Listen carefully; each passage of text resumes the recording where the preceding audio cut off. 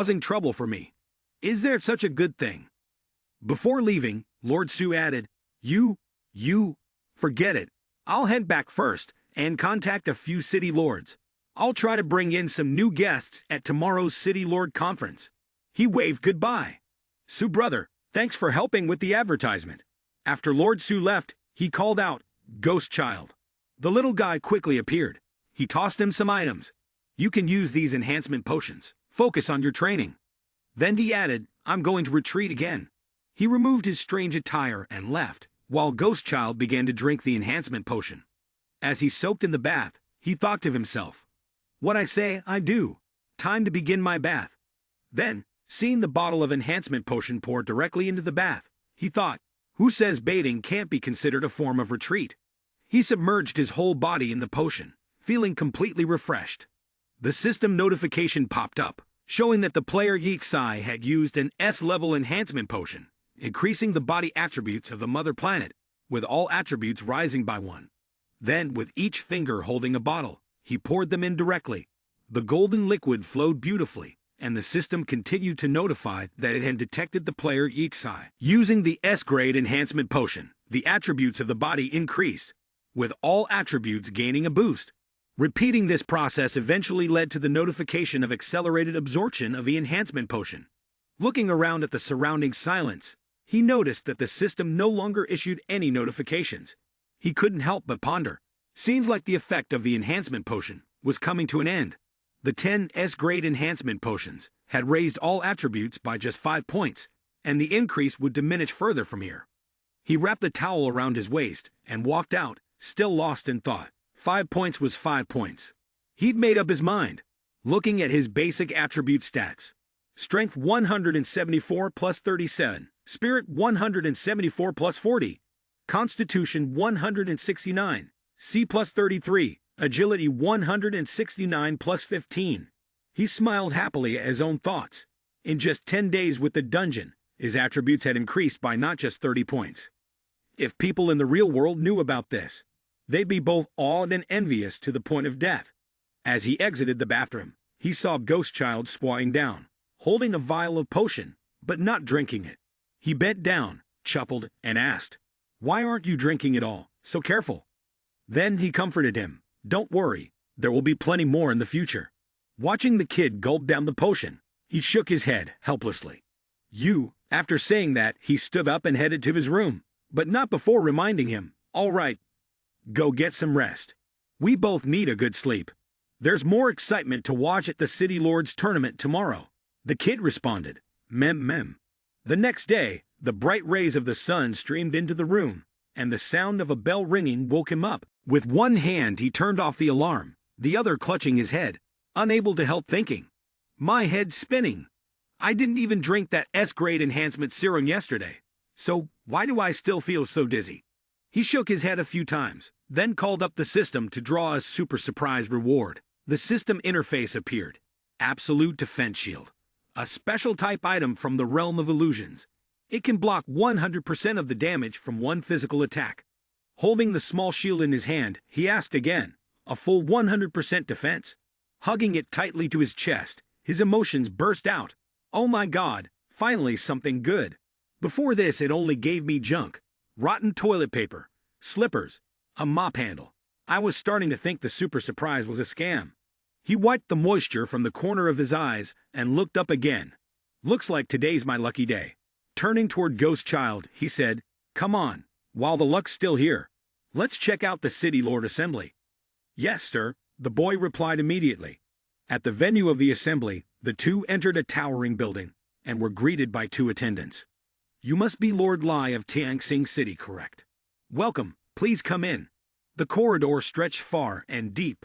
They walked for quite a while before reaching the gathering hall.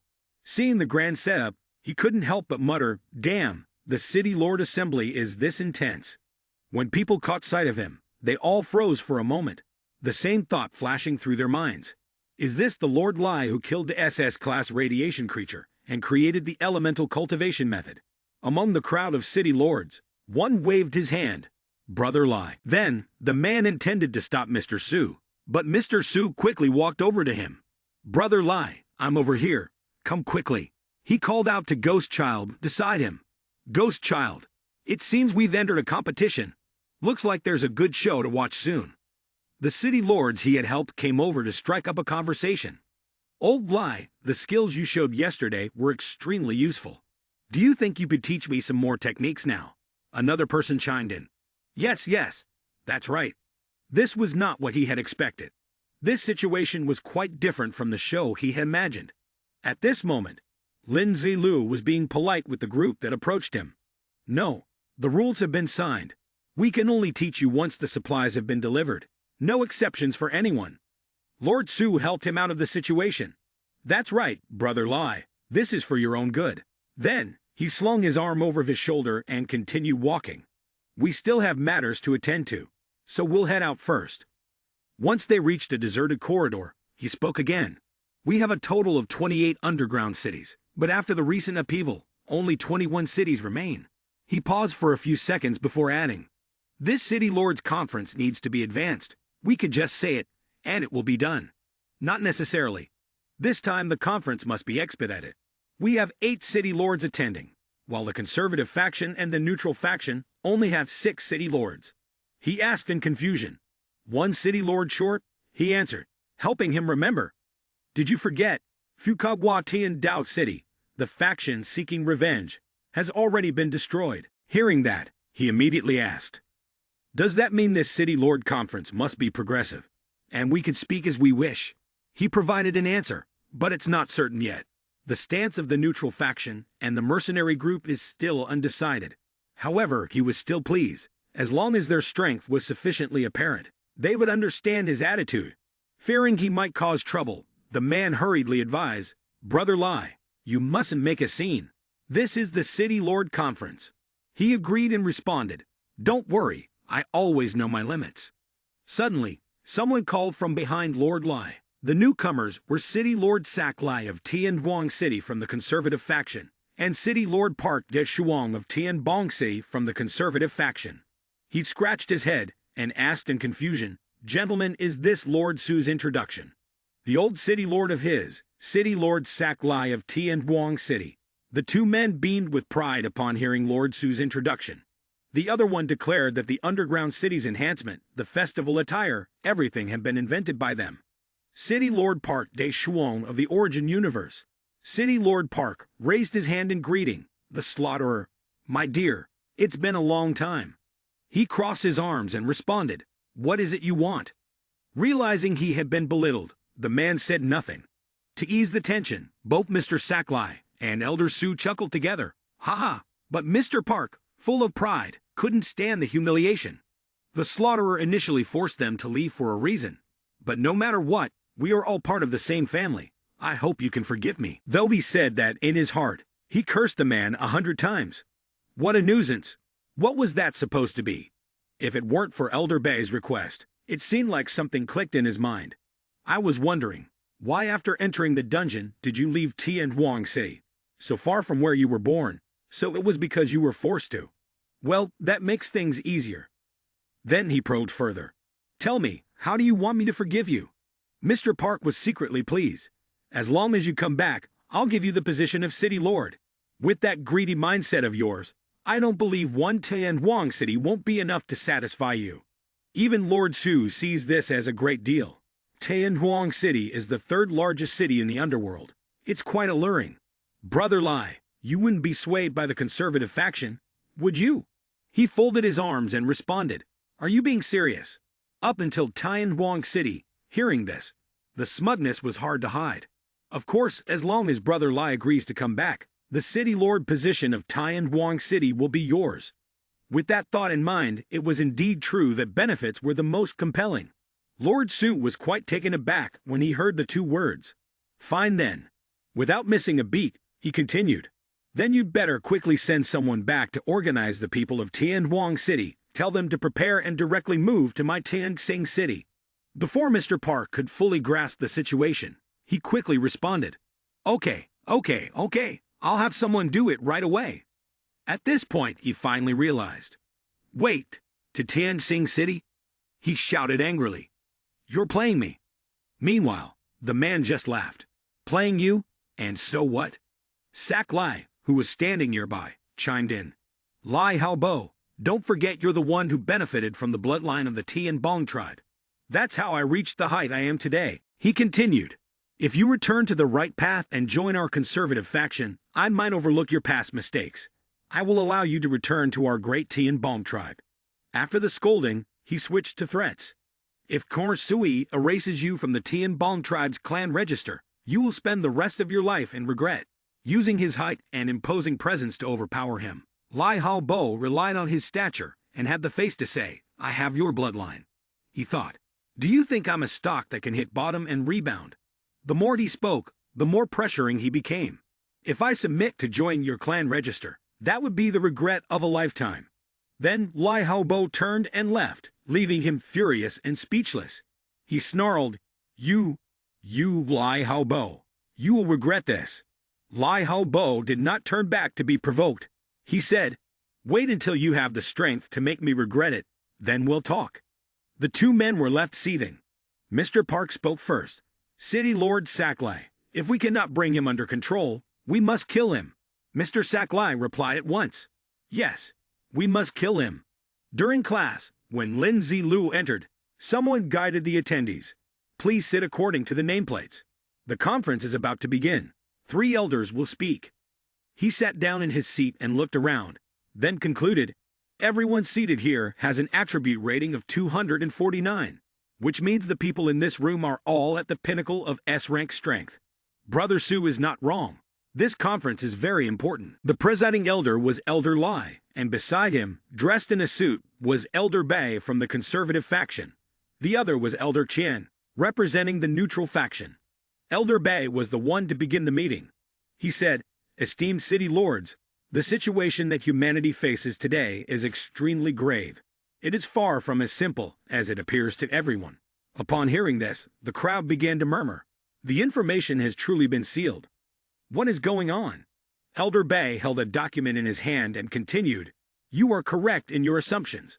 The file in my hand contains intelligence classified as SSS level. It broadly outlines the strength of the radiation creatures and zombies. I will extract a sheet from it, and the first piece of information details the 2 SSS level beings that we are currently facing. Hearing this, City Lord Zunji was the first to speak. To defeat an SSS level radiation creature, or zombie, doesn't that mean we need at least 2 SSS level fighters? Another person chimed in. How is that possible? How could there be 2 SSS level mutants? Another one is ruined at SSS level. We, humanity, have no chance to retaliate. Indeed, joining the conservative faction was the wisest decision. Looking at the document, Elder Bei spoke again. One of the SSS level radiation creatures we know is the Emperor Demon. The other I will show you all. Soul Fragment, who recently evolved into an SSS level zombie, is the result of one of our elders, Bang Chong, who was once influenced and transformed into this. He stroked his chin, thinking, Bang Chong. I remember that this person has now evolved into an SSS level zombie. Recalling that scene, I can't help but think back to when Bang Chong, at SS level, went outside and encountered a wave of zombie attacks. Afterward, Bang Chang couldn't endure the brutal 10-hour battle within the zombie wave. In the end, due to his own radiation level being too high, he transformed into an SS-level zombie. Back to the present, Elder Bai continued, explaining that due to the existence of the soul fragment, a large number of zombies began to become violent. Emperor Demon and the soul fragment had reached an agreement and were preparing to break the peak agreement we had previously established. They were officially launching the final full-scale assault on humanity. In his mind, he recalled what happened yesterday. Before that, Elder Lai had told him that the peak agreement was an agreement formed between Kang Huang, the only SSS-level human powerhouse, and Emperor Demon. He also thought about how Bang Chang dealt with the zombies, using it as an example to explain. Human SS-level powerhouses cannot take action against SS-level zombies or radiation creatures, except for radiation creatures and the underground city. Because humans are too weak, they were forced to sign this unequal treaty.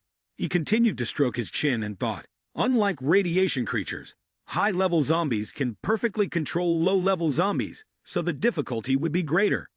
He made up his mind. He must kill this SSS-level soul fragment zombie, otherwise, humanity would have no chance of winning. Elder Bai once again read the data excluding the SSS level opponent, and the data of other forces was also compared.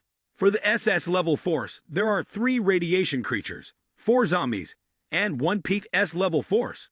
The humans have 33 radiation creatures and 34 zombies.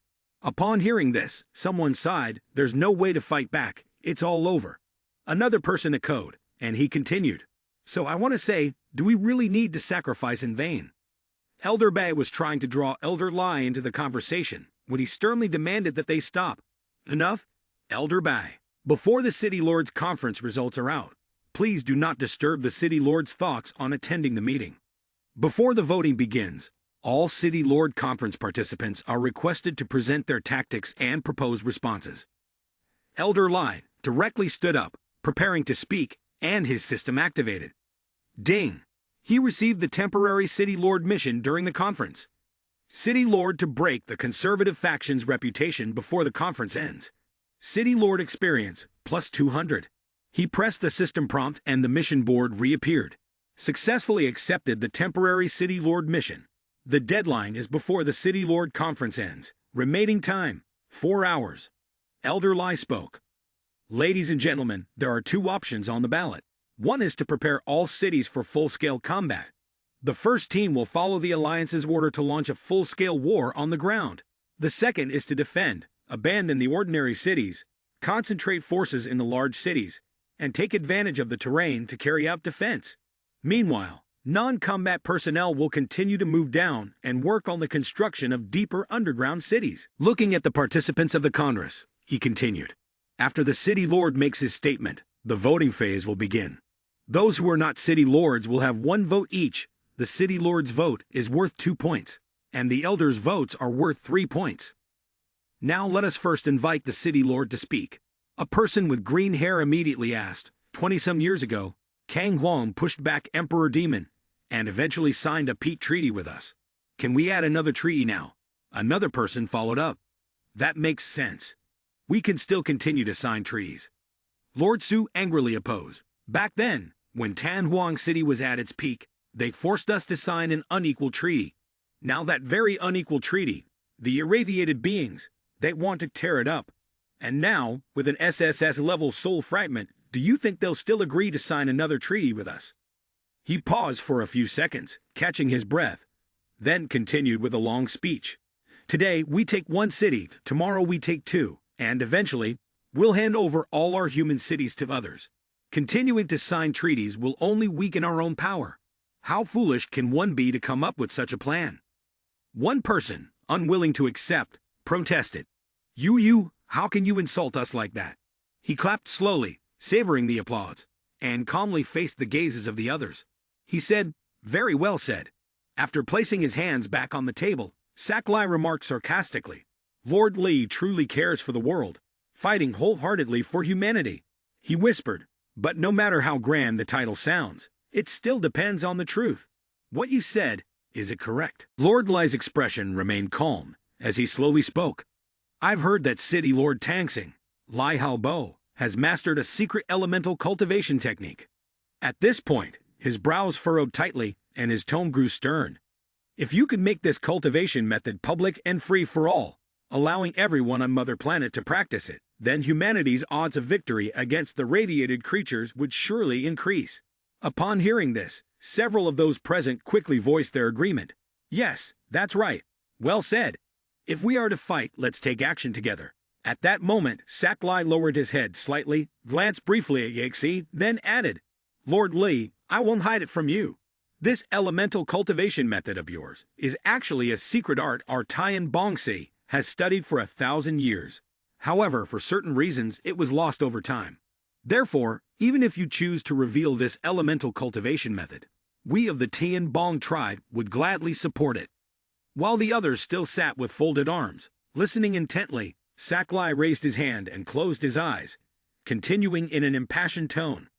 "I suppose, Lord Lai, you'll announce this method that benefits all humanity at the upcoming conference, won't you? Everyone will remember your great contribution." Yet Yixai remained still, only offering a faint smile. Suddenly, a red-black liquid appeared, catching him slightly off guard, and he let out a soft exclamation. The others, too, were filled with uncertain thoughts. What's going on? Lord Lai himself hadn't yet grasped what was happening when the substance shot rapidly towards Saklai, leaving him bewildered. In a low voice, he asked, "What's going on?" On the other side, the elder saw the scene in front of him and thought to himself, Lai Hao Bo, he's SS level. Elder Lai, from a different corner, also reflected. He can make me feel the aura of death's fear. Could it be that Lord Lai is also SS level? At that moment, Yixai suddenly stood up, slamming both hands down onto the table. A black glove appeared in midair as he raised his hand. As it was neatly placed on Yixai's hand, Saklai felt a chill of fear. Gritting his teeth, he thought, what's going on? Why does Lai Hao Bo seem even more terrifying than the three grand elders? While Yixai slowly walked to his place, he adjusted the glove he had just put on, witnessed by the horrified Saklai. This is a monster. He raised his hand in defense, shouting loudly, Lai Hao Bo, what do you want? This is the City Lord's Assembly. But Lai Hao Bo remained silent, merely staring at him, and everything was witnessed by Suji Shang. He guessed Brother Li's intention. He wanted to kill. Looking at his hand, which tightly grasped a ring, he thought to himself, kill someone at the City Lord's Assembly? Is this a bit too reckless? Meanwhile, Saklai, still kneeling before the Yixai, fearfully threatened Lai Hao Bo. What do you want to do? Don't cause trouble. This is the City Lord's Assembly, and the three grand elders are watching. But the only response was Yixai's mocking smile. He asked, what do you think I want to do? Immediately, Saklai quickly shot back. What do you want to do? No sooner had the words left his mouth than Yixai slapped him with a blow so painful it numbed him, blood spraying out. A few drops of red syrup splattered onto his mask. Then, looking at Saklai trembling on the ground, he continued, shaking, isn't my expression clear enough? I want to. The solemn look and tone struck him. Only then did Suji Shang sink down, clutch his head, and breathe a sigh of relief. Fortunately, Brother Lai had only been striking people. Before he could gather himself, he cried out in alarm. Brother Lai could really hit people at the City Lord Assembly. On the other side, Saklai was still sprawled on his back on the ground, thrashing and shouting, "You've hit me again. How dare you hit me?" No sooner had he finished than a gloved hand grabbed his collar. Yixai struck once more, a thunderous slap that sent blood spurting. Saklai toppled to the ground with a heavy thud. He put on the most pitiful face, trembling as he stammered, You. While Yixai clapped his hands together, and two of the city lords seated behind snorted with contempt, Saklai looked over and felt a sudden pang of dread. He raised a fist, scrambled to his feet, and yelled, I'll kill you. But before he could do anything, he took another blood-spraying slap. Yixai curled his lip and asked softly, Kill me? Do you get off on the idea? Causing the man on the floor to tremble in fear. A system notification suddenly appeared. Constitution 249. Strength 190. At that moment, Saklai quickly drew the folding knife clipped to his waistband, raised it high, and ran forward, cursing, Damn it! Today, I will definitely kill you. But suddenly, he let out a startled cry and tore the spear out of his hand. Across from him, Yixai looked at the opponent and asked, Isn't it just a useless wretch taking a beating? Do you want to kill me? But Saklai can only clutch his arm and scream at you. Before he could say anything else, Yixai's knee struck him hard in the body. He continued to slam his hand into the opponent's head, while repeatedly hitting Saklai's head with both hands, grinning as he spoke. If everything belongs to the Tianbong tribe, then these slaps are from me. At this moment, the man was exhausted and pleading with a headache. Stop hitting me. Nevertheless, another slap struck his cheek, causing Saklai to spit out blood and spin around before collapsing to the ground. So he could only bow his head, stammering, I was wrong. I'm sorry. Suddenly, one of the 5 city lords anxiously intervened. Lord Lai, this is enough. This is the City Lord's Assembly. You must maintain the image. But Yixai only replied sarcastically, If you dare speak up for him, I'll slap all of you too. This made everyone feel a deep sense of fear. Elder Bat could no longer endure and stood up, speaking sternly. That's enough. Lai Hao Bo, this is the City Lord's Assembly. If you continue to disrupt it like this, don't blame me for taking action. While Yexai was still slapping Saklai, he scoffed and sarcastically asked, "Do you want to die too?" At that moment, everyone fell silent, too afraid to speak. Su Jishang calmly watched Yexai walk away, quietly thinking to himself, "Is Brother Lai really going this far?" Elder Bei shouted angrily, "How dare you!" Lai Haobo pointed toward Yexi, who was punching Saklai's jaw. "Continue. Do you even realize what could happen if you provoke the authority of the elders at the City Lords Conference?" With no other choice, he released his grip on his opponent's collar, grabbed the whip handle to the left of his face, and quietly asked, "What consequences?" The whip's tail then lashed toward 3 of the 5 city lords, making them tense. "It's over. We've offended the 3 great elders. We'll have to face the consequences ourselves." At that moment, the fiery whip coiled around Yexai. Elder Bei's eyes widened in panic as a wave of green energy appeared, blocking his path.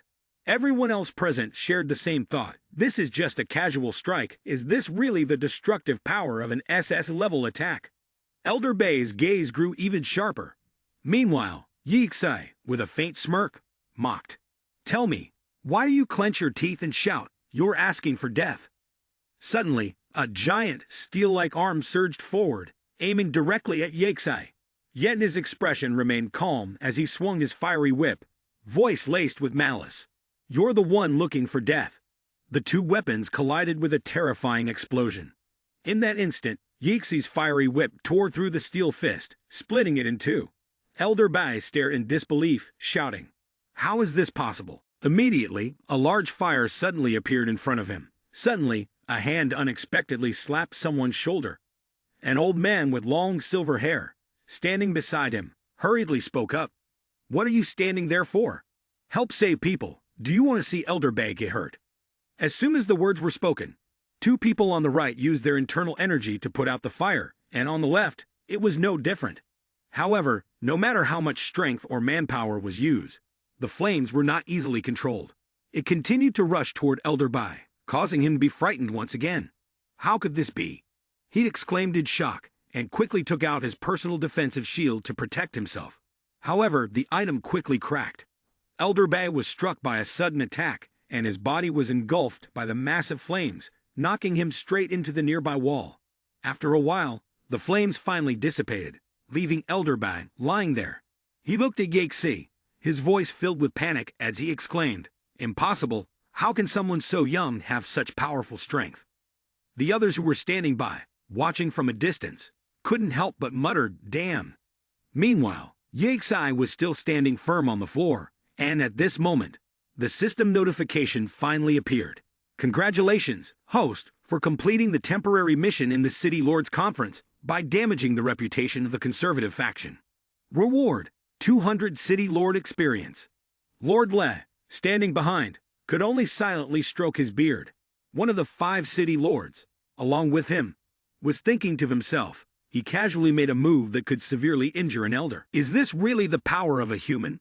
After just one evening, Lai Haobo has become this strong. Could he really be a genius? Or is it that our SS-level strength can't withstand such a blow? While Yexi still remained silent, adopting a combat-ready stance, he thought to himself, the stiffness behind this move is just ridiculous. It's only good for show.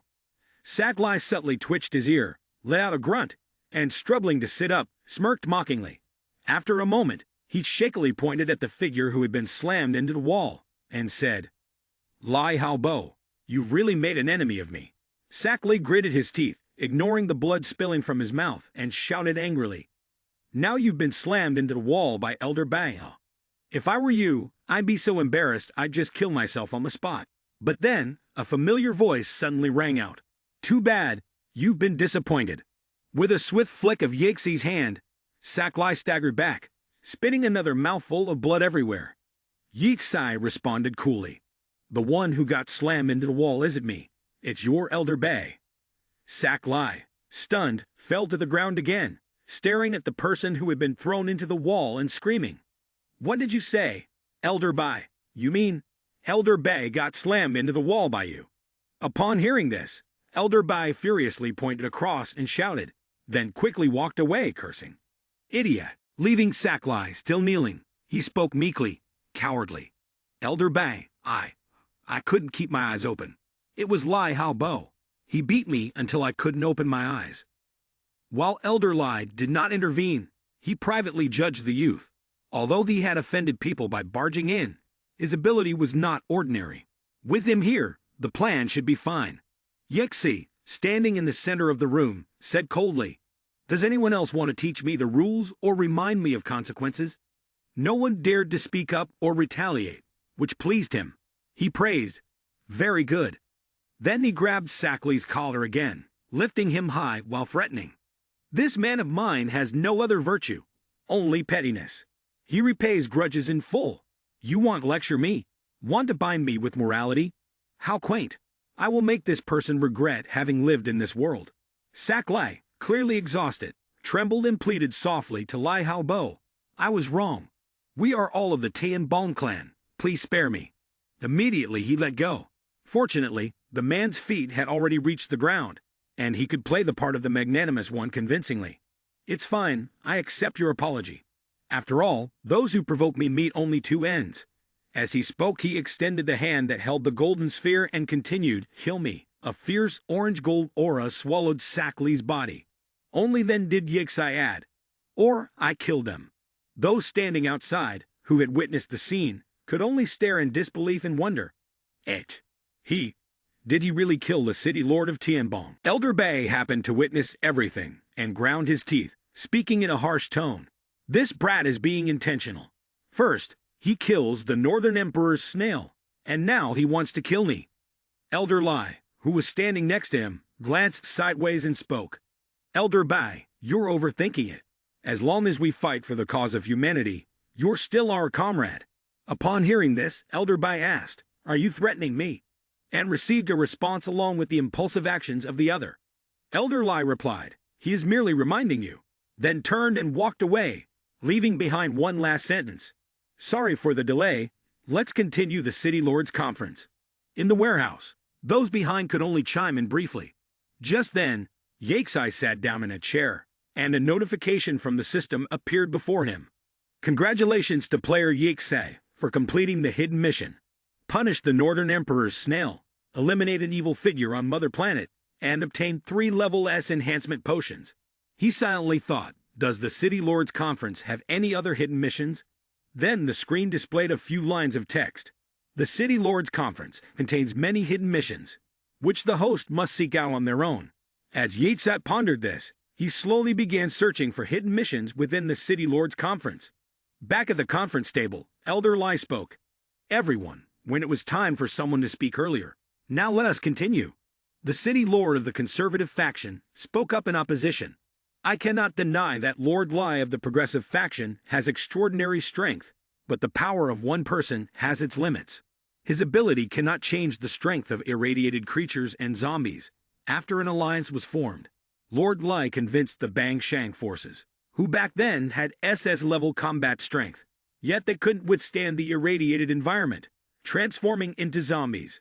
Now, these SSS-level zombies pose a huge threat to humanity, don't they? Lord Lai continued, "The greater the power, the greater the danger. If the external combat faction actually kills its own compatriots, how can we be expected to fight?" Lin Zilu sprang to his feet, which greatly alarmed Lord Lai. He raised his hand and added, "He's not wrong. I killed Park De Shuang and weakened humanity's combat strength. So here's the thing.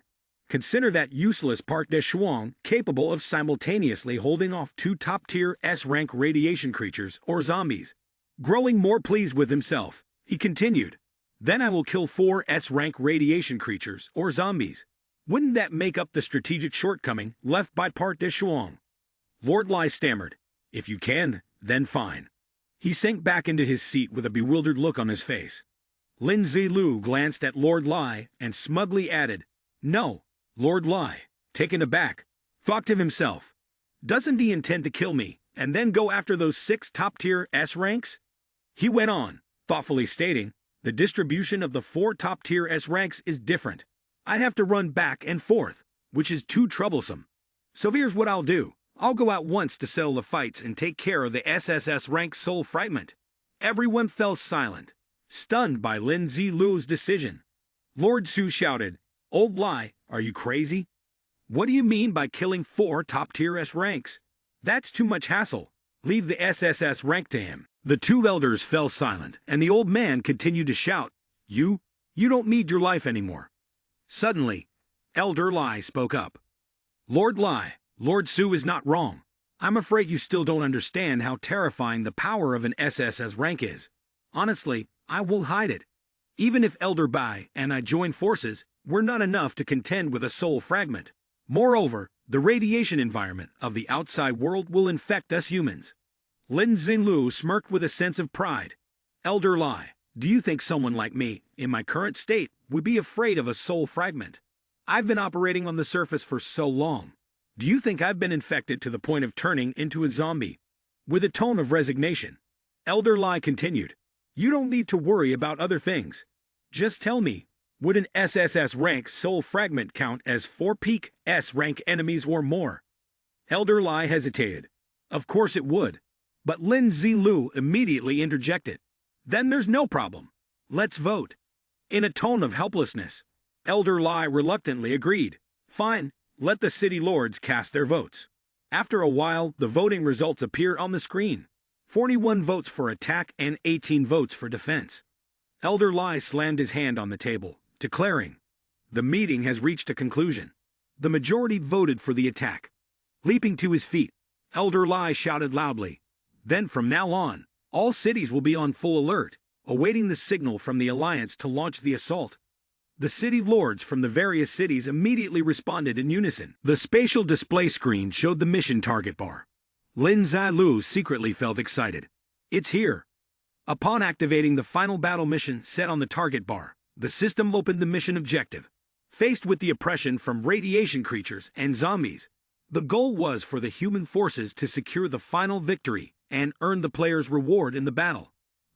Receiving a reminder about the task's difficulty, but also the substantial reward, Lin Zilu firmly decided. The reward is extremely generous. I'll take it. Captain Lei spoke up. City Lord of Tianxing City. Lin Zilu stood straight and shouted, Present. Captain Lei suggested, I want you to face off against the SSS level enemy. Can you accept the mission? Lin Zilu was resolute. No problem. I guarantee I'll complete the mission. Lin Zilu received a reminder from the system that the final battle declaration had officially begun. Suddenly, a loud laugh came from the door, catching Lin Zilu's attention.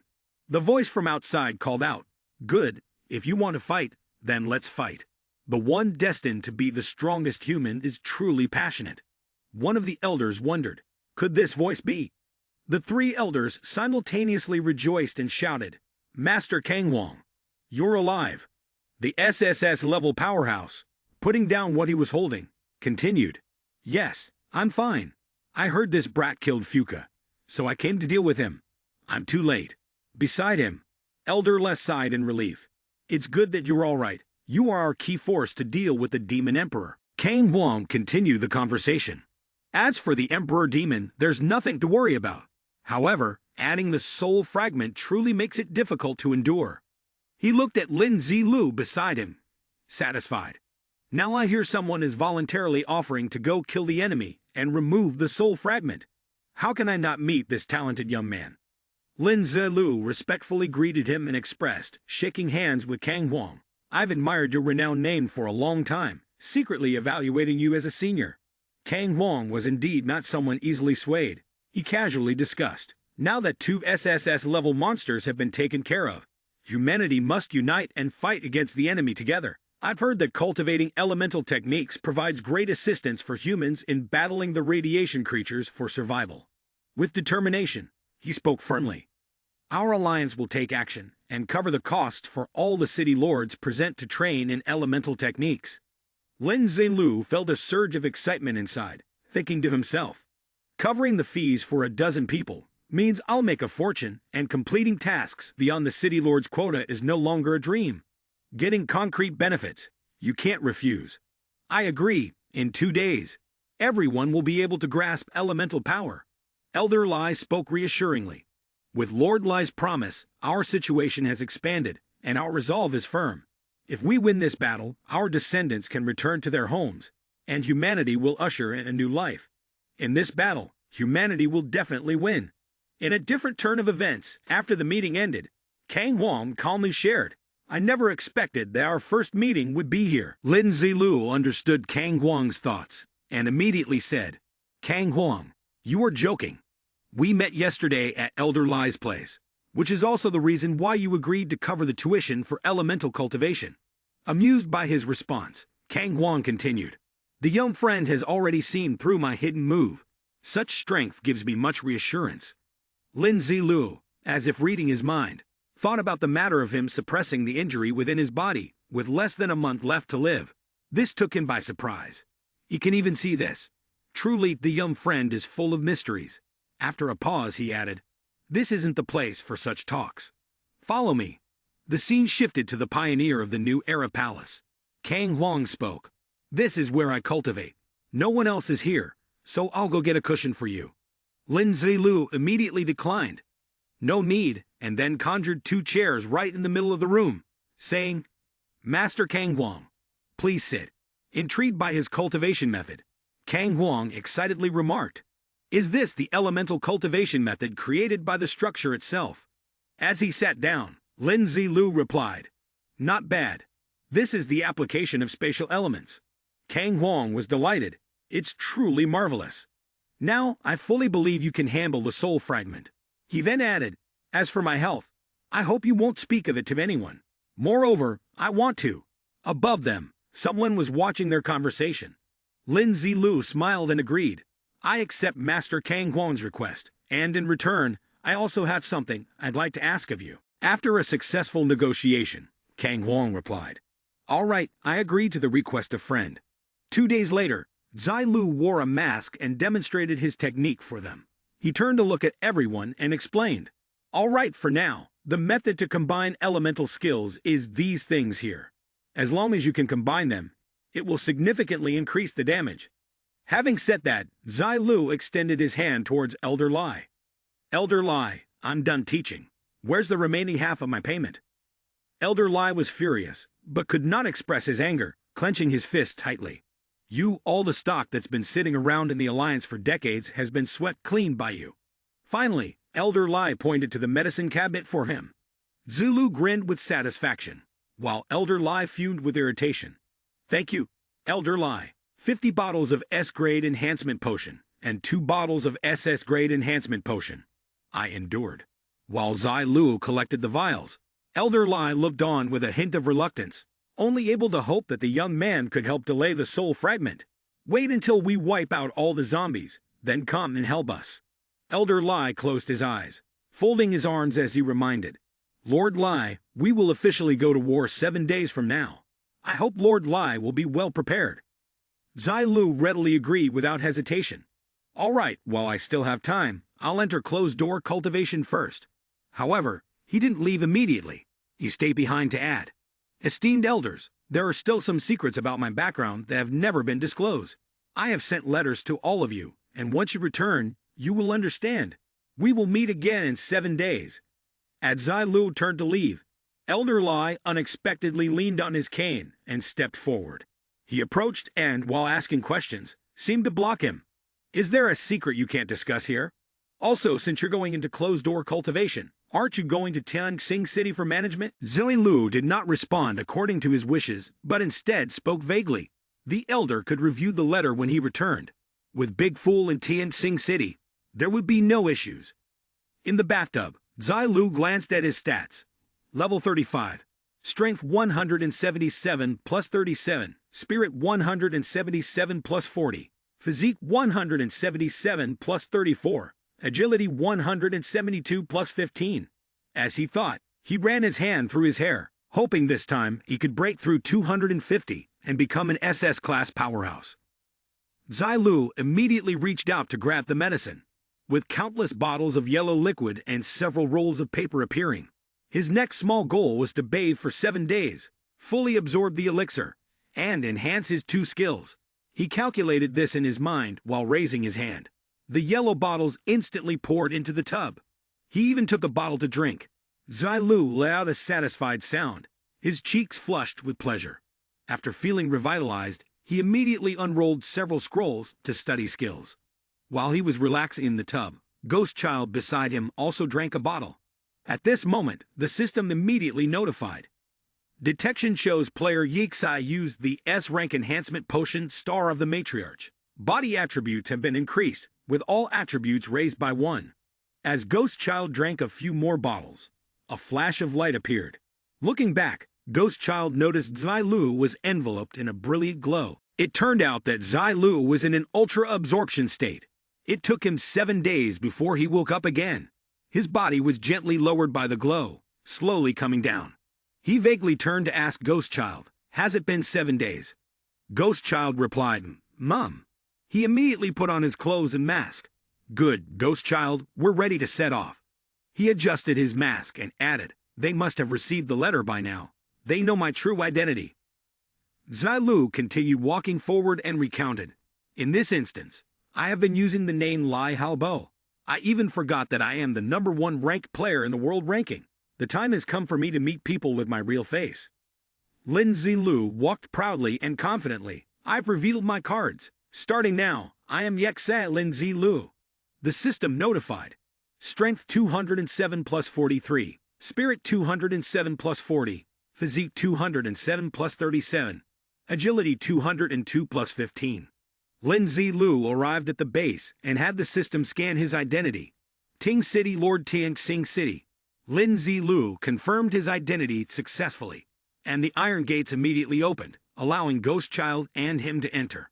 "Not bad, it seems the elders have updated my real name. If not after you kill Soul Fragment, you'll turn into Lai Hao Bo when you become a hero." After entering, he opened another door. This time, he met a few other elders. The elder Lai stared at Lin Zilu. "So it's really you, Lin City Lord. I didn't recognize you at first. Of course it's me. So, how's it going? Have you found the Emperor Demon and Soul Fragment yet?" He began to share the information he had gathered. Intelligence that 17 scouts had risked their lives to transmit. The Emperor Demon and Soul Fragment were located behind the zombie army, specifically in the area of Wang Mu village on the surface. Elder Lai pointed to a spot on a 3-dimensional map. There were also 2 SS-level zombies in this army, both of whom were stationed at the very front of the zombie force. He added more details, telling Lin Zilu that once the zombie armies of the Tai family and Jingsu family joined with the zombie army of Wang Mu village, they would invade Tianyang City. Once he finished speaking, Elder Lai raised his head to look at Lin Zilu. "Lin City Lord, Elder Bai, and I will go handle those 2 SS-level zombies. Tianji City will also come to stop the zombie army of the Jingsu family. The Soul Fragment and Emperor Demon will be left to you and Master Kang Wang. There are only 5 hours left." Lin Zilu then turned to Kang Wang and asked, "My side is fully prepared, but I'm not sure how Master Kang Wang is preparing."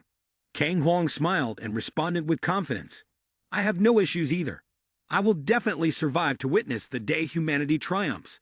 Kang Wang employed an unknown method, activating all his potential, with only 7 years of lifespan remaining. The 2 people immediately bowed respectfully, clasping their hands together and lowering their heads, hoping that the 2 of them would win and return soon. "Kang Wang, Lord of Lin City, it's all thanks to you both." Kang Wang immediately stepped forward, putting his arm around Lin Zilu's shoulders, and then cheerfully gave a thumbs up and smiled mischievously. "Don't worry, the human race will definitely win, definitely. After the victory, you can carve a statue of us." Then, they both put on their protective gear and went outside. Kang Wang turned around and spoke to Lin Zilu. "Brother, our goal is too big. We'll need to split up to search."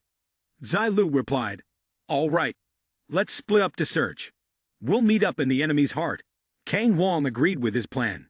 "If we time it right, we should meet in 4 hours, deep within the enemy's territory. Today is definitely the day we'll take down the Emperor Demon and Soul Fragment." The 2 of them immediately clasped hands. It was only natural. 4 hours later, they would meet deep within the enemy's territory, and the 2 of them immediately went their separate ways to search. Lin Zilu increased his speed, charging forward. According to the map, he was about to reach his target. A notification from the system sounded. Ting.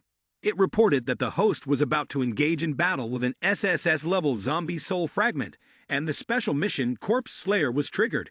As he ran, The system continued to provide updates, opening the mission description. Corpse Slayer, mission introduction. Face off against the upcoming battle between the three races. System display. You have chosen to fight against the soul fragment of the zombie race. The outcome of this battle will affect the direction of the entire conflict, and you are the most important person in this scenario. Mission requirements. Kill the SSS-level zombie soul fragment. Mission reward. 1 random common golden hand, and 1 golden tier equipment. After a while, I finally stopped. I stood in front of the Jiangchuan family, Wangmu village, and heard the screams of the zombies. Several zombies appeared everywhere inside. I entered and suddenly raised my hand, then snapped my fingers to make a noise. The zombies immediately noticed my location. They rushed toward me in a frenzy. Some of them even lunged at me, wanting to bite and tear me apart. One of the zombies wielding a large axe swung at me. Lin Zilu quickly dodged behind the zombie and twisted its arm. He also managed to deal with this one while avoiding another zombie that was lunging toward him. After tossing the first zombie aside, he arrogantly said, "Don't come one by one like this, you guys aren't even worth looking at." Lin Zilu stomped on the head of the fallen zombie. "All of you, come at me together." The other zombies gathered, but upon seeing this, they froze for a moment. Lin Zilu patiently repeated, "Don't you understand what I'm saying?" He immediately grabbed his fire sword and charged toward them. "Then I'll take the first strike." At this moment, the soul fragment was bringing humans to the zombies. Soul fragment threw the person to the ground like trash. It used the bodies of the fallen to pile up like a mountain, while telling the zombies, "Number 28, the humans are really getting anxious now." Soul fragment turned to give instructions to the other zombies on its side. "They're in a hurry. They never expected we would know their location underground." The SSS-level radiation creature, soul fragment. Another zombie with intellect nearby reminded, "Don't lower your guard." Emperor Demon laughed and warned soul fragment, "Humans are a very cunning race, SSS-level radiation creature." Soul fragment twisted the head off a human and handed it to Emperor Demon. "Fresh brain. Need it? I don't like eating brains." Emperor Demon bit into the human's flesh and criticized, saying the corpse was nothing special. It started complaining about the corpses it had just eaten, saying that a B-level enhancer wasn't that great. Emperor Demon thought of its favorite dish and blushed.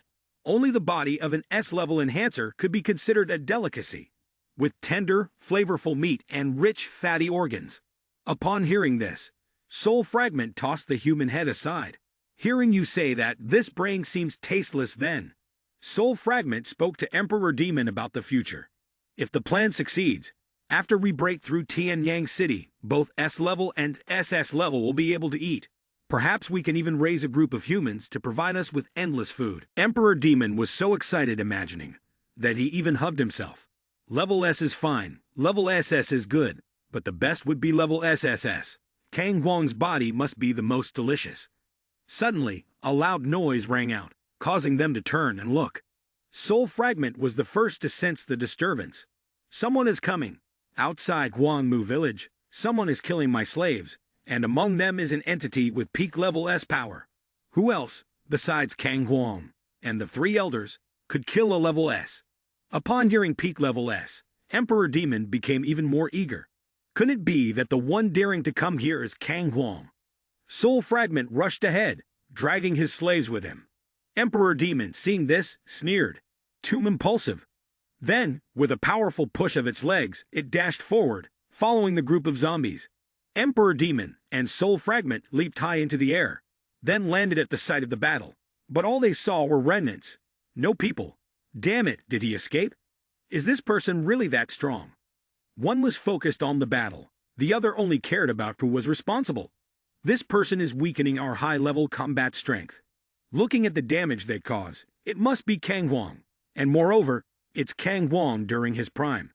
Hearing this, Soul Fragment said something that made Emperor Demon agree, which was that this was the perfect time to eliminate the old man Kang Huang. Indeed, they immediately followed the trail and gave chase. Soul Fragment and Emperor Demon rushed to the place where only the corpses of the zombies remained. Soul Fragment was furious, while Emperor Demon was excited. As expected, he's here. Let's surround him, and don't let him escape. Soul Fragment angrily shouted, making several holes in its body emit smoke. It immediately sped off like a rocket, too fast for Emperor Demon to stop it. Damn it, this guy is really stupid. Just as Soul Fragment was heading towards a certain spot, it was surrounded by a cloud of white smoke. "What is this?" it exclaimed. Emperor Demon also grew cautious and readied its weapon, then threw it forcefully towards the white smoke. "Soul Fragment, wait for me to come save you." Unexpectedly, the weapon had no effect on the smoke at all. Soul Fragment openly criticized Emperor Demon as too weak. He said, "Boss, I feel like if I rely on you to save me, I might not even survive half a minute. This demon is something I've never seen before. Is this some new human invention? Could it be disadvantageous to us?" Furious, Soul Fragment punched through the smoke, shouting, "Idiot, inventions don't work against us." After breaking free from the blinding white smoke, Soul Fragment fell from a great height. Gritting its teeth, it told Emperor Demon, "Let's go. Let's find Kang Wong and kill that old man to eat his brain." They continued their pursuit of the person who had killed the zombies earlier. At that moment, another zombie was taken care of. Kang Wong, with his weapon, had already dealt with several zombies. Just then, the Soul Fragment and Emperor Demon arrived. It had been a long time since Kang Wong had seen them. Kang Wong looked at the two zombies in front of him and silently sighed. Emperor Demon had healed his injuries, and Elder Pang had turned into this form. Luckily, Lin Zilu had joined them, or humans would have no chance of winning. Kang Wong immediately targeted Soul Fragment and spoke, questioning him. "Elder Pang, you were the one who hated zombies the most. How could you join their ranks now?" Soul Fragment, hearing this, was not ashamed, but instead mocked him. "Elder Pang, who's that? Haha, now I remember. The one who'll kill you later is me, Soul Fragment." Both Emperor Demon and Soul Fragment surrounded Kang Wong. Kang Wong gave up struggling. "Even if you sneak attack the zombie army, you'll still die here. Behave and accept your fate. I might still give you a quick death. Dream on. You don't even know whose death is coming first." Soul Fragment angrily swung his fist, charging toward Kang Wong. "Roar! You dare provoke us, seeking death." Soul Fragment punched the ground where Kang Wong had just stood. Luckily, he managed to dodge in time. "Go die." Kang Wong's body gradually began to fade. "Killing me isn't that easy. Wait until you catch up to me before talking about fighting and killing." Soul Fragment, seeing Kang Wong about to escape, yelled furiously. It's not that easy to run. But when Soul Fragment reached the spot, Kang Wong had already vanished. "Accept your death. Don't run alone. Watch out for tricks." But Soul Fragment refused to listen and left immediately. Emperor Demon was angry, but had no choice but to follow, chasing after the opponent along with Soul Fragment. Then let's follow for a while. While chasing, Emperor Demon had no idea that someone was watching him from above. Lin Zilu, up high, smugly said, "Ha, gotcha." They landed some distance away. Emperor Demon was a little nervous, scanning the surroundings with the wind and debris. "Is this place safe? It was safe 10 minutes ago. A team of mine checked this area, and there's nothing here." Hearing that, Emperor Demon relaxed, released his zombies, and gave the order. "All right, we'll chase him here. Here, kill Kang Wong." Are there any men willing to use their forces to surround and capture Kang Wong? A few zombies immediately surrounded Kang Wong upon hearing that. Faced with this situation, he couldn't help but feel anxious. "Brother Lin, where are you?" He looked around, slightly panicking, searching for Lin Zilu's figure. Couldn't it be that Brother Lin hasn't arrived yet? If Lin Zilu wasn't here, he'd be caught by Emperor Demon and Soul Fragment soon. On the other side, they laughed loudly and challenged him. "Haha, Kang Wong, where are you running to this time?" He looked at his watch and saw the number 59 displayed. Kang Wong made a silent vow. Forget it, if he doesn't show up, he doesn't. Today, even if I have to risk my life, I will make sure these two stay here. He immediately aimed his weapon at them. "Who said I'm trying to run? Today, I will settle this score with you." In the blink of an eye, Kang Wong had already dealt with all the zombies around him. Emperor Demon, upon hearing this, sneered in contempt. "A contest of strength. Do you think I will give you a chance to delay this any longer?" Even Soul Fragment found the words he just spoke ridiculous. "That's right, the two of us will fight you alone." Ha ha ha ha. Emperor Demon couldn't wait any longer, so it quickly charged toward Kang Wong. Today, you will definitely die. It unleashed its power and launched an attack towards him. But unexpectedly, instead of dodging, Kang Wong stood still, closed his eyes, and counted incorrectly. Ah, 2. As soon as he reached 1, Kang Wong opened his eyes. Using his weapon, he forced Emperor Demon into the air and struck immediately. Brother Lin, you're late. If you don't come out, I really can't hold on any longer. At that very moment, a huge explosion occurred, obliterating all the zombies. The shockwave from the blast sent Kang Wong flying back, and Emperor Demon was also affected, forcing it to retract its attack. Furious, it turned to call for Soul Fragment to assist. At the same time, both Soul Fragment and Emperor Demon pounced like hungry wolves. Although Kang Wong raised his weapon to block their attack, he still couldn't dodge in time and was struck. White smoke appeared again, allowing Kang Wong to escape once more. He slipped behind Soul Fragment's back. Seeing that Kang Wong had been injured and was about to flee, Emperor Demon quickly chased after him. Kang Wong, you're not getting away. While chasing the opponent, Emperor Demon shouted, "Stop!" At that moment, Kang Wong turned around and attacked Emperor Demon. He seized both of Emperor Demon's hands. Emperor Demon grew even more furious and yelled louder, "I'm going to kill you."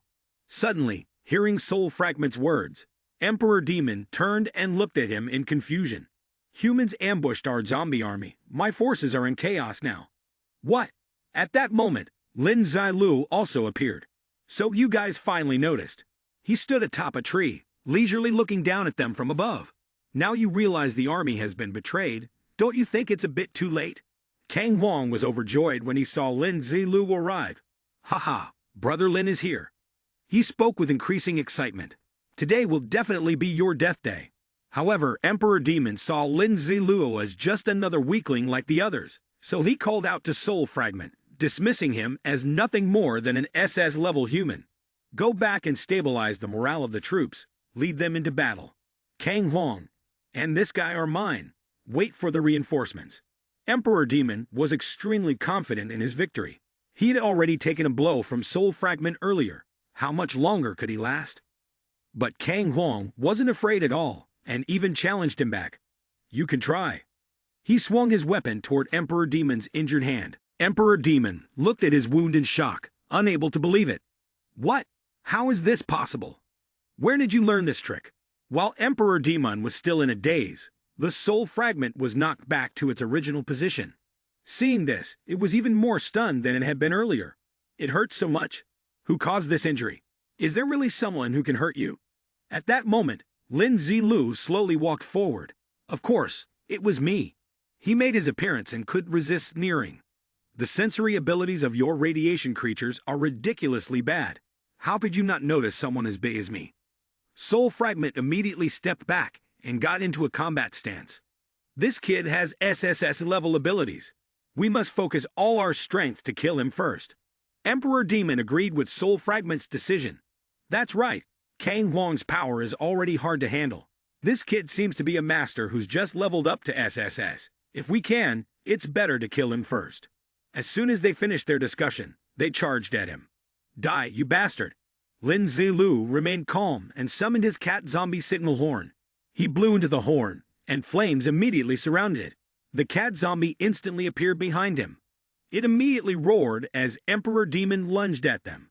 The zombie stretched out its hand and attacked Emperor Demon, slashing its face, sending it rolling several times before crashing into a tree. Emperor Demon had no idea what was going on. How could this happen? What is this thing? Soul Fragment was throwing a punch toward Lin Zilu, but to his surprise, Lin Zilu was able to block it with his bare hands and then push it down, forcing Soul Fragment's punch to slam into the ground. Soul Fragment quickly backed away, distancing itself from him. It was slightly irritated and snarled threateningly. I am an SSS-level combat force. Do you really think you can kill me? Do you think that cat can forever bind the Emperor? Lin Zilu immediately summoned his sword and counterattacked Soul Fragment. Of course, he looked at Soul Fragment as if it were something about to die. 10 minutes is enough to kill you. Soul Fragment, still unafraid, thought Lin Zilu was just being delusional. You brat, Boasting like that will cost you. It immediately made its body sharper and more solid. Not bad. Just now, I wasn't using my full strength. Soul Fragment lunged at him again, forcing Lin Zilu to defend himself. As the creature swung its claws at him, Lin Zilu blocked the attack with his sword. The force was so great that Soul Fragment slightly sank into the ground. To his surprise, this sword was stronger than Soul Fragment's claws. Lin Zilu immediately changed his strike. I'm arrogant, but I think it's you who is truly arrogant. Then, with great force, he slashed at Soul Fragment, sending it flying backward from the impact, crashing hard onto the ground with a loud bang. The zombie cat, having dealt with the Emperor Demon, began to slowly vanish. It's impossible to deny that this little brat has some skills. The zombie cat disappeared, leaving Emperor Demon with a lingering grudge, but I don't believe your magic weapon is endless. Lin Zilu, upon hearing this, kindly responded, Of course, my magic weapon is not infinite, but it's enough to kill you. He then turned to Kang Huang. Kang Huang, it's no problem for you to hold off Emperor Demon for 10 minutes. Emperor Demon was shocked to hear this. 10 minutes. It stood up, laughing scornfully, pointing at him. You think you can defeat us in 10 minutes? Ha ha. What is Soul Fragment waiting for? At this moment, Emperor Demon looked at Soul Fragment from afar. The power surrounding Soul Fragment was towering high. Are you really waiting for this reckless guy to fight us? Soul Fragment, at the center of the fiery strength, gradually straightened up, then opened its mouth and roared with full force. Soul Fragment walked toward Lin Zilu, dreaming of a miraculous victory. Emperor Demon, furious, swung its fist forward. Your life and Kang Huang's are both coming to an end. As it attacked him, Kang Huang moved as well. He suddenly stood in front of Emperor Demon, then used his power to strike it. He sternly warned Emperor Demon, I've agreed to fight him. Emperor Demon, for these 10 minutes, your opponent is only me. The volcano-like holes on Soul Fragment's body began spewing fire. Lin Zilu stared intently at the opponent, while the system checked Soul Fragment's attributes. The system immediately displayed the information. The creature, Radiation Soul Fragment, is a diamond-level boss with 97% radiation. Basic attributes: Strength 340, Spirit 270, Physique 320, Agility 270. Talent: Zombie Radiation Body. When in a high radiation environment, the basic attributes increase, and it can use radiation to quickly recover its body. Steel Fang Soul. When taking attacks of the spiritual type, it reduces the damage taken by 50%. Needle Tear Wind. Epic level talent. Significantly increases the sharpness of claws and fangs. Pain inflicted increases by 200%. Flame Bone Sword. Epic level talent. The hardness of claws and fangs is greatly enhanced. After sustaining damage, recovery speed increases by 100%. He felt a bit frustrated upon seeing this. Damn, it's the hexagonal warrior. Lin Zilu immediately assumed a fighting stance. He gripped his sword tightly and infused his strength into it. At that moment, the Soul Fragment had fully transformed. The Soul Fragment charged directly toward Lin Zilu. Impressive. This is what you call breaking through to level SSS. While silently feeling lucky, he attacked the opponent. Thankfully, Soul Fragment's weakness is very clear. He slashed straight at the Soul Fragment's abdomen. Level SS, and you dare talk nonsense. He said nothing, focusing all of his attention on the battle. He used a technique to raise the sword in his hand and thrust it straight at the Soul Fragment's head. But it seems to be no big deal. Too naive. Do you think I would fear a sword or spear? The wounds on the Soul Fragment's body immediately healed. Is that all? He replied sternly to the Soul Fragment. Not wrong. Unexpectedly, flames suddenly enveloped the Soul Fragment, making it scream. That was it. The Soul Fragment's whole head burned fiercest of all. It clutched its head in pain while looking furious. You rotten brat. What kind of fire is this? Why won't it go out? Ha ha. He slashed with the flaming sword again. The Soul Fragment flinched in alarm when it saw the strike. He was using the blazing sword technique to cleave it. The Soul Fragment only had time to block with its bare hands. The holes in its body began to spew smoke wildly, propelling it upward to avoid the blow. Quick reaction. The fire element attack worked normally against him. Thinking that Lin Zilu immediately landed. He remembered how the soul fragment had blocked the sword with its hands earlier. He was lucky to have somewhere to turn. He stood before the wind, nonchalantly counting down the final 3 seconds. The soul fragment is still burning yet not afraid. Today you will die. When he counted to 1, the electricity and fire symbol in the soul fragment's hand lit up. It emitted a blinding glare that made the soul fragment look down in shock. In the end, it exploded on the spot. But after the thick smoke and dust gradually cleared, despite his body being heavily injured, the soul fragment still clung to life like a leech. Lin Zilu glanced at the upper half of the soul fragment that remained in the pit, and indeed, it was able to withstand the dual elemental attack from me. The soul fragment raised its hand, then decisively stabbed it into its own chest, and its body immediately began to recover. I don't care what strength you still have. The claws of the soul fragment also became sharper. It had already recovered its lower half in the blink of an eye. But I guarantee that today, you will die a horrible death. It screamed madly and expelled smoke. Its legs pushed with such force that they sank into the ground. As it gathered its strength and charged toward him, he couldn't help but marvel at the defense and recovery abilities, so strong.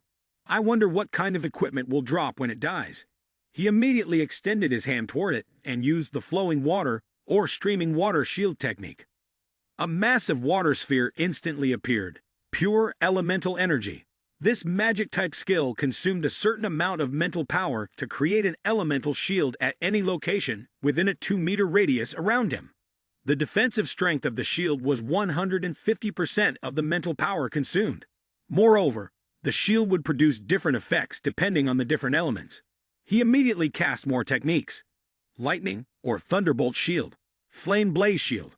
While casting, he kept an eye on his mental power, also using the stone slab shield. Before his eyes was a circle filled with elemental energy. The soul fragment sneered upon seeing it, standing inside the elemental sphere you created, completely unharmed. How pitiful, how pitiful. Your elemental power had slowed it down, but it still pressed forward without hesitation, continuing to fight. Useless, useless. It looked at your move and seemed slightly startled. What? This move again? It realized the situation was unfavorable, but there was no time to retreat. The soul fragment was held in place by the blinding electric shock. That damn thing. It tried to use its hands to block the attack. When the elemental sphere hit and exploded, the soul fragment was sent flying. The SSS rank soul fragment screamed in pain, shouting loudly. Lin Zilu made a perfect signal and, satisfied, said, "Third bomb," amidst the chaotic scene in the sky. He continued controlling the projectile in his hand, the stone cannonball. Dozens of large stones relentlessly struck the soul fragment, leaving it stunned and unable to react in time. Gasping for breath, it used its hands as a shield, covering itself from the continuous barrage. Suddenly, it slowly lifted its face, growling and releasing a primal roar, as if it was suppressing all its fury. It unleashed its strength, shattering the rocks into fragments that scattered across the space. Witnessing this scene, Lin Zilu was surprised. He quickly grabbed his weapon, which had gathered his power, and charged forward. The monster dared to challenge him, still wanting to use the same move as before. With a sinister smile, it added, "Useless. This petrification. I just need a D." Saying that, he opened his mouth and used his strength to draw the golden energy source radiating around Lin Zilu, smugly thinking to himself, "Without your weapon, let's see how you handle this." Lin Zilu immediately took out the blood serum zombie and quickly threw it into the mouth of the SSS-level monster. He was startled. What? The pill was now securely in his mouth. He was confused, thinking, "Damn it, what is this? I must not let it enter my body." The medicine was gradually absorbing into his system without his knowledge, but he continued to challenge. "This petty trick is useless." Lin Zilu calmly replied with a smile, "Is it? The medicine has been fully absorbed by now." The soul fragment immediately realized and panicked, roaring in anger. What did you make me swallow?" The SSS-level soul fragment was almost unsteady on his feet, shocked as he asked, "Why is my strength weakening?" Lin Zilu casually responded, "To turn you into the blood serum of a human." But in reality, he thought, "Just kidding. The blood serum only works before you turn into a zombie." The monster seemed to go mad. No, no, damn it, I don't want to become human. At this moment, Lin Zilu rushed forward while continuing his thoughts. It only serves to weaken a zombie's power. The SSS-level soul fragment, in a state of madness, had his attribute stats gradually revealed. Strength 306, spirit and agility both 243, physique 288. Right at this moment, taking advantage of the opportunity, Lin Zilu charged straight towards the monster's position and unleashed his 9-flame polearm technique. In an instant, he brought his weapon down with great force. The energy from the blade radiated out, quickly spreading toward the monster. The monster screamed in fear, reacting swiftly with the blood-red blazing technique, struggling to block the stream of golden energy with his hands. However, it was clear that the energy from Lin Zilu's blade was too overwhelming. Lin Zilu followed up with a brilliant strike, landing a blow on the soul fragment. The soul fragment, unable to dodge in time, was sent flying by the force of the hit, crashing heavily to the ground, taking massive damage. Kang Huang and Emperor Demon, who were fighting nearby, were taken aback by the sight. The immense damage forced them to quickly retreat from the explosion. As the smoke cleared, Lin Zilu appeared, casually standing with his hands in his pockets. Kang Huang, stunned, yelled out in surprise, "Since when did old Lin become this strong?" Emperor Demon, who stood beside him, was also flustered, quickly turning his gaze toward the soul fragment. Seeing the soul fragment unconscious, he shouted, "Hey, soul fragment, wake up!" He turned away, panicking as he thought to himself, "No, this guy's technique is too strange. Soul fragment is almost dead from his attack." He glanced at Kang Huang, who was wielding a whip with a surge of power. Though it was similar to the wind techniques Kang Huang used, his control wasn't as refined. But this kid, Emperor Demon clenched his fists in anger. His mind set, "I must kill this guy first." Without warning, he charged toward Lin Zilu, prompting Kang Huang to realize the situation and rush to his side. Kang Huang threw his whip with force, growling in fury, "Emperor Demon, come back to me." Emperor Demon was still charging towards Lin Zilu with a look of fury, but Lin Zilu did not dodge. Instead, he skillfully harnessed his power. He then raised his hand and unleashed a technique, sending 2 energy spheres straight at Emperor Demon, leaving him bewildered. The spell struck Emperor Demon with such force that he couldn't react in time. At that moment, Kang Huang's whip also struck. His right arm was injured, burning fiercely. Emperor Demon frantically surveyed his body, terrified, thinking, "The elemental attack is too strong. I must join forces with Soul Fragment. We cannot separate." With that thought, he rushed towards the motionless Soul Fragment. Emperor Demon slammed into Soul Fragment's body, urgently saying, "Wake up! If you don't wake up, you'll die." Emperor Demon slapped Soul Fragment hard across the face. Soul Fragment suddenly stirred, his eyes snapping wide open. He sprang to his feet, using his blood energy and letting out a loud, violent roar. Seeing Soul Fragment charging at him, like a mad beast, Lin Zilu thought to himself, "He's going all in, risking everything to take me down." Soul Fragment kept running, so fast that even his afterimage vanished, surrounding Lin Zilu, forcing him to exclaim, "His speed is incredible." Suddenly, Soul Fragment stopped behind him, ready to attack. "Die, brat!" Soul Fragment shouted as he thrust a destructive mace towards Lin Zilu. But Lin Zilu dodged and leaped aside, casting a look of disdain. "Knave, Soul Fragment, enraged by this," snapped, "the naive one is you." Suddenly, a green aura like an illusion appeared around Lin Zilu, catching Soul Fragment off guard. What's happening? Soul Fragment swung his move, but Lin Zilu suddenly vanished. Realizing that he had walked right into an elemental trap, Soul Fragment's speed was reduced, and he was delayed. He couldn't suppress his anger, and yelled, "Damn it, this is a trap." A provocative voice rang out. "Congratulations, you answered correctly." Lin Zilu leaped, casting a spell aimed at him. The Demon King's eyes turned white, and he cautiously unleashed a bloody claw attack. "Don't even think about escaping." Lin Zilu used a lightning or thunderbolt trap to strike at the Demon King. As if he had known beforehand, the Demon King bared his sharp teeth and absorbed Lin Zilu's ultimate move, then evolved into a more advanced form. The cunning creature leveled up, and a chaotic glow appeared in the air. The lightning or thunderbolt shot toward him. Lin Zilu ended the battle by severing his head. He turned and glanced at the corpse, evaluating it. After dealing with one, he returned to the blood-stained ground and approached it.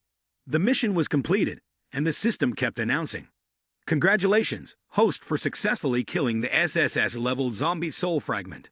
Congratulations, player Yixai, for killing the Diamond Tier Soul Boss, earning 10,000 experience points and 3,000 gold coins. Congratulations, player Yixai, for becoming the first to kill a Diamond-level boss in the Apocalypse game, achieving the unique global achievement, Diamond Wisdom Spear. Server announcement is about to proceed." The Demon King's white-haired face looked slightly panicked as his brows subtly furrowed in assessment. This brat was actually able to kill the soul fragment and activate Blood Frenzy. Even I have to temporarily avoid the sharp points. How could such an insignificant little nobody kill the soul fragment?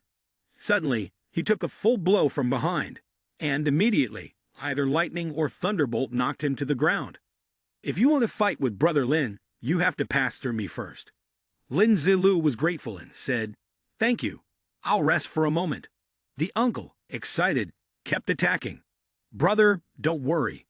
He sat down to rest, and the system displayed his mental energy as 5,257s. "Damn it, I've used too many skills. I need to slow down for a bit." Suddenly, an explosion occurred, distracting Lin Zilu. Seeing that the hungry ghost was constantly trying to attack him, the uncle quickly shouted, "Brother Lin, this place is not safe. You should find another spot to rest." He replied, all right. Standing before the Demon King's aura, Lin Zilu thought, "Looks like Kang Huang can hold on for another hour." With that, he bent down to deal with the corpse. His mental energy wasn't enough. He needed an opportunity to retrieve the gear that the soul fragment had dropped. How lucky! Lin Zilu was surprised. Damn it, it dropped gear. Is this gear possibly Diamond Tier? Even more stunned, it was as if the loyal servant had accidentally touched a live wire. Success had become second nature. In order to obtain the rare item, the system kept popping up notifications. "Please wait, Uncle Ji Kai. A Diamond Tier illusion armor engraved with a full set of authority runes on its surface. Anyone attacking the armor will suffer from a terrifying curse. Physical +13, strength +8. A force of Chai Master, after being attacked by an enemy, will reduce the enemy's strength attribute by 3%. This effect can stack up to a maximum of 4 layers. 2 versions of Chai Master, after being hit by the enemy, will rebound 10% of the damage received. 3 versions of Chai Master, after being hit by the enemy, will reduce the enemy's agility attribute by 5%. Lin Zilu muttered under his breath, "Damn, what a little freak." It doesn't specify whether it's physical or elemental attack, so any type of attack can trigger the curse. Knowing the item's top-tier attributes, he was excited. "Sorry, don't contact me about hidden magic gear anymore. I'm afraid Chao Zhu Ji Kai might misunderstand." He waded through the hole, continuing to handle the corpses of the world-shifting demons from Blue Star, Safe Zone Capital City. World announcement. Congratulations to player Yixai for becoming the first player in the Apocalypse game, solo end, to kill a diamond-level zombie. With such formidable strength, it has shaken the world, earning a unique achievement across all realms, along with a large amount of rewards. We hope other players will learn from this. Other players appeared and couldn't help but exclaim, "Damn, diamond-level boss, that's powerful. I haven't even encountered a silver-level boss." That's right, the newly listed diamond-level gear on the leaderboard was obtained from Yixai, defeating that boss. Talk about bad luck. Lin Xiaola's former teammate also appeared at this location, looked up at the announcement, and smiled proudly at Lin Zilu. "I've been telling you for almost a month that it's about to be released, but it turns out this big event is happening." Well, very Yixai. The system continuously popped up notifications. Congratulations to player Yixai for achieving the global announcement Diamond Wisdom Spear. Congratulations to player Yixai for earning the following reward: 2,000 prestige points, 10,000 gold coins, 10 free attribute points. Storage capacity has increased by 5. The Diamond Wisdom Spear title is exclusive to the first player who kills the diamond-level boss in the Apocalypse game. It increases all attributes by 10. For bosses or common players at diamond level or below, It reduces basic attributes by 5%. Lin Zilu silently scrolled through the notifications, waiting for his energy to fully recover. When the white-haired demon made him grit his teeth with tension, he thought, this brat has already recovered so quickly. He grimaced with anger, speaking in disbelief. Impossible, I don't believe it. A little nobody at SS rank killed Soul Fragment and can recover so fast. Are you telling me you still have the strength to kill me? Lin Zilu shot him a glance, irritated, and reminded him. You bastard, remember my name. I'm Lin Zilu. You can also call me Yexai. Without hesitation, he used the remaining soul charm from Soul Fragment, splitting it into 2 halves and launching it to attack the arrogant demon. Without stopping for a moment, Uncle Kang Huang worked with him, unleashing lightning and thunderbolt on the demon, attacking relentlessly. Emperor Demon, knowing he couldn't fight against both heavenly demons, mainly focused on dodging their attacks and quickly retreated. Seeing this, the uncle furrowed his brows and shouted loudly, "This is bad. If he wants to escape, and if he runs away, the consequences for us will be incalculable." The uncle hurriedly chased after him. Don't even think about running. The monster, upon hearing this, laughed with delight, running and laughing, not forgetting to taunt the uncle. Kang Huang, we've been fighting for so long. You should know that if I want to run, you won't be able to catch me. He leaped out of sight, leaving the uncle, Kang Huang, gritting his teeth in frustration, watching the creature escape without being able to do anything. Damn it, the uncle thought anxiously. My time is running out. At that moment, Lin Zilu landed beside him, jumping down swiftly. Lin Zilu rubbed his chin, deep in thought. The uncle's heart was burning with impatience. Chase him. You're fast. Why are you just looking at me? He responded with calmness. I'm thinking about something. You have to hold on tight. Before Kang Huang could understand what was happening, Seola suddenly sprouted wings, surprising him. You can fly. Lin Zilu lifted both of them with his wings, and in no time, they had caught up to the demon. The creature glanced around, searching, and as expected, he was left speechless. The little demon kept running without looking back. Just get to this point. Just get to this point, and we'll be fine. Lin Zilu gazed at the figure of the little demon running desperately. Noticing something unusual, he quickly reminded the uncle. Kang Huang, are you ready? The uncle, full of doubt, asked again. What are you preparing for? Seeing this, he clarified further for his uncle. Of course, we're preparing for a fight. The uncle remained suspicious. Lin Zilu, don't make a fuss. Lin Zilu, without hesitation, threw Kang Huang down below, causing him to scream in fear. Damn it. However, despite the shock, he was experienced in combat, so he landed lightly. Emperor Demon, standing from a high vantage point, said, if that soul fragment hadn't been brainless and died so quickly, you'd never have had a chance. Kang Huang, brushing the dust off his clothes, calmly replied, no, you're wrong. You've underestimated me and Lin Zilu. Faced with such a strong rebuttal, and also underestimating the potential for humans to erupt in a desperate situation, the monster cursed angrily. What use are these people? They're nothing in front of absolute SSS-level power. Zilu drew a dagger without hesitation and stabbed it fiercely into Emperor Demon's kidney. It howled in pain, crying out in agony, my kidney. Emperor Demon, enraged, swung his fist back. Damn humans, sneak attacking. Lin Zilu easily dodged the blow and reappeared right behind him. Emperor Demon, still in the mood to criticize. Spat, you humans are cheating. 2-on-1 and sneaking attacks. He replied with a teasing tone. Soldier of no deceit.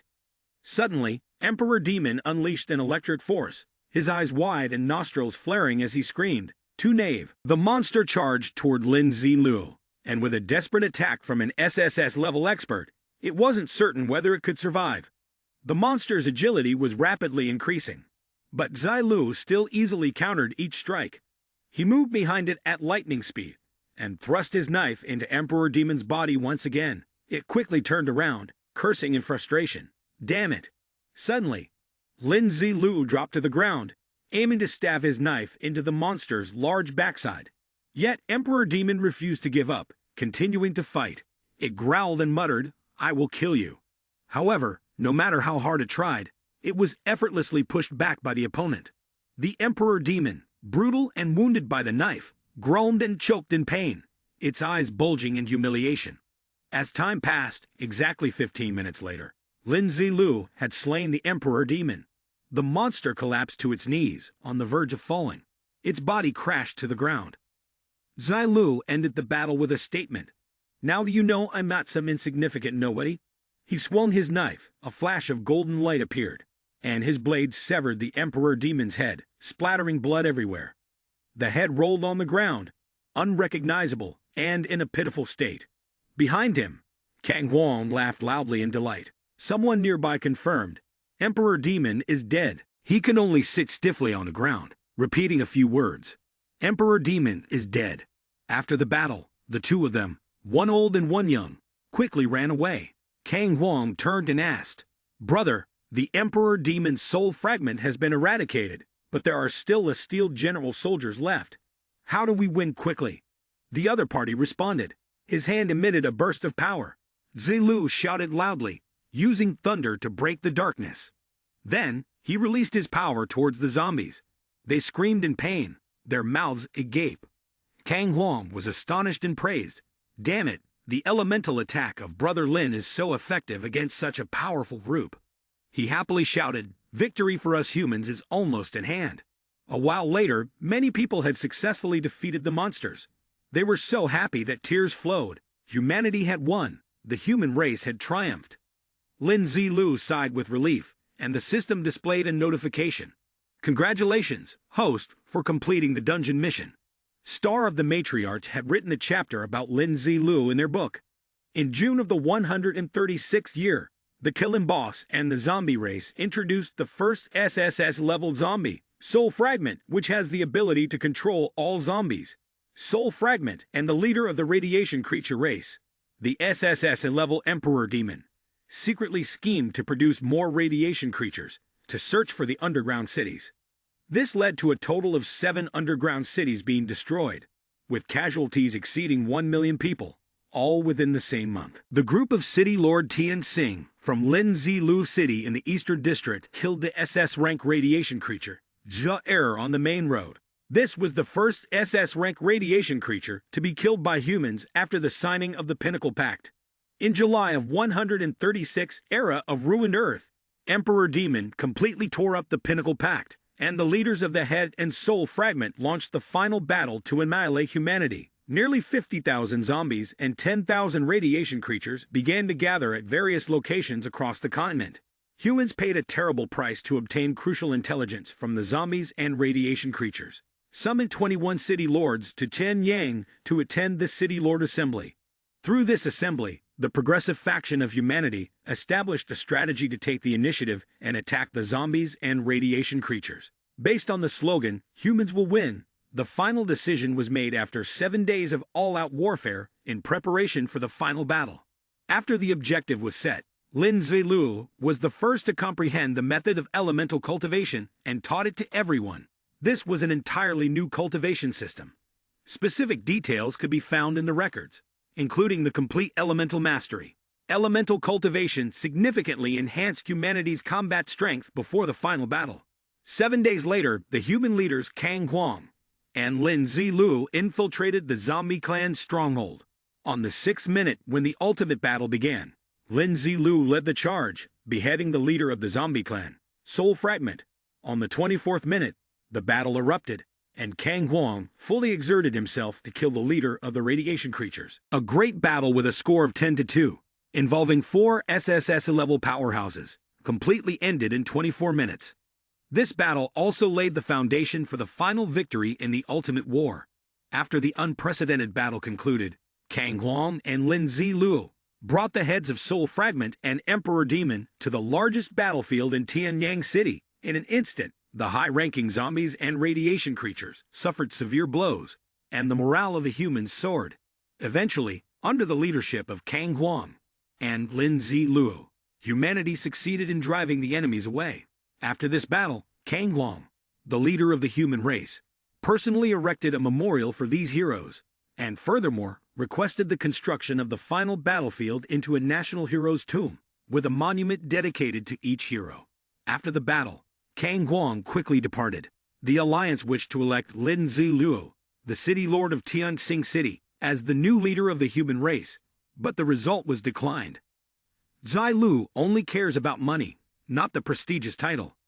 In the final battle, Lin Zilu changed his elemental cultivation method, killing Soul Fragment and Emperor Demon, the two leaders, commanding the Tianyang City battlefield, and many other campaigns.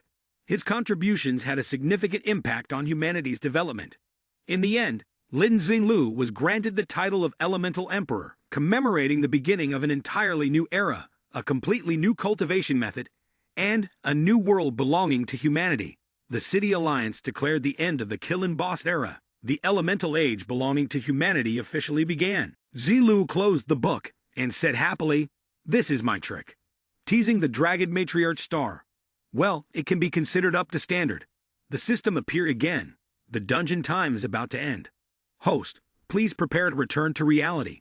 A moment later, in a large house, three figures appeared in the courtyard. Lin Zilu sighed tiredly. I really admire this. He turned to question the two people sitting beside him. Big fool, couldn't you wait a moment before eating the chicken feet? Your hands are all greasy. And you too. Ghost child, can you just casually play with the family's venomous snakes? You're an assassin. Do you even understand what that means? The system welcomed its master back. Player Yixai is welcomed home. It announced new news about the unsealing. All attributes have increased. Zai Lu stretched and said, yes, finally back. Suddenly, Lin Zilu thought of something. He thought to himself, right, I need to check my enhancement serums. With a snap of his fingers, Lin Zilu gave the command, and the system opened the storage space. At that moment, a series of glass vials containing enhancement serums appeared. He wondered in confusion, could it be that I've successfully accessed a game glitch? Lin Zilu reached out and took a vial from the pile. At the same time, the system screen displayed the information introducing the A-grade enhancement serum. The silver-grade star of the matriarch artifact can slightly increase certain attributes based on the player's current physical condition. And at the same time, it may generate some minor side effects depending on different physical conditions, though these do not lead to a fatal outcome. After reading this, Lin Zilu couldn't help but feel pleased, thinking to himself how powerful it was. These enhancement items had become high-grade, which was quite impressive. After placing the glass vial back into his storage space, he continued to give orders. System, finalize the reward summary. The system screen immediately responded to the reward request. Golden Touch increases charisma by level 1, enhancing the charisma displayed by the host, currently increasing it by 10%. While stroking his chin, Lin Zilu silently calculated. This ability enhances my aura and my illusionary mental power. Not bad, not bad. Once he had thought it over, he spoke again. Next, press the thumbs up on the display. The system item appeared right in front of Lin Zilu. It was an elemental bracelet, a golden tier item that could enhance elemental power. It was part of a set of 5 spiritual attribute elemental gear, increasing mental energy regeneration by 20% and boosting the power of elemental abilities by 20%. Upon hearing this, he immediately wore the bracelet without hesitation. As he put it on, he happily thought to himself, with 100 points of mental energy, I must look pretty impressive now. While lost in his thoughts, the system interrupted. Elemental equipment. The effectiveness of the 2 pieces of equipment, each with an additional 3 attribute points, can be achieved through equipping the elemental storage item, which provides 100 points of mental power beyond the set limit. Following this, the system screen changes from blue to red. Lin Zilu, curious, thought, let's go. Let me see my reward. On the display was information about world influence. Killing the 5 Rams gang. Reward, 117 world influence points. Killing Jisoo Poo. Reward, 360 world influence points. Killing King Shay King. Reward, 210 world influence points. Killing Asia reward, 1127 world influence points. Observing carefully, Lin Zilu continued to read the displayed information. Killing Soul Fragment and Emperor Demon. Reward, 11,240 world influence points. Transmitting the elemental cultivation method. Reward, 21,777 world influence points. Total world influence, 52,788. Recalling the events from his past life, Lin Zilu was slightly surprised. In my previous life, I assassinated the king of a country and only got 1,000 points. But this time, I got 50,000 points. Placing his hand on the wall, he raised his nose proudly. I remember that during the apocalypse 10 years ago, the best record was Zhang Yuanzhang, with over 20,000 points. Now I have 50,000 points. Doesn't that mean my reward is about to explode? Not dreaming for too long, Lin Zilu turned back to reality and seriously analyzed. Right, I've done two major things that affected the star of the matriarch, which had a profound impact on the entire star of the matriarch. This makes perfect sense. Meanwhile, the system continues to account for the rewards based on the influence level of the Yixi player. Hearing this, Lin Zilu clasped his hands together and prayed. 4 directions. Come, come, great Emperor Yuan bless. Tathagata Buddha Patriarch bless. God of Wealth bless. However, the system's response was beyond expectations, due to the player's world influence being too high this time. It exceeded the rewards available from the previous stage's prize pool, and they were currently seeking a solution, angrily waving his hand continuously towards Big Fool. Lin Zilu gritted his teeth. Damn it! At the same time, the system's notification screen displayed that a solution had been coordinated. May I ask, has the Yixi player claimed their reward yet? Lin Zilu put on an air of arrogance. He crossed his arms and coldly ordered the claim. Upon receiving the player's request, the system immediately responded.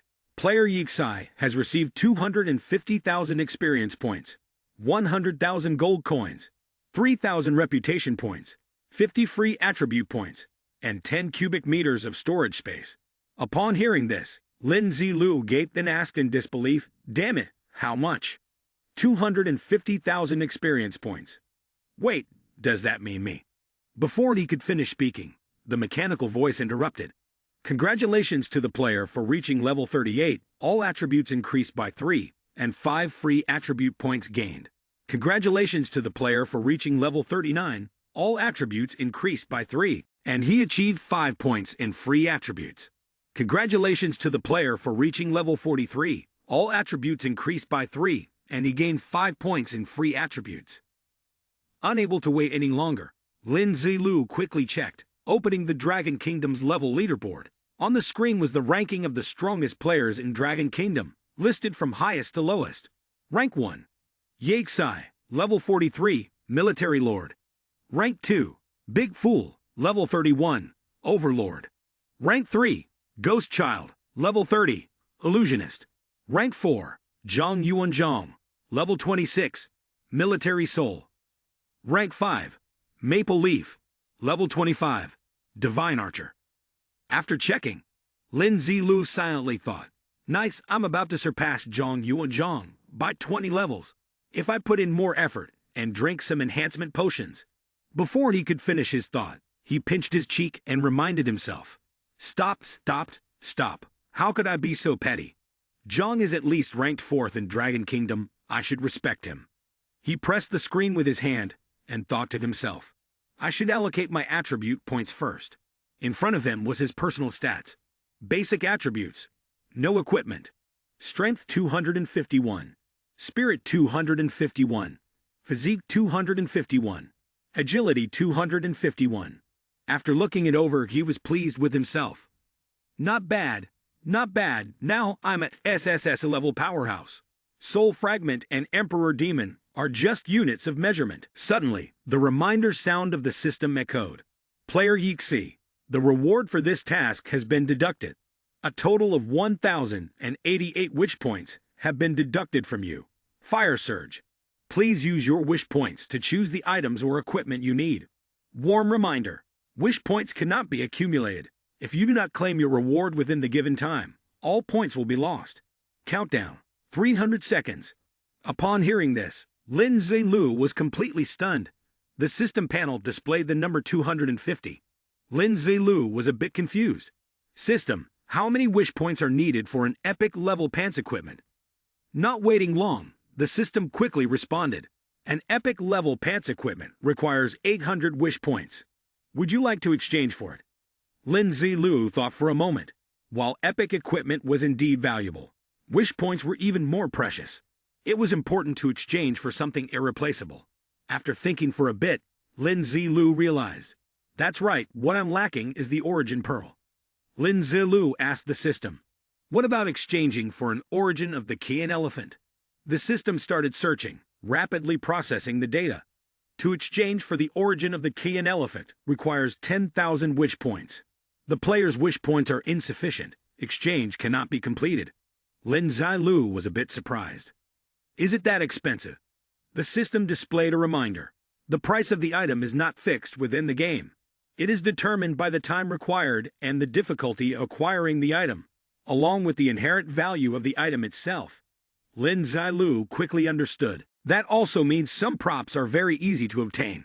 So is there anything that is easy to get? Lin Zilu quickly asked the system about other equipment. Where is the origin of the earth elephant?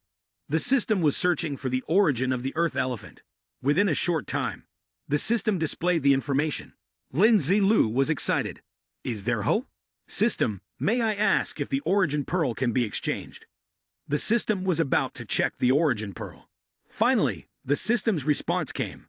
The origin pearl that players can exchange is the origin of the sun elephant, requiring 1050 wish points. Would you like to exchange it?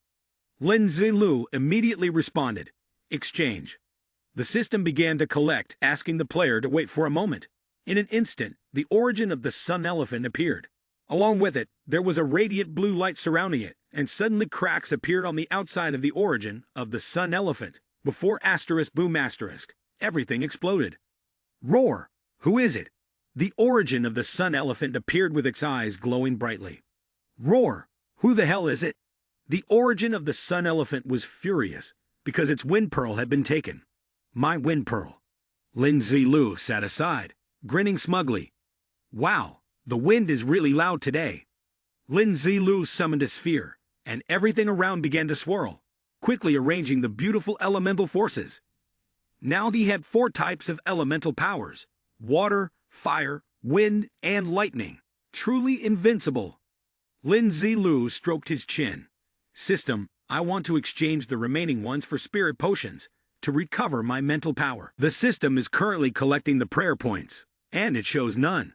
Lin Zilu received the spirit medicine and thought to himself, before completing the mission, Team Big Fool also had a part in helping, so there should be a reward. Big Fool was excited, his hands unable to stay still and his eyes wide open. He received the Mystic Gold Heavy Water, a golden tier equipment. The large hammer was extremely heavy, requiring someone with great strength to wield it, with attributes combining strength, physique, and agility. Its destructive power increased by 20%, its toughness raised by 20%, and it also increased the user's active ability to instantly increase its weight. After activation, the hammer's weight could be increased up to twice its original weight for 2 minutes, with a cooldown of 8 hours. The magical gloves were also golden tier equipment, with full effects. The gloves had mystical attributes that enhanced strength by 4, agility by 5, increased movement speed by 10%, hand speed by 10%, and its absorption ability allowed items of a certain volume to be perfectly concealed. Items hidden within the gloves couldn't be detected by others, and they could be taken out from either the left or right hand. Big Fool was torn between the 2 items. He chose the Mystic Gold Heavy Water. Lin Zilu praised him. Ah, this is amazing. After a brief pause, Lin Zilu suggested, all right, we should get going now." Big Fool happily held the Mystic Gold Heavy Water in his hands and smiled broadly. He was munching on a chicken leg with satisfaction. Lin Zilu walked ahead and had no choice but to call out to him, "Big Fool, wait until we get home. You can eat as much chicken as you want. Stop eating for now." A person walked by, heard him, and turned their head to look. Big Fool. The moment he saw this guy, he panicked and fell to the ground, shouting, Big Fool, so you're actually." Zilu raised his hand to greet him. The guy immediately jumped up, running while shouting loudly, Yigexai is back, everyone run quickly." Passers-by hearing this immediately shouted and started running. Run quickly. The news of his return was instantly broadcast on the large street bulletin board. Lin Zilu expressed his regret. 1 month apart, and they still fear me like this. But unexpectedly, he noticed something. Hands on his hips, He looked out over the city and smirked. 1 month apart, and the safe zone in capital city is about to become a level 3 safe zone. Lin Zilu took out an abacus and started clicking it rapidly. A sly grin appeared on his face. Then, when the safe zone reaches level 5, won't I be able to earn some merit? The three of them, Lin Zilu, Ghost Child, and Big Fool, returned to his house to rest. Ghost Child looked hungrily at the bottle of medicine Zilu was drinking from. He smiled slightly and said, all right, I'll leave the rest for you." Zilu took the last few sips and handed the bottle to Ghost Child. "Here for you." Ghost Child took the bottle to his mouth and drank, while Zilu sat cross-legged on the bed, organizing his gear. He thought to himself, hoping that Emperor Demon and Soul Fragment wouldn't disappoint him. This was the only SSS-grade enhancement potion that could only be produced after draining both of them. Suddenly, he lay flat on the bed, leaving Ghost Child and Big Fool stunned. A satisfied expression appeared on Lin Zilu's face, and the slow-acting effect was fine. The next day, Lin Zilu woke up with a throbbing headache. He looked down at his body and smiled. Not bad, not bad. Emperor Demon and Soul Fragment can still be a little impressive. He opened the system panel to check his basic attributes, and all his attributes had increased by 10 points. He stood up, put on his cloak, and said in a deep voice, "Let's go. Let's find Zhang Yuanzhang." He led Big Fool and Ghost Child behind him, thinking as he walked. He remembered that at this time in his past life, the auction would be starting soon, and it was a good opportunity to make a big score. In a spacious tea room, Lin Zilu leisurely crossed his legs and sat in a chair. Zhang Yuanzhang sat opposite him, hesitating before speaking. "That?" Lin Zilu raised an eyebrow and asked, "What's the matter? Are you asking about my level up?" Yuanzhang immediately nodded. "Yes, I'm really curious." He only responded with one vague sentence, wanting to know. Zhang Yuanzhang eagerly leaned forward. "Would you agree to tell me?"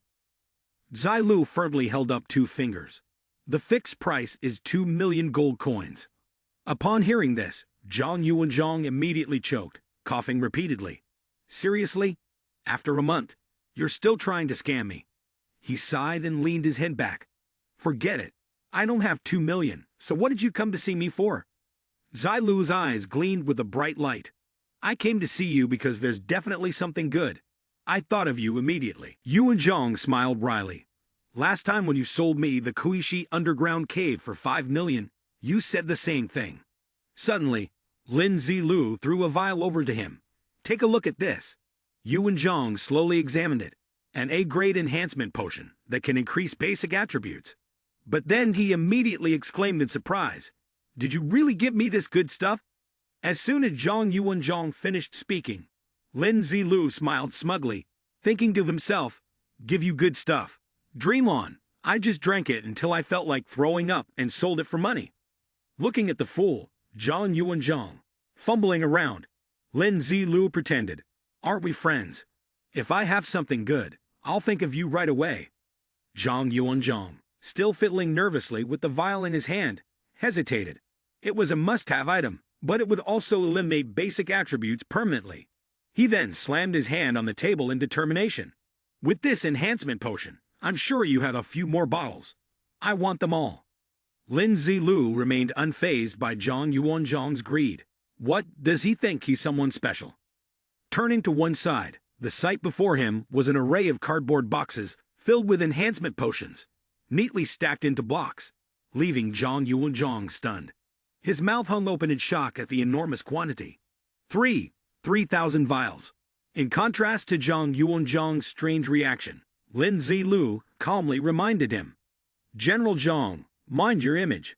Swallowing hard, Zhang Yuanzhang's face darkened, and he made a decision. "That's too much. I need to get approval from the prime ministers. By the way, are all these enhancement potions the same, or are there differences?" Lin Zilu replied smoothly, "There is a difference. What I offered you is the A-tier essence potion, but I also have B-tier and C-tier, which are lower levels." He pointed upwards, thought for a moment, and continued, "Of course. The rarer ones are the S-tier enhanced essence, golden tier. There are a few of those too." Zhang Yuanzhang was momentarily speechless, looking at Lin Zilu. Suddenly, it occurred to him, and he became a bit flustered. There are even higher tier ones? So, are you planning to sell them? Remaining calm, Lin Zilu spoke slowly. There really are, of course I'm selling them, as long as you give me a starting price. Like a fish catching a bait, Zhang Yuanzhang immediately agreed. All right, wait for me a moment. I'll consult the chief right away. Turning to leave, Zhang Yuanzhang thought to himself. The current budget is 500,000 gold coins. I wonder what price Lin Zilu wants. After pondering for a while, he added, please don't ask for too much, or we won't be able to afford it. Cut to the chief's office, where the chief was laughing heartily, holding the enhanced essence vial in his hand. My attributes have increased. The effect is real. The old man beside him also praised it continuously. Really not bad. Buying this is only beneficial, not harmful. The soldier with the helmet also chimed in. Such good stuff, Yuanzhang. What are you still hesitating for? Let's just buy it. As soon as the words left his mouth, Zhang Yuanzhang spoke seriously. Chief, the main problem is that Yaksai hasn't given a price. I'm worried that the National Treasury's reserves won't be enough. Listening carefully to Zhang Yuanzhang, the chief responded. Negotiate. With the blank look on Zhang Yuanzhang's face, the chief continued with the rest of his words, then turned to leave, leaving Zhang Yuanzhang standing there, confused. If there's not enough money, just gather more from the soldiers. Isn't that fine? As long as we increase our strength, money is not an issue. In Zhang Yuanzhang's office, Lin Zilu was already sitting, waiting. The superior immediately called out loudly, Brother Lin. Lin Zilu calmly greeted. Hello, superior. The superior sat down beside him, laughing heartily while probing. Ha, I wonder how many gold coins Brother Lin is preparing to sell. Lin Zilu responded cheerfully, a price of 3 million gold coins. He answered while secretly thinking to himself, I must quote a higher price. Otherwise, they'll negotiate it down to the price of a fool. Upon hearing this, the superior became slightly awkward. Well, Brother Lin, our treasury doesn't have that many gold coins at the moment. Would you consider offering a slightly cheaper price for a batch? Lin Zilu looked him straight in the eye, resolute. There is no second price. If you don't need it, I can only sell it to someone else. Hitting the superior's psychological weakness, Lin Zilu pointed and continued to remind him. This is an exclusive treasure. The superior, embarrassed by his firm stance, sighed. Well, is that how you want it? Lin Zilu immediately interrupted. Of course, I can sell other items at a cheaper price to you. Lin Zilu led the superior to the display area. These items can be sold a bit cheaper. Selling for over 200, is that too much? The superior and his entourage clearly showed surprise on their faces, holding the treasures in their hands, unsure, and said, This, we need to negotiate again. Lin Zilu replied smugly, Of course, I'll be waiting for you. At that moment, in the superior's office, Zhang Yuanzhang was trying to dissolve the awkward atmosphere. What's wrong, Chief? Is the money not enough? The chief pondered. The merchant said the price is 300,000 taels. Why doesn't he just go rob it? Zhang forced a smile. Then do we still need it? The chief angrily shouted, That's a redundant question. Of course we need it. As he spoke, he slammed his hand on the table and continued, Same as always. Tell every soldier in the safe zone to hand over their gold coins. The gold coins collected can be exchanged for contributions, which can then be used to exchange for the enhanced service this time, improving our combat strength. Zhang Yuanzhang stood up abruptly. Understood. In Zhang Yuanzhang's room, Lin Zilu excitedly looked at the large amount of gold coins arranged in front of him, holding a handful of coins with delight. Not bad. Not bad. At this point, every time Lin Zilu saw gold coins, he felt a sense of joy. Beside him, the chief spoke cautiously. Ahem, my friend Lin, we still need to buy some equipment, and 50 million really is a bit too much. Lin Zilu teasingly challenged, Chief, I don't think you'd want me to sell these goods to someone else, would you? The chief flustered, shaking his head. No, I just wanted to ask if you considered giving us a little discount, since we're old friends. Upon hearing this, Lin Zilu smiled warmly, thinking it over. What price do you think is fair, Chief? After a long pause, the chief spoke up, including the material scrolls. Would 40 million work? Lin Zilu smirked at his attitude and suddenly responded deal, causing the superior to doubt, thinking to himself, why do I feel like I've fallen into a trap? Lin Zilu looked at the amount of gold coins in front of him and couldn't help but feel delighted. Looking at the transactions received in his account, Lin Zilu confirmed with ease. All right, all right. Turning around, he waved his hand as a casual farewell to his superior, while the fool named Zhang beside him remained unusually silent. Wanting to lighten the mood, Lin Zilu advised old Zhang, stop sulking. Isn't it a good thing that we've obtained the enhancement service? By the way, have they mentioned when the national auction will be held in the Apocalypse game recently?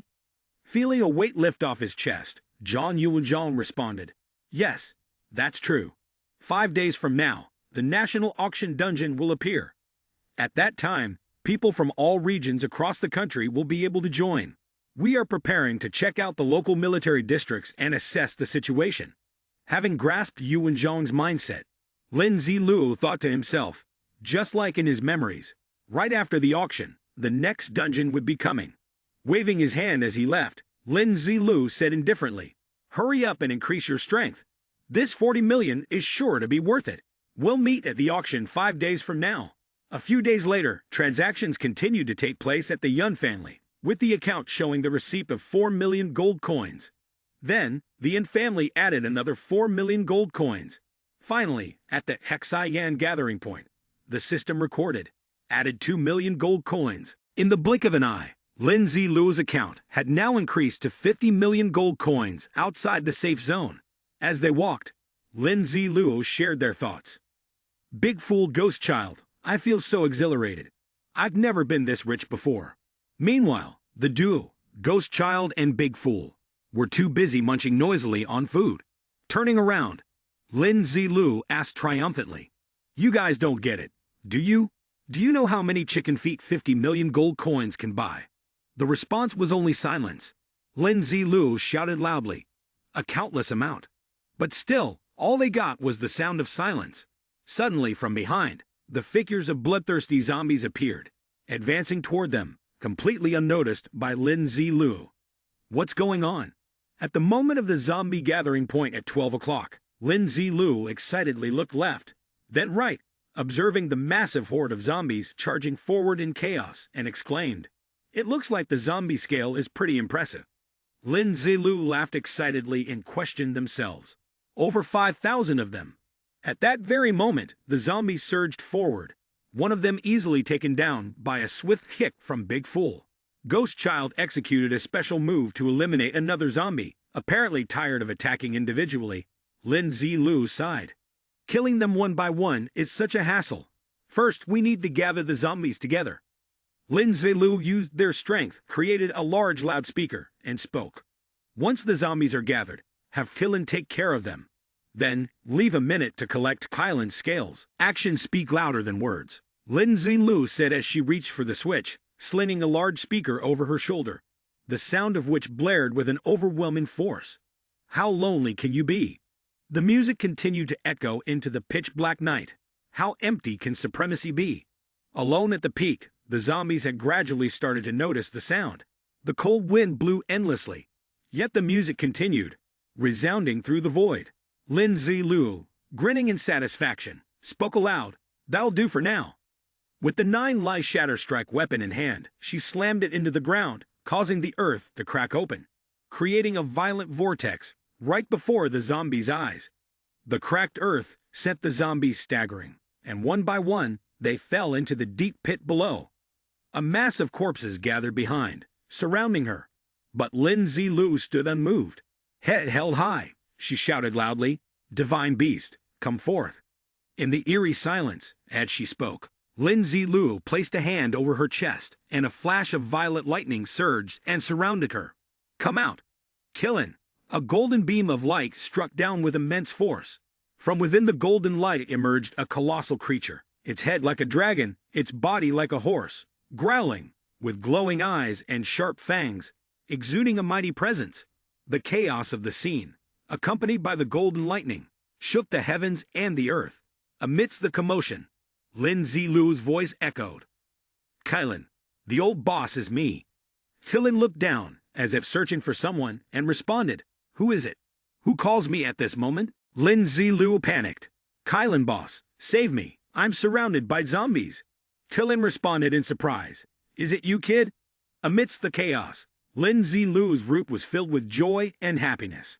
Kylan calmly continued, "No, something's off. With a few zombies like this, you didn't look this panicked last time when there were over 10,000 of them." Kylan looked up and growled a few times. A massive thunderstorm rained down everywhere, with lightning striking the ground in the area where the zombies were surrounding them. Lin Zilu looked up at Kylan, delighted, and laughed. With Lin Zilu's expectation, Kylan gently replied, all right, there's quite a bit of energy this time, so things are going smoothly." Suddenly, Kylan paused, puzzled. "Wait a minute." His tone was laced with doubt. "This time, you've given me so much energy. Why still call for me?" Lin Zilu laughed loudly. In front of him appeared the information board for the Golden Purple Thunder Hall St. Kylan's illusory class. In a moment of panic, he thought to himself, "This is absurd. At level 43, I can see the info board of a level 58 entity, but can't see Kylan's level. How strong is it really?" Behind his mask, Lin Zilu seemed pleased. The lower sacred Kylan silently assessed him. In just 2 months, his strength has increased several times. Truly a monster. No wonder this kit was chosen by both Cha Yu and Fu Hui. It'd be ridiculous if I had a Kylan cub. The sacred Kylan glowed from above, raising its voice. "Kid, if you dare call me here to be your punching bag." Lin Zilu's eyes sparkled, and with a coy sound, 2 ghostly figures appeared behind him, making the sacred Kylan hesitate. "Forget it, I can't provoke you. Really can't." The sacred Kylan spoke triumphantly, flaunting its dominance. "Don't come bothering me every time you have a problem, or you'll disrupt my sweet dreams. I'll take it out on you." Lin Zilu, using a flattering tone, continued the conversation. "Kylan boss, I actually have a few questions I want to ask you." Kylan, pleased after some brief pleasantries, said, "Didn't I give you a Cha Yuan imprint before? You want to know where I got it from? Of course, I stole it." Then, Lin Zilu fired more questions after the sacred Kylan's reply. "What about the other origin pearls?" The image of the origin pearl appeared along with Kylan's casual response. "I don't know. Ever since Fuexig disappeared, these origin pearls have become unowned. The right to possess them depends on one's abilities. After I stole the Thunder Orb and reached great accomplishments, I no longer needed it. Seeing that you have Fuexig's legacy, I gave it to you." Lin Zilu lowered his voice, suspicious. "What about the Wind Pearl? It hasn't been stolen by someone else, has it?" But the sacred Kylan confirmed his suspicion. "That's right, it seems the submissive bull took it." Zilu sighed in frustration. "Great, my origin of the Sun Elephant. Did the End of World game steal it too? I'm not going to be hunted down, am I?" He asked again, "So where are the Heavenly Pearl and Earth Pearl?" Sacred Kylan shifted its gaze and replied, "I don't know. It seems even Fuexi couldn't control those 2 pearls. Don't think about it anymore." Lin Zilu didn't give up, continuing to ask patiently, "What about the Mountain Pearl and Swamp Pearl?" The Kylan's eye answered, "The Mountain Pearl was taken by Byxi. As for the Swamp Pearl, I'm not sure. A lot of people want to seize the Stone Pearl." Lin Zilu seemed a little regretful, changing his tone to a pleading one. "Come on, Kylan boss, it's so hard to meet like this. Give me something as a souvenir." Sacred Kylan gathered its energy to interject, "Brat, don't think I don't know you're after my scales. I'm telling you, no way." The vision of the beast gradually faded into the sky, but not before leaving a message. "By the way, Fu Hui has given Azure Dragon quite a few good things, saying it's for the hair. You should go find Azure Dragon and ask for them." Zilu's expression darkened as he sighed loudly. Blood shortage is really a shortage. Kylan boss was so stingy. He had no choice but to accept the conditions. His face darkened as he could only complain to his companions. Although he had gained quite a bit of experience this time, he hadn't profited, which was frustrating. Don't even think about the Kan continent. It was impossible. He could only hope for something from Byxi's impression pearl. Lin Zilu suddenly seemed to remember something, exclaiming and raising his hand to touch the ancient script on his chest. "Right, speaking of Azure Dragon that Kylan boss mentioned, It seems to be the protective spell of my yuan. Looks like I'll have to make a trip back home when I have the chance. He called up the system with the list of plundered spoils. The system took advantage of the remaining good Kylan. Give me the super golden hand, level 40. In his heart, he clasped his hands and prayed in all directions. May heaven bless me, great Emperor Yu Wang. Tathagata Buddha Patriarch, Kylan Boss. Please grant me good items. The system displayed the message. Congratulations, host. You have obtained the Super Golden Hand Soul Orb. The zombies that players killed during the game would drop a soul orb beyond the normal drop rate, which surprised him a bit. In his field of vision, an aggressive monster appeared early. Lindsay Liu assessed. Was this a test subject? He scoffed, a spark flashed, and in an instant, he cleaved the monster in half. The system displayed the information. Soul Orb. The uses of the Soul Orb are extremely versatile. The host can check it during use. He looked at the spiritual image and judged. This is the Soul Orb. Doesn't seem like much. Taking the Soul Orb into his hand, he muttered in confusion. It feels warm and cold at the same time. The Super Golden Hand shouldn't be this tricky. System, can this be eaten? The system continued its explanation. The Soul Orb can be consumed, but its effectiveness will decrease if used in large quantities. There are no side effects. When consumed, the Soul Orb restores a small amount of spiritual power.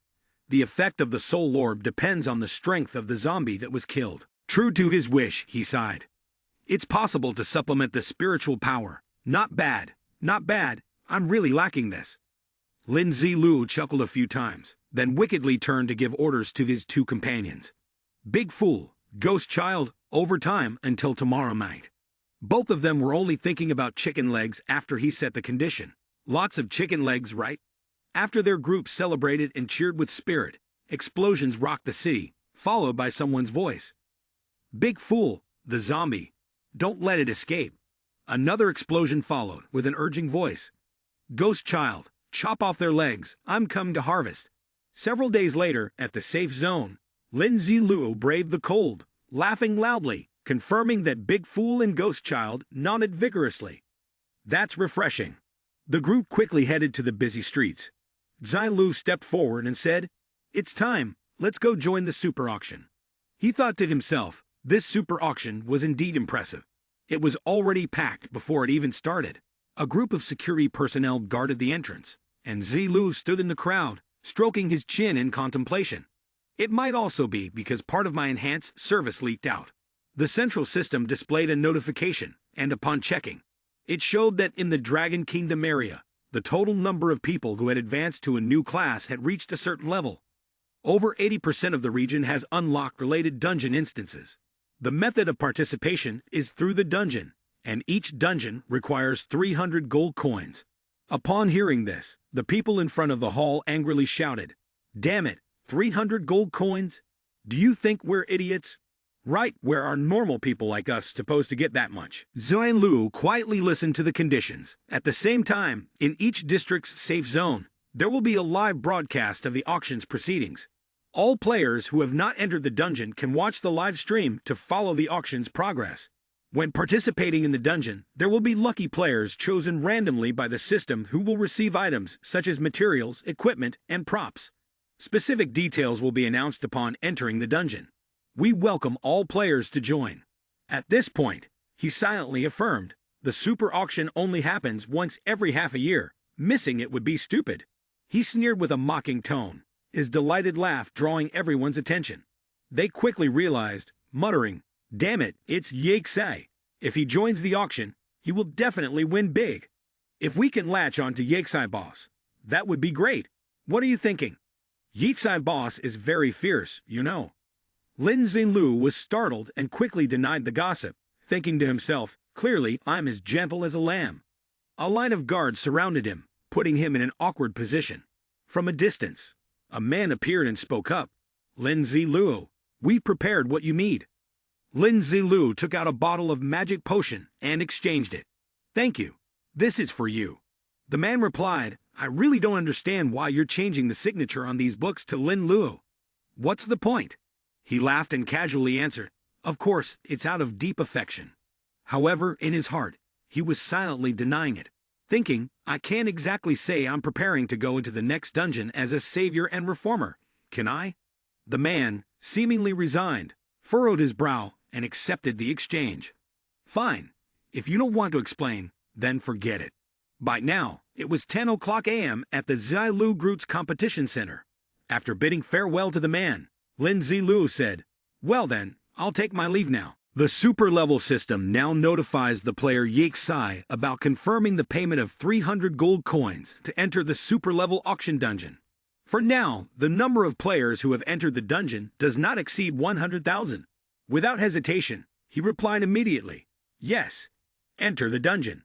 After speaking, Lin Zilu stepped forward, with Big Fool and Ghost Child following behind. As they entered, a system notification appeared. Player Yixai, congratulations! You are the first player to enter the super level auction dungeon. By claiming this dungeon's reward, you have earned a luxurious shop that welcomes you to the super level auction dungeon. The rules panel displayed, indicating that the dungeon would last for 8 hours. After 8 hours, the dungeon would close, and everyone would be forcibly teleported out. Please note, this dungeon follows a peaceful mode. Any actions determined by the system as non-peaceful, such as theft, robbery, or fighting, will be punished by heavenly thunder, with a voltage as high as several million volts within the dungeon. Lin Zilu quickly skimmed through the long rules, his finger paused at the confirmation button, and he hurriedly pressed it. The system then notified again. This dungeon is divided into an outside shopping area and an inner auction area. The auction area will open in 7 hours. All players entering must pay a 5,000 gold coin entrance fee. The auction will last for 1 hour, with a total of 12 high-end items up for bid. We wish you a perfect experience in this dungeon. Additionally, the system added another condition. Please exit the teleportation room within 1 minute to allow the next player to enter. Exceeding the time limit will result in severe punishment. Lin Zilu urged a bit. Let's go, Big Fool Ghost Child. They boldly advanced toward the auction house, entering through the doors without delay. Ahead of them appeared the display items from Yixai's booth. He excitedly exclaimed, "Let's begin." The upgraded items were neatly arranged on the shelves. The boxes of items were also placed in an orderly manner, gleaming brightly. The devious boss, Lin Zilu, had already laid back, leisurely taking a nap early on. A group of ordinary people chatted around them. Wow, even the luxurious booth of the super auction house, costing 40,000 gold coins, has someone buying. All right. Yixai's booth is quite surprising, isn't it? Another voice responded, "Yes, that's right. Yixai's booth is very reasonable. They've entered inside." A hoarse voice commented, "Wow, that's Big Fool rank 2, and Ghost Child rank 3. The items here must be really high level. Quickly look." They scanned the display of gold coin cards, their mouths hanging open in surprise. One of them pointed at a card and exclaimed, "Wow, look at this supply card. The chicken rice dim sum pao costs 220 gold coins. Is that for real? So expensive. We can't afford it, but let's pick it up and take a look." But look at the fullness level of this supply card. It's at least something dropped by a boss-level zombie. Do you get what I mean? The guy with the green hair slapped his friend's shoulder and kept advising, "Right, with that in mind, it doesn't seem so expensive now. Buy it quickly, buy it quickly." The system screen appeared in front of them. Dozens of items were put up for the players to freely choose from. The male voice hurriedly said, buy everything. Use up all the gold coins for me." While responding, he kept pressing the button to add items to the cart. I'm buying. A system notification appeared. 2 gold coins remaining. They looked satisfied and leisurely left. Let's go. Mission's done for today. Time to go home. Let's go. This is more than fair. The upgraded items that were initially full on the display shelves were quickly sold out, leaving them empty. Ghost Child swiftly reorganized the items, and the shelves were once again full and gleaming. While his subordinates were busy, Zilu sat calmly, checking his account as his gold coins kept increasing. Congratulations to player Yixai for acquiring 220 gold coins. It's finally starting. A crowd of people surged to visit the shop. Hurry here, it's right here, Yixai's shop. They fussed and marveled. Wow, it really is a lot cheaper. So good, the person ahead of us. leave a little for us behind. Once again, the display shelves were cleared from top to bottom, leaving Big Fool standing there dumbfounded in shock. Ghost Child worked diligently to fill the empty spaces on the shelves, while Big Fool stood frozen, unsure of what to do. Lin Zilu's account kept notifying the increase of gold coins. Congratulations to player Yixei for acquiring 180 gold coins. After 3 hours, the system finalized the statistics. Player Yixei's balance was 7.2 million gold coins. At this moment, Zai Lu suddenly sat up. Haha, this is so refreshing. Turning around, he called to the 2 disciples, his voice cheerful. Big Fool, Ghost Child, stop sleeping, come out and spend some money.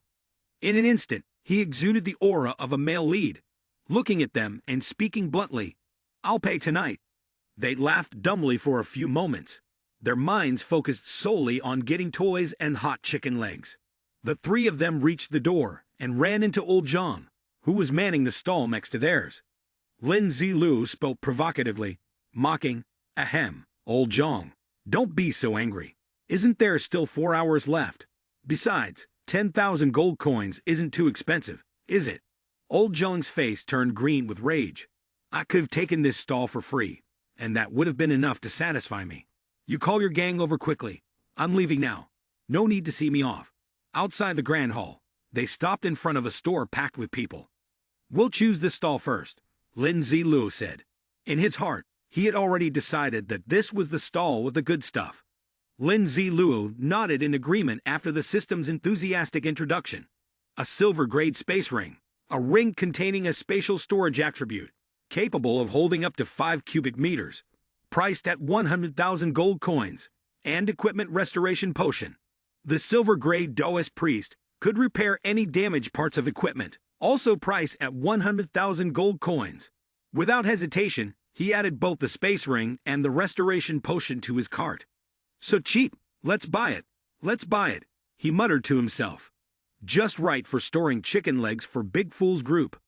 Leading the 2 disciples, Lin Zilu fiddled with the golden token in his hand, secretly pleased with himself as he thought, buy it all, buy everything.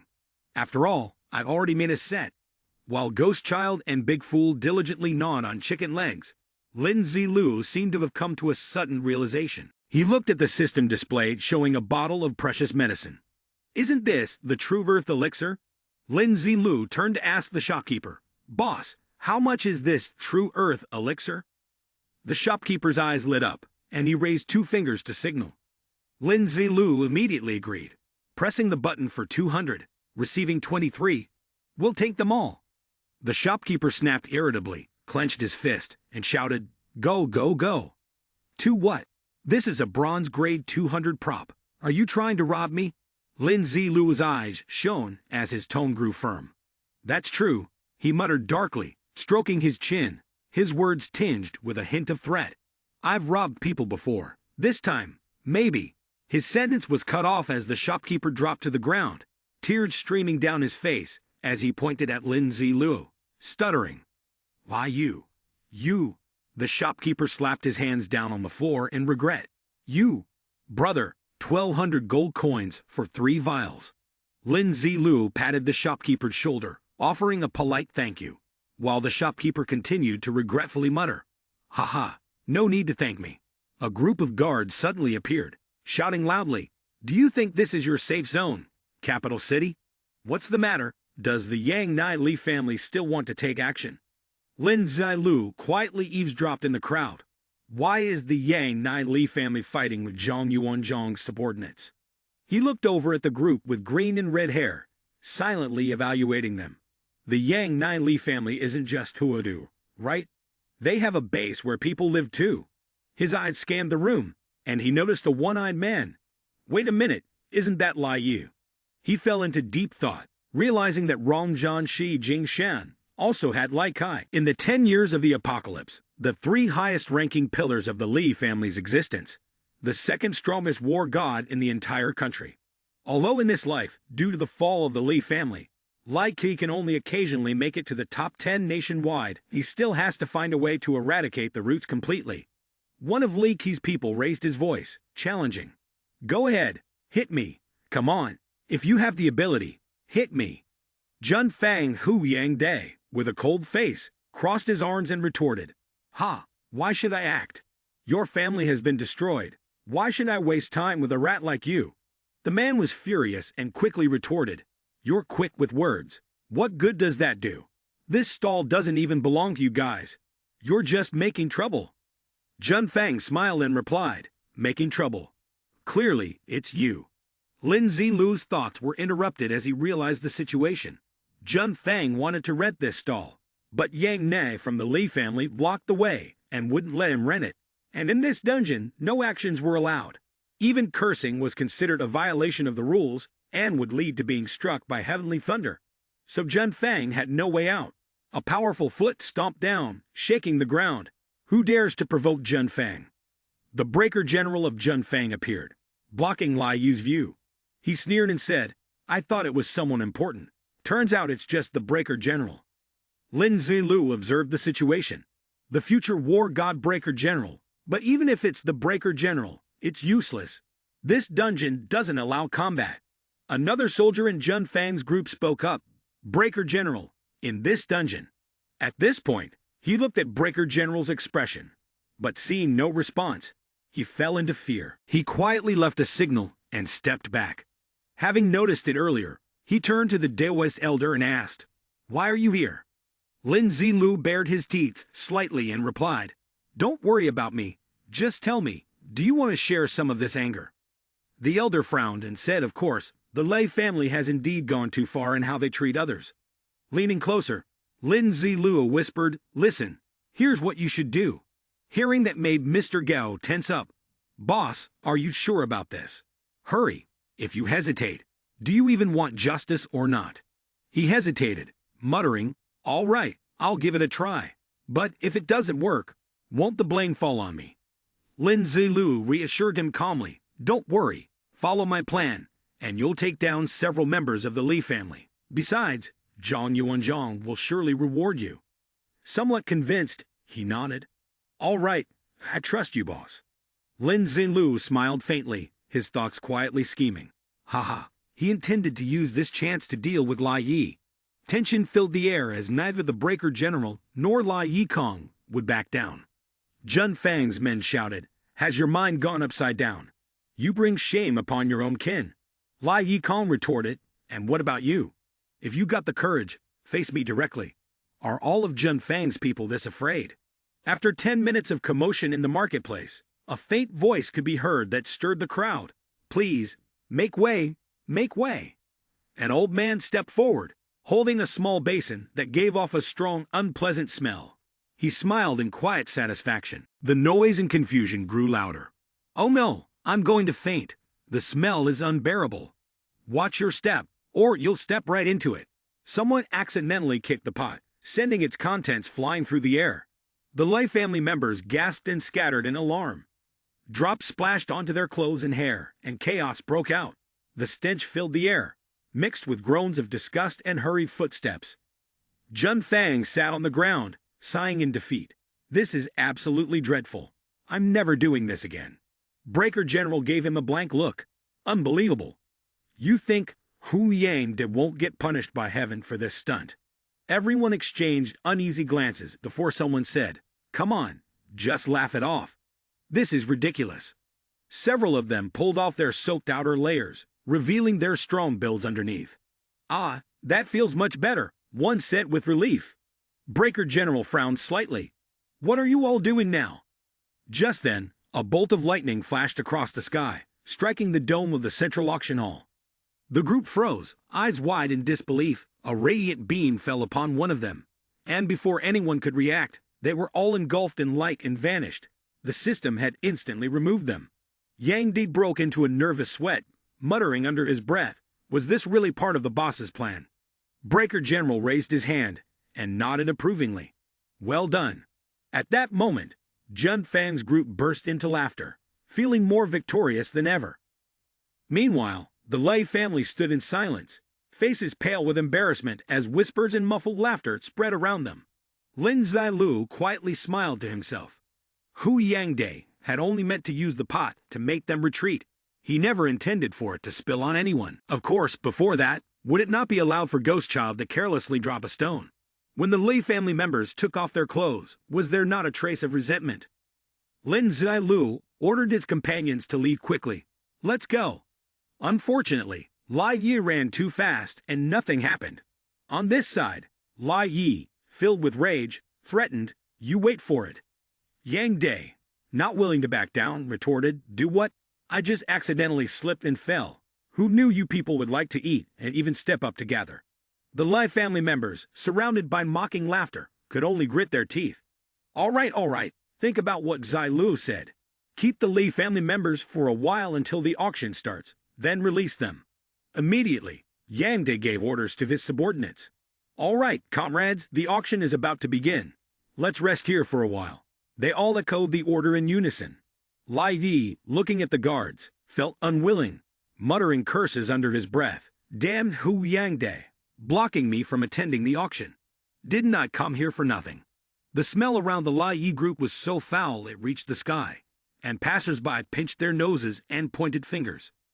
Lai Yi ground his teeth. Jun Fang, Breaker General, Hu Yang Day, just wait. I will never forget this humiliation today. He ordered his subordinates to slap the faces of the citizens who were pointing and jeering, but a guard quickly stood in front of them, and the subordinates were electrocuted. Lai Yi realized he could not force his way in. He ordered his subordinates, don't pay attention to the gazes of others. Surround me so no one can see me. A few hours later, with only 10 minutes left until the final auction of the dungeon vet, a soldier reported the current situation to Hu Yang Day. The soldiers in the front and back switched positions according to his command. Hu Yang Day pinched his nose due to the foul stench coming from the Li family members. He then retreated, leaving everything in the hands of his subordinates. Lai Yi peeked through a gap and secretly rejoiced at finding an opportunity. He immediately charged forward, slipping through the defense lines. His subordinates quickly followed, providing backup. Hu Yang Day tried to stop them, but a soldier beside him said, leaving now greatly increases the chances of being struck by lightning. Hu Yang Day squatted down by the horse trough. Lai Yi turned back to mock him.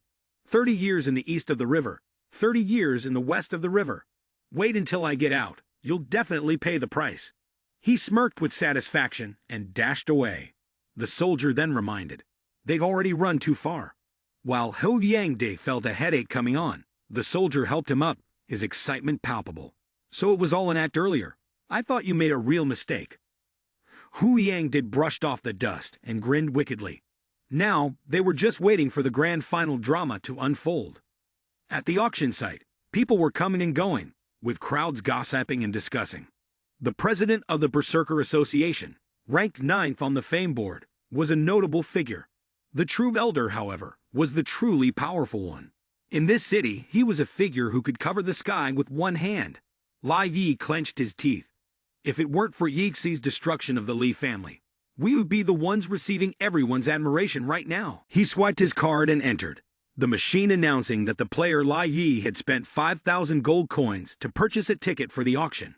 Yixi, along with Big Fool and Ghost Child, entered amid the applause of the crowd. Lin Zilu, thinking about the prospect of luring the top 2 contenders, felt smug. Big Fool liked to eat chicken drumsticks, and Ghost Child needed care. He was excited for the upcoming play, convinced that the trip wouldn't be in vain, and that Lai Yi's fate was already sealed. Yixi also spent 5,000 gold coins to enter. Big Fool and Ghost Child didn't need tickets, as they were zombies. The mechanical voice announced, Player Yixi, welcome to the auction. Your auction number is 13. Please proceed to your seat promptly. The auction will last for 1 hour.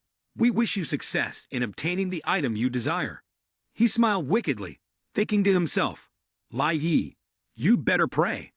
The trio of Lin Zilu, Big Fool, and Ghost Child swaggered in. Upon seeing Lai Yi walking ahead, he thought to himself that there was no way he would let him escape from his grasp. Lai Yi, who was walking, suddenly shuddered inexplicably, feeling a chill run down his spine. The auction room doors opened wide, and he shook off the tension, stepping in confidently. He was the first to arrive at the auction room. Lai Yi sat down and grabbed the water bottle on the table. As he drank, he recalled the elder's instructions.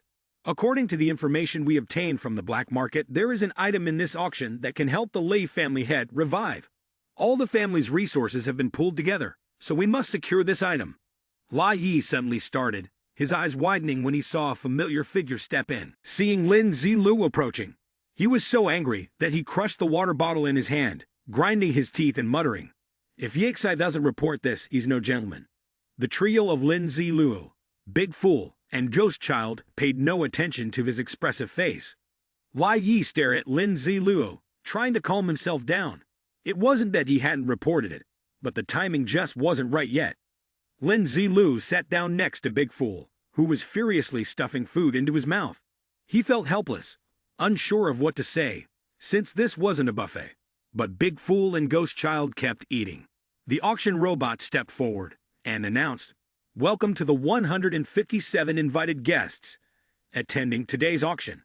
I will be the one to make the final decision for this auction." The crowd outside was buzzing with excitement about the super auction. This time, they were eager to see the auction scene inside. But the live broadcast was still pitch dark. No one knew if it hadn't started yet, or if there was some other reason. The outside was packed with people, but at that moment, the screen was finally powered on. The modern screen lit up, causing a stir among the crowd, who couldn't stop praising the luxurious scene before their eyes. It was truly a grand event. Jun Fang, Hu Yang, Diz group looked at the screen, also hoping their boss would buy something good. Everyone praised Yixai as cool and felt extremely excited. Someone sighed, "The energy here is so strong, only to be immediately dismissed by a companion. What do you know? 157 bosses gathered here. That's even stronger than this." Zhang Yuanzhang also nervously looked at the screen. The live stream displayed comments that read, "He's so handsome. It makes him a little shy." Lin Zilu appeared on screen, receiving endless praise from fans. He said out loud that there was no need for a global live stream, but inside, it was clear he enjoyed it, his smile widening and not being able to stop. Big Fool was randomly selected by the auction house to be the lucky audience member and was rewarded with 10,000 gold coins. Lin Zilu sighed. Indeed, fools have the fortune of fools. The sound of the gong echoed, drawing everyone's attention. The auction officially began, accompanied by the mechanical voice of the auction robot. The robot host began to briefly explain the rules and the duration of the auction. This auction will last for 1 hour, with 12 items up for bid. Each item's auction time is 5 minutes. When the time ends, the highest bid wins. If there are no bids, the auction will be unsuccessful. As soon as the announcement was made, the first item was immediately brought up. The atmosphere grew tense. The robot started to introduce its features, capturing everyone's attention. A spatial storage item, a special prop that can maintain an expanded storage range for 24 hours, with a capacity of 15 to 20 cubic meters. The auction robot then presented the starting price and conditions. The starting price for the spatial storage item is 50,000, with increments of 1,000. The bidding began, and the guests immediately became excited, shouting, "I bid 51,000. The person next to them couldn't help but feel secretly pleased. Ordinary people only had 1 to 2 cubic meters of storage, while experts could manage 5 to 6 cubic meters. This item could offer up to several dozen cubic meters. This was something they absolutely had to have." The robot host's voice continued. Number 122 bids 51,000. The person eagerly raised their bidding paddle, thinking to themselves, "Such a treasure. Do you think I'll let you take it so easily?" At the same time, the price of the item was raised to 55,000. Everyone in the square watching the live broadcast couldn't help but be shocked. "The first item is so powerful. I've been working for half a year to reach the starting price, and to think I can't compare, it's painful." The poor brother had limited his imagination. These people were all exceptional, like dragons and phoenixes. Soon after, someone else began bidding for the item. The robot quickly announced, "Number 13 bids 130,000 gold coins." Lai Yi, standing beside him, glared angrily, then hesitated, unsure whether to make a move. After a while, he chose to give up, but his pride remained unshaken. "Forget it. The interests of the N family come first. Someone will take you down." Zhang Yuanzhang, sitting behind Mo, chuckled softly. Looking up, he yielded to him, his brother. Surely no intelligent person would want to challenge him. The silence passed, and suddenly, the announcement rang out. Time's up. Congratulations to number 13. Lin Zilu finally obtained the item. Holding it in his hands, he couldn't help but feel elated. To others, it's just a few dozen cubic meters. But for me, it's over 30. In just 24 hours, the combined storage space of the two of us will break 200. The second item was brought out for auction by the robot. A class change scroll for the hidden profession. Enchanter. Starting price, 60,000 gold coins. With a minimum bid increase of 3,000. The auction began. Everyone stared intently at him. Lin Zilu evaluated the item for a while before shaking his head, causing everyone to breathe a sigh of relief. This profession is at most golden tier, similar to my thunderstorm sorcerer. I don't need it. Immediately afterward, everyone began shouting out their bids. Eventually, the item was auctioned off for 270,000, won by bidder number 59. Everyone was incredibly excited about each auctioned item. The lightning or thunderbolt storm burst skill books, and the golden pill bird weapon. Lin Zilu sat there, constantly evaluating. These are all useless, competing with these newly rich people. Even the national auction house would look at these. How are we supposed to survive in the future? Next, the robot began presenting the next item. The contract tom, contract of power. The starting price was 100,000 gold coins, with each bid increasing by at least 5,000 gold coins. The auction began. Upon hearing this, he was slightly taken aback. There was such a treasure at this stage. The robot started to introduce an overview of the item.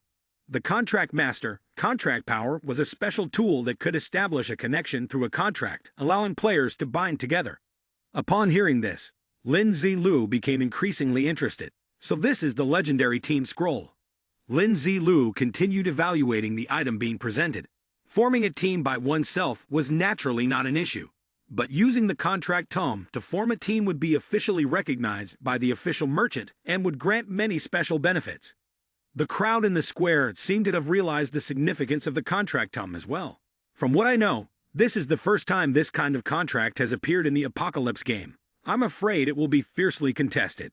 Everyone began bidding aggressively, with no one willing to back down. Zilu started bidding.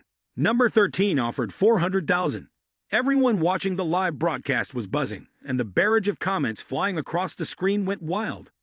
Soon after, someone raised a paddle to contest. Number 66 bid 450,000. Lin Zilu couldn't help but feel intrigued. It seemed that even the lure of the Yisai title didn't hold much sway. He gently sipped his tea, then continued to raise his bid. Number 13 bid 500,000.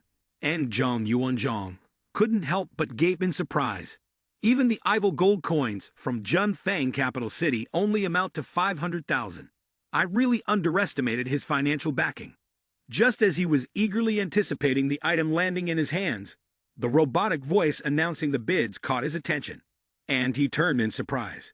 Number 6 bid 505,000. Lin Zilu quickly raised his paddle, deep in thought. Number 13 bid 550,000. Congratulations, number 13, he sighed inwardly with relief. You almost made me take that one away from you. Don't let me catch you. After receiving the item, he couldn't stop marveling. Spending 550,000 to win this. What a great deal. The auctioneer's voice continued to introduce the bloodline scroll. The item made Lin Zilu fall into deep contemplation. This bloodline was not only loaded with a host of side effects, but he also considered that it could alter one's body in appearance, even the innate talents, just like the superior Titan bloodline. He wondered if such a thing existed in this phase. After a moment of contemplation, he couldn't help but glance back with confusion. Lai Yi, for such a long period, he hasn't participated in any auctions.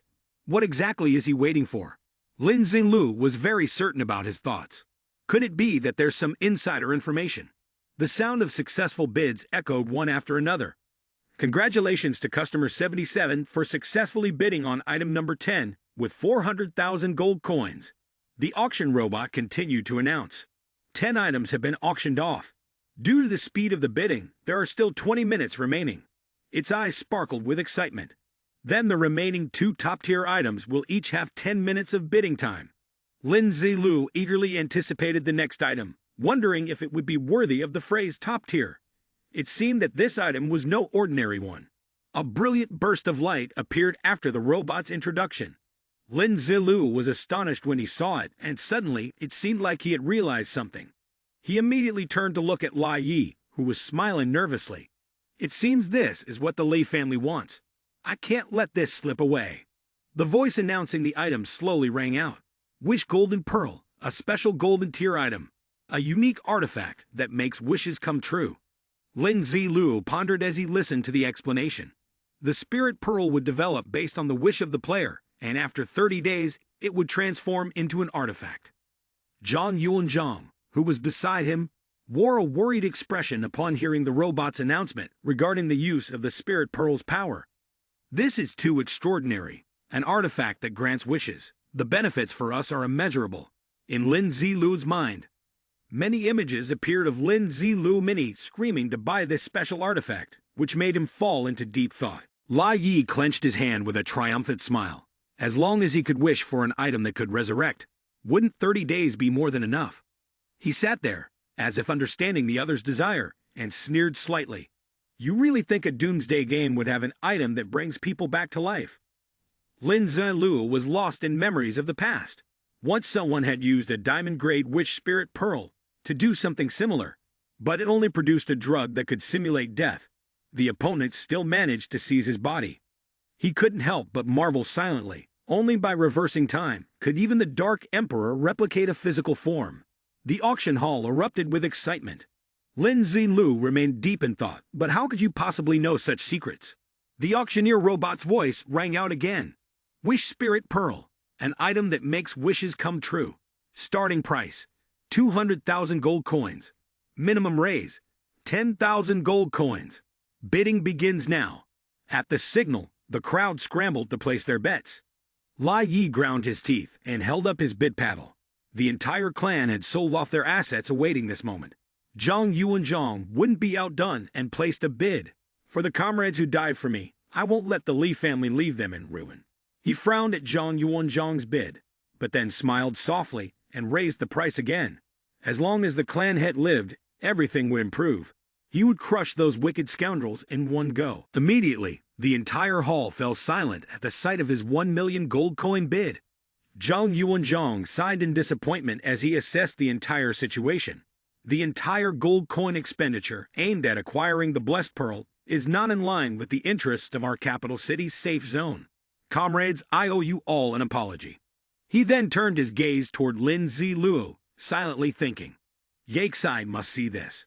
Lai Yi appeared pleased as he noticed Zhang Yuanzhang's withdrawal. Sighing, he happily reached for the glass of wine on the table, glancing toward the host robot, only to find it confusingly turn away. Moments later, it pivoted in another direction, leaving him puzzled. And Jai Ming timed the moment perfectly and put up the auction board, with lot number 3 bidding 1.50 thousand. He then shot a glare at Lai Yi, gritting his teeth in anger. I borrowed several 100,000 from Yun Tian Lu just for this very moment. Seeing this, he was infuriated, his mouth agape. He then proceeded to place another bid, gnashing his teeth as he thought.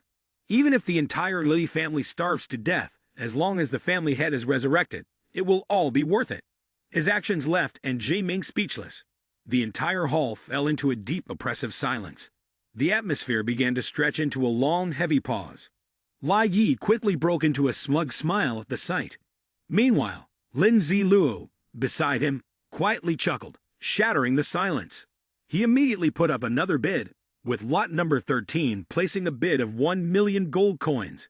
His move sent a wave of panic through Lai Yi. Lai Yi, upon seeing this, could not help but turn pale, his soul lost in fear as he muttered inwardly, the space continent and the contract Tum have already cost 650,000. How could he still have so much money? Over at the square, where the auction was being held, everyone was equally horrified, whispering among themselves. Yaksai hasn't even established his own power yet. Could it be that he has more than 2 million on him? I could believe it if 100,000 people from the Li family pulled together 1 million. But for just Yaksai alone to have hundreds of thousands, isn't that too unreasonable? Lai Yi looked at Lin Zilu with growing anger and confusion. The Apocalypse game even acknowledged that he really does have so many gold coins. I can't accept it. Immediately, he gritted his teeth and shouted his name.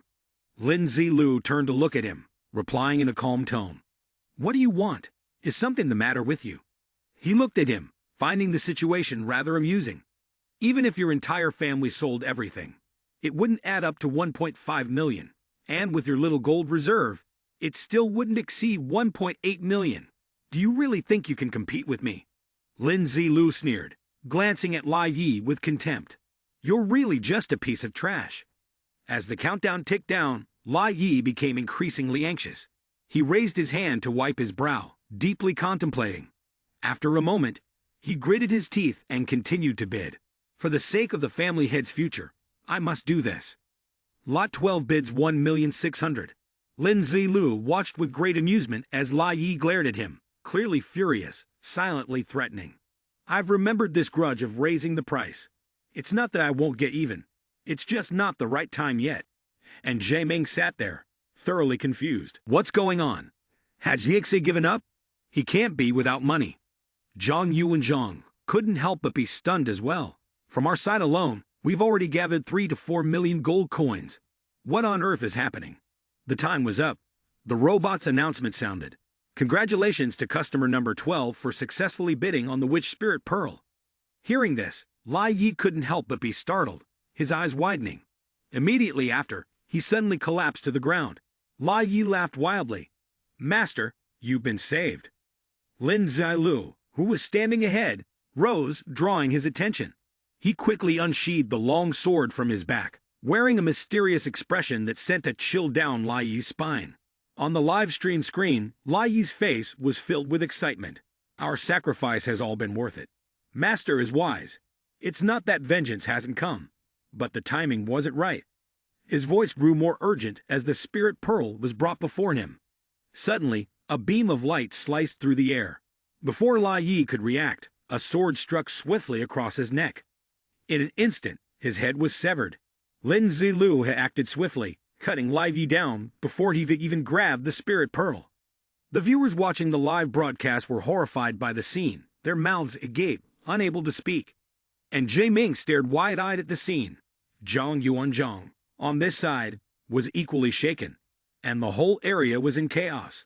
Lai Yi's head quickly fell to the ground. His face still held a smile, but his head had already detached from his body. Lin Zilu turned his back on him, indifferent, and calmly spoke. It's not that vengeance hasn't come. Outside the large screen, his face was clearly displayed. His words were clear, making everyone hear him distinctly. The time had come.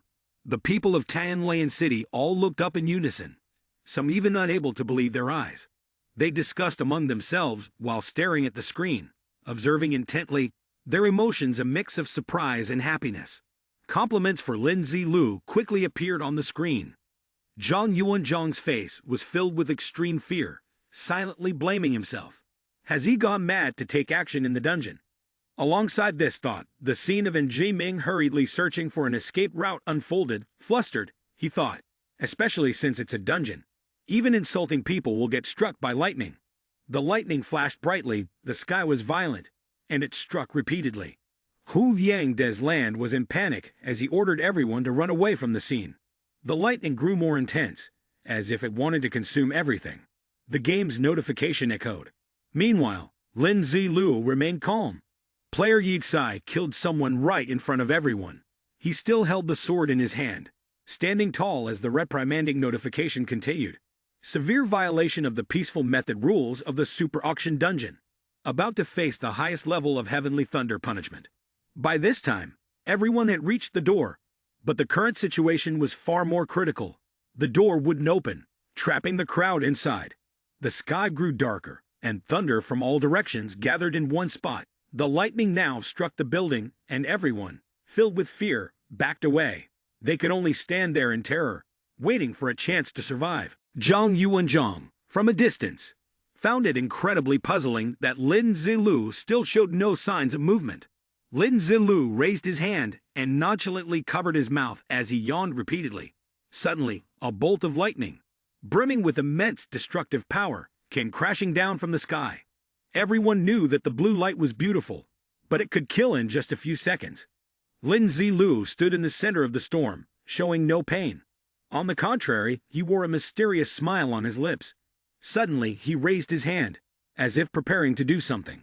With a snap of his fingers, the bolts of lightning gathered around him. A deafening explosion followed, causing everyone to freeze in shock and turn away to avoid the blinding light. The punishment, whether lightning or thunderbolt, swiftly ended, leaving behind a massive, deep crater right in the middle of the room. Everyone sat frozen on the ground. Zhang Yuanzhang's trembling voice, accompanied by tears welling up in his eyes, called out his name from behind, and Jai Ming wanted to comfort him. Suddenly, Zhang Yuanzhang's eyes widened as before him appeared a miraculous sight. Lin Zilu, with phoenix wings, was soaring through the air. He then turned back to face them, his enigmatic smile never once fading. Suddenly, everyone instinctively knelt, and words of reverence filled the air. Yi Xasi, you are my god. A long line of people knelt in perfect formation on the ground, repeatedly chanting, You are my god. Lin Zilu slowly descended to the ground, his face showing satisfaction. He stood, observing everything that was happening. His attention was particularly drawn to the chair marked with the number 13, which he stared at intently. There seemed to be something on his mind, and he smiled lightly. Lin Zilu calmly sat down on the chair, a satisfied smile on his face as he observed the system screen, which displayed the announcement of the peerless move, an unparalleled special skill tied to his title. Upon activation, for 1 second, all damage is immune, and the cooldown lasts for 24 hours. Looking at the people struggling to escape the auction dungeon, he couldn't help but feel contempt. You were given a chance, but you didn't use it. From beginning to end, Lin Zilu maintained an air of elegance. The heavenly thunder, under the condition that the damage would not exceed 1 second, made the game screen blink, signaling an automatic recovery. He grinned arrogantly, for no matter what, he was at an advantage. An unbeatable skill in exchange for the final pillar of the Li family and a wished treasure pearl. What a great deal. Now Lin Zilu could simply sit back and watch the drama unfold as planned. Around him, people began to cheer for him. Suddenly, everyone turned their attention to the robot as it started making an announcement. Please return to your seats promptly to continue the auction. It then proceeded to explain the rules of the game, announcing that the auction for the final item would soon begin. Upon hearing this, everyone disagreed immediately, reacting angrily, wanting to withdraw after the recent incident. At that moment, the robot emitted a threatening aura. Please do not disrupt the system flow of this dungeon. Otherwise, the consequences will be yours to bear. The crowd, which had been in chaos just moments ago, immediately fell silent. The robot pressed a button, and a beautifully glowing blue orb rose into the air, signaling the last item of the auction. The robot quickly presented the Diamond Tier Pet Token, the only Diamond Tier item in this auction. At the right moment, a pet with Diamond Tier potential would be hatched. This pet would assist the player in combat and many other actions. The robot announced its value. Starting price 500,000 gold coins. The minimum increment is 50,000 gold coins. The official auction began. A notification appeared on the screen. The pet token is currently unidentified. The Diamond Tier will hatch a pet of an unknown type with Diamond Tier potential. After a certain period, the pet's loyalty to its owner will increase by 10 points. Lin Zilu looked pleased, silently watching the screen. He focused on reflecting on the events, realizing that the pet system had not yet been activated, so the hatching could only happen later. This Diamond Tier item would likely surprise those who had never seen it before. Even most of the War God Tier characters were merely at the Diamond level. He suddenly remembered that his pet had perished alongside Rongzhan's pet. Without hesitation, Lin Zilu raised his paddle. Lot 13, bidding 500,000. Everyone broke into a cold sweat, too afraid to bid against him. One by one, they canceled their bids, not wanting to risk their lives. Lin Zilu stood alone in the middle, feeling slightly embarrassed. The robot, ready to finalize the auction, asked, "No one else will bid." The room fell into an eerie silence. Eventually, it identified the final bidder and decisively struck the hammer, signaling the end of the auction, causing everyone to breathe a sigh of relief. Lin Zilu possessed treasures in his hands and quietly thought to himself, bought at a low price, big profit already.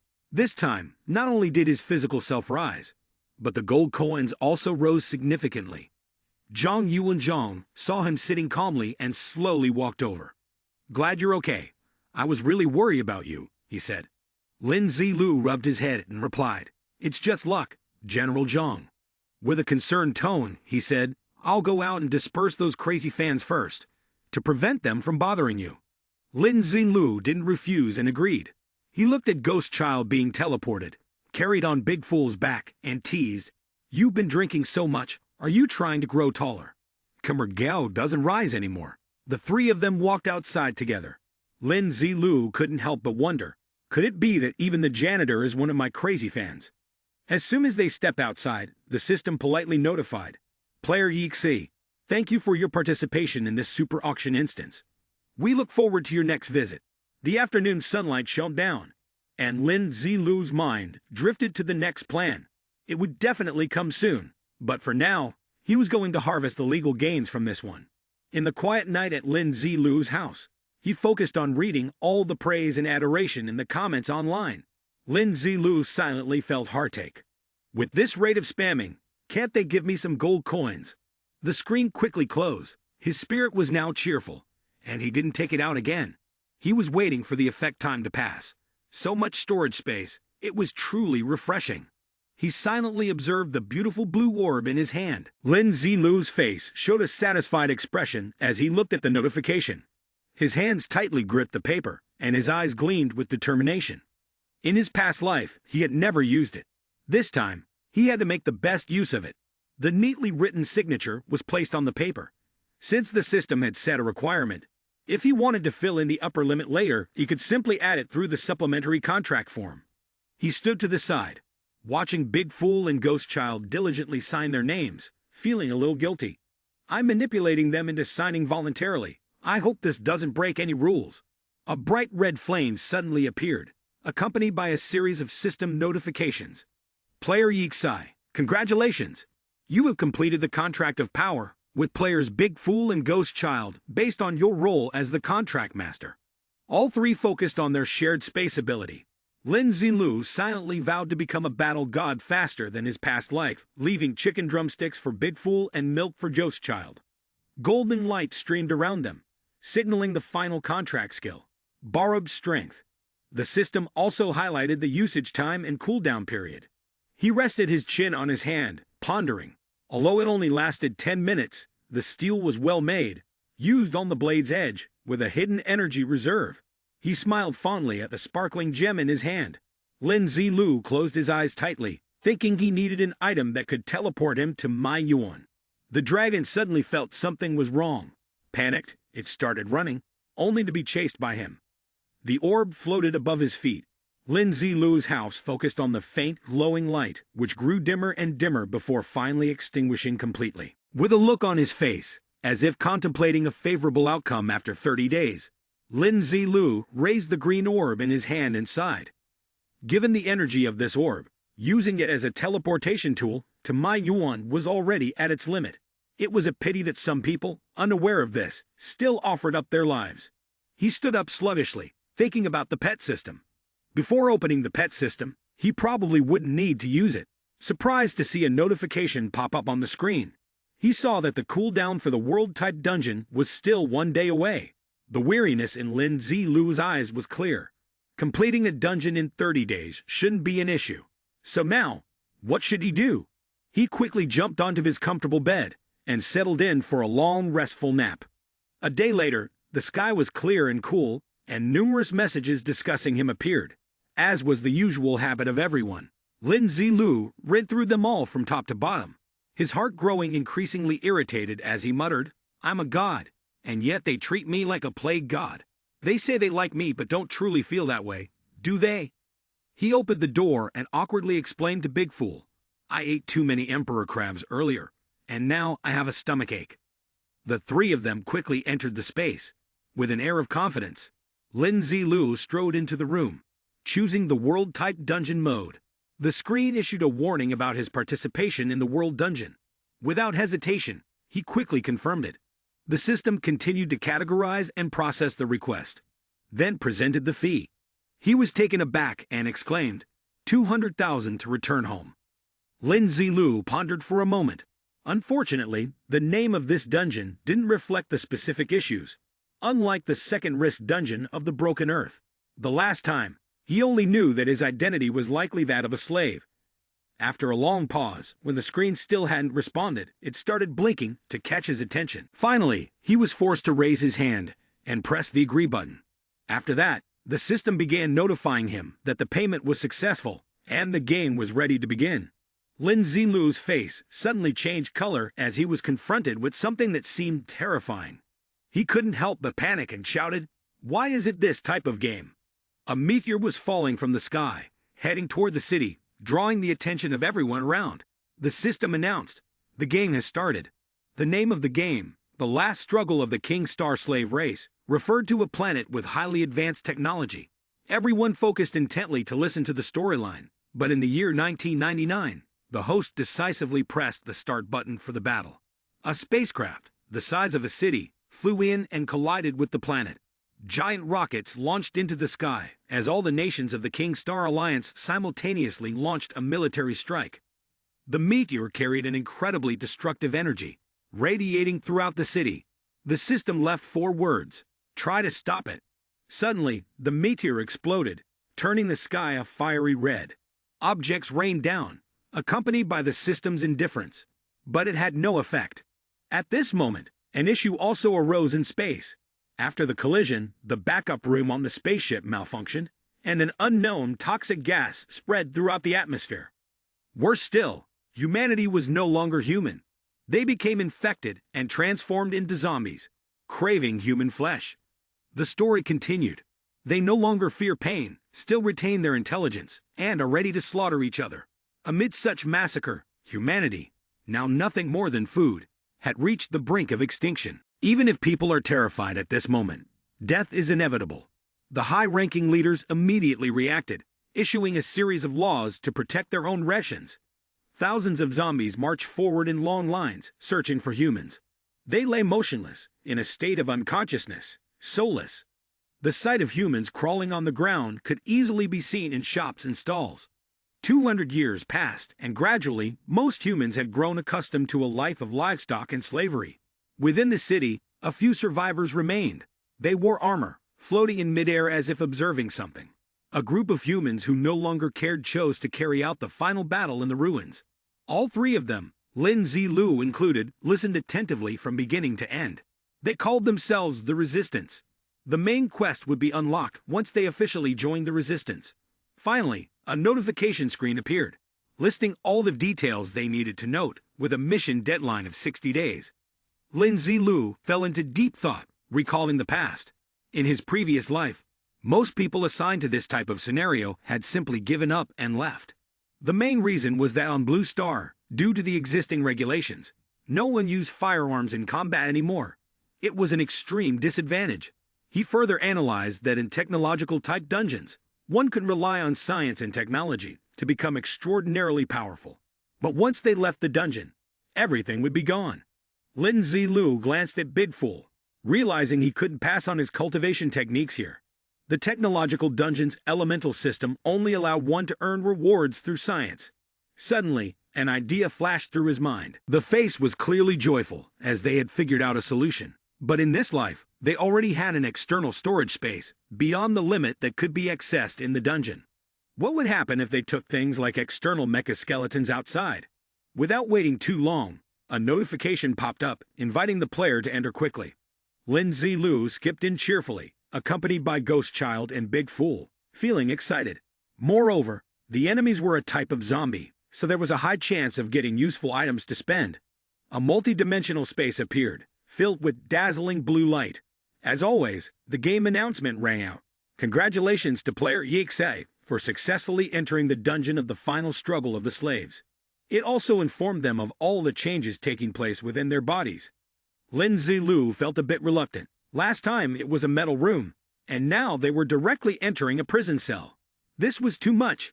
He was heading toward the door when suddenly an alarm went off. Checking the radar, he saw number 523 approaching the fence and immediately moved away to avoid being hit with a level 3 punishment. He looked at it with annoyance. "Do you have a plan, or should I handle it?" Lin Zilu's smile was full of mystery, and then the corner of his eye turned orange. "Do you think I have no plan?" blood-colored copper insight. He stared without blinking, not believing what he was seeing. A long row of prison cells stretched out endlessly, packed closely together. How many people were there, really?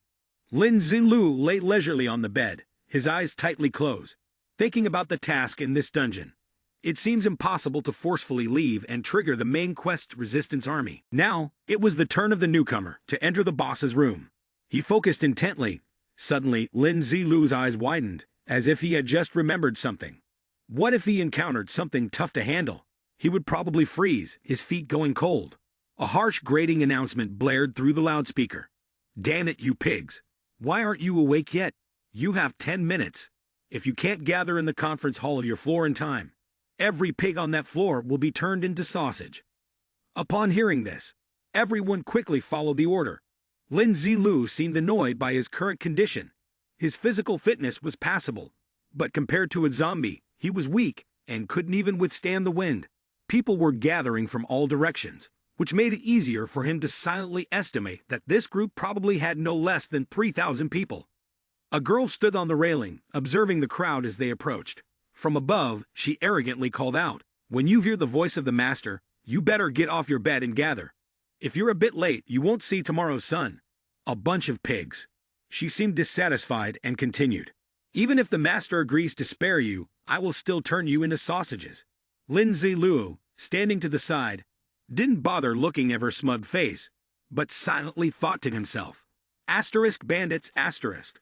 Suddenly, her attitude shifted. But today is a very big happy event, so no more unpleasant words. Corpse Poison Fury appeared before them, introduced by the girl. "Now please welcome the patrol officer. The great corpse tribe, Corpse Poison Fury, declares." Seeing him for the first time, Lin Zilu couldn't help but think of Corpse Poison Fury. He carefully scanned the screen, and the information about him appeared. Corpse Poison Fury, level 49, 9 zombie races, with a natural talent for swift and sharp sense of smell, significantly enhancing his olfactory abilities. Basic attributes: Strength 180, Intelligence 120, Physique 190, Agility 195. His weakness is that, due to his responsibility for storing food for the zombies, his combat ability is relatively weak. Disappointment spread across Lin Zilu's face, as this was something that even a golden tier item wouldn't drop. Corpse Poison Fury arrogantly broke the silence. "You pigs are truly lucky. In 1 week, it will be the 200th anniversary of the Great Corpse Tribe's founding in the Wang realm." The zombie minion cast a glance at the group of leaders, startling them. With his massive frame, he descended the stairs while speaking. In order to make this ceremony satisfactory to the High Lords, Corpse Poison Fury interrupted and approached someone, touching them and saying, "For the human meat resources, we need to select the finest and most exquisite pigs." The chosen person, trembling with fear and dripping with cold sweat, allowed him to examine his body, then smugly said, "Take them to the final workshop. This is one of the few contributions you can make to the corpse tribe." A female guard had just brought him a cup of bright red liquid, which he drank eagerly, savoring its taste. As he drank, he asked, "What's her opinion? Does she have any comments?" She inwardly cursed, "How would I know?" But she kept a bright smile on her face, pointing out a few names for him. Corpse Poison Fury's gaze was full of calculation as he pointed at the bald man and said, "So this is the pig you think is the best." Upon hearing this, she sensed that something bad was about to happen, when Corpse Poison Fury disdainfully said, "Dare to play with me." At that very moment, she immediately knelt before him. The killing intent surged around, accompanied by her pitiful voice begging the Lord to spare her life. In her panic, she tried to persuade him with a convincing reason. "I remembered wrong." She quickly recalled the words of the bald man. "Actually, it's those 3. They are the prison lords. No one dares to touch them. The Lord should keep me alive. I am very useful." Desperate to save her life, she pointed at Lin Zilu and quickly said, "Actually, it's number 409, number 523, and number 573. Each of them is an exquisite delicacy. Even I would want to try them." At this moment, he realized the trick of the game, his eyes reflecting determination. The people around them, not wanting to get involved in the trouble, quickly scattered. Lin Zilu, from beginning to end, maintained his calm demeanor, unafraid, wanting to see what they would do next. Then he smiled mysteriously. Some people should be more careful. I'm not talking about myself. Corpse Poison Fury's pupils dilated as he secretly admired. He touched Big Fool's body and smiled in satisfaction. The meat, just by looking, was of the highest grade. Then he glanced at Ghost Child standing at his feet. The moment he looked, he couldn't help but salivate. The sight was truly exquisite, packed with all the finest flavors that the lords liked to consume. Finally, he stared at Lin Zilu with a judgmental gaze. As for this person, what exactly was so special about him, when he looked so ordinary? Corpse Poison Fury drew closer, scrutinizing him carefully, his eyes nearly bursting with excitement and a rising sense of greed. The scent. I've never smelled such a top-tier fragrance in my life. Then came the fantasies that Corpse Poison Fury imagined. Once he offered this person up, he was certain to receive a great reward. Perhaps he could even elevate his own status if he could control himself. His stomach growled, making it hard for him to focus. He ran while shouting loudly, "You all stay the hell away from me. Just wait over there." Corpse Poison Fury's face was grim as he constantly thought of Lin Zilu. The closer he got, the more difficult it became for him to suppress his bloodlust. Lin Zilu observed him from a distance with a smile, saying, "Get any closer, and I won't be able to hold back. You might want to prepare yourself for that." He noticed from afar that the man was handing something to the female guard, whispering something into her ear in a mysterious way that made others think twice. Her expression was now different from earlier when she smiled at Lin Zilu. "Honored Master No. 523. This is a gift that Lord Corpse Poison Fury prepared for you." Without hesitation, he opened the thick books and thought to himself, "It seems they want to fatten me up like a 5-star wedge, you cow." The female guard, reluctantly, repeated the words that Corpse Poison Fury had instructed her to say. "As long as you maintain a good mood, the quality of the meat will become even more delicious." From a distance, he also shot a heartwarming glance towards him. Lin Zilu seemed to have come up with a clever plan, wearing a cunning expression, clearly indicating that his mood was of great importance. He immediately threw the books on the ground, uncaring, folding his arms in a posture of arrogance that left her confused. "Is that all?" The bodyguard lowered herself to ask about his condition. "What's wrong with Sir Number 23? Is there something you're dissatisfied with?" Lin Zilu calmly made his request. "It's too boring here. I want to go for a walk." From start to finish, she was afraid of offending Corpse Poison Fury, so she quickly responded, "No problem. Sir Corpse Poison Fury's material selection will still take some time." She kindly guided them under his watchful gaze. Corpse Poison Fury, misunderstanding his intentions, thought with satisfaction, "He's quite understanding. Walking more will only make him stronger." The bodyguard then introduced the various facilities and interior details of the surrounding area one by one. Lin Zilu took it all in, assessing it carefully. Still the same zombies from the King Star faction. They know how to have fun. She also introduced a special place. Here, one could view projectors displaying beautiful landscapes, specifically designed for special humans or the distinguished individuals of the Corpse Tribe. After hearing this, he began using his abilities to verify it. Lin Zilu started to observe his surroundings. He couldn't help but feel a sense of joy inside. Finally, he could use blood-colored copper to see beyond the confines of his cell. Lin Zilu connected the details and quickly understood how things worked here. It seemed that this was the 10th floor of a primary training workshop. After the selection was complete, everything would be taken to the Corpse Poison Fury's processing workshop. Suddenly, something caught Lin Zilu's eye, causing him to stop. His handsome face lit up with excitement as he thought, "I searched tirelessly, but when I finally found it, it required no effort at all." Somehow, Lin Zilu saw the zombies from the Corpse Tribe standing neatly in formation, holding guns, waiting inside the room. The guard, noticing something unusual with Lin Zilu as he kept looking toward the corner, rushed over and blocked his path. "Sir, you can't get any closer here, or it will trigger an alert, which might anger you."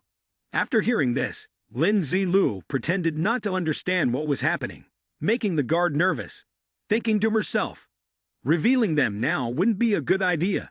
Seeing the displeased expression on Lin Zilu's face, she quickly changed the topic to distract him. "Sir, please, use this treasure that only the highest-ranking individuals are allowed to use. We hope it will calm your anger." Hearing this, Lin Zilu was thrilled, thinking it must be something valuable. 20 minutes later, Lin Zilu stood up, stretched his arm high, his posture strong and healthy. He raised his hand and activated a few controls, his face brightening with delight. Truly a treasure, it's just a little energy. He innocently didn't realize that his high attribute was the reason the massage chair's effect was nullified for him. Corpse Poison Fury, seeing that Lin Zilu was quite satisfied, asked, "Number 523, the entertainment device here isn't bad, is it?" Lin Zilu only replied coldly. The other smiled eerily. "It really isn't much." Corpse Poison Fury, sounding somewhat uncertain, then announced to everyone, "Once we reach the processing factory, we will distribute female humans to you for reproduction.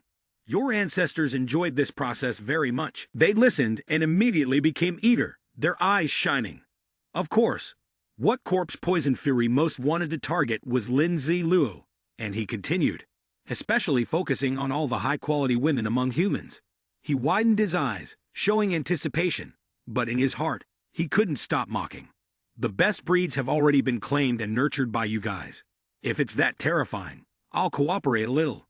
He immediately ordered his female bodyguard, "I've chosen my person. Go back and deliver the ticket number to the manager." She didn't dare to delay, responding, "Understood, my lord. I wish you smooth sailing, and may you rise in status and wealth." Once everything was settled, everyone followed Corpse Poison Fury. The elevator suddenly announced when he approached. Level 6 zombie artist, Corpse Poison Fury, entering the elevator. The inside of the elevator was surprisingly spacious, with plenty of room left. Corpse Poison Fury turned to look at the person beside him in surprise. "How did you finish screening so quickly?" The other person growled in response. "There's nothing worth looking at on the 19th floor. What else could I do?" The expression on that person's face was full of excitement as he continued. "My Emperor's model is an ultimate masterpiece. I can't even imagine how tough it could be." Corpse Poison Fury let out a slight grunt after hearing this, saying, "This is my trophy. Don't even think about it." The other person immediately changed his expression, a murderous aura radiating from him. His face, full of desire, looked terrifying. "With such a flavor, are you hiding more treasures? Not telling your brothers?" Corpse Poison Fury immediately denied it in his mind, thinking, "How could I let you know about such a treasure?" He observed Lin Zilu, continuing to smile faintly. "I'm so big, yet you act like you don't see me." Finally, they reached the floor. The elevator doors opened automatically. Corpse Poison Fury led the way, stepping out first. Lin Zilu had already sensed something unusual. "You're really a careful zombie. Too bad you ran into me." He used his blood-colored copper ability to observe. In front of the elevator, there were zombies standing guard, holding weapons tightly. Lin Zilu observed them from head to toe, thinking to himself, "These must be the most basic soldier zombies." Suddenly, something caught his attention, causing him to look up. Above, zombies were rushing quickly ahead, which made Lin Zilu wonder. It seems like they must have some kind of mission. Corpse Poison Fury gave an order. "Get on the vehicle willingly. The outcome of trying to escape. I'm sure I don't need to say more. You pigs." Upon hearing this, Lin Zilu's eyes glinted with calculation. As he was walking, he was suddenly blocked. Now he was clearly in their sights, especially after Corpse Poison Fury quickly spoke. "Number 523, come with me to meet the General Transport Officer. He will offer you better circumstances." His tone was respectful as he spoke to the person inside the vehicle. "Lord Shi Guang, I've discovered a top-tier material. I report it to you now." A notification appeared on the screen. Affliction Walker's mechanical exoskeleton can move across different terrains, like walking on flat ground, while maintaining extremely high speeds. Lin Zilu couldn't help but be surprised. So this is the exoskeleton armor from the King Star world. From the vehicle, Shi Guang, the core tribe logistics officer, slowly stepped down. He used all the strength in his nose to sniff and detected something. Shi Guang charged forward, directly into Lin Zilu's face, speaking with certainty. "You're mine." Shi Guang extended his long tongue, covered in saliva, and exclaimed madly, "It smells so good, you're a perfect specimen." Lin Zilu quickly retreated, his heart now filled with anger. "Are you serious with that tongue-flicking gesture?" Shi Guang turned to his subordinates, warning them, "Don't speak of this, or I'll kill you all." The truth is, in the world of zombies, the law of the jungle and internal struggles were tacitly allowed. He then whispered to Corpse Poison Fury, "I'll reward you after this. But now, take him into the vehicle behind, quickly, and we'll depart immediately." Corpse Poison Fury looked worried, hesitated, and then summoned up the courage to speak. "The team is still selecting food." Shi Guang, as if provoked, slapped him hard across the face. Corpse Poison Fury's head repeatedly slammed against the ground as he kowtowed and begged. Shi Guang turned to the group standing on the other side, ordering irritably, "All special task teams, get in the vehicle and leave immediately, no questions asked." With gritted teeth, he told Lin Ziluo, "Number 523, get into the vehicle in front now." Lin Zilu smiled brightly, teasing, "You looked so pathetic earlier, but now you really look handsome."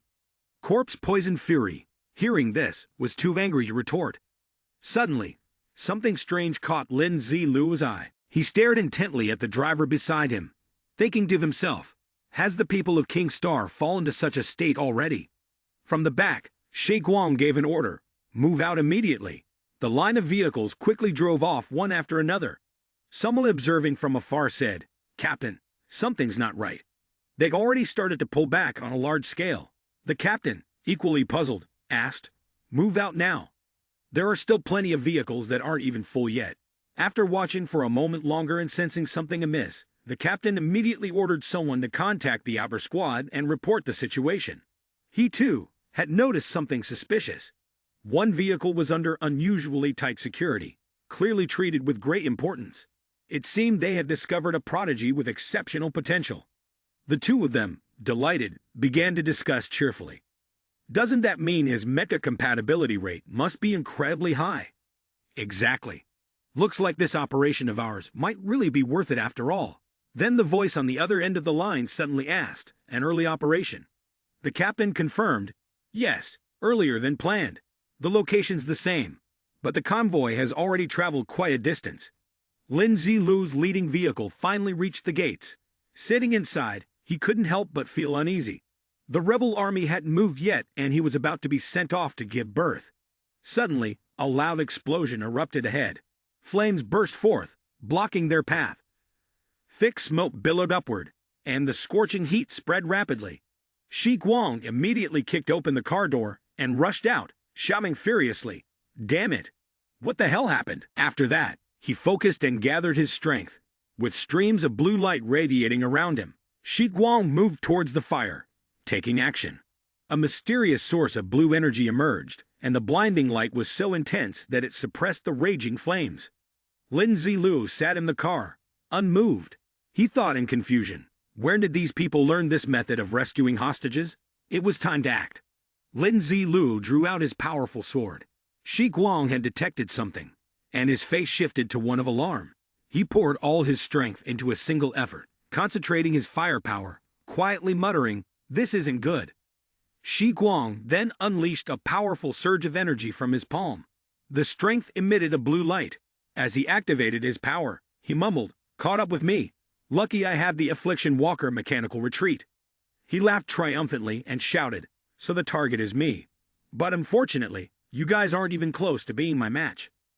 Suddenly, he froze, a look of bewilderment crossing his face. Shi Guang shouted loudly, his tone one of defiance, "You humans don't practice martial virtue." An enormous explosion occurred, with dirt, rocks, and dust mixing together, creating a blinding cloud of debris. Something was sent flying backward. Zilu's face was indifferent, though his tone carried a hint of surprise. "You gave me quite a scare. I thought you were planning to blow me up." The driver next to him shouted angrily, "You, pig of a man, secretly hiding weapons again. I should report to the master and have you killed." The moment the man finished speaking, the cold steel of the sword swept across his neck. Lin Zilu lightly wiped the blade and sneered, "Living a life of servitude isn't shameful, but betraying your own is where you went wrong." At that moment, a horde of zombies appeared in the basement. The guards stared in disbelief at the group of soldiers. Screams echoed, and soon, bodies lay scattered on the ground. They were zombies. They rushed forward in droves, and the sounds of gunfire mixed with the howls, creating a scene of utter chaos. A zombie emerged from somewhere, holding a large hammer. It turned out to be Big Fool, He charged straight at the zombie ahead of him. Ghost Child appeared, zipping through the air, and in the blink of an eye, the zombie was shredded into pieces. Shi Guang coughed in anger and thought to himself, "Why are there humans here?" A furious voice cursed loudly, "What the hell are those useless guards at the walls doing? Even the signals are being blocked." He sneered, "You remember those people, don't you? Don't worry, you're about to meet them soon." As he spoke, he began to transform. Hu Jingshen offered a bounty of 5 million and appeared amidst the dense smoke. Shi Guang exclaimed in shock, "The Phoenix mech." Lin Xinglu opened the car door and silently assessed the situation. "Isn't this more impressive than those sci-fi movies from Blue Star?" He stepped out of the car quietly and watched the two of them fight. Next, it would be the young Storm's turn to take the stage. He was like someone staring at a horde of zombies, silently thinking to himself, "If you've left it behind for me, then I won't hold back." A flash of light streaked across, and the zombies were instantly wiped out. Hua Jingshen stared in surprise, his eyes wide, exclaiming, "Indeed, every genius with top-tier talent possesses a special ability." At that moment, a voice interrupted his thoughts. Shi Guang shouted loudly, telling Hua Jingshen to take the fight seriously. But before he could finish his sentence, Hua Jingshen punched him in the face. He fell to the ground, looking utterly miserable. A man was using his strength to defeat the zombies. A huge explosion erupted in the middle of the horde, causing chaos among them. It was Lin Zilu. He raised his sword high. In the sky, his face wore a victorious, cunning smile. Full recovery slash, combined with elemental power, was the most perfect area of effect skill. "Feels great," Lin Zilu said coldly. With a few flicks of his fingers, the zombies were eradicated.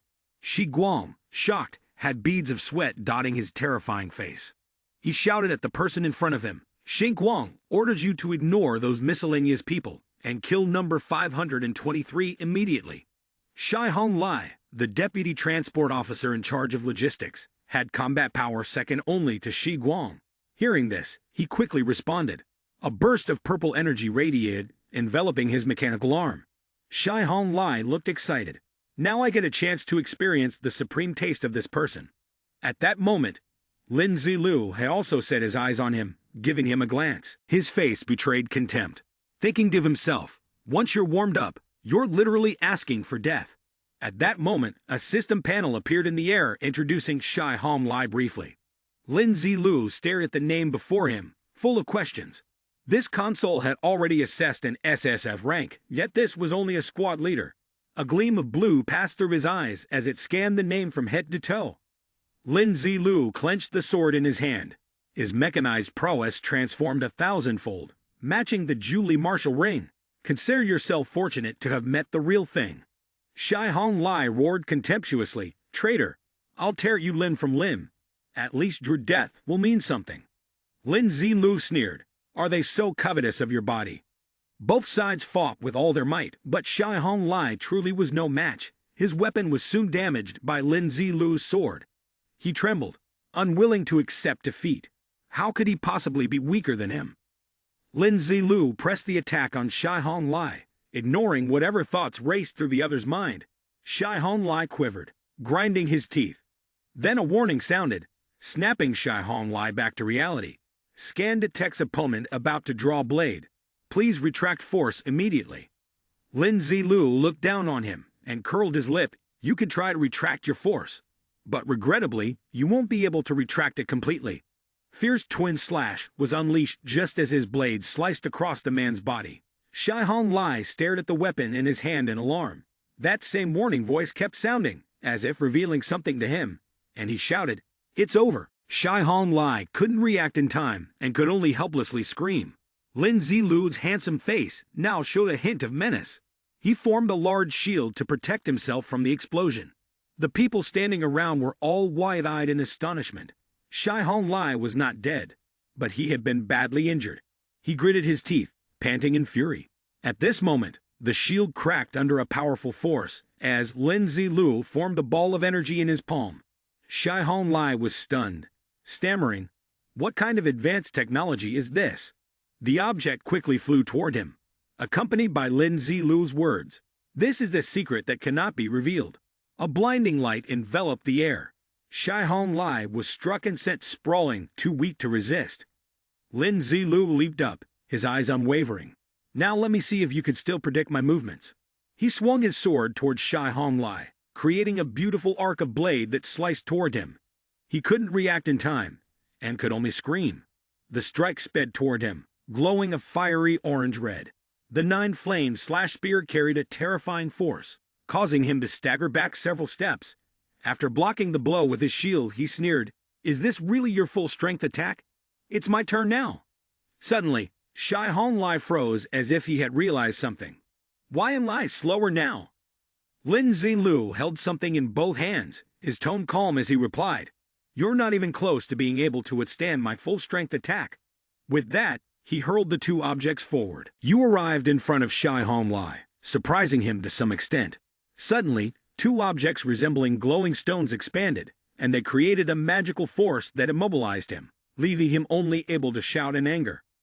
Lin Zilu's gaze was cold as he raised his sword high, repeating his old move, 9 Lai charge. The sword in Lin Zilu's hand emitted a beam of light, the white glow shining brightly over a vast area, and smoke began to spread everywhere. The dust caused everyone around to cough uncontrollably. At this moment, Shai Hong Lai appeared utterly wretched. He conjured a protective shield to defend himself from the energy blast. Trembling, he raised his voice, trying to analyze the chances of blocking it. However, a blow to his head made him scream in pain, and the eyepiece attached to one side of his face shattered, causing Shai Hong Lai even more agony as he gritted his teeth. The sword, raised high by Lin Zilu, cast a neutral expression across his face. His features darkened, revealing a hint of danger. "This move is the strongest single-target skill I have. You better stop dreaming," he said, swinging the sword several times toward him. Shai Hong Lai could only stand helplessly behind his shield as the overwhelming power cracked it. The shield shattered, and the force surged directly toward him. Shai Hong Lai screamed in despair. Those around him looked on in shock and fear. Lin Zilu paid no attention to their reactions, glancing instead at the control panel to check what items had dropped. He felt a surge of excitement in his heart. A good omen. The first enemy above level 50 had dropped a golden tier piece of equipment. Lin Zilu didn't hesitate and immediately put the items into his mouth. He looked at the pile of debris in front of him and thought to himself, if this is truly a direct rescue of the hostages, these people shouldn't be in such a disadvantageous position.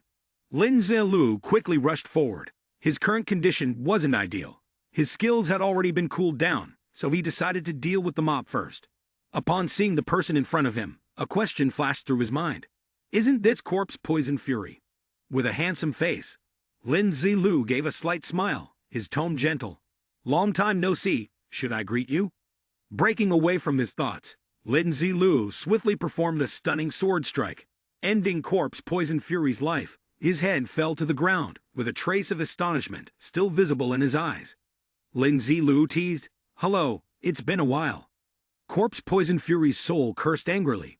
Meanwhile, Hua Jingshen was still fighting with Shi Guang. He shouted, his anger evident. "Damn you all, aren't you just a bunch of pigs?" Shi Guang threw punches at Hua Jingshen, but the latter dodged every single one, causing Shi Guang to curse in frustration. Hua Jingshen spoke, "I don't need to waste energy fighting you head-on right now." Shi Guang sneered, his tone tinged with mockery. "You think you can escape? This is the city of death, not your shabby base." He kept rambling, preparing to flee, a wanted criminal on the run. Suddenly, a flash of light caught his attention. In front of him was a military vehicle with soldiers. Shi Guanglong was stirred up and yelled, "This is impossible. This place is just a gathering of useless people." With a click, the door opened, and a figure lightly stepped down, apologizing. "I'm truly sorry. A beautiful girl by the name of Wunan King appeared, and on the way, we encountered a group of zombies, which caused our delay." Hu Jingshen softly reassured, "It's not a problem, we still have the upper hand here." Wunan King stepped forward to Shi Guang, a few wisps of white smoke materializing around her, enveloping her from top to bottom. Then, her body was covered by a suit of solid black armor.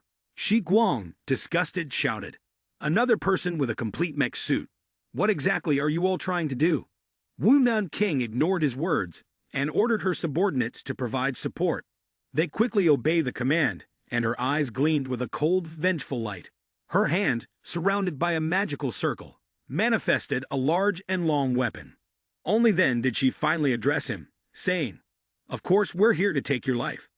Wu Nan King lashed the whip in her hand towards Shi Guang, the sharp tip flying quickly toward him, causing him to feel a bit flustered. With a loud smack, Shi Guang's face was struck, leaving it misshapen. He shouted angrily toward them, "You're really bold, a pig daring to whip me." Hu Jingshen barely glanced at him, charging in with a fist strike. But Shi Guang blocked it with his shield. Realizing with deep concern that things were not looking good, Wu Nan King and Hua Jingshen stood in front of Shi Guang, both nodding as if understanding each other's intentions. The spirit struck once to the right, then punched to the left, leaving him no time to react. At this moment, she also noticed the soldiers nearby and saw the surprise in their eyes. "What's going on? Didn't we call for reinforcements? Why are you guys back?" The 4 soldiers looked dejected, having eliminated the zombies, and with nothing else to do, so they returned. Upon hearing this, Shi Guang's face turned pale, his mouth hanging open in confusion. "All the assets I've accumulated over the years, just gone like that." Hua Jingshen and Wu Nan King exchanged a glance, immediately understanding what the other was thinking. She exerted her power on the whip, surrounding it with a surge of green energy. Hua Jingshen quickly followed suit, sending her whip flying swiftly toward him with tremendous force. Then, Hua Jingshen released a burst of energy from her palm. The punches and kicks left Shi Guang in excruciating pain as he screamed out. The 2 powerful forces struck simultaneously, leaving him no chance to resist before he collapsed. Wu Nan King seemed to realize something, her eyes wide in horror as she looked up. Shi Guang had been mercilessly slashed multiple times by someone. It was Lin Zilu. Upon seeing him, the soldiers immediately voiced their complaints. "That's the team leader. When we arrived, he had already wiped out all the zombies over there." I hesitated for a moment upon hearing this. Hu Jingshen removed her flag armor, clasping her hands in gratitude to Lin Zilu. "You must be the person who was imprisoned by Shi Guang in the vehicle earlier, right?" He turned to introduce Xiao Ying to Wu Nan King, his tone full of admiration. "This is the high-level genius I mentioned to intelligence. He single-handedly killed Shai Hong Lai." She didn't quite believe it and hesitated before asking, "Alone?" Lin Zilu, hearing this, replied nonchalantly, "Killing Shai Hong Lai alone is nothing worth mentioning. That's how it looks on the surface, but his thoughts tell the whole story. Right now, he must feign a little modesty. Otherwise, how could they respect him?" Wu Nan King heard him speak as if it were self-evident, and a measure of admiration rose in her heart. Even she would have had to exert effort to kill Shai Hong Lai. Yet from his mouth it was dismissed as unremarkable. She turned to Hua Jingshen and said, "He's truly someone we should act on sooner rather than later. So many people have already died because of him." Hua Jingshen still wanted to discuss matters with Lin Zilu. This brother had a great deal to say. "Let's step outside and talk. This isn't a good place for a conversation. We still have many missions to carry out." Lin Zilu heard that, nodded in agreement, and let the man behind continue to prattle on. Hua Jingshen asked him if he wanted to join them. Lin Zilu paused after hearing the request. He glanced at them, smiled lightly, and replied, "We are all humans. Humans should stand together as one side." Behind him at that moment were Ghost Child and Big Fool. Lin Zilu put his hands in his pockets, calmly making his request. "Of course I will join you all, but I have 2 brothers with me." Hua Jingshen, upon hearing this, immediately responded, "The more people, the greater the strength. There's no harm in having more people join." A bright red system notification board appeared before him, announcing that he had successfully joined the resistance army. Lin Zilu sighed, thinking that this main quest was quite simple. They came right to his door. The control panel displayed a series of notifications and tasks. Lin Zilu wondered when the first task would begin. Hua Jingshen broke the silence, speaking up. "Brother, let's go hit their energy base later." He clenched his fist, reducing it to dust. Lin Zilu only smiled lightly at this, and did not reply. Hua Jingshen gave a stern order to his subordinates. "Squad 3, take the elevator to the control room on the 3rd floor. Xiao Bai is responsible for unlocking all the prison cells and using the PA system to announce the situation to all our people. Squads 1 and 2 are responsible for clearing the battlefield, searching for additional vehicles and energy sources. Squad 4 is heading to the energy storage room on the 20th floor to deal with the emergency situation. Upon finishing his words, Hua Jingshen glanced at Lin Zilu and the others. He looked at them with a tender gaze, silently thinking to himself. From the moment they were born until now, they've either been working tirelessly or enslaved by the zombies. Perhaps they deserve a rest first. Hu Jingshen, moved to tears, said with a deep sigh, 200 years have passed, and humanity has become accustomed to being imprisoned. But there are still heroes who rise to defy fate. Like the three of you. Hearing this, Lin Zilu thought to himself, but out of the three of us, only I am truly human. In the dim corridor, a group of people gathered and moved forward. Hu Jingshen stood facing them, explaining the harsh reality to the crowd. His head bowed, he said sorrowfully, they enslave humanity and commit atrocities so terrible that no amount of ink could ever document their crimes. Hu Jingshen clenched his trembling hands as though trying to suppress his anger. Standing tall, he declared loudly, today, all of our teams are uniting in action to wipe out the zombies in Corpse Fortress No. 9 and save everyone. Lin Zilu stood facing Hua Jingshen. It was only then that he introduced himself. My name is Hua Jingshen, and this is Wu Nan King. We are both captains of regiments in the resistance army. He asked softly, I'm not sure how I should address you. Lin Zilu shook his hand, his tone gentle. My designation is just a number. However, earlier, hearing you speak, I temporarily gave myself the name Lin Zilu. Hearing him introduce himself, Wu Nan King smiled approvingly. Hu Jingshen cheerfully placed a hand on his shoulder, his excitement evident. Then I shall call you Brother Lin. You've just been released outside. If you have any doubts about the circumstances, we will answer all your questions. Lin Ziluo, not one to be reserved, immediately asked. Our location is C9. How many zombie overseers are in this area? And what is the current strength of our human side? Upon hearing the question, Hua Jingshen and Wu Nan King exchanged uneasy glances, unsure of how to respond. He sighed, his expression heavy with gloom, and told him, I won't hide it from you. For now, our entire city is a domain controlled by the zombies.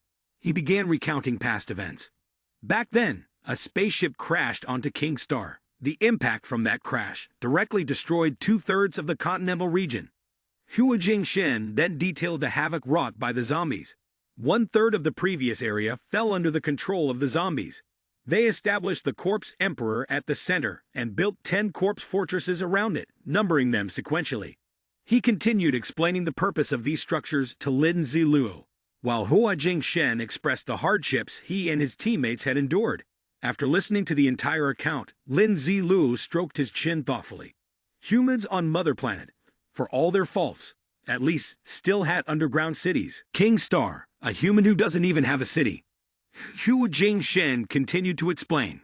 Because the Corpse Emperor is about to hold the King Dian ceremony to commemorate the 200th anniversary of the Corpse tribe's birth, this has led to the high-level combat forces among them being dispersed in every city to gather tributes. Lin Zilu frowned.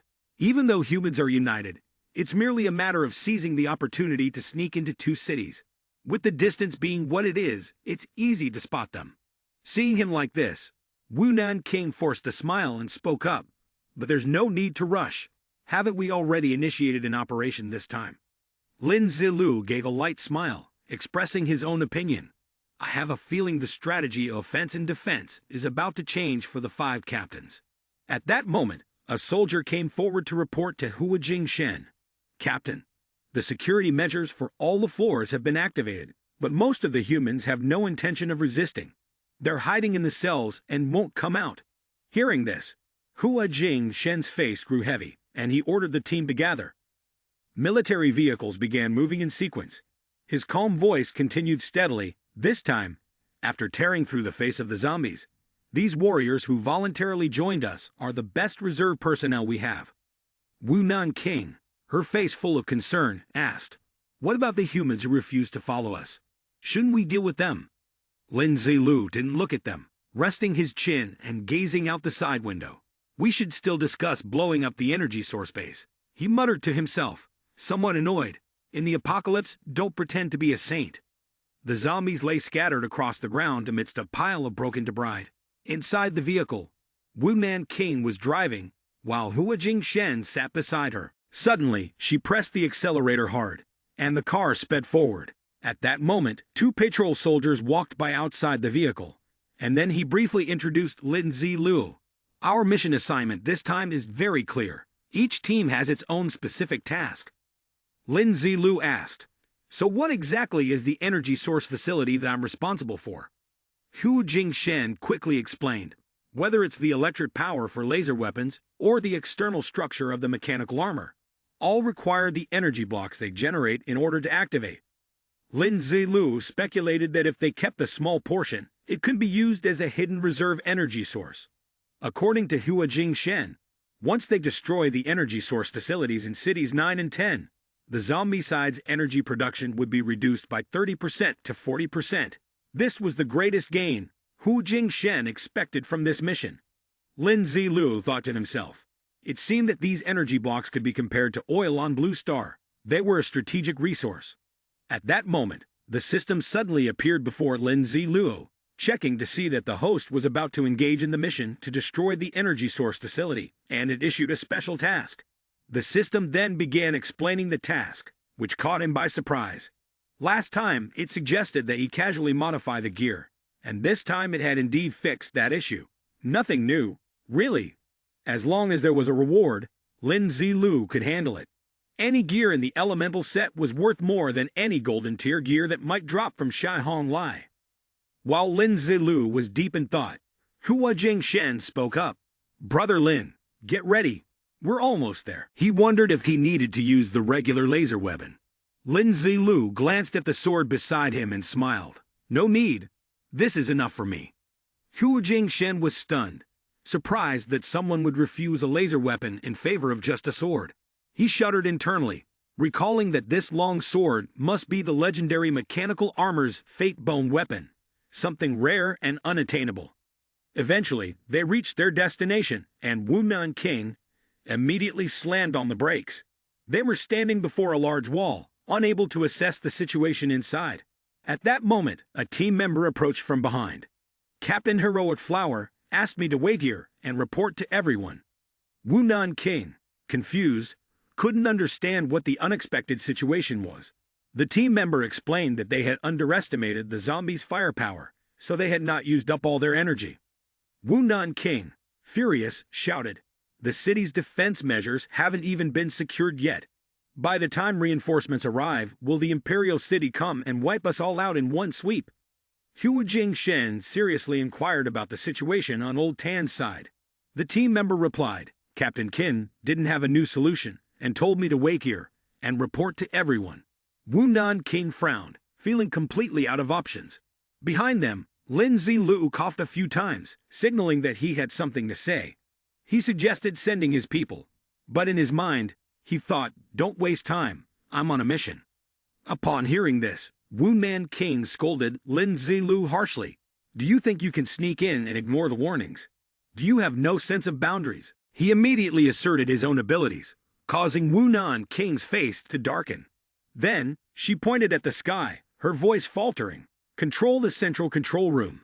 As for Hua Jingshen, he still had some doubts about Lin Zilu's abilities. He seriously demanded the position. Wu Man King was skeptical. Can your people get in? Lin Zilu smiled smugly. My people are already in. Unexpectedly, it was then that they realized Ghost Child had entered without anyone noticing. Lin Zilu crossed his arms, turned to face the other member, and said, So can you tell me the location of the central control room now? The member replied that they knew everything very clearly. Seeing this, Hua Jingshen gestured for the person to go and retrieve the items. Hurry! At this point, Lin Zilu wanted to return to the car. Wu Man King, worried, asked, How did that boy disappear so mysteriously? Hua Jingshen placed a hand on her shoulder, offering reassurance. She shook her head, then stood upright. It was my mistake, but we also need to prepare to head to the front lines. One of the members of the group approached and handed Lin Zilu a blueprint. Take this and review it. It's best not to have any outsiders here. I need absolute silence. Lin Zilu then carefully examined the blueprint for a moment and began to close his eyes, thinking, "You all better pay attention." A mysterious dark figure was lurking beneath Lin Zilu's shadow. It turned out to be Ghost Child, holding a lightning thorn flower. After equipping his skills, he leaped through the wall as though gliding through water, effortlessly. He sped like the wind, unnoticed by the guards. Ghost Child quickly crouched into a hidden corner, his eyes suddenly gleaming. So Lin Zilu is trying to connect with the Ghost Child's body.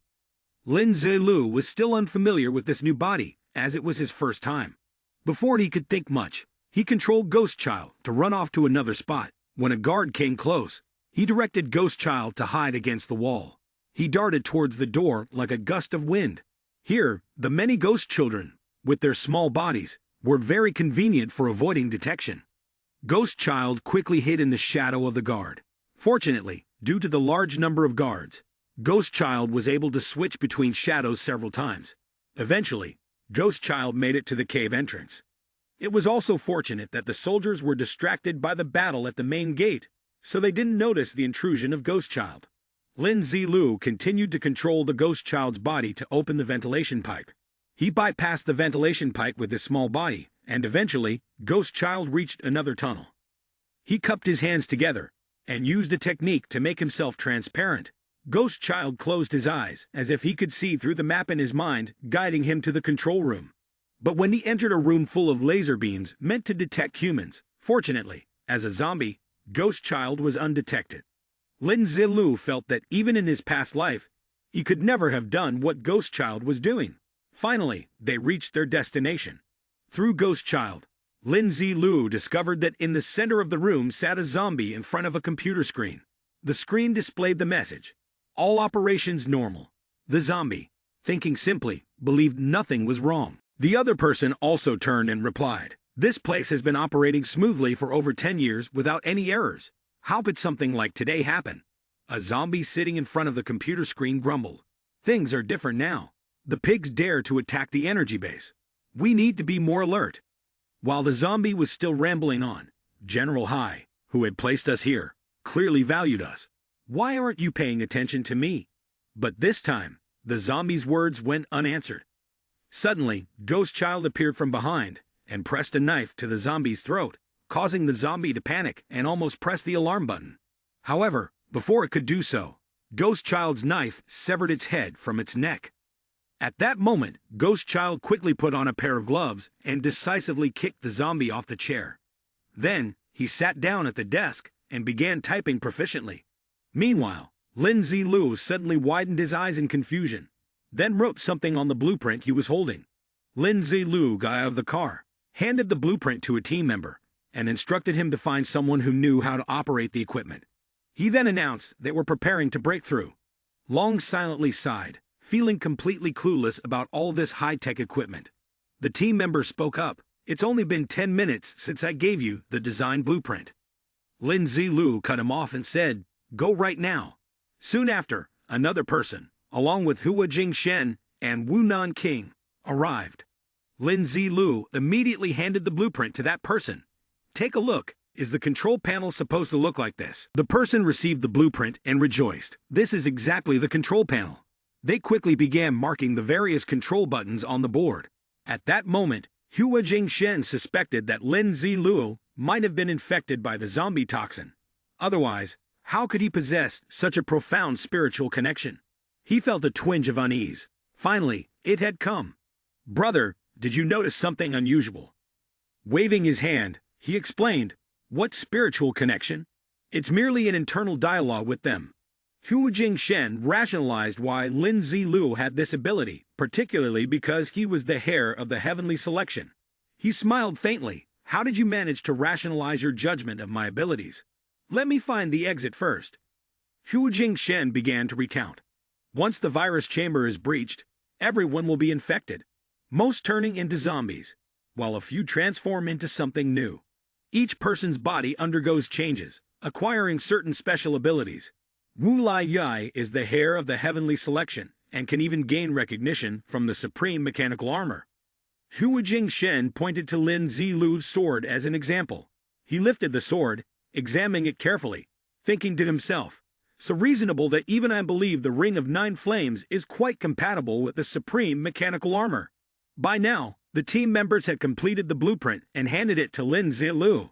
He took it and quickly communicated with his friend through their spiritual connection.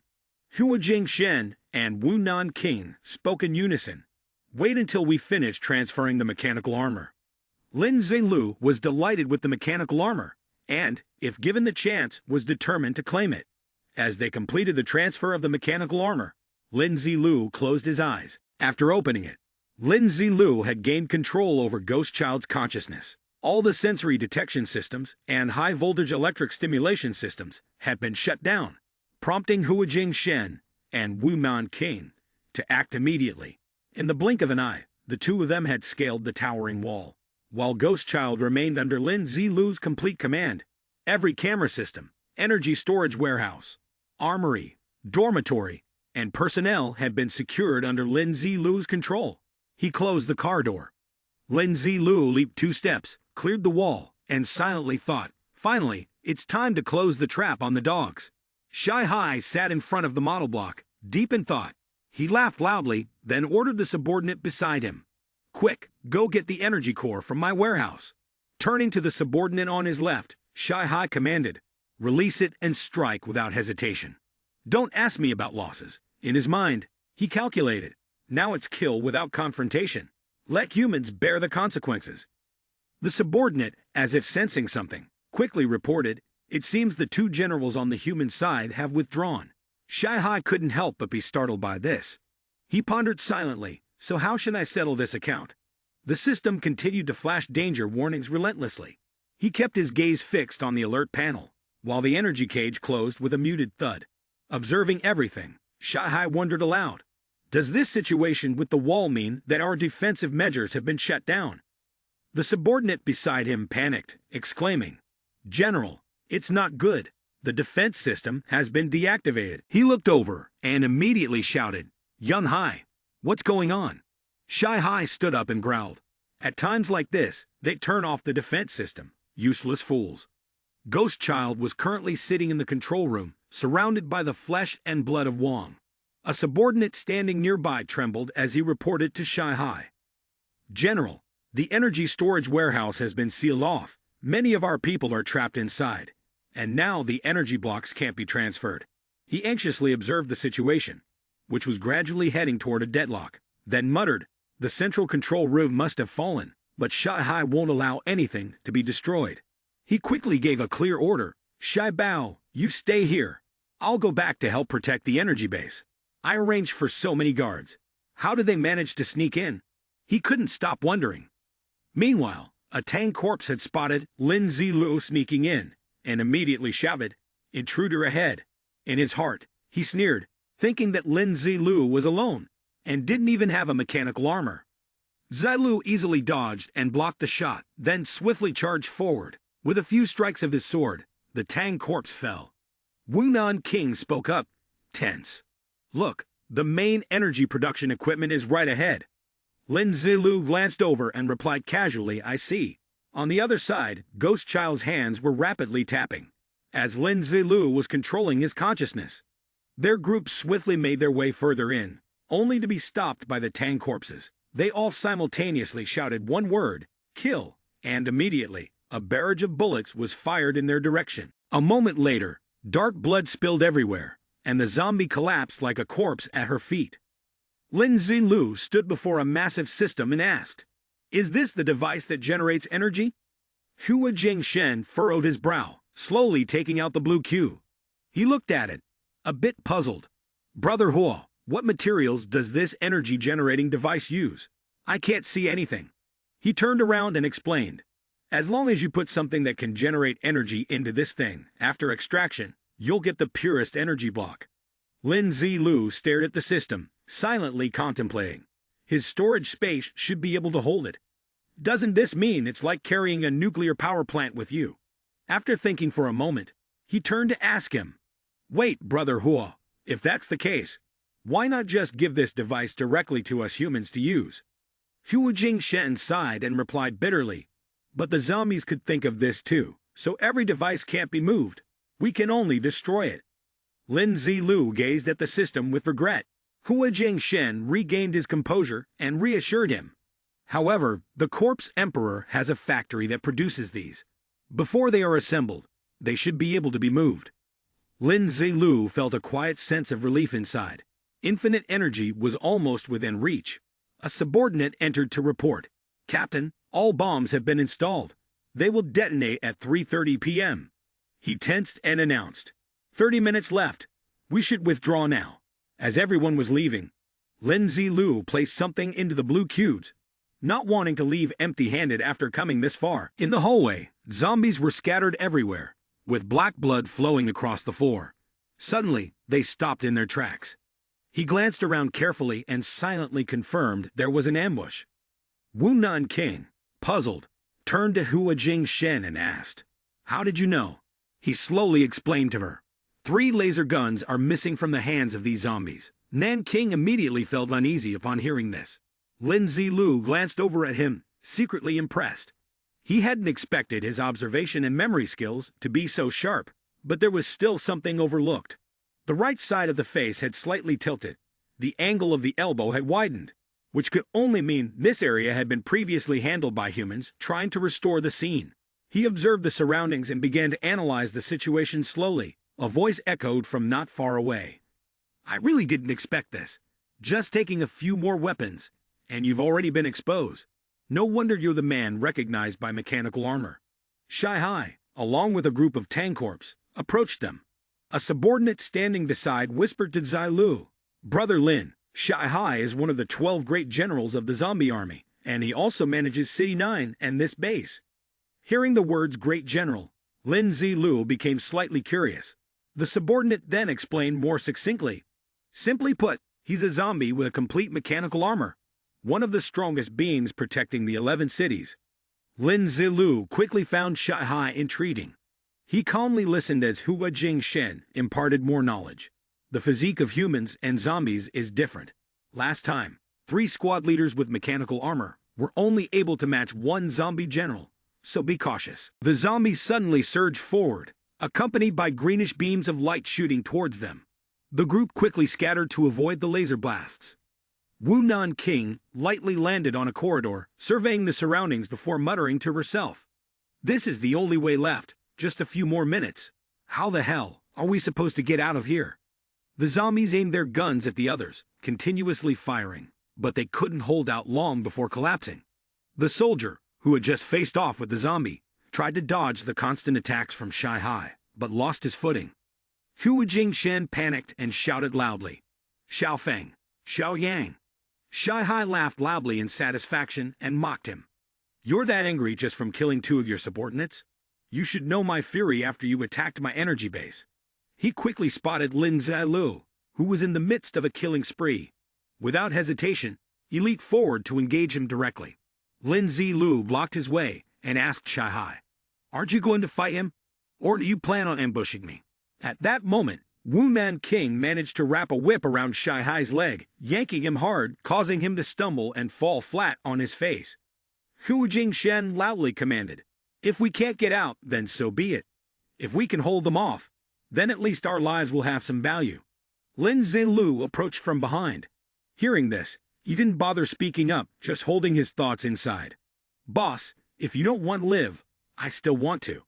He frowned and advised the others, "If there's a chance, let's wrap this up quickly. Shy Hai might still make it out alive." Hua Jingshen shot Lin Zilu a judgmental glance. In just a few minutes, an S-class zombie, a general, was already starting to hallucinate. A subordinate rushed in from somewhere, urgently reporting, "This is bad. Zombies have appeared on the other side of the tunnel as well." Lin Zilu did not hesitate for a moment and immediately rushed out. However, he still did not forget to instruct, "Listen to me, don't be afraid. Retreat on one side, fight on the other." The others were slightly stunned when they saw Zilu leave and even advised them like that. At that moment, the claws of the Tankorps lunged towards them. Shy Hai crazily tore apart a young man, splitting him in 2. Immediately, Hua Jingshen and Wu Nan King launched their attacks. while he also provided support for Zai Lu to easily retreat. He wasn't just running, but also fighting against the zombie gunfire being shot at him. After a while, the scene here was desolate. Zombies and human corpses lay scattered all over, leaving only the three of them. Lin Zilu, standing there in deep thought, at Ghost Child's location. His consciousness was being controlled by Lin Zilu, who was ordering for the large door to be opened. He'd approached and threw a box to Wu Nan King, reminding her, "Wu sister, you must use your vines to bind him. That's the only way we'll have a chance." Wu Nan King immediately noticed something unusual. She raised her thorn-filled vine and swung it fiercely at Shy Hai, creating a collision so strong that sparks flew. Shy Hai was immediately bound by her thorny vine around his arm. Wu Nan King then jumped high and swung the vine with all her might, causing blood to splatter everywhere.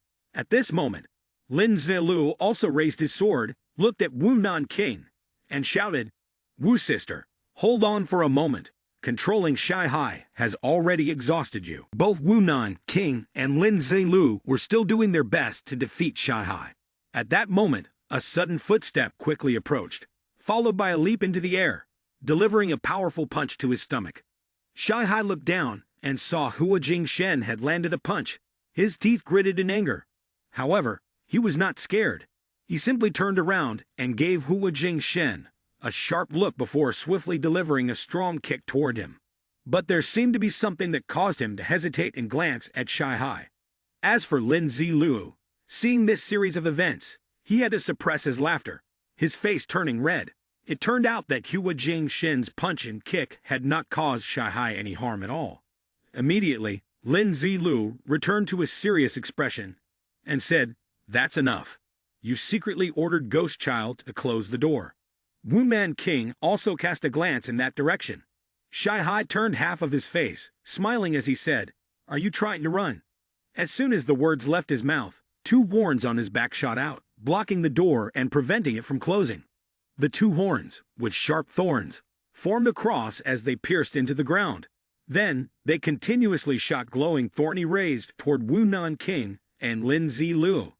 She tensed up, raising her hand to shield her face, while he gently spun his sword into a circular shape, creating a vortex to fend off the glowing thorns.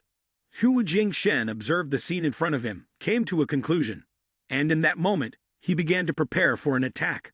But suddenly, the door behind him slammed shut, making a loud noise that caused him to stop and turn around to look. Lin Zilu looked at the closed door, the gluiness speaking. Now the only way for the Tang family is to kill him. Both Wu Nan King and Hua Jingshen, upon hearing this, tensed up, silently making up their minds. Shy Hai, who was surrounded by three people, sneered and said, "Just the two of you, plus a little brat who doesn't even have a mechanical armor." He paused for a moment, turned toward the man standing, and continued, "Smelling so good, too bad you won't be served at the Emperor's table." At that moment, in front of him, was the system control panel of Shy Hai's mechanical armor skeleton. After reading it, he nervously thought, "This innate attribute, if not for my golden hand, I wouldn't even be able to see it. I must end this quickly." Lin Zilu analyzed. Right now, he was level 43. While the main boss in this dungeon was at level 50 to 70, the gap was too wide. In the end, he concluded, strike fast, win fast. Then, Zai Lu gave instructions to the other two. Brother Hua, focus on long-range attacks. Wu sister, assist. He immediately grabbed the weapon in his hand, charging towards Shy Hai, saying, "I'll handle the close combat and pin him down." Shy Hai immediately raised his sword to block in front of his chest, his eyes dark and vicious, and said, "Don't overestimate yourself." He glanced at the sword, thinking, "The sword is too long. If I recklessly fight head-on, I'll definitely get cut first." Before Zai Lu could even react, Shy Hai's sword stopped right in front of his neck. But before he could strike, a surge of green light enveloped, controlling his sword. Unable to control his sword, Shy Hai felt an overwhelming sense of fear and confusion. "This isn't good. Pull back the force first." Lin Zilu immediately seized the opportunity and swung his blade fiercely at him. The sword crackled with bright golden lightning. The bolts of lightning struck him incessantly, causing Shy Hai to scream in pain as he was suspended in the air. Hua Jingshen seized this moment as well and immediately launched his own attack at Shy Hai. After enduring a brutal blow from Lin Zilu, Shy Hai hadn't even had time to regain his bearings before seeing another strike coming straight at him. The three of them stopped to observe Shy Hai. After enduring the consecutive attacks, he finally realized the truth. It turned out that these humans were able to harness elements, and luckily, he hadn't let his guard down. Lin Zilu studied the scars he had left on Shy Hai's body, deep in thought. Though his defensive power was astonishing, it was clear that he didn't rely solely on brute strength in combat. He then locked eyes with Shy Hai, concluding, "It seems your fighting style is similar to mine." At that moment, something flashed past, catching Zilu's attention. It turned out that Shy Hai was furiously screaming and charging forward. He suddenly stopped, observing Wunan King, who was blocking his way. Without warning, Shy Hai performed a move similar to a giant nose slam, and slammed it forcefully into the ground. Lin Zilu immediately dashed towards Shy Hai, shouting loudly, "Wind element, accelerate!" He then raised his massive blade and swung it forcefully at his opponent. Lin Zilu's eyes gleamed with intensity as he raised his sword, propelling himself forward straight at Shy Hai. Then, with great strength, he positioned himself behind Shy Hai and swung his blade mightily, causing several parts of Shy Hai's back to break off and scatter in all directions. At that moment, a sharp bone spike was also hurtling toward him. He simply reached out and took it, pleased with himself. "You're trapped. Die." The remaining bone spike on Shy Hai's body shot swiftly at Zilu. His cold gaze, and the way he used his shield to parry the blow made Shy Hai panic, wondering why this protective shield suddenly refused to shatter. At the same time, he tightened his grip on his blade and fixed his stare on him. Then Zilu yelled, "Nine flame slash spear," and severed the bone spike heading his way. Shy Hai roared in fury, while he thought with quiet satisfaction, "If you have a hard shell, I'll strip off all your bone spikes and turn you into a turtle with no legs." Just then Shy Hai suddenly flinched. Sensing something was wrong, Lin Zilu abruptly released the bone spike he had been holding and jumped back to stand alongside his teammates. Lin Zilu looked at him and said to Hua Jingshen and Wunan King that even one remaining bone spike could not change the situation.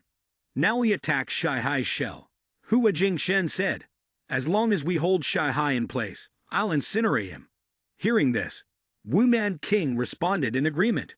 Shy Hai replied arrogantly, "You're the ones panicking. I'll just sit and wait. Let your mechanical armor run out of energy." Zilu raised his blade into an attack stance, thinking to himself that it would be impossible to prevent the losses before him in time. Wunan King glanced at Shy Hai, surprised as if he'd noticed something. A small square lump had risen on Shy Hai's armor. He held the square object in his hand, and Lin Zilu was immediately drawn to it, as its effects were broadcasted by the system. Without hesitation, he created a void space, and attack spikes appeared instantly. Just as Shy Hai hurled the bone fragment toward him, the spikes of attack flew toward him as well. The collision caused a massive explosion in the air, leaving him surprised. He wondered, why does this guy know how to counter the explosion of my bone bombardment? Suddenly, a thick fog of mist surrounded the area where he and Shy Hai were standing. Seeing this, he thought, "Fog machine." Shy Hai suddenly became fierce, disdainful of such tricks. He smirked smugly and activated the infrared scanning function right after. The mist was gradually blown away from him. Zilu stood still, intently observing the scene. He glanced at the smoke drifting toward him and quietly smiled. In an instant, he soared into the air. At that moment, a whirlwind of yellow-green lightning appeared beneath Shy Hai's feet. At the same time, Wunan King's thorny vines struck forcefully toward him. Shy Hai, seeing this, immediately attempted to dodge, but the lightning beneath his feet restrained him. He trembled as he looked toward them. Damn it, looks like they have a weapon specialized in brute force. However, the pulling force of the whirlwinds wasn't very strong. I've found the breakthrough. After some contemplation, he finally figured out a way to escape. But before he could rejoice, suddenly, Shy Hai's whole body lurched backward, falling into the smoke-filled pit, with blue lightning crackling around him, tightening his nerves. Lin Zilu stood there watching him. Secretly pleased, I had long since taken advantage of the visual obstruction effect of the fog, setting up 2 water traps and lightning or thunderbolt behind you. Shy Hai looked over at Hua Jingshen, silently thinking, Indeed, there had been preparations. Immediately after, a large spark was released from him using the phoenix flame. The energy source rushed straight towards Shai-Hai, causing him intense pain and knocking him back.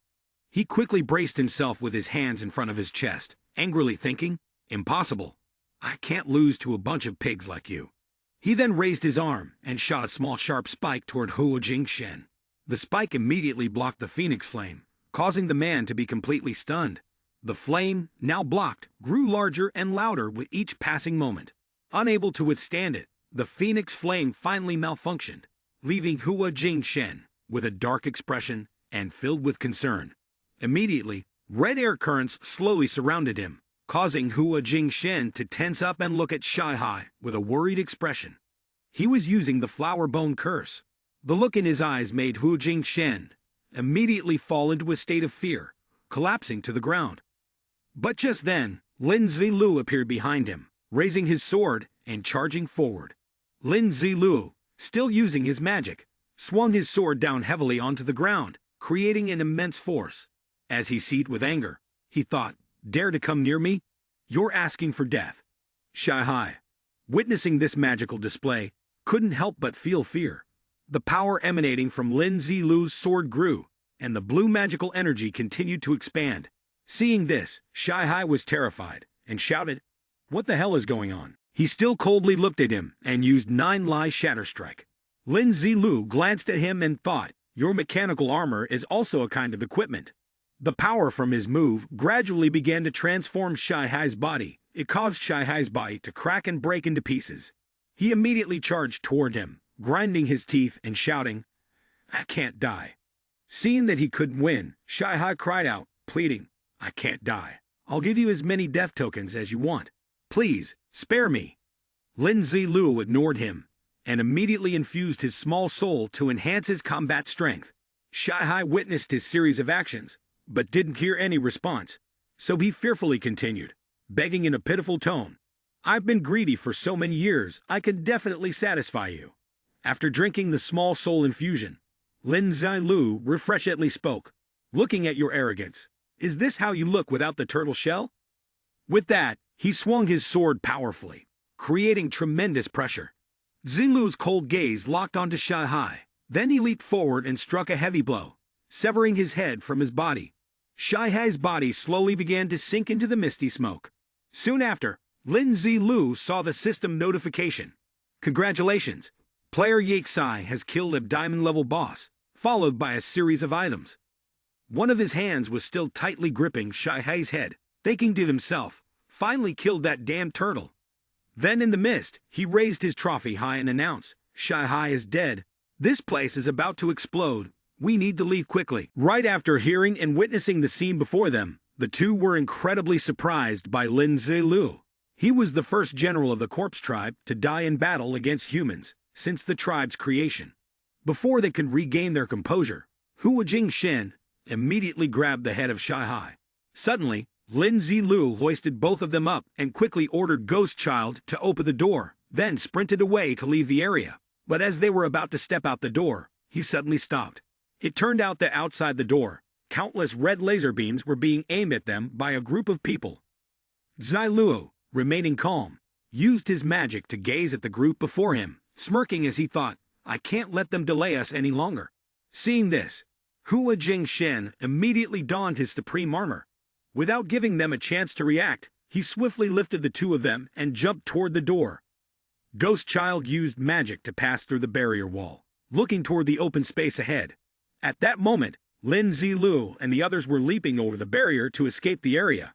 After landing, he released his grip, causing the two to tumble to the ground, gasping for breath as he said, "Finally out." Just as they had escaped, a huge explosion suddenly erupted from behind them. He looked at the fiery scene ahead, thinking, "No wonder the laser bombs require such large energy reserves. If there's a chance, I might try making one." Huo Jingshen and Wunman King watched the explosion before them, so elated that tears were streaming down their faces. Huo Jingshen was overjoyed. Shai-Hai is dead. The legend that's been passed down since our birth is finally true. Zilu felt a surge of joy in his heart, a faint smile playing on his lips as he thought to himself, "The legendary level Grand Official. Luckily, no one saw that, or the room would have collapsed. Meanwhile, in the corpse emperor's lair, he gripped a skull-shaped cup tightly, his teeth clenched in anger. Those damn rats in the sewer actually succeeded. What use are you all to me? A bunch of useless trash. As he vented his fury, one of his subordinates suddenly rushed in, panic-stricken. Your Majesty, it's bad. He hurried over, reporting breathlessly. The sensing bead of General Hayes' mechanical armor has broken. The corpse emperor could hardly believe it and shouted, "What is going on? Why?" Grinding his teeth in frustration, he thought, my most loyal general. Enraged, he clenched his fist so tightly that the skull cup in his hand shattered into pieces. He rose to his feet and roared, "I will make those pigs pay in blood. We will hunt them down and show no mercy." Hearing this, his subordinates below shouted in unison, acknowledging the order. Meanwhile, the convoy began its journey back. In one of the black carriages, which looked slightly different from the others, sat Lin Zilu. Uncle Pang, seated beside him, clasped his hands gratefully. Thanks to brother Lin Chao, we managed to complete the mission and even took down Shy Hai. Zilu could only regret that time had been too tight. Otherwise, they might have taken things a bit more leisurely. Uncle Pang quickly added, "Don't worry. When we return, your great contribution will be handsomely rewarded." On the other side, Hua Jingshen couldn't stop praising Lin Zilu. Brother Lin Chao not only possesses all sorts of extraordinary abilities, but his mechanical armor, aside from being a supreme weapon, also has wings that let him fly. Hearing this, Lin Zilu felt a little embarrassed. Uncle Pang reminded Hua Jingshen to be mindful of the impact while reaching out to remove Shy Hai's head from the bag. Uncle Pang intended to take Shy Hai's head back to boost the morale of the people in the company. Lin Zilu appeared to want the head, but it didn't matter. The mechanical armor bones and the remaining treasure chest were the real valuable items. Looking over at Wu Nan King, he suddenly realized that he couldn't always rely on his physical body to take risks against the mechanical armor. So he wondered where the complete mechanical armor, like the heroic flower, had come from. Uncle Pang reminisced about the time and said actually all the external components of the mechanical armor and the complete mechanical armor were obtained from the central section of the spaceship. Lin Zilu asked, "Is it from the spaceship that crashed?" Uncle Pang confirmed, saying it was indeed true, but in fact only the virus cargo compartment had been damaged, while the other parts were in perfect condition. Inside, there were extremely advanced scientific products. At that time, everyone had transported the goods down, and those scientific products have been used ever since. Upon hearing this, Lin Zilu said, "So does that mean there's nothing else of value inside?" Uncle Pang immediately countered with an excited expression. "How could that be? At least, there are still over 50 sets of mechanical armor without a host." Upon hearing this, Lin Zilu smirked deviously. "If I take all of those, wouldn't that be a huge gain?" Bang Fu explained, "The mechanical armor is stored in rooms, and the doors of the rooms are protected by a layer of power. To open the doors, one must pass a test from the mechanical armor. Around each set of mechanical armor is a unique aura. If the host meets the requirements, the aura will envelop the chosen one as a test of acceptance. Once accepted, the mechanical armor will never change its host. This process is quite difficult, so Lin Zilu can only use it on his own." Wu Nan King also shared her own experience. "At first, my trial was to kill a wild beast in a cage." She recalled how she handled it and said, "I directly kicked its little one, so I passed the trial immediately." Uncle Pang added that the trial and the features of the mechanical armor were closely related. He reminisced about the image of his spirit immersed in flames and said, "The mechanical armor of the spirit phoenix simulates the feeling of being burned for a day and a night, and only after enduring it can one be recognized." Lin Zilu remembered how, in the past, he had to fight until he bled before succeeding. Is there any trial more difficult than the 3 gates in the inheritance? Then, Lin Zilu asked Uncle Pang to take him to the center of the spaceship to get a set of mechanical armor, but Uncle Pang helplessly replied, "There is a protective celestial screen around the center of the spaceship. It cannot be breached." Lin Zilu then wondered, "So how did you guys get inside?" When the force field around the center of the spaceship was broken, it consumed all its energy. Uncle Pang explained, "To recover, it will take a month. That is the best opportunity to enter." Lin Zilu pondered over what he had just heard. However, he knew that players entering the dungeon world must do so when something major was happening, so he waited confidently. After 3 seconds, just as Lin Zilu had guessed, Hu Jingxin suddenly exclaimed in delight, "Brother Lin, you're so lucky. The celestial screen will close in 2 weeks." Lin Zilu chuckled triumphantly, knowing everything would go smoothly. 3 hours later, the convoy finally arrived at the Enterprise. While walking, Uncle Pang explained, "To avoid pursuit, we'll stay at the Huri headquarters for a few days." Upon hearing this, Lin Zilu asked, "Are the rebel forces divided into several bases?" Uncle Pang added, "The remaining faction of the rebel forces is based at Yi Min, responsible for attacking Corpse Fortress No. 10. Lin Zilu couldn't help but feel a bit sentimental, wondering if human alliances were really so solid. After arriving, he began to observe his surroundings. Lin Zilu then signaled to Uncle Pang, asking if he could take a walk. Uncle Pang agreed and reminded him, "Don't go too far." Lin Zilu walked off quietly, heading toward a dark corner.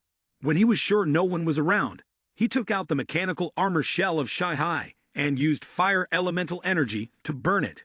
After a while, a treasure chest appeared. Lin Zilu was curious, wondering what he would find this time. He looked at the broken mechanical armor and fell into thought. Mechanical armor, huh? If I can't use it, then I might as well use it to recharge the 9 flame pearl. I can't waste it. He took out a large sword and began the transformation. The spirit pearl appeared in his hand. Almost immediately, the spirit pearl shot out and absorbed the broken mechanical armor. Lin Zilu felt a surge of excitement, thinking to himself, "One set of mechanical armor is 1% progress. So if I collect them all, the progress for the 9 flame pearl will skyrocket. Doesn't that mean it will level up to legendary? I never had a legendary weapon in my past life." A smile crossed his face. "Clever. Even if I can't wear you, I'll absorb all of you." Sitting down, Lin Zilu began to contemplate and open the treasure chest. "Let's check this treasure chest first. It's been a while since I last opened one. Hopefully, something good will come out." The system's notification sound echoed. Lin Zilu continued to open numerous treasure chests, but perhaps he still hadn't found the item he truly needed. He quickly noticed a book in one of the chests. Lin Zilu clasped his hands together and couldn't help but plead, hoping that it was the warrior skill book he had been desperately lacking. Without looking at it, he picked it up and sighed lightly. This book didn't seem like a skill book. Soon after, the system's voice reminded him again. Skill transformation book, diamond tier item. Upon hearing this, he couldn't help but feel relieved.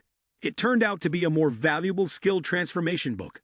Lin Zilu began to consider that both of these skills were epic, so leveling up either of them to diamond tier would bring many benefits. He quickly pressed the separation button on the system interface. Both Reversal Slash and Fierce Twin Slash can now kill small monsters. Fierce Twin Slash has been replaced by 9-line consecutive slash, now functioning as a support skill. A long notification message displayed in front of him. Lin Zilu couldn't help but smile smugly. Now, on the ground, a 2-sword strike could claim 2 layers of marks, which was essentially like having an infinitely stacking attack buff, wasn't it? He grinned blankly as he held a pair of pants in his hand, thinking that the loot wasn't too bad, and this was the final item. Soon after, its attributes were revealed, making Lin Zilu sigh with admiration. 30% damage reduction. He still wore a smiling expression as he tossed the pants aside. Though it was low-tier equipment, it was still useful. After all, the other parts of his body were already equipped with elemental gear that left nothing to be desired. Lin Zilu's face darkened as he held the elemental necklace in his hand, followed immediately by the elemental gloves. His face broke into a triumphant smile when he saw the system notification. It truly did not disappoint him. Immediately, he began to ponder whether to pull the golden hand or not. Withdrawing it now with such luck seemed tempting. But the moment he used the golden hand, he ended up drawing an automatic gathering card instead. Zilu leaped up in furious frustration. What terrible luck! I got an automatic gathering again. No, next time, I must accumulate twice before drawing, or I won't be able to get the common golden hand. Lin Zilu gazed at his stats notification, deep in thought. He still had to prioritize his vain strength. Irritated, he spun around and headed out. Lin Zilu opened the door and stepped into a room. Everyone inside was happily enjoying their food while glancing at him. "Thank you, Brother Lin." Without you, we wouldn't be able to taste such delicacies. Hearing this, Lin Zilu instinctively turned his face away. Are these people really satisfied with food alone? The people nearby were ecstatic and delighted, but Lin Zilu frowned in confusion, pondering the fact that 200 years of King Star civilization had been interrupted. Even his grandmother would have scolded them for these smiles. Holding a small book in his hand, he silently made a decision. This won't do. Immediately, a stack of books appeared in Lin Zilu's hands, and he chuckled softly. I must give them some spiritual nourishment to enhance my influence over the world. He handed out the book on free theory to everyone. Everyone eagerly passed the book around, and after reading it, each person seemed to be holding back their emotions. Immediately, someone shouted out, prompting everyone to join in unison. Bravely sacrificing without regret, giving blood and bone for a new day. Lin Zilu smiled gently, turning his back to them, as they continued to enthusiastically shout. Tomorrow would bring a new dawn, a free world to fight for, and everyone passed the book from hand to hand. That evening, someone appeared outside his tent. Mr. Lin, there is one point in this book that I don't understand. Could you kindly explain it? Lin Zilu couldn't help but chuckle softly. It's nothing. It's just a matter of defining freedom. But in his heart, he thought, once we return to the base, the global influence must not increase too rapidly. 4 days later, everyone woke up full of energy. They sang joyfully as they walked together. They patrolled the area with great enthusiasm. But the scene before them soon left them in shock. A massacre lay before their eyes. Lin Zilu sat in the vehicle, looking out, and couldn't help but sigh. It seems the zombie army has unleashed its wrath here. As dusk fell, Uncle Pang began to introduce the area to everyone. This was once the headquarters of the Federation of the World. But alas, the apocalypse came. He then pressed a button. The underground shelter, built before the apocalypse, was the only place that hadn't been discovered by zombies. The door slowly opened, and Uncle Pang raised his hand, speaking. Welcome to the Huri base, Mr. Lin. Lin Zilu watched as Uncle Pang stepped down and couldn't help but sigh. Compared to this place, the people of Blue Star are much happier. At least they don't have to live underground. He walked ahead, both leading the way and introducing, causing him to feel a bit judgmental. Mr. Lin, don't be discouraged. Although we lack many things, we still have no fewer than 20 sets of mechanical armor. He pursed his lips and thought, but that person alone can take on all 3 of us. The group slowly walked inside, when suddenly, a worried voice came from within. Thank heavens, Uncle Pang, we were so worried you might be dead. It's a relief you're fine. Hearing this, he couldn't help but feel a pang of sadness. But the Xiao Jie team would never return. The other person quickly spoke up to comfort him, and the two moved forward, shaking hands as they introduced themselves to Uncle Pang. This is the key figure in this operation, Lin Zilu. This gentleman is the commander of our Huri camp. Cao Uncle's voice came from inside, calming everyone down. Why the sorrow? Our operation has been successful. The sacrifice of the Xiao Jie team was worth it. Lin Zilu, upon hearing this, added his own words. Yes, countless souls have been buried in the earth. But wherever you go, there are still green mountains. Zhu Yitian smiled, sighed, and then gave an order. Cao Uncle is right. This operation was a success, and that's something to celebrate, not mourn. Uncle Pang, make the announcement. Upon hearing this, Uncle Pang couldn't help but feel elated and raised his head high. General Zombie Shy Hai has been killed by Mr. Lin. Everyone immediately cheered, and their spirits lifted. Surrounded by everyone, Lin Zilu let out a helpless, soft laugh. It's nothing, really. Not worth mentioning. Zhu Yitian spoke up to stop everyone and led him away. A hero returning from afar, like this, must be really exhausted. Let me take everyone to the resting place first. You go ahead and give him a brief tour of the area. Our place is pretty decent. There are beds, food, and plenty of space to move around. Lin Zilu glanced around, both assessing and listening to his introduction. Of course, the most important thing was freedom. No one forced you to work, and there were no heavy duties to take on. Zhu Yitian hesitated before speaking. The group of newcomers earlier had been extremely happy. Lin Zilu looked toward them, unable to suppress his thoughts. After all, they were people who had been given a bright future, a life of happiness, just like the one he had envisioned and helped bring about. After walking for a while, Zhu Yitian handed him over to Uncle Pang and instructed, "Uncle Pang, please take Hero Lin to the resting area. We'll hold a meeting in the evening." He then turned to the group of people who looked confused and said, "The new brothers who just arrived, follow me. I'll assign accommodations and supplies to everyone." Right after that, Zhu Yitian added a line that got everyone excited. "Those with good potential will even be assigned a partner." Lin Zilu, watching from a distance, couldn't help but wonder, is this really that interesting? Both Uncle Pang and Lin Zilu were speechless. He spoke to Uncle Pang, suggesting they go straight to the meeting, while thinking to himself, if not now, when will I make an impact on the world? Uncle Pang asked, "Mr. Lin, aren't you planning to find a wife?" He replied that he hoped to respect the other person's free will, then secretly thought, why does everyone want to pair up with me? This kind of distribution doesn't seem entirely voluntary. Uncle Pang still respected everyone's freedom of choice, though he did think that the children of excellent parents were bound to be excellent themselves. Lin Zilu smiled mysteriously. Learning goes hand in hand with practice, doesn't it? Lin Zilu seemed to have discovered something. Thinking to himself, I consent to call you all the #1 devotees beneath Lin Zilu's banner. He stepped into the conference room and was greeted warmly by everyone. 6 hours had passed, and Hua Jingshen was still sitting there, waiting for the others to arrive. Xiao Zikong is one of the 10 owners of mechanical armor from the Huri stronghold. He possesses 3 suits of mechanical armor that can control a flow of water. Uncle Pang spoke up.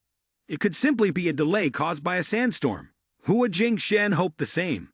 Halfway through the meeting, Zhu Yitian suddenly stood and reported the comrade's situation to everyone. He pointed at the board and said, "This operation not only killed Shai Hai, but also brought back a large amount of resources." He went on to discuss tactics for going into battle.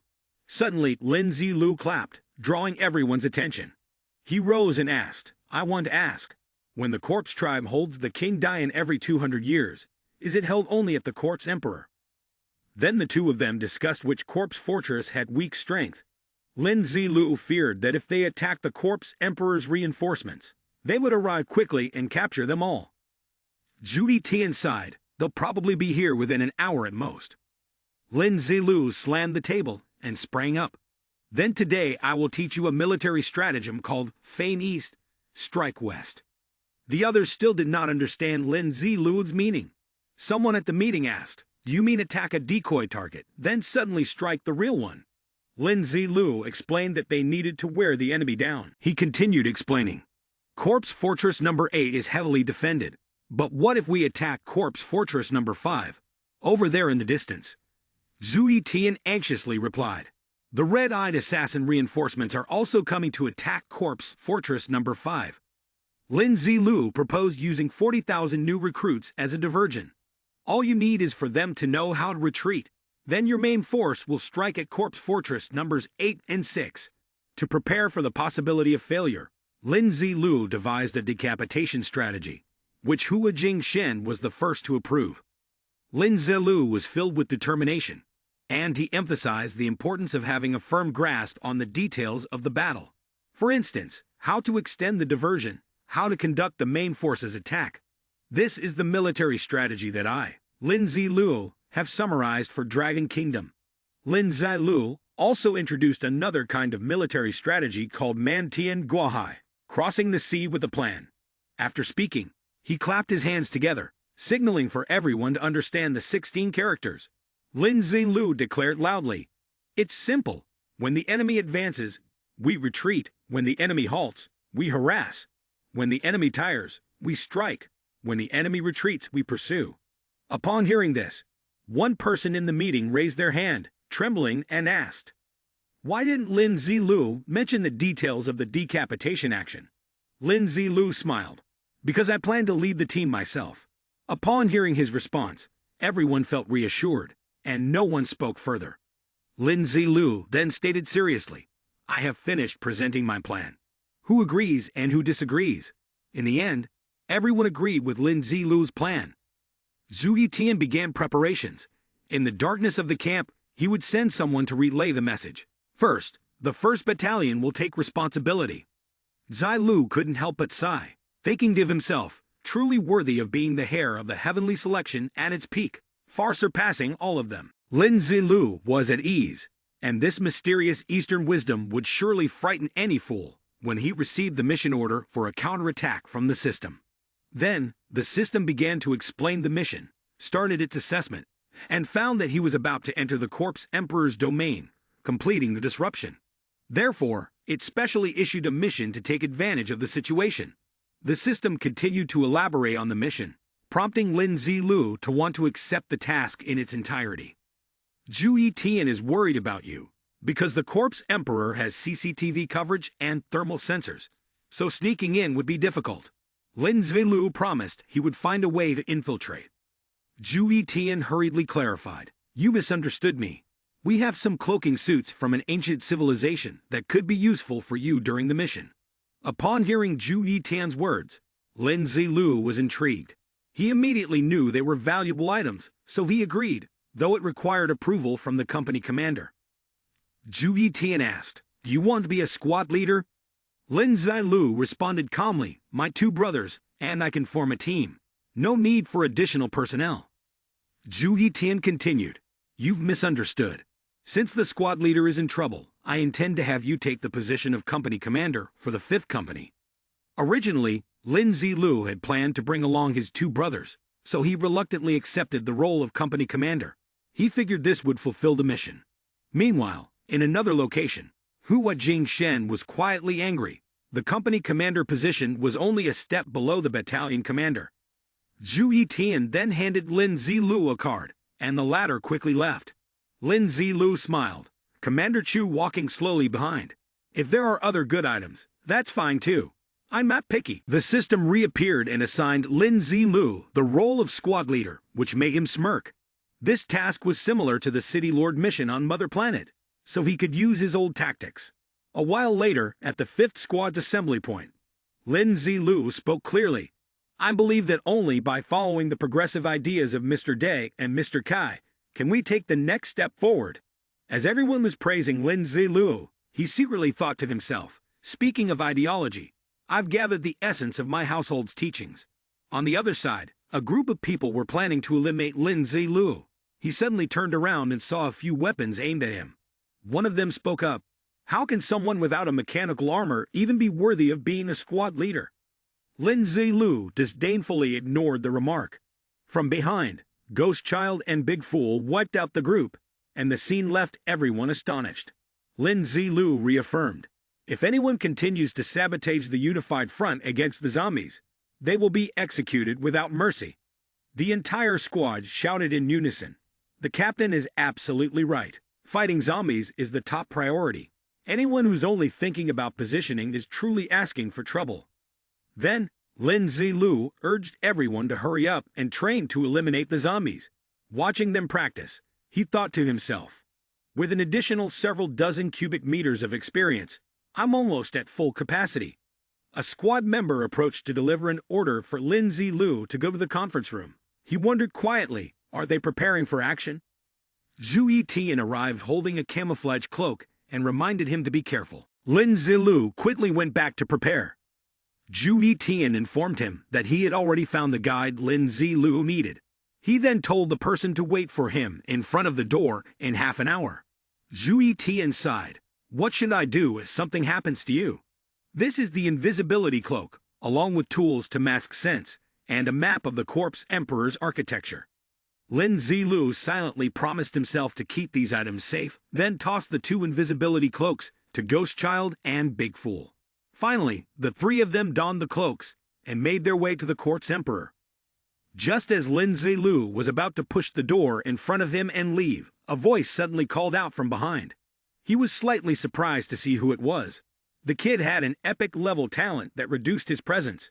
The young man approached and introduced himself as Daizheng King.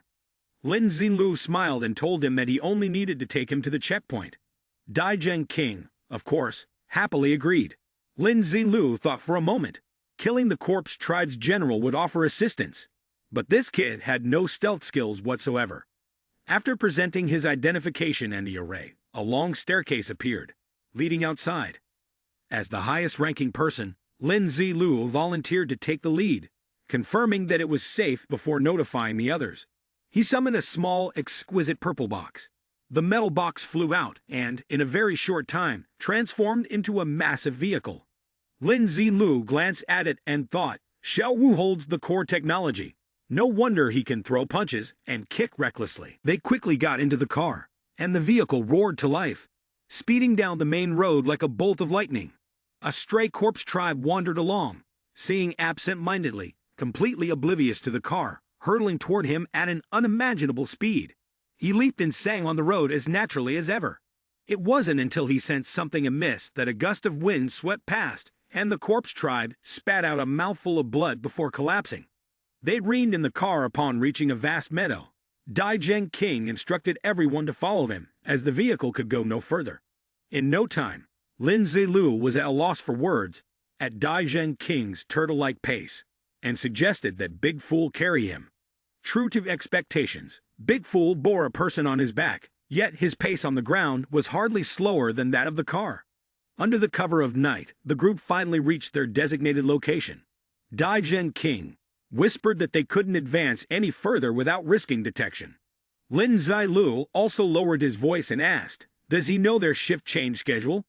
Upon hearing the question, Dai Zheng King attentively relayed the information, though he couldn't guarantee its accuracy since it was 6 months old. Lin Zilu acknowledged this and told him to return to his heart, silently praising him for a job well done. Dai Zheng King didn't linger and turned to leave, leaving only a reminder that the operation would take place tomorrow at 2 p.m. After he left, Lin Zilu pulled out a transformation mask, aiming it at the distant corpse tribe to identify the target. Then, he pressed it to his face, and a layer of deep blue light began swirling continuously across his features. Lin Zilu took out a mirror and saw that he had transformed into Vonderm. He immediately knew he had succeeded because the image in the mirror was how he would appear to the zombies. He then turned his attention to Ghost Child and Big Fool, realizing that he needed to adjust their appearances as well. The shapes were fine, but there was another issue. Lin Zilu pondered over how to deal with their identities. Just then, the sound of a car horn brought an idea to his mind.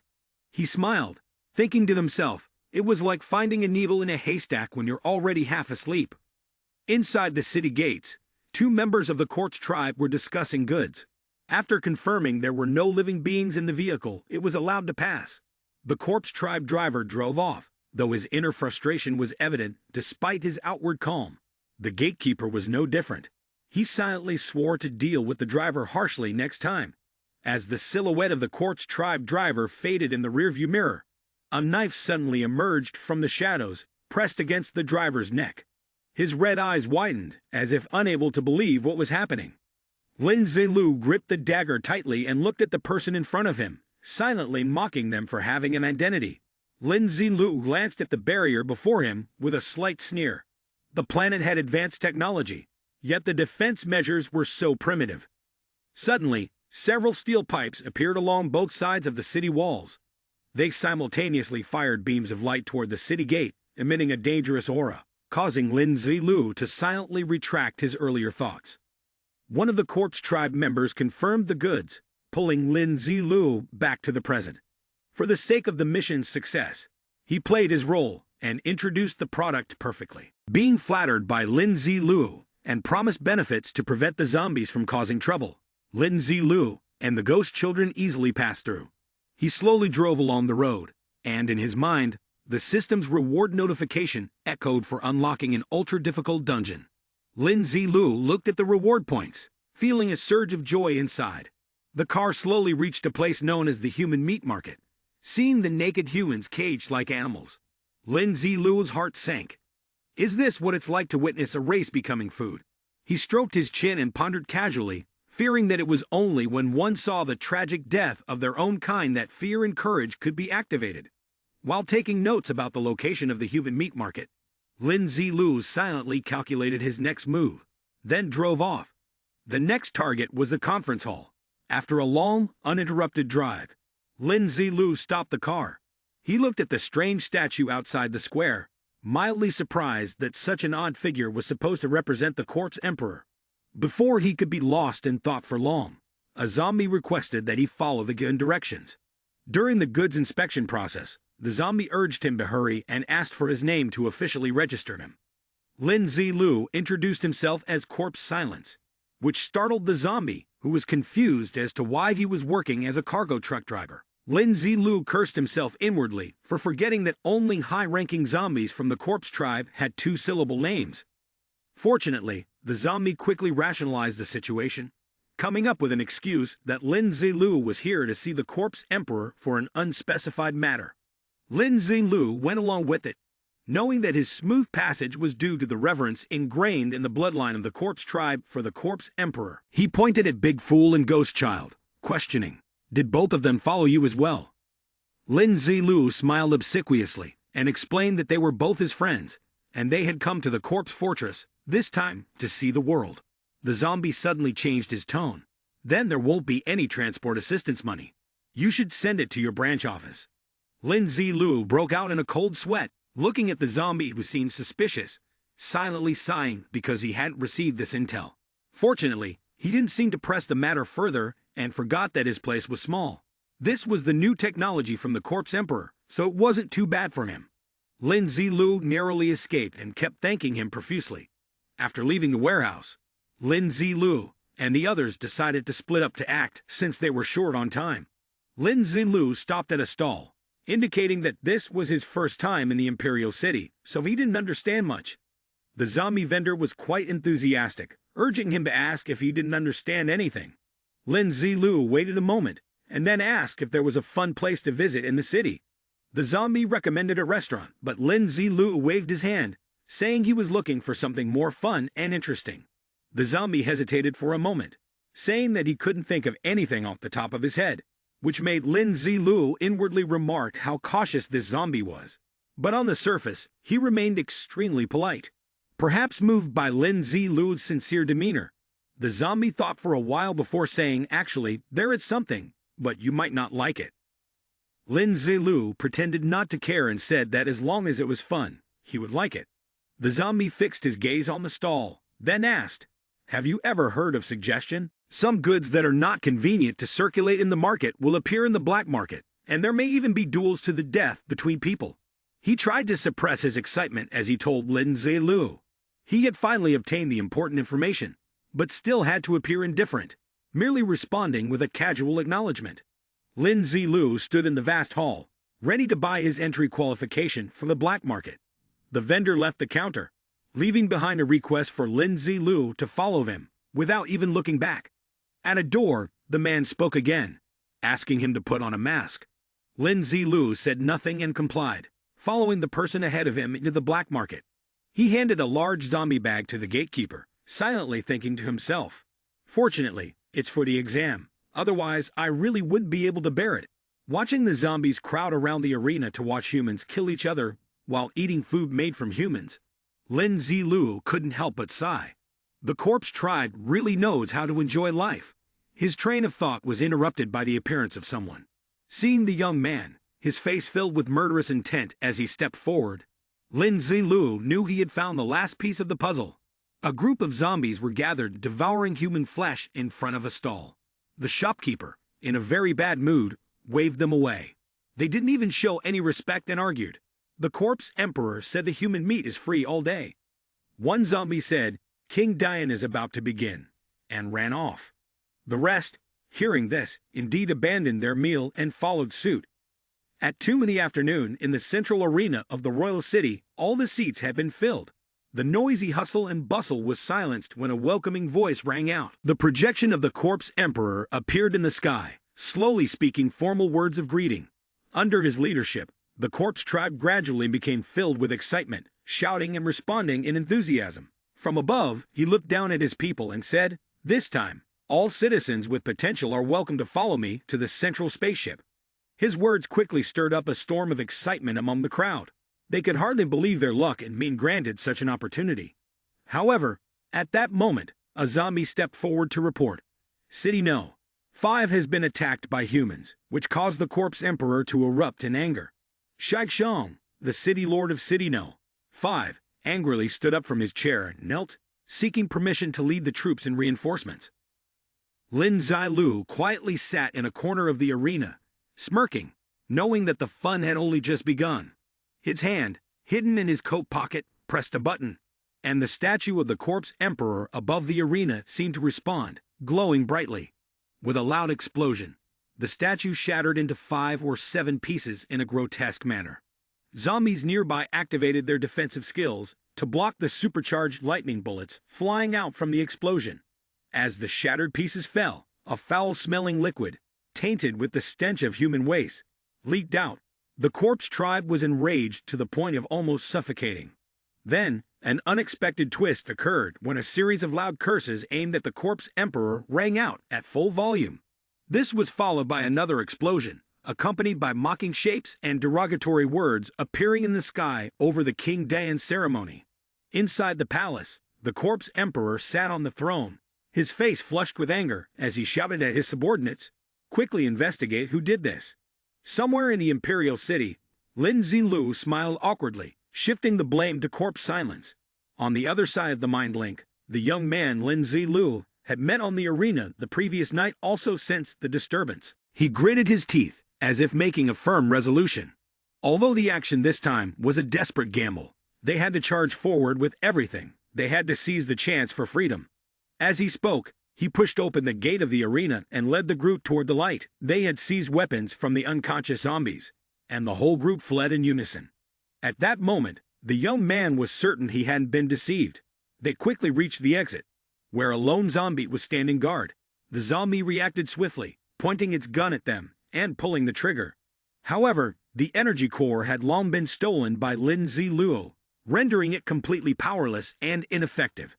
Seizing this opportunity, the group opened fire. In just a second, the gatekeeper zombie was reduced to a pile of shattered flesh. The young man took out a map, explaining that it had been given to him by a mysterious figure. He directed everyone to split into teams and head to the human slaughter market to rescue the captives. They reached the location swiftly. The prisoners inside the cages, burned and battered, saw them and were overwhelmed with joy, tears welling up in their eyes. The young man glanced at the fully armed zombie guards near the warehouse, feeling a twinge of tension. But still, he raised his fist and smashed the lock on the cage. "Quick, rescue them. This is our only chance." Although his face was tight with determination, in truth, this was the first time in years that he felt a flicker of hope. The prisoners from the human slaughter market scrambled out of the warehouse. Lin Zilu blended into the crowd, silently sneering and thinking, "It will take too long for those slave guards to sweep the area with gunfire. What will you do then?" Lin Zilu sent out a thread of mental energy to control Ghost Child. He pressed the switch, and a thunderous explosion echoed through the air. Inside the palace, Corpse Emperor roared in anger, his eyes wide as he shouted the name of Shigudi and scolded him. "Why has the energy core malfunctioned?" Shigud, drenched in sweat, replied that he would immediately go with the zombies to inspect the issue. Corpse Emperor then turned to the 4 generals and ordered them to suppress the rioting humans. Naturally, they responded respectfully and obeyed. The remaining individuals were quickly sent back to the city under his command. Finally, Corpse Emperor's anger subsided slightly, and he relaxed a little. He furrowed his brows, gritting his teeth as he thought to himself, "This isn't over, is it?" Tang Corpse, noticing Corpse Emperor's displeasure, volunteered to patrol around on his own. The Emperor agreed, ordering him to find the mastermind. He wanted the person responsible for this to suffer the most horrific of tortures.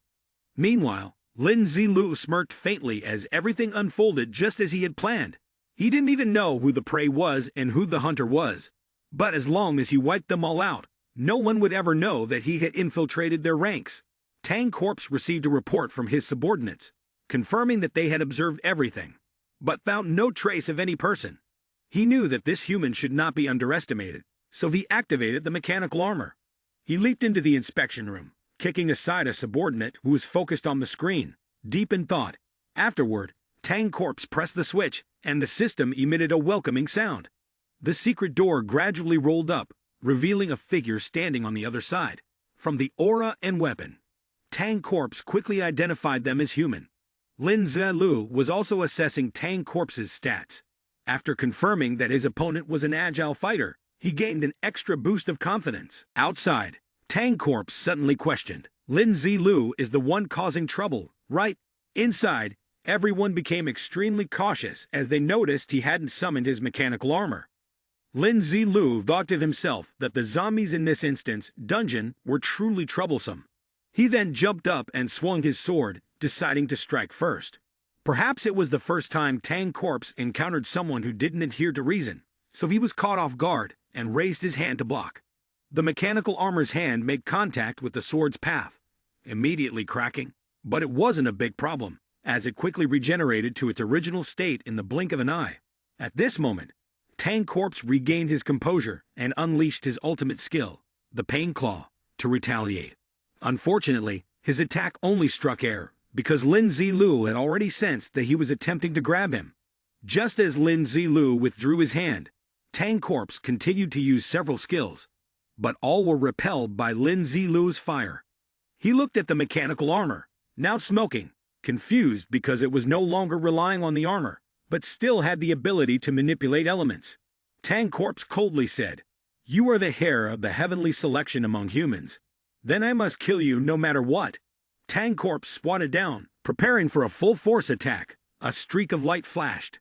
Tang Corpse had reached an incredible speed that few could match. However, when he was just a hair's breadth away from Lin Zilu, the latter still didn't move, making him hesitate and think, could there be an ambush? In fact, his mind was overthinking due to fear. As long as Lin Zilu used the two skills Smile and Gaze from Demon, he would easily defeat him. Lin Zilu sneered disdainfully and made a remark. "Lucky for you, you're too slow." With that, he swung his sword, ablaze with a brilliant flame, striking the mechanical armor in front of his chest. The impact caused Tang Corpse to stagger back in reflex. Lin Zilu readied his sword for a new attack. "Do you still remember the 2 strikes I landed when you opened the door?" As soon as the words left his mouth, he immediately unleashed the fierce twin slash. This time, it struck Tang Corpse directly and perfectly. Numerous marks of damage appeared on Tang Corpse's mechanical armor. Gritting his teeth, Tang Corpse growled, "Wait until I get close, and I'll kill you." But Lin Zilu paid him no mind, casually releasing a few techniques. "Let me clean this place up first." Several blue spheres coalesced into a massive energy formation, gradually approaching Tang Corpse. Sensing the aura of the technique, he realized he was in trouble. Against his will, the spheres dissipated before touching him, but they left a trail of strange energy clinging to Tang Corpse. At that moment, Lin Zilu suddenly flipped his hand to activate his elemental enhancement equipment. A loud explosion erupted from Tang Corpse, drowning out his unwilling, pitiful scream. As the smoke and dust gradually cleared, Tang Corpse lay motionless on the ground. Lin Zilu leaped down from above. "Finally dead. Let's see what treasures you had."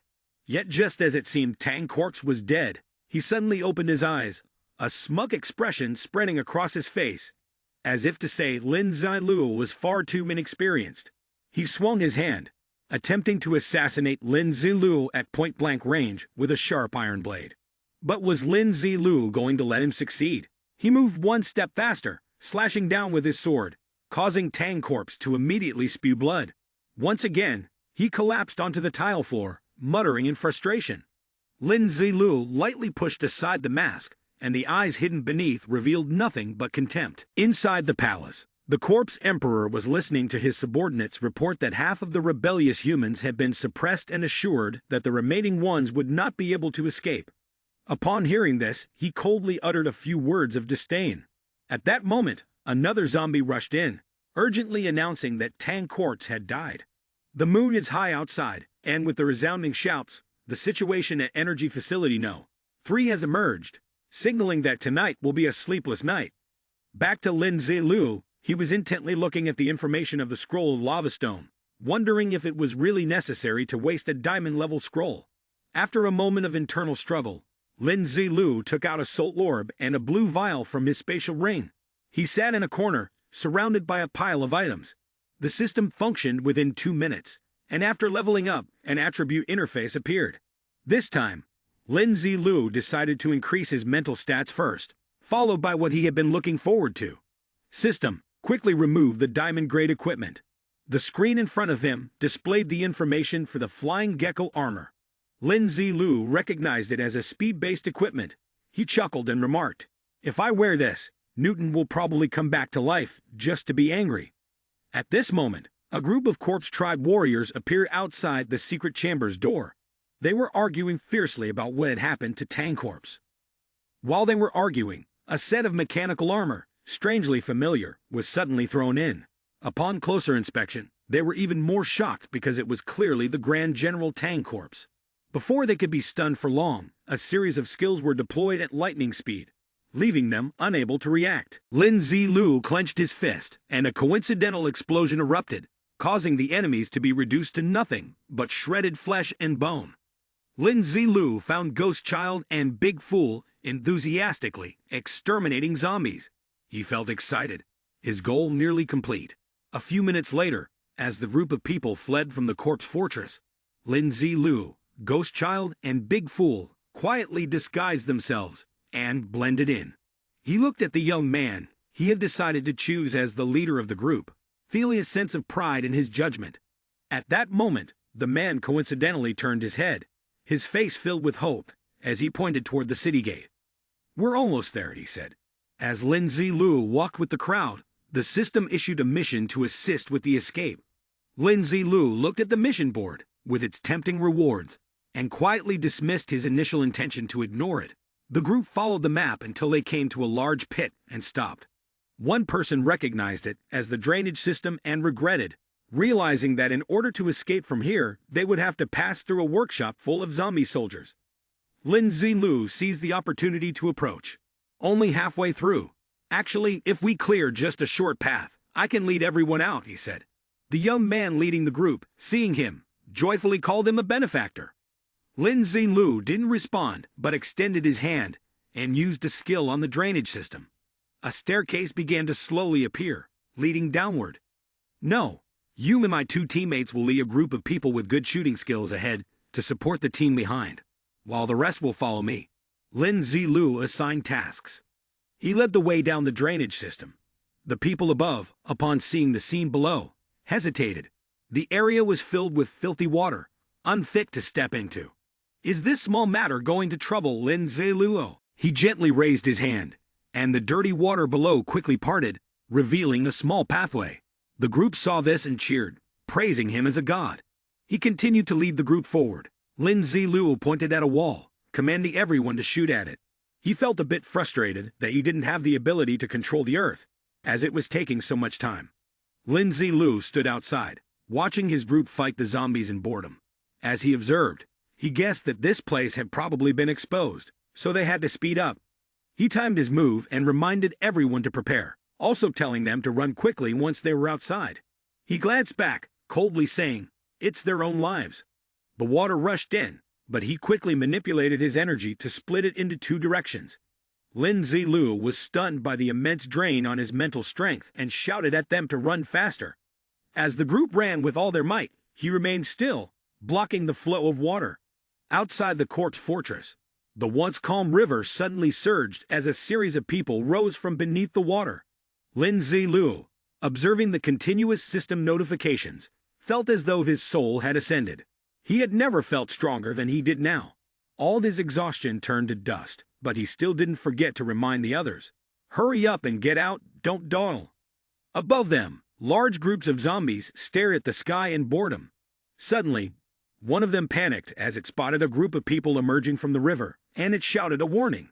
Immediately, the defensive weapons activated, and beams of energy from the city walls shot down. In no time, the population had been reduced significantly. The zombies' side wasn't comfortable either. Seeing so many human lives, they hurried off to report to the corpse emperor. In the palace, the corpse emperor ignored the proposal to hunt them down and directly ordered the laser cannon to be fired, a super weapon from the central starship, deployed without concern for consumption. An order personally issued by the corpse emperor could not be altered, so a gigantic gun quickly manifested on the city wall. As loading completed, the muzzle emitted a brilliance as dazzling as the midday sun. With a single detonation, nobody saw how the projectile flew, only that the distant group had been bombarded and reduced to a vast patch of ashes. Lin Zilu stared at the mounting death notices on the system screen and, irritated, thought, "I save you lot and miss out on kill XP. Who's going to make that up to me?" He used his old trick again, accepting Ghost Child's consciousness near the wall, then guided his body forward to see what was happening. When he crawled up to the foot of the cannon, he overheard the zombies saying their energy had been exhausted. Another voice replied that the corpse emperor had ordered the mobilization of the city's entire power reserves. Ghost Child's body flared into flames. Lin Zilu smiled inwardly. What a hassle for you. The corpse emperor sat in the palace, observing the whole scene on the surveillance screen. He chuckled smugly, satisfaction written across his face. Those who dared insult me must pay a painful price. A zombie approached to report. 5 battalions have been sent to the water tunnels to capture people. The corpse emperor, not stingy with praise, offered a compliment. Another one stepped forward, bowing his head to report. The laser cannon has completed its energy recharge and is about to fire its 4th round. Back on the battlefield, the corpse tribe leader pointed in a direction and commanded, "Fire." However, the laser cannon, with its immense power, which had been consistently performing well, suddenly jammed, failing to fire. The group gathered, confused and whispering. The laser cannon, personally modified by the corpse tribe, had always been stable. What's happening? One of them started trembling, frantically pressing keys on the keyboard. Lord Corpse Emperor is watching. Try restarting it. In the midst of the panic, the screen suddenly went black. The cannon's front began to shine again, filling everyone with concern. Why is it charging once more? Didn't it just stop working? Still, their worries could not change what was happening.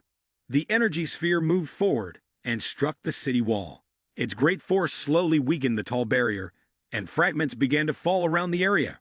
Ghost Child, still guided by Lin Zilu's mind, stayed safely where it was. Lin Zilu, cautious yet unaware that the system's operation had been altered, believed the outcome was only a coincidence. The impact caused the figures on the wall to lose balance and fall onto the platform below. Taking the opportunity, Ghost Child approached the energy can and gently placed a new chip into the system. With no sign of more opponents arriving, Lin Zilu called out, "The light from above has lessened. We should retreat now." The number of people leaving the fortress matched the system's reward messages, quickly raising his rank. Lin Zilu had already expected this, so he calmly chose to strengthen his physical ability. Though it was within his expectations, he still smiled quietly, pleased with his progress after improving twice within a few hours. While Lin Zilu was focused on guiding the flow of water, someone hurried over and reported the situation outside is becoming unstable. He thought to himself, this should be enough. There's no need to take further risks just for more experience. Then he said gently, inform everyone. We leave in 10 minutes. The rest, handle things as planned. The person left behind a reminder for Lin Zilu to take care of himself before following the crowd out. At this moment, Ghost Child had also returned, with a group of zombies chasing after him. Annoyed by the nuisance, Ghost Child turned around, casually casting a skill that caused the pursuer to explode into pieces. Big Fool over there quickly shut the door. Lin Zilu looked at both of them and waved his hand, signaling for them to go upstairs first. I will give them their final surprise. While Lin Zilu was focused on compressing the water, a series of hurried footsteps suddenly sounded from behind. Quartz Hawk rushed in, and upon seeing the desolate scene, he became furious. Damn it, they've all run away. Lin Zilu spoke up at this moment to assert his presence. Aren't I still here? Quartz Hawk, far from being pleased at catching someone, was instead extremely cautious. This isn't good. There must be some trickery involved. Lin Zilu sneered, somewhat sarcastically, confidence is good, but you can drop the must part. With that, he released his grip, and the water ball that had been held back was finally unleashed, flooding out like a burst of water.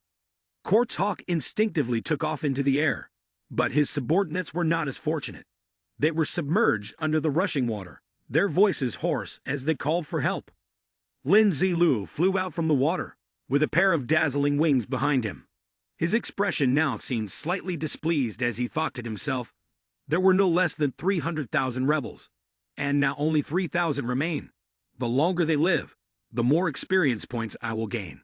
From a distance, outside the corpse fortress, Spirit Flower, speaking through artificial intelligence, asked in confusion, why did the 3 of you need such a large army for reinforcements? Lin Zilu silently corrected in his mind, it's not 3, it's 3,000. The man stared in astonishment, and Lin Ziluo smugly curled the corner of his mouth. Do you believe it now? Spirit Flower did not answer his question, but focused on giving instructions over the phone. Captain, in summary, you need to prepare a few more large vehicles.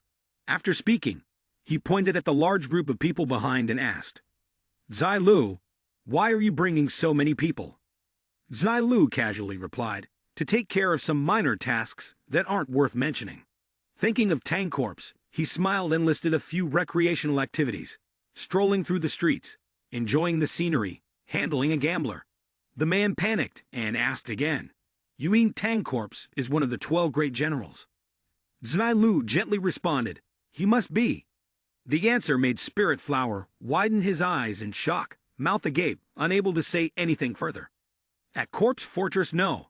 8, a person stood on the high platform, looked through a telescope, and shouted in panic, Enemies! Spirit Flower waved his hand and introduced, Our hero Lin has returned. Zhu Yitian and the others gathered around him, expressing their admiration. Zhu Yitian whispered, The Corpse Emperor will definitely send a large army to sweep through. We should retreat quickly. Zai Lu calmly responded, Then on our way back, we should study hard.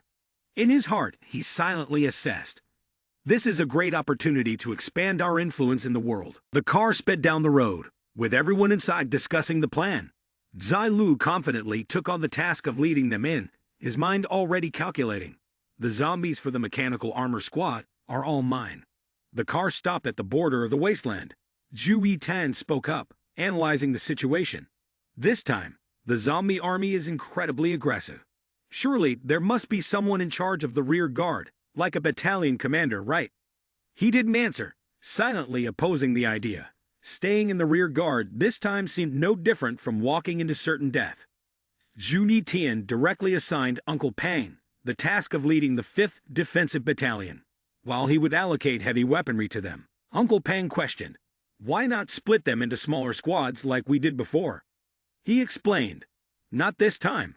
If we use all our strength, it will expose the location of our base. Lin Zilu crossed his arms, quietly assessing the experience pouch he had painstakingly trained. He asked, Why the 5th Battalion, though? Zhu Yitan looked at him and explained, They are elite troops. We can use fewer people to ensure survival. This is war. Lin Zilu turned his head away, his mind calculating, Forget about heading to the central spacecraft. That's the priority. The 3,000 people we just rescued can also serve as experience fodder. Uncle Pang opened the door and looked outside. He surveyed the surroundings, wondering to himself, Is the separation of the base still going to continue? A gust of wind swept through the air. Zilu stood on the ground, looking at the phone screen in his hand. He had just sent a message to Uncle Pang, reminding everyone to withdraw quickly. The opponent's phone lay on the ground, its screen smeared with bloodstains.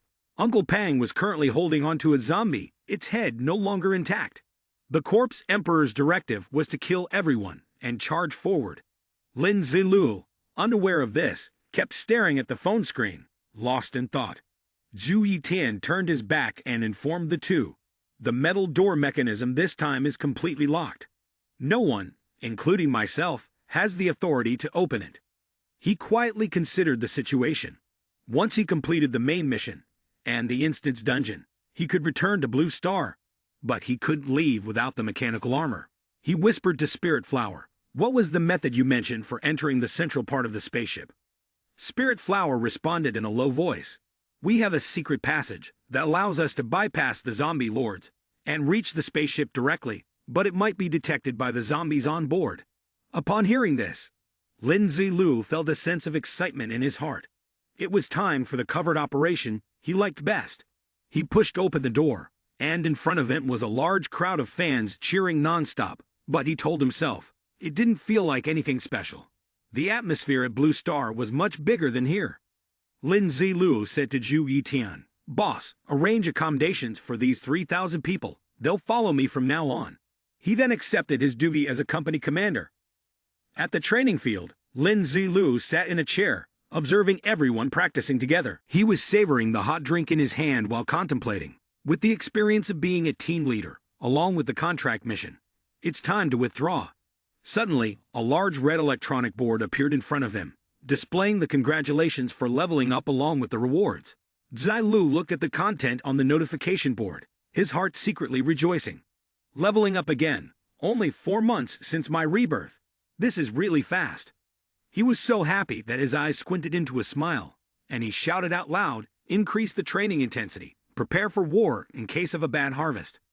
In his heart, he felt like flowers were blooming, thinking, how can I not seize this opportunity? Suddenly, the system board displayed a notification, triggering a danger sense. A few seconds later, the system reappeared, closing the danger sense. This made Zai Lu wonder, why is someone probing so many times at the edge, looking for trouble? In the conference room, Lin Zilu was speaking.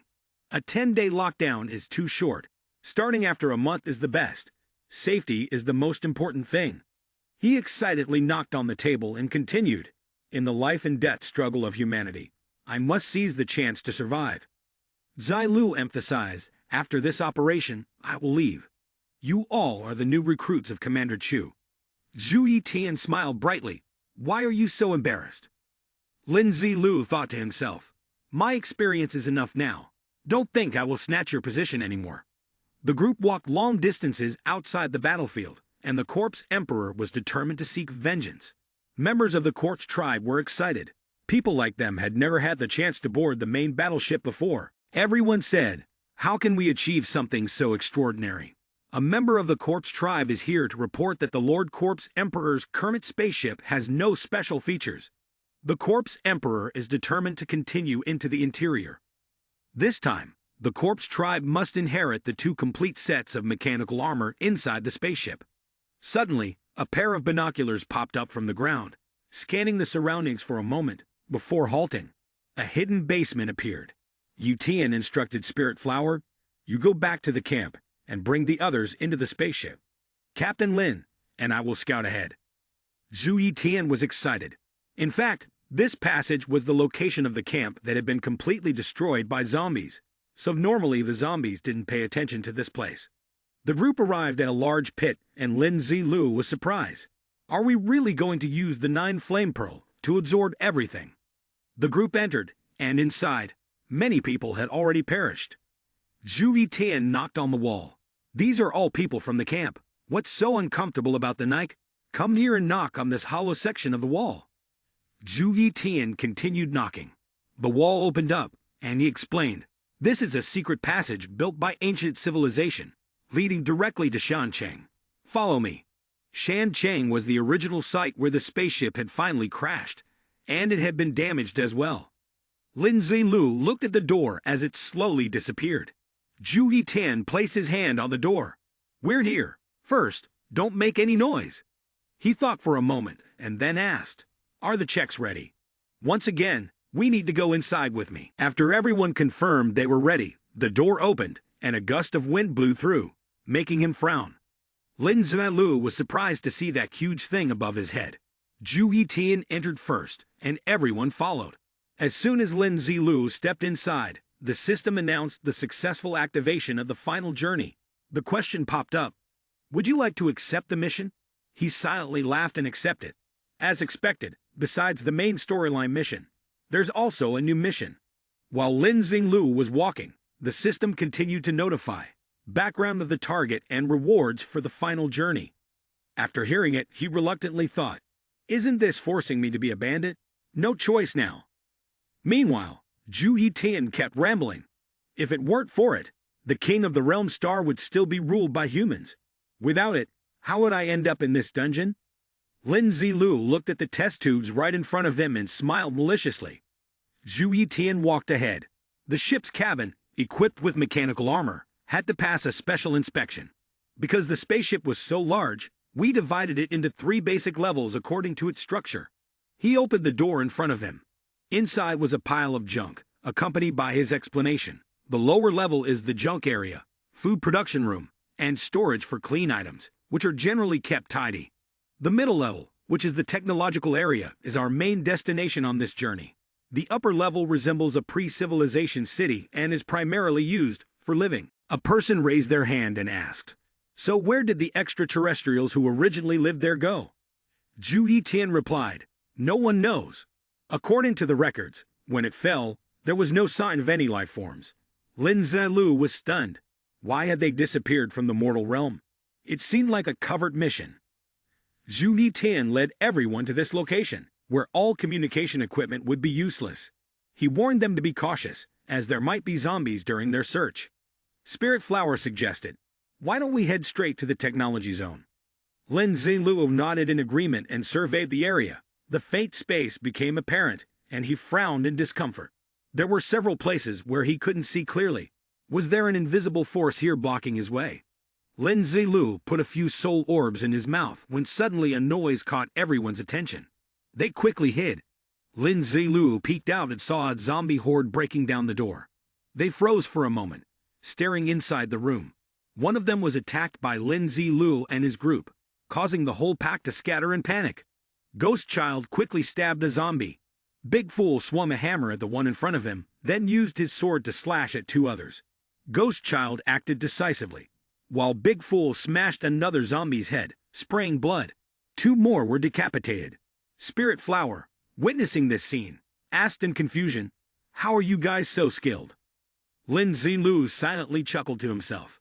"How should I explain this to him?" Spirit Flower spoke up, "Right now, the zombies aren't on the first floor. Lin Zilu may be hurrying to the Science and Technology Department, but in his heart, he thinks differently. Once I get the mechanical armor, I can wipe them all out." They reached the elevator that transferred between floors in the spaceship center and stepped in to go to the upper floor. Spirit Flower discussed, "The rooms with complete mechanical armor are scattered randomly, it's hard to find. And there are also many zombies." Lin Zilu remained calm. "If it's hard to find, then we'll just search. As for the zombies..." Before he could finish his sentence, the elevator doors opened, and a group of zombies appeared in front of them. Ghost Child rushed forward without a word, swiftly slitting their throats. Lin Zilu's confidence surged. "The more there are, the more I'll kill." One of the zombies stuck its head out and asked, "Hey, why haven't you guys come over yet?" The zombies in the room screamed, "Humans are here. Everyone be careful." Spirit Flower told the others, "Such screams will alert the other zombies. Let's pull back for now." On the third floor of the spaceship center, a subordinate came to report to the Corpse Emperor. General Corpse Flame had sent someone with important news. He went to listen to the report. "The fish are in the net. When did we pull the trap?" The Corpse Emperor smiled sinisterly. Lin Zilu chuckled mischievously.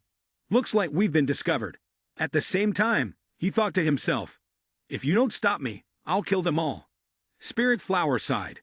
"It's good to be familiar with this place, because zombies are everywhere." He was frustrated. So many spatial rooms. "I remember there's a mechanical armor area. Come with me quickly. Surely many people have failed their trials there." Next, the group followed the Spirit Flower as they walked. He began providing relevant information. "The metal door will conduct the most basic test for you. Once the test is completed, you can take a further step inside the room." At this, he smiled meaningfully. "This one has a difficulty of 95%. Lin Zilu concentrated his power and was amazed to see him transmitting a huge amount of strength to test the Spirit Flower. "How many more surprises do you have that I don't know about?" Suddenly, Lin Zilu turned to give instructions. "Take my brother and me to search while I complete the test." He agreed, then looked at his back with hope filling the Spirit Flower. "Our people are about to have a second great general," Lin Zilu whispered to himself. "I wonder if he'll cry when he finds out the truth." As the streams of power surrounded Zilu, the system immediately notified that the valiant warrior was undergoing the Divine Light Mecha armor trial. Now, depending on the compatibility between the two, the trial would be simulated. Lin Zilu silently rejoiced. Divine Light. Just by hearing it, you know it's top tier. A thought suddenly struck him. So realistic. This cannot be as simple as it appears. The system issued the mission. The trial duration is a maximum of 30 days. Valiant warrior, please step onto the table and complete the questions on the paper. Lin Zilu firmly gripped the sword, raising it high, his gaze resolute as he looked down. The topic of divine mecha is probably something I can't solve. Well, I'll just cut it to pieces. Then, his eyes nearly popped out in surprise at how easy it was. After filling in the answer, Lin Zilu began to doubt it. There must be a trap in the trial. 1 + 1 can't possibly equal 2. But miraculously, as soon as he filled in the number 2, The system confirmed the trial was complete. Please inherit the Divine Light Mecha armor. Seeing this, Lin Zilu felt a little uneasy. So it really does equal 2. I shouldn't doubt my math teacher. Looking at the armor before him, he was utterly confused. Is this what the person from the military base was talking about? Next, Lin Zilu placed his hand on the mechanical armor's shoulder. Instantly, the system notified him that it was a diamond-grade piece of equipment at that moment in the dungeon, and it didn't conflict with any other gear. The system also provided an analysis, including an introduction to the remaining energy before it lost its attributes and skills. He couldn't believe it. And this is just a support armor for someone with my high-level profession. Suddenly noticing the twinkling lights emanating from the mechanical armor, Lin Zilu withdrew it into his hands and thought to himself, well, even mosquito legs are still meat. I'll go check out another mechanical armor. With an expression of mild dissatisfaction, he walked off while saying, I'm heading out now. Seeing this, Spirit Flower comforted him. You're quick, don't worry. Failing doesn't bring shame. He placed his hand on Big Fool and suggested, maybe it's just not suitable. Let Big Fool try it out instead. Hearing Lin Zilu's objection, the two of them no longer needed to go. But he disagreed. The difficulty of the trial changes depending on the person. You shouldn't be so selfish. He silently thought, it's the brother's spirit who brings his face to me like that. And then, Lin Zilu put on the armor in front of the old man's stunned expression. Not only that, he commented that the Divine Light Mecha armor's capabilities were nothing special, which Spirit Flower couldn't believe. 100 years ago, a senior needed to burn amid the Divine Light for a victory, but here, you only lasted 5 minutes. Lin Zilu commented in his mind, I'm not some rookie at math. However, on the surface, he still acted cool, also mentioning that it depended on the person, which helped the old man reinforce his hope. Captain Lin's strength was truly terrifying. Then, under the admiring gaze of Spirit Flower, Lin Zilu called out, let's go to the next level of this trial. I don't even take this seriously. At the same time, a thought to taunt crossed his mind. Probably, even you could handle it. The battle between humans and zombies was raging. Wunan King, hiding on the side, was filled with intense anger when she saw her people being killed. She asked, Captain, given the current situation, what should we do? Immediately, Zhu Yitian gave orders. You should take the remaining people to the second floor, find a safe place to hide, or join up with Spirit Flower and Lin Zilu. Upon hearing this, Wunan King had some doubts. What about you, Captain? Will you come with us? He refused and explained that the second team, led by Uncle Pang, was about to arrive.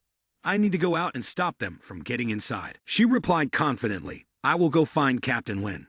He will definitely have a way. At the same time, on the second floor, Lin Zilu asked, this isn't good. Brother Hua, don't you have any information on the locations of other large mechanical armors? He replied, no. It was already very difficult for us humans to reach the second floor. Watching Spirit Flower diligently searching, Lin Zilu came up with an idea.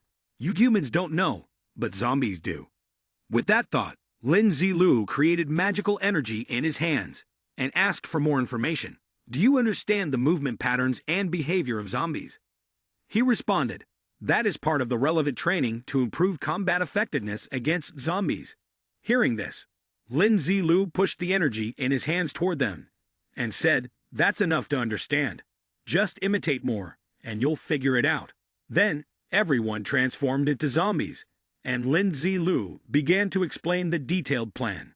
Here's the setup. I am Corpse Silence. He is Virtuous Dragon Corpse. That one is Eastern Strong Corpse. And you are Corpse Spirit. Understood. Seeing this, Spirit Flower was surprised.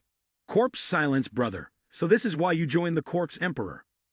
Lin Zilu said, stop speaking unnecessarily. Then he approached a zombie corpse, picked up a card, and commanded, now, randomly choose a lucky team. Spirit Flower obeyed immediately. After moving a little further, the group came across a team of zombies. Lin Zilu asked, how is your harvest going? You and everyone else. Opposite him, he replied, who are you? I don't remember anything about you. Immediately, he stepped up behind and threw his arm over his shoulder in a friendly gesture. Did you forget? Back at the elite conference, I stood next to you, and we even clinked glasses. Actually, that event was organized to select elites for the spaceship. Hearing this, he nodded. It seems I do have some impression now. Without missing a beat, Lin Zilu cheerfully continued. As expected from a good brother, you finally remembered me. Now let's get to the main topic. How's the harvest on your end? Thinking he was talking to an old acquaintance, the bald zombie answered candidly. Earlier, we opened the ship's cargo hold and found 20-odd laser guns. We handed them all over to be exchanged for achievements. Upon hearing this, Lin Zilu praised, impressive. Unlike us, we only got one gun. He was surprised and responded, 3 days, and you guys only have one gun. Lin Zilu pointed towards Spirit Flower. Isn't it because he insisted on testing the mechanical armor, wasting 2 whole days? He immediately played along. Isn't it because you just stood around doing nothing? Hearing this, he raised an eyebrow. Which mechanical armor did you guys test? Lin Zilu secretly smiled to himself. Finally, my brother is on the right track. At the same time, someone outside answered, it's the most powerful mechanical armor. The Bald Corpse Tribe zombie guessed. Is it the one that Lord Corpse Emperor himself shook his head at because of its difficulty? Lin Zilu affirmed, that's the one. Honestly, I still don't get what's so great about it that this guy insists on challenging it. Hearing that, he suggested, brother, why not try that Kuang Feng walking mecha armor? It's simple. He scratched his head as if he almost forgotten. Where is that armor located again? The shaved head of the corpse tribe answered without hesitation. Area B03. Mr. Wang mentioned it earlier. Are you not taking this seriously? At the same time, he thought to himself, only with a fool like you can we find more. Then he asked, so why haven't you gone yet? Zilu replied, because I feel this time we can't just wait on the sidelines. If someone wants to inherit it, then we'll inherit it together. Spirit Flower standing beside him added, but we don't know which one is suitable. The shaved head of the corpse tribe laughed heartily. Isn't this simple? First, he pointed at Big Fool. This burly brother of ours is suited for the Fury Demon Mecha armor in Sector L27. Next is Ghost Child.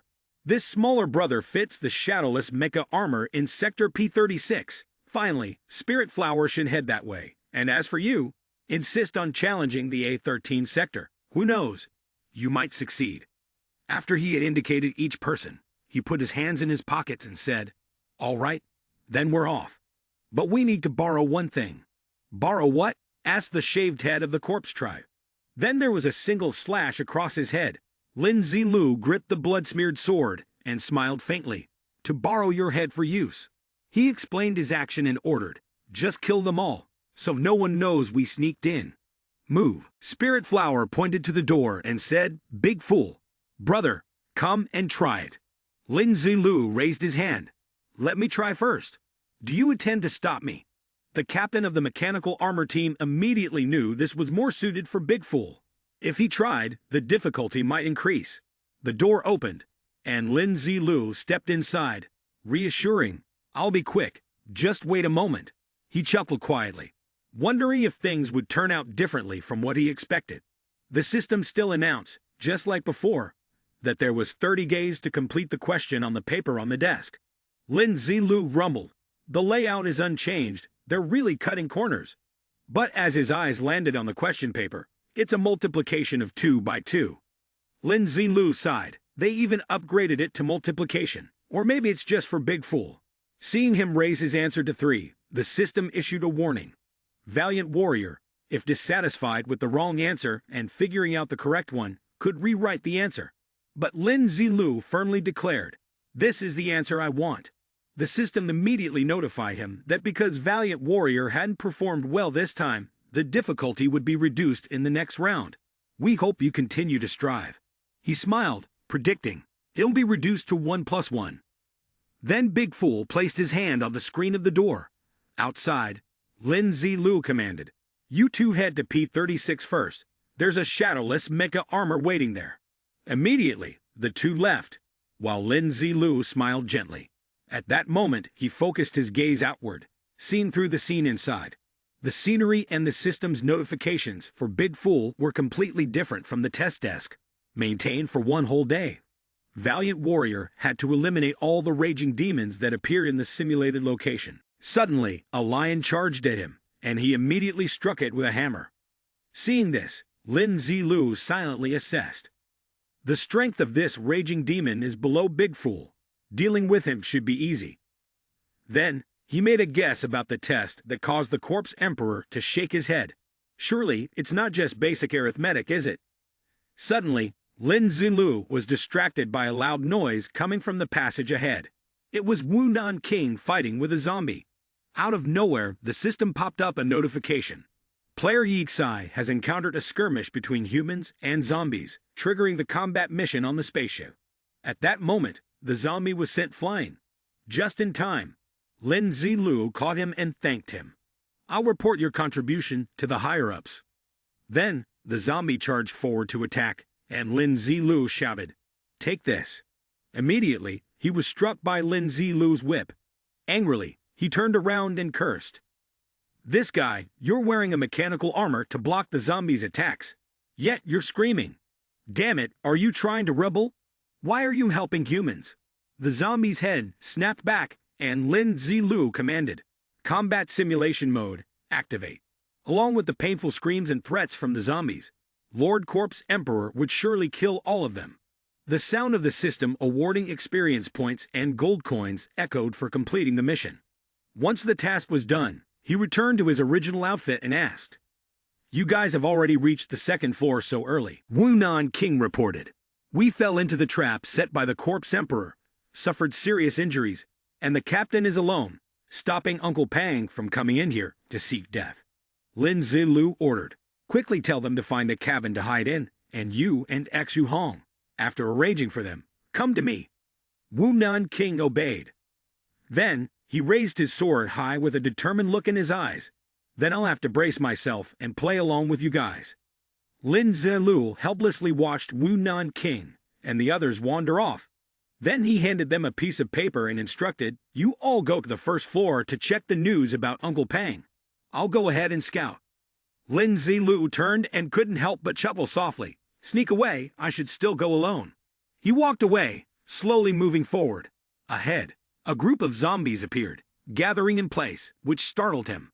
The bright King Mecha armor attracted so many people like this that there was no need to search hard. Immediately, Lin Zilu jumped into the back of the crowd and squeezed into the zombies without hesitation. The Tang Corpse people turned away in frustration, feeling disappointed. No good, another failure. The leader, upon seeing him approach, couldn't help but be taken aback.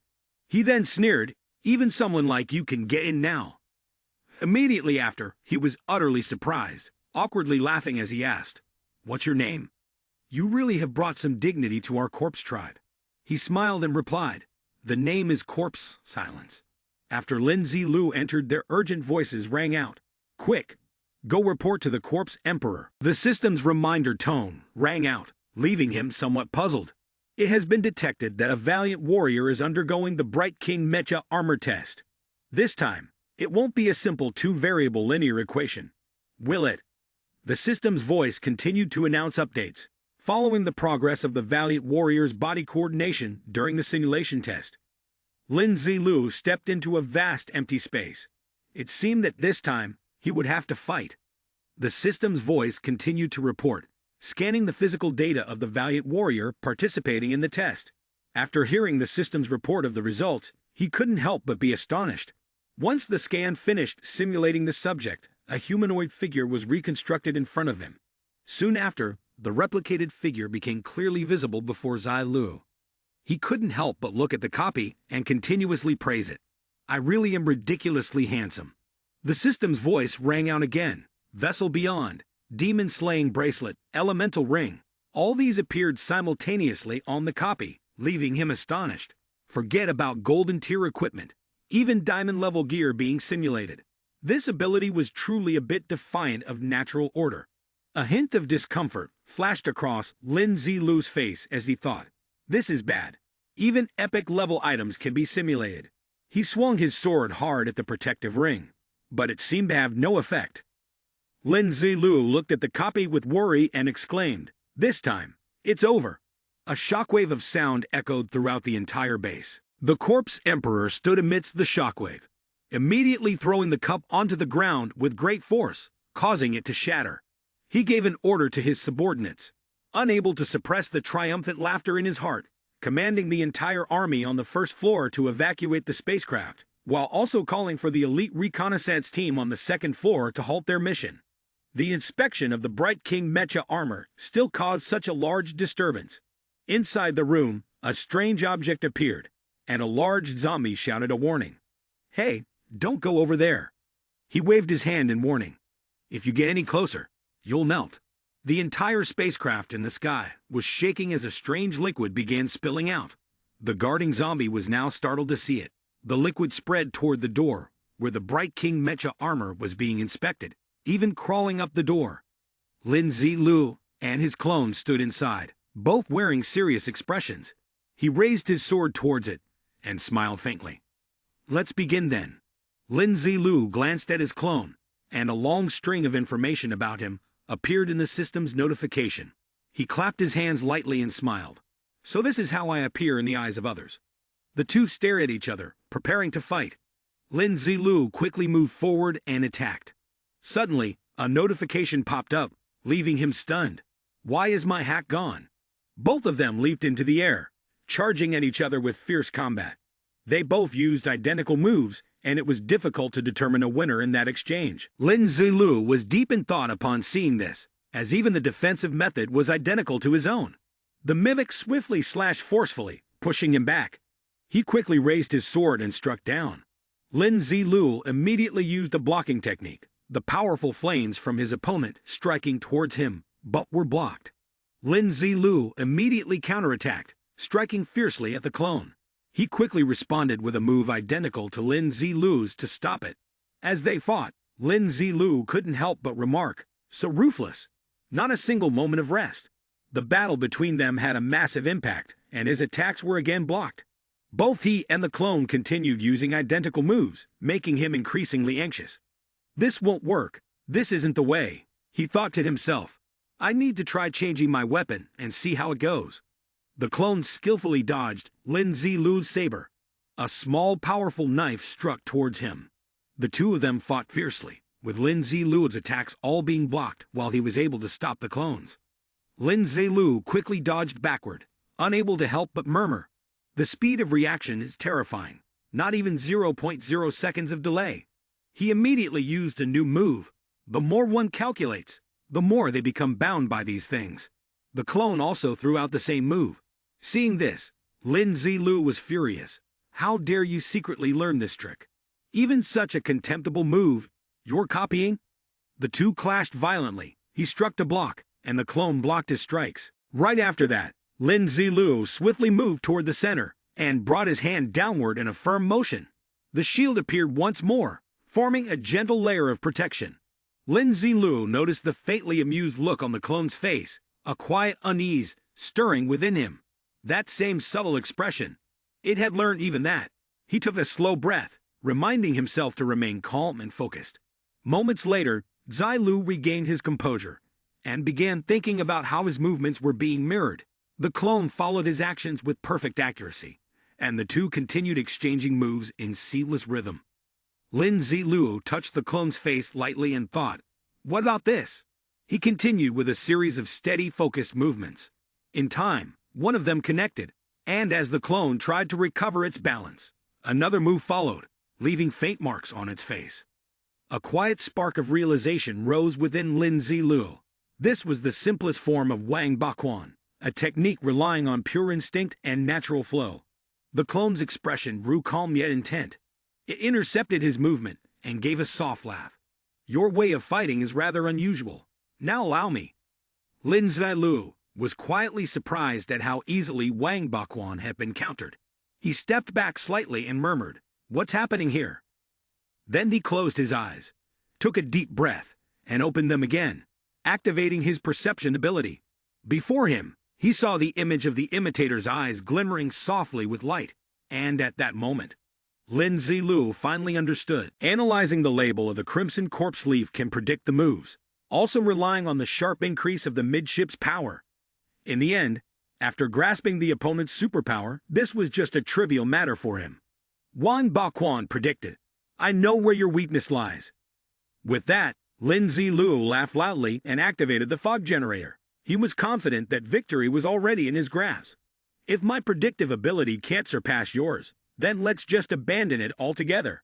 The mimic couldn't tell what was going through his mind, only looking around. But the room was filled with the mocking voice of Lin Zilu.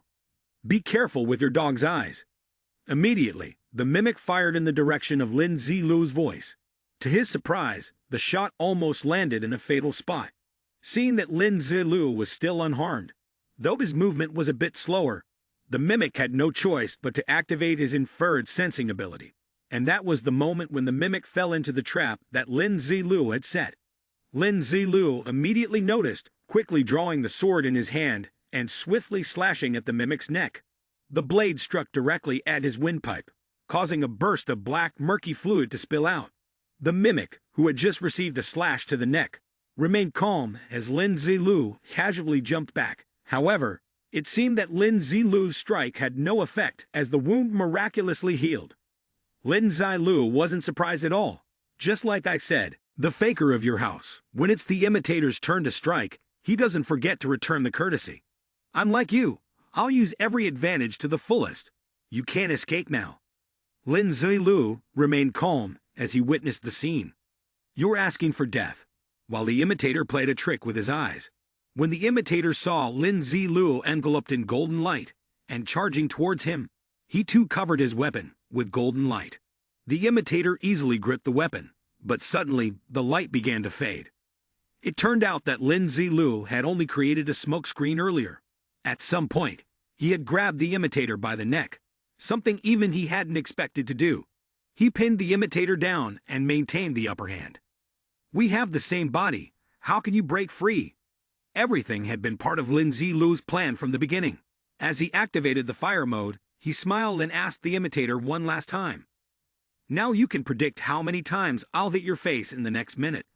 14 days had passed, and Lin Zilu had mercilessly beaten the imitator. Not only that, but his words were even sharper. I'll beat you so bad your mother won't even recognize you. I guess I've dealt with all your endless blood power by now. Lin Zilu stepped back a bit, summoned his sword, and activated his flame sword mode, sending the imitator back to the dust with a single strike. After completing the task, a series of system notifications popped up as if applauding him. Lin Zilu couldn't help but wonder, why is the system's golden hand so good now? A moment later, the system panel appeared again with more notifications. It seemed that Lin Zilu realized he had gained a significant advantage, so he smiled faintly, his mythical rank disappearing as he focused on the task at hand. Next, there was an update showing important instructions for Lin Zilu regarding the god of war strategist. He felt completely different from ordinary people, transforming into a living war machine. Unfortunately, you wouldn't be able to experience it yourself. As if that wasn't enough, a surprising reward appeared before him: the Bright King mecha armor. Before he could fully process what was happening, a portal suddenly opened. Lin Zilu found himself facing a strange object, resembling a golden iron flower. He was taken aback, suddenly suspecting it was liquid metal. When Lin Zilu lightly touched the armor, his hand instantly trembled. In no time, the armor fused with him, and the result was quite impressive. By adjusting the light refraction index, the mechanical armor became invisible, a fascinating feature. He quickly began experimenting, even managing to simulate weapons like tentacles. At that moment, the system displayed a user guide for the Bright King mecha armor. As he read through it, he meticulously analyzed the components of the armor. Does this mean it can always be cloaked while under control and enhanced? At that point, the system notified Lin Zilu that he was now withdrawing 2 standard golden hands. The system now displayed additional information about the item, causing him to rub his chin after hearing it. Not bad, but why were you so out of it earlier? Couldn't it be that this testing room has something strange about it? Then Zilu turned and grumbled. They haven't even given me the golden equipment set yet. As soon as he finished speaking, his wish was granted. He tried it on and read the information. It was slightly better than the 4 elemental equipment sets. However, he didn't pay much attention to it, casually changing the subject, still preferring the simple-minded approach that suited his development style like Big Fool. How are they doing? Lin Zilu shifted and saw a humanoid bug gorging on meat. The system displayed information about this character, causing Lin Zilu to sigh in frustration. Really, So dumb. Next came the ghost child, tucked in a corner, making him murmur, "Better than nothing. As long as the NPCs don't mess with the world's influence, that's good enough." By now, there must be zombies everywhere outside the door. The scene shifted, showing the corpse emperor standing while his subordinate reported the situation. "Lord, due to the shock earlier, the spaceship has sunk several hundred meters, and now only the third floor is accessible." He waved his hand, clearly not interested. Lin Zilu confidently stepped outside, but the corpse emperor's gaze caught his attention, and he quickly regained his composure, bowing respectfully. "I pay my respects, Lord Corpse Emperor." The corpse emperor seemed a bit irritated and commanded, "Lift your head and look at me." He didn't seem to care much and casually asked, "How's the corpse silence test for the Bright King mecha armor you participated in?" Seeing this, Lin Zilu replied, "I was quite lucky to pass the test." Hearing that, he lured him to a place where only the two of them would be. Once they arrived, with only the two of them present, the corpse emperor inquired about Lin Zilu, asking, "Now, can you tell me what you experienced during the test?" He obediently pretended to respond, "The test arranged someone to imitate my exact skill level." At this moment, he was contemplating, should I eliminate him or just kill him here? Just as he was about to take action, the corpse emperor added, "The method of the test was exactly the same as mine." Realizing that the man still held some value, he refrained from acting hastily and decided to hold back. He hadn't yet taken all the mechanical armor left behind. Meanwhile, the corpse emperor asked, "How were you able to pass the test?" Zai Lu explained, "At the start, I didn't know how. But later, relying on the bloodthirsty instincts of our zombie nature, I abandoned everything and barely managed to pass." The corpse emperor was taken aback by this, and hearing the answer, his expression shifted. He sighed, seemingly disappointed. "It seems you are not the heir I've been looking for." Then, he asked with concern, "So what did you do during the remaining time in there?" Zai Lu answered bluntly, "Actually, there was a chip on the Bright King mecha armor tray. I've been researching it."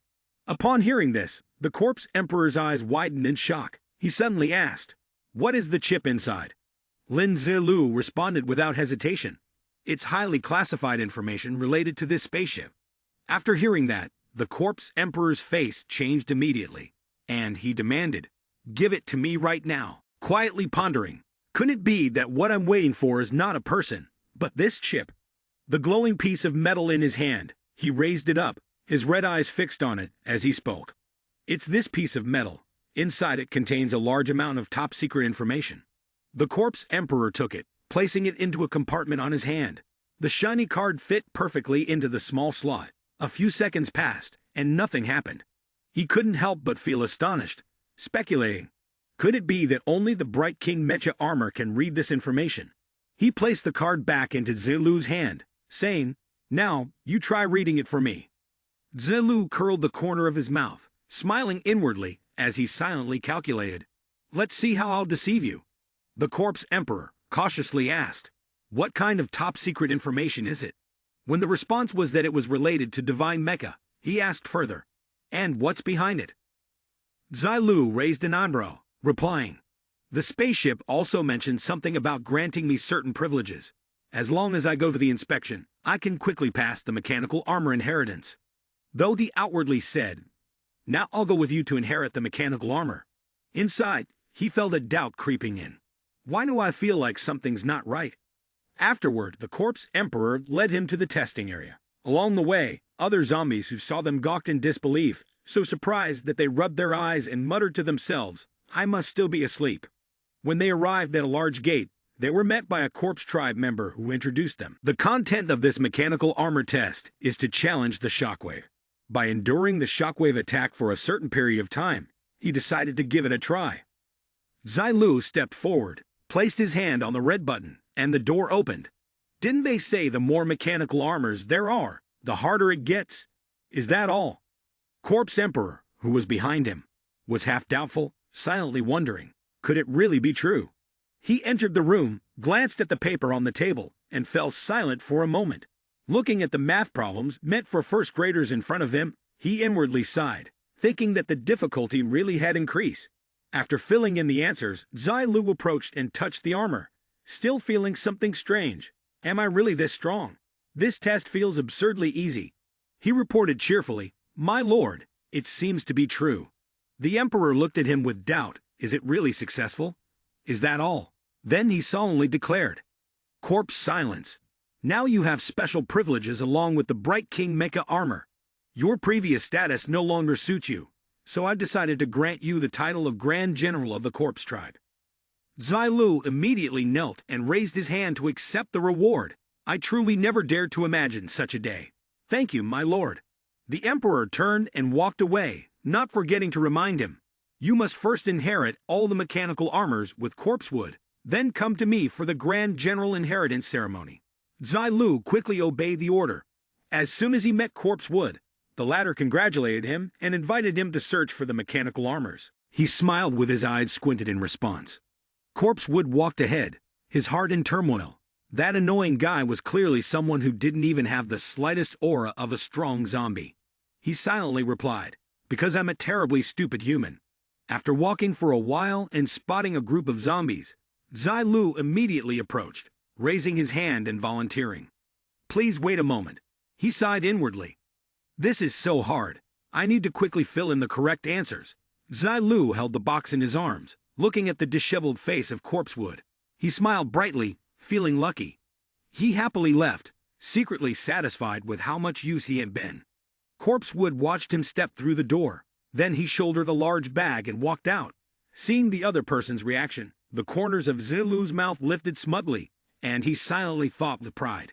Sweaty heavily now, aren't you? Corpsewood, my friend. Lin Zai Lu stood before the mechanical armor, raised his hand, and silently reminded himself. The timing's about right. I should get going with the pumpkin carriage. The mechanical armor folded up into a small box in his hand. Lin Zai Lu turned his back to the door, scratched his head awkwardly, and suggested to Corpsewood. It's been a full day and night, I really can't go on much longer. How about we take a break here? The other person looked at him with burning red eyes, clearly not sincere, and inwardly grumbled. Do you even hear yourself? Tired from all that inheritance stuff already? Finally, his request was granted, and he entered a room inside, where 3 other people were already present, including Corpsewood. Lin Zai Lu walked in and sat down, closing his eyes as if resting, a slight smirk curling on his lips as he silently answered Corpsewood's question. Tired, just kidding. After a moment, he opened his eyes and spoke clearly, his face brimming with energy. The grace of Lord Corpse Emperor towards me is something I can never forget in my lifetime. How could such a small difficulty bring me down? My headache has eased. Now let's set off. Corpsewood and the 2 soul fragments gritted their teeth in discomfort, bewildered by his sudden and unpredictable change. At that moment, his hand moved silently. After imbuing the weapon with his soul, he held the sword in his hand, feeling satisfied. Concealing its power, according to his will, proved extremely convenient. 2 dazzling streaks of light cut off the heads of the 2 soul fragments accompanying Corpsewood. The sword's blade, enveloped in a fiercely destructive glow, struck toward Corpsewood from behind.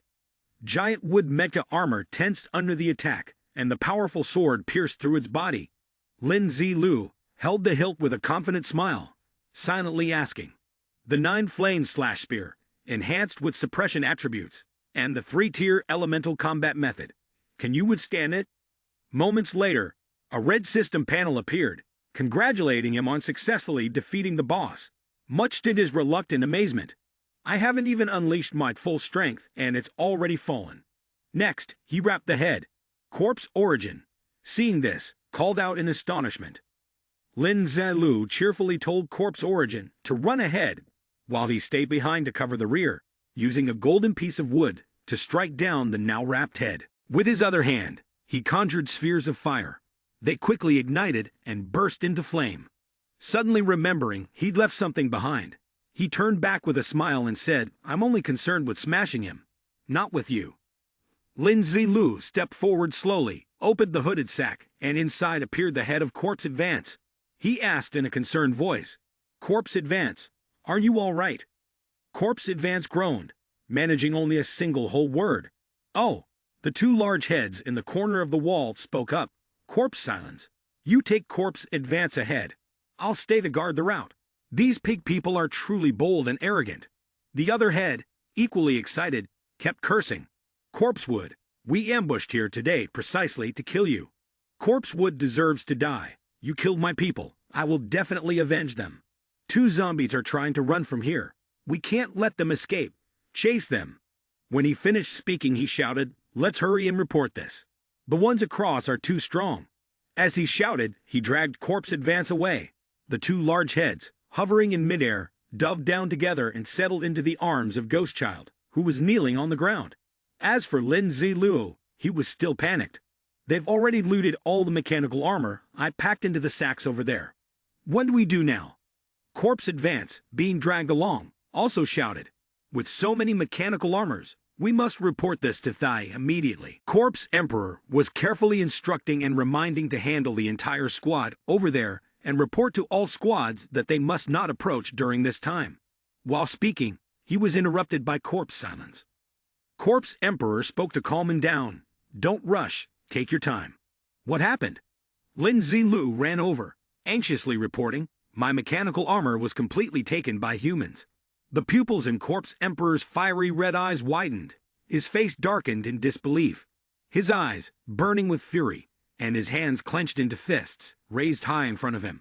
He then immediately swung the punch straight into Corpse Advance's stomach, questioning, where is Corpsewood? Within station. How could humans successfully launch a sneak attack? Lin Ziluo, standing beside him, observed quietly and concluded, you've sealed your own fate. But fortunately, the one you struck was him. As Corpse Advance trembled, bending over and clutching his stomach, groaning and crying, he carefully recounted the events. I was inheriting many mechanical armors that were resting, when suddenly a group of humans rushed in. General Corpsewood was killed, and the 2 of us barely managed to escape.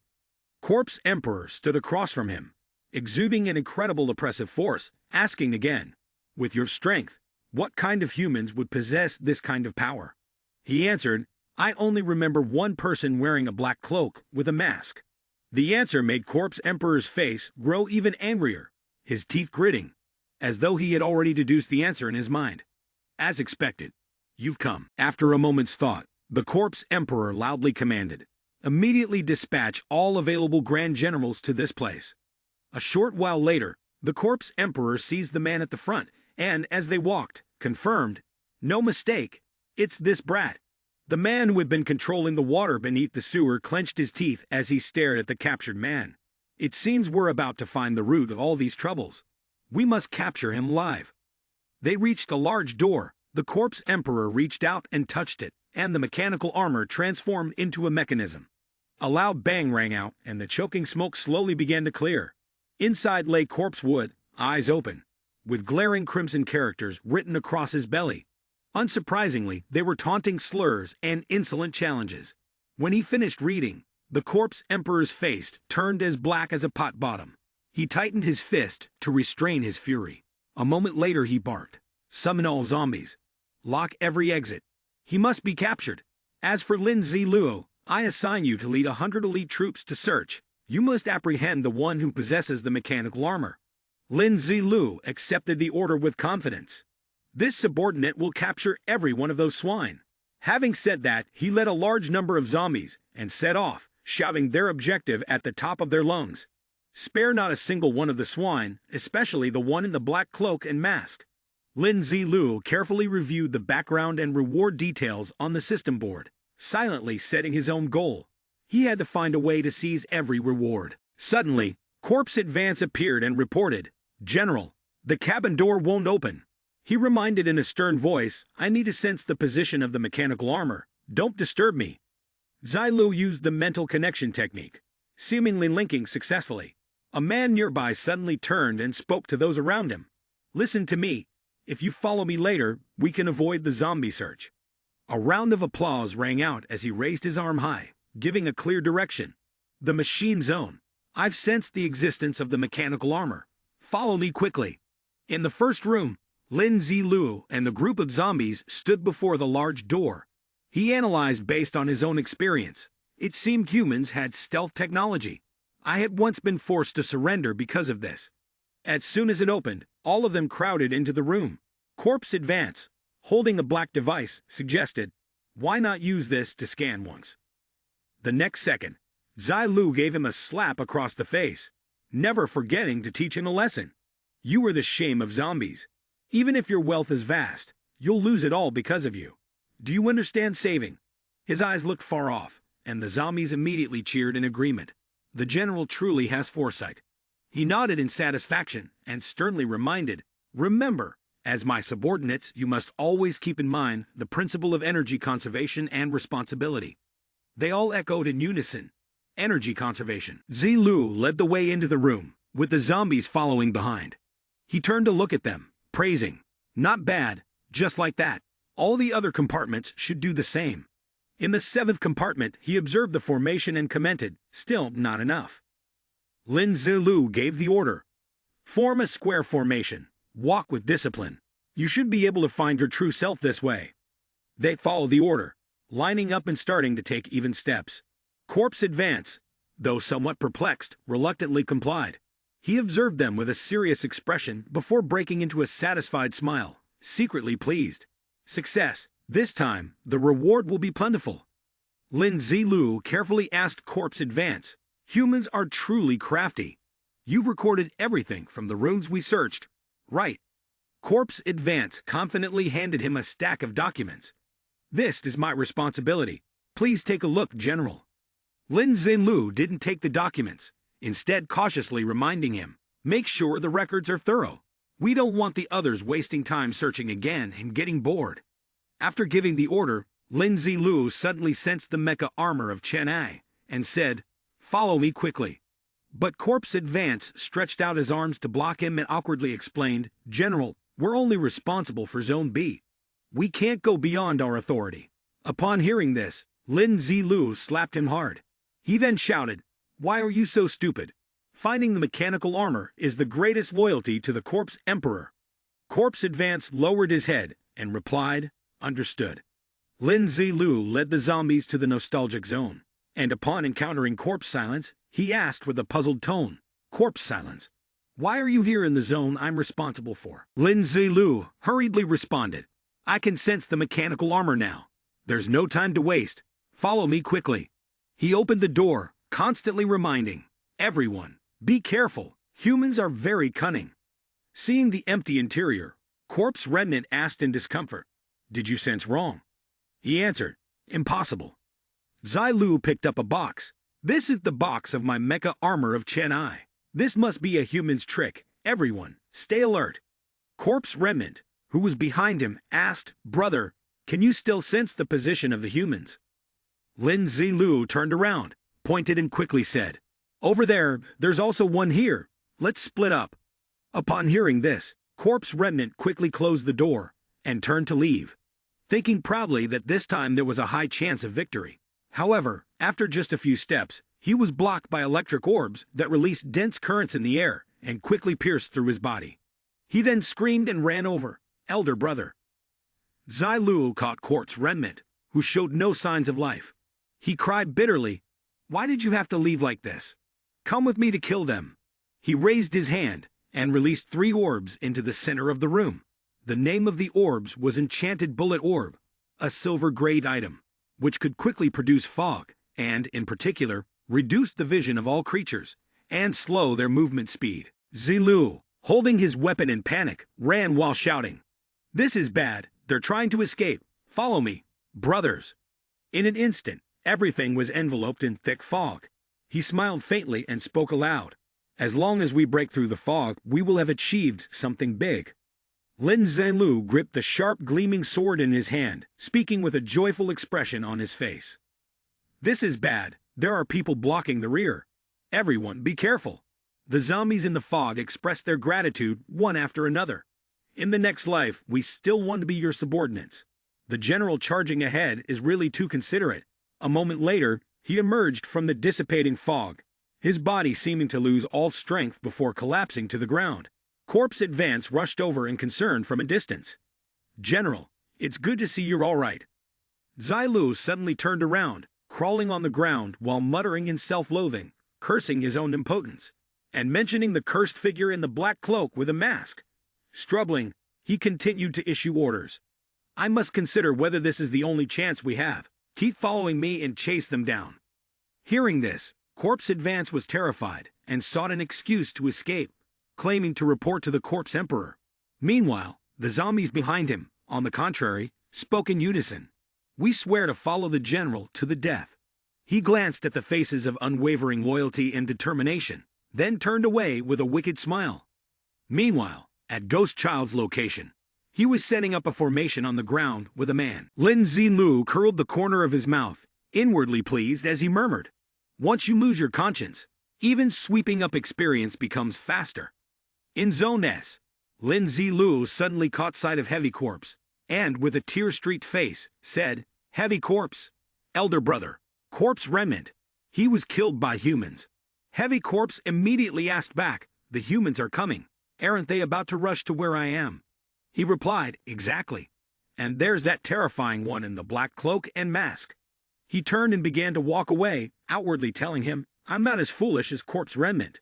Let's go to Zone R to find Corpse Bamboo. Elder brother, first we'll act together." But inwardly he was thinking he should find a sacrificial shield first, then ambush. A tremendous explosion thundered, and a blaze of red fire roared up. Zilu lay on the ground, struggling as he shouted, "Heavy Corpse!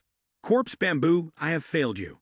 Somewhere, Zhu Yitian was gleefully smug.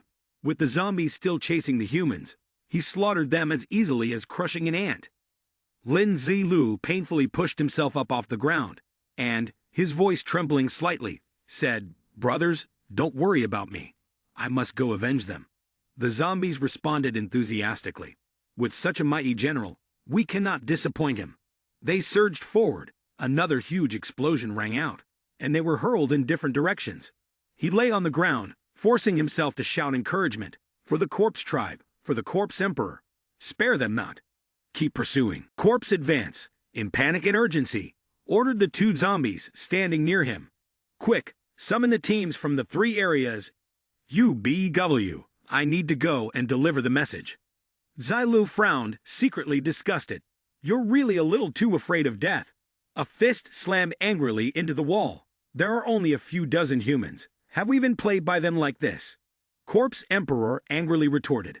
"The elites are all dead, and with them, the future of our corpse tribe is lost. How strong are these humans, really?"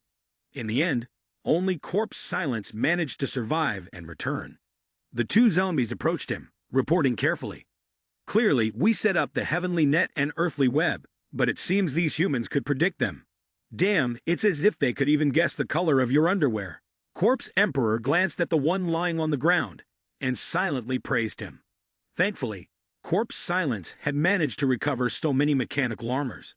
He thought for a moment, realizing this was the only option left. The Corpse Emperor raised his hand, and ordered the full withdrawal from the 2nd floor, securing the exit to the 3rd floor. Lin Zilu was carried inside and given special care. Corpse Advance watched him and spoke in a reassuring tone. "Lord Corpse Emperor will definitely be able to save you, General." He then turned to Corpse Silence and asked, "Are you all right?" Corpse Silence nodded slightly, and the Corpse Emperor observed him closely. "You can't move anymore." The Corpse Emperor held a mechanical armor in his hand and asked first, "I can treat you, but it will consume a lot of energy. It will require the sacrifice of a whole mechanical armor. Do you mind?" He weakly nodded, his heart curious. "I really want to see what you're actually planning to do." He walked toward the door, and then opened the mechanical armor set. Next, he transferred energy to him, and Zilu grimaced in pain. The Corpse Emperor reminds you, breathe deeply, a headache is normal. Suddenly, Zilu sprang up, a golden orb glowing in his hand. He smiled and repeated, breathing deeply. "I'll be quick." Lin Zilu swung his sword toward him, but it hit the mechanical armor's protective shield. He still had no idea what was going on. "What's up with this kid?" Zilu jumped up, swinging his hand. Pieces from the mechanical armor flew toward his opponent. The Corpse Emperor waved his hand, quickly dismantling them. Zilu continued to launch energy attacks as weapons. He kept breaking them down, and only then did he realize he had truly underestimated him. Zilu had restored his healthy state. At that moment, the system's interface appeared. announcing the activation of the mission * Corpse Emperor's Wrath *, including background information about the Corpse Emperor's terrifying powers and the danger he posed. The mission's goal was to survive the Corpse Emperor's pursuit, with rewards based on the duration of the escape and the actions taken during it. As he pressed the button to accept the mission, he asked aloud, "Are you surprised that I'm the one wearing the black cloak?" The Corpse Emperor immediately responded, "I shouldn't have thought of the most shocking name, the Child of Heaven's mandate of humans." Zai Lu glanced at him and continued, "You just want to use me to absorb as much mechanical armor as possible." He then threw a mechanical armor piece at him. "What's the big deal with giving you a little prick?" While absorbing, the Corpse Emperor threatened, "You will pay the price for your stupidity." Corpse silence, feeling unjust, thought to himself, even though he said that, isn't he still obediently absorbing it? Lin Zilu checked the Corpse Emperor's information on the system and quietly concluded, "An infinitely growing monster. But your growth stops here. Looks like I'll have to end this quickly." With confidence he said, "Accept your death. Then, all the mechanical armor will belong to me." He held the sword covered in flames and responded briefly with a phrase that was like a grasshopper kicking a cart. Saying that, Zai Lu lunged forward to attack. The Corpse Emperor quickly blocked the sword with his chest and was then knocked back. Zai Lu took a few steps back. The Corpse Emperor provocatively said, "In a situation like this, you still choose such an extremely dangerous method to handle it." Zai Lu silently responded, "Take your life while you're weak, then pin you down to the ground and use metal ice to restrain your body." After wrapping him up in a giant cocoon, Zai Lu finally stopped. At this moment, the system interface displayed the message, "Heavenly Corpse Protection. Utilize the falling metal bandages around the body to form a large cocoon of bandages, defending against attacks and enhancing damage reduction." Zai Lu gritted his teeth in frustration. How annoying. His power on the analysis board was clearly lower than mine. This is unreasonable. He raised the sword in his hand. Unfortunately, he had just unlocked the divine level talent, which allowed him to concentrate his entire strength into a single point. Zilu swung his blade downward, aiming to break through the target with a single strike, slicing through everything in his path. He drew the sword from the cocoon, a drop of blood lingering on the tip of the blade. Zai Lu swallowed several spirit stones, then raised the blood-streaked sword high. The techniques have been displayed. Now it's time to suppress with firepower. Lin Zilu gathered his energy, forming a fiery energy sphere. To thoroughly prepare to deal with his opponent, he used his strength to summon several bombs into his hands. These were all items collected from the spacecraft. Before his opponent could respond, he threw the bombs directly at the radiation creature. "Here's your payment." In Lin Zilu's hands was the sphere he had just created, enhanced by the power of the destruction ring. The destructive effect was amplified by 20% due to all the damage buffs. With a confident expression, he gazed at the sphere and calmly said, "How long can you last?" The radiation creature, a Jia, enraged by the trick, retaliated fiercely and launched a counterattack at Zai Lu. "You're too arrogant." Lin Zilu wasn't one to show off, but he played against his opponent with the devastating power of a massive energy sphere. The sphere sped toward the radiation creature, a Jia. Just as it prepared to counterattack, Lin Zilu was always one step ahead. If he wasn't careful, the front would be destroyed, let alone the area holding it. At just the right moment, a Jia had finished crafting a small sphere and threw it at Lin Zilu's massive one. The two collided. The force from the impact nearly obliterated the creature's home. The surrounding space was shrouded in thick white smoke, and all that could be heard was a deafening explosion, like the heavens themselves tearing apart. Suddenly, the radiation creature, a Jia, appeared before Lin Zilu, intending to play a trick by using death energy to create a massive wave of death aura, cursing his opponent. The death aura weakened attributes, reduced movement speed, disturbed the mind, and carried a certain chance of infecting with death poison. A Jia boldly challenged him, "Still helping me save energy to trigger this." Lin Zilu thought the creature before him was naive. Though this move had death poison, it was strange how it dared to sneak behind him and use an old trick like this. His face was 3 parts cold and 7 parts mocking, as he casually flicked his ear and responded, "It seems like your effects have no impact on me at all. Seizing the opportunity, Lin Zilu quickly drew his fiery energy sword, aiming to strike at his opponent. However, to his surprise, Aja was faster, blocking the sudden attack, leaving Lin Zilu embarrassed, an embarrassment shared by both of them. Aja could withstand this attack, but what was strange was why. It seemed like he was completely unaffected. Lost in his own thoughts, Lin Zilu moved in several random directions at once, causing Aja to be unable to process the information fast enough, leaving his face frozen in confusion. When Aja was hit by the second strike, his gaze blankly followed the fleeting figure of Zilu, and Lin Zilu continued his assault, targeting his arms and legs. "Is this all you've got?" Aja not only failed to counterattack in time, but also chose to charge directly at him. Lin Zilu thought he was utterly foolish, initially impressed by the reputation, thinking there might be some kind of flair. But to his disappointment, this fool was just a bumbling idiot. His gaze showed no mockery, only assessment. Looks like 200 years of battle experience have gone to waste. Seeing him so clueless, preparing to strike at any opening, Lin Zilu used the Bind My Heart move to block his actions. Lin Zilu gathered energy, then propelled himself backward slightly. Aja, sweating profusely and pale, realized the situation was dire. "This is it. I'm done for." Lin Zilu launched a massive strike, shaking the surroundings with a terrifying shockwave. White smoke and debris flew everywhere. The strike, with its violet glow, soared away, destroying everything in its path, even the life force of the radiated Aja standing there. Lin Zilu's hand still firmly gripped his fiery sword. After assessing the situation on the other side, Zilu wondered if the previous move had completely wiped it out. Suddenly, it launched a surprise attack, using a large spike to thrust directly at him, which startled him for a moment. Quickly, Zilu raised his shield to block the unexpected assault. He observed that despite being torn apart by the earlier explosion, as though imprisoned by the destructive force of the previous move, it was still able to sneak attack him without hesitation.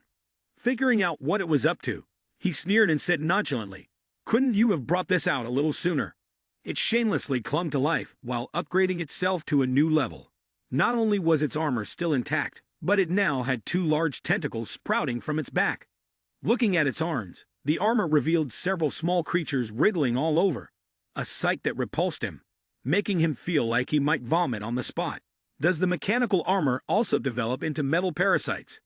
Aja, growing bolder, spoke arrogantly, as though it wanted to devour him alive. At this point, Zilu regretted only keeping him alive due to absorbing the mechanical armor. Saving his pathetic life was his biggest mistake. One side dared to challenge him, and the other was more than ready to respond. Zilu aimed his sword at it, intending to end things quickly and spare himself further suffering. But Aja's resilience dragged the battle out longer. He now found himself interested in wrapping up this tedious fight sooner since, in the end, Aja had grown slightly stronger. "The lucky break earlier didn't let me enjoy myself enough," he muttered as the battle raged on. Aja gathered his strength and launched a strike at Lin Zilu, surrounded by a swirling purple energy, constantly shouting loudly, "You damn pest of a family!" Although the strike was quick, it didn't mean much to Lin Zilu. He easily dodged it. After evading, he quickly regained his stance. He began to harness his own power. A beam of golden light enveloped Lin Zilu. Though he felt threatened, the creature still boasted, "Is that all you've got?" Then, it shot a beam of energy toward Lin Zilu, who was drawing his bow and aiming. It extended two tentacles forward, with energy smoke swirling around them. They stood there for a long time, but nothing seemed to happen between the two of them. Aja was a bit panicked, seemingly confused. In the midst of its carelessness, an arrow had somehow lodged firmly in its left shoulder, exploding instantly on the purple creature. Despite the blast, it remained unharmed and arrogantly remarked, "Is this petty trick really worth showing off in front of me?" As the smoke from the explosion cleared, a large shield appeared before it, having blocked the blast. Lin Zilu continued to draw his bow without a word. The tip of his arrow began to gather energy, forming a ball of power at the arrowhead. This was a thunder-based technique, Kin Thunder Arrow. Once this arrow was released, it would trigger the thunder assault state. The speed increased by 100%, and the power grew by 20%. After they struck, the opponent would create lightning or thunderbolt damage, with an area of effect. and the strength would be triggered to shoot straight at the one hovering above. Determining the next attack, it quickly coiled its tentacles to shield in front of itself, using one to protect and the other to catch the arrow. But something seemed off. It didn't expect it to be so much faster. Already injured and unable to catch the arrow, each shot could change direction to dodge. This caused the air radiation creature to widen its eyes in astonishment. This can't be. The corpse-chopped coffin can't suppress it anymore. So it was forced to use an iron shield to protect itself and avoid the strike. What it didn't anticipate was that even the shield was useless. It sprayed hardening glue and screamed loudly. How could this be? The arrow pierced straight through the barrier, heading directly for Ajair's head. Almost helpless, it could only watch with wide eyes as the arrow approached. It was activated, releasing a piercing volley. After firing the arrow, a strong tremor would occur at the impact area.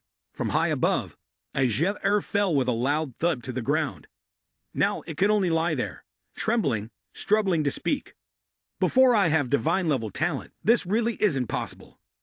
Zailu walked toward it, and with a single strike, chopped off one of its tentacles. In his mind, he thought, what's the difference between this and 9 shatter strike beheading? He still responded to him coldly as usual. Too bad you ran into me. It seemed like everything was over. As he was thinking, he summoned a green orb into his hand, but then noticed something strange. Why hasn't the system reminded me to kill or throw the elemental curse orb yet? As if sensing something bad, it quickly stood up and retreated, giving him a sudden feeling of unease.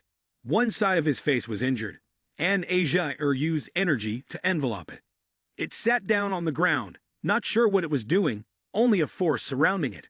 There was something different that made him feel cautious, almost terrifying, as if he knew what that something was. Lin Zilu's self-judgment. Is this the devouring skill for newcomers?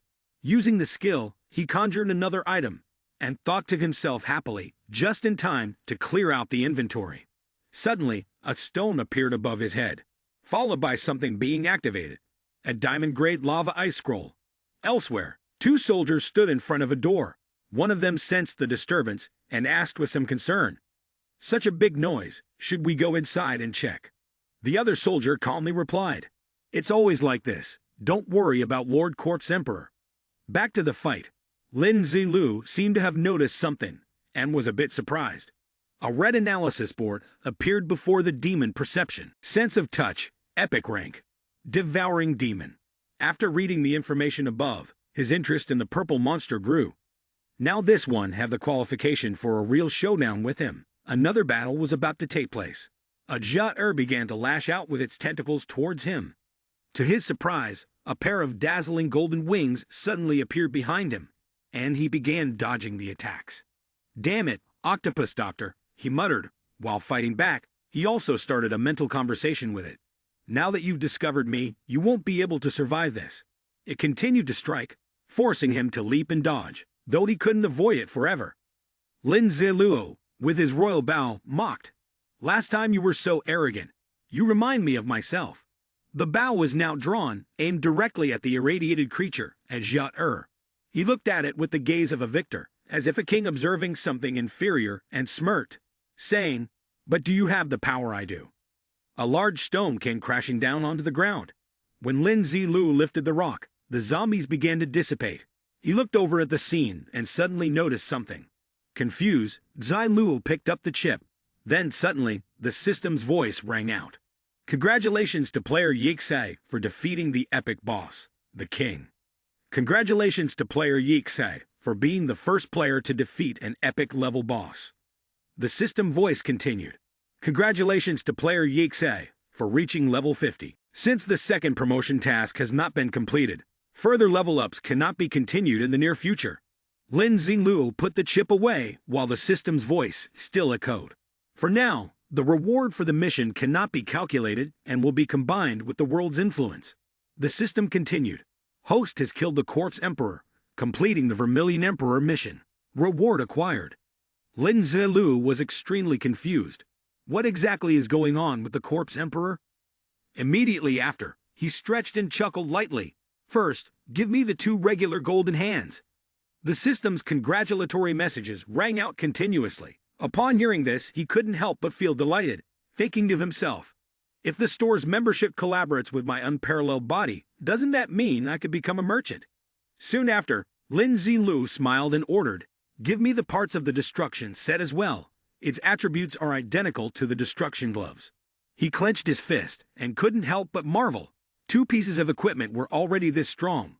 What lay behind was truly unimaginable. Suddenly, Lin Zilu spoke up. "The rewards up to now have been processed. It's your turn." The super golden hand. After hearing the system's notification, he was ecstatic. This is way too unreal. Lin Zilu grinned, thinking to himself, if there were no quantity restrictions, I could turn all weapons into treasures that bring wealth. The system immediately handed him a sword, and he couldn't help but feel even more thrilled. Isn't this just a lucky strike for the shopkeeper? Lin Zilu was overjoyed when the system announced the upgrade of his item. The system gave him a gem as a reward for defeating the epic level boss, which surprised him. The system then reminded him, which he felt was unnecessary, and responded dismissively. Isn't that an unnecessary comment? The sound of the gem successfully being inlaid rang out, making Zilu even more excited. With the additional 10% from his Ring of 9 Flames, wasn't he now a perpetual motion machine? Perfectly fine. He took the gem out of the sword and looked toward his armor. Lin Zilu quickly pushed the gem toward it. "Now let's absorb the mechanical armor and turn you into a treasure." The gem immediately flew toward the center of the mechanical armor. A strong force pulled it inside, and Lin Zilu smiled as he retrieved the gem. He gazed at the gem's energy bar, then chuckled softly. Still quite far from being enough. Lin Zilu, wearing the corpse emperor's appearance, slowly walked in. The zombies inside were chatting excitedly. Why is it taking so long this time? Don't worry, given how many mechanical armors there are this time, it's normal for it to take a bit longer. Who wants me to transfer energy to enhance the attributes of the mechanical armor? Let Zifan step forward and announce to them. This time, there's way too much energy. This is good for you all. He pointed toward the corpse hawk and lightly instructed. Don't rush, everyone gets their share. You've been performing well recently, so you go first. He walked in happily, admired by the others. Zilu walked ahead, whispering, Don't rush, your turn will come. Lin Zilu walked ahead, not forgetting to give instructions. Now, you all go arrange the lower-ranking soldiers on the 3rd floor, and find a way to let those people go. He was very confused upon hearing this. My lord, as long as we block them, those people will definitely die. He angrily turned to question him. Are you teaching me how to do my job? Then, Lin Zilu turned and walked away, reminding them, just follow the plan. This is part of it. He followed behind, curious about how much his lord could increase this time. At least 2 levels. The door in front of them slowly opened, and he exclaimed in surprise, What about corpse silence? Before he could finish his sentence, his head was chopped off. His head fell, still in confusion. My lord, why did you kill me? Lin Zilu sat down across from him. The stone released energy, absorbing his body, leaving him to wonder, why does this feel like a slaughterhouse assembly line? Zilu continued walking outside. Corpse Hawk, it's your turn. He couldn't help but be confused. Corpse Hawk. He immediately interrupted the explanation to him. He absorbed too much energy, and is now in the process of digesting it. I have bled for the master, and earned merit for the corpse tribe. I am loyal and cautious.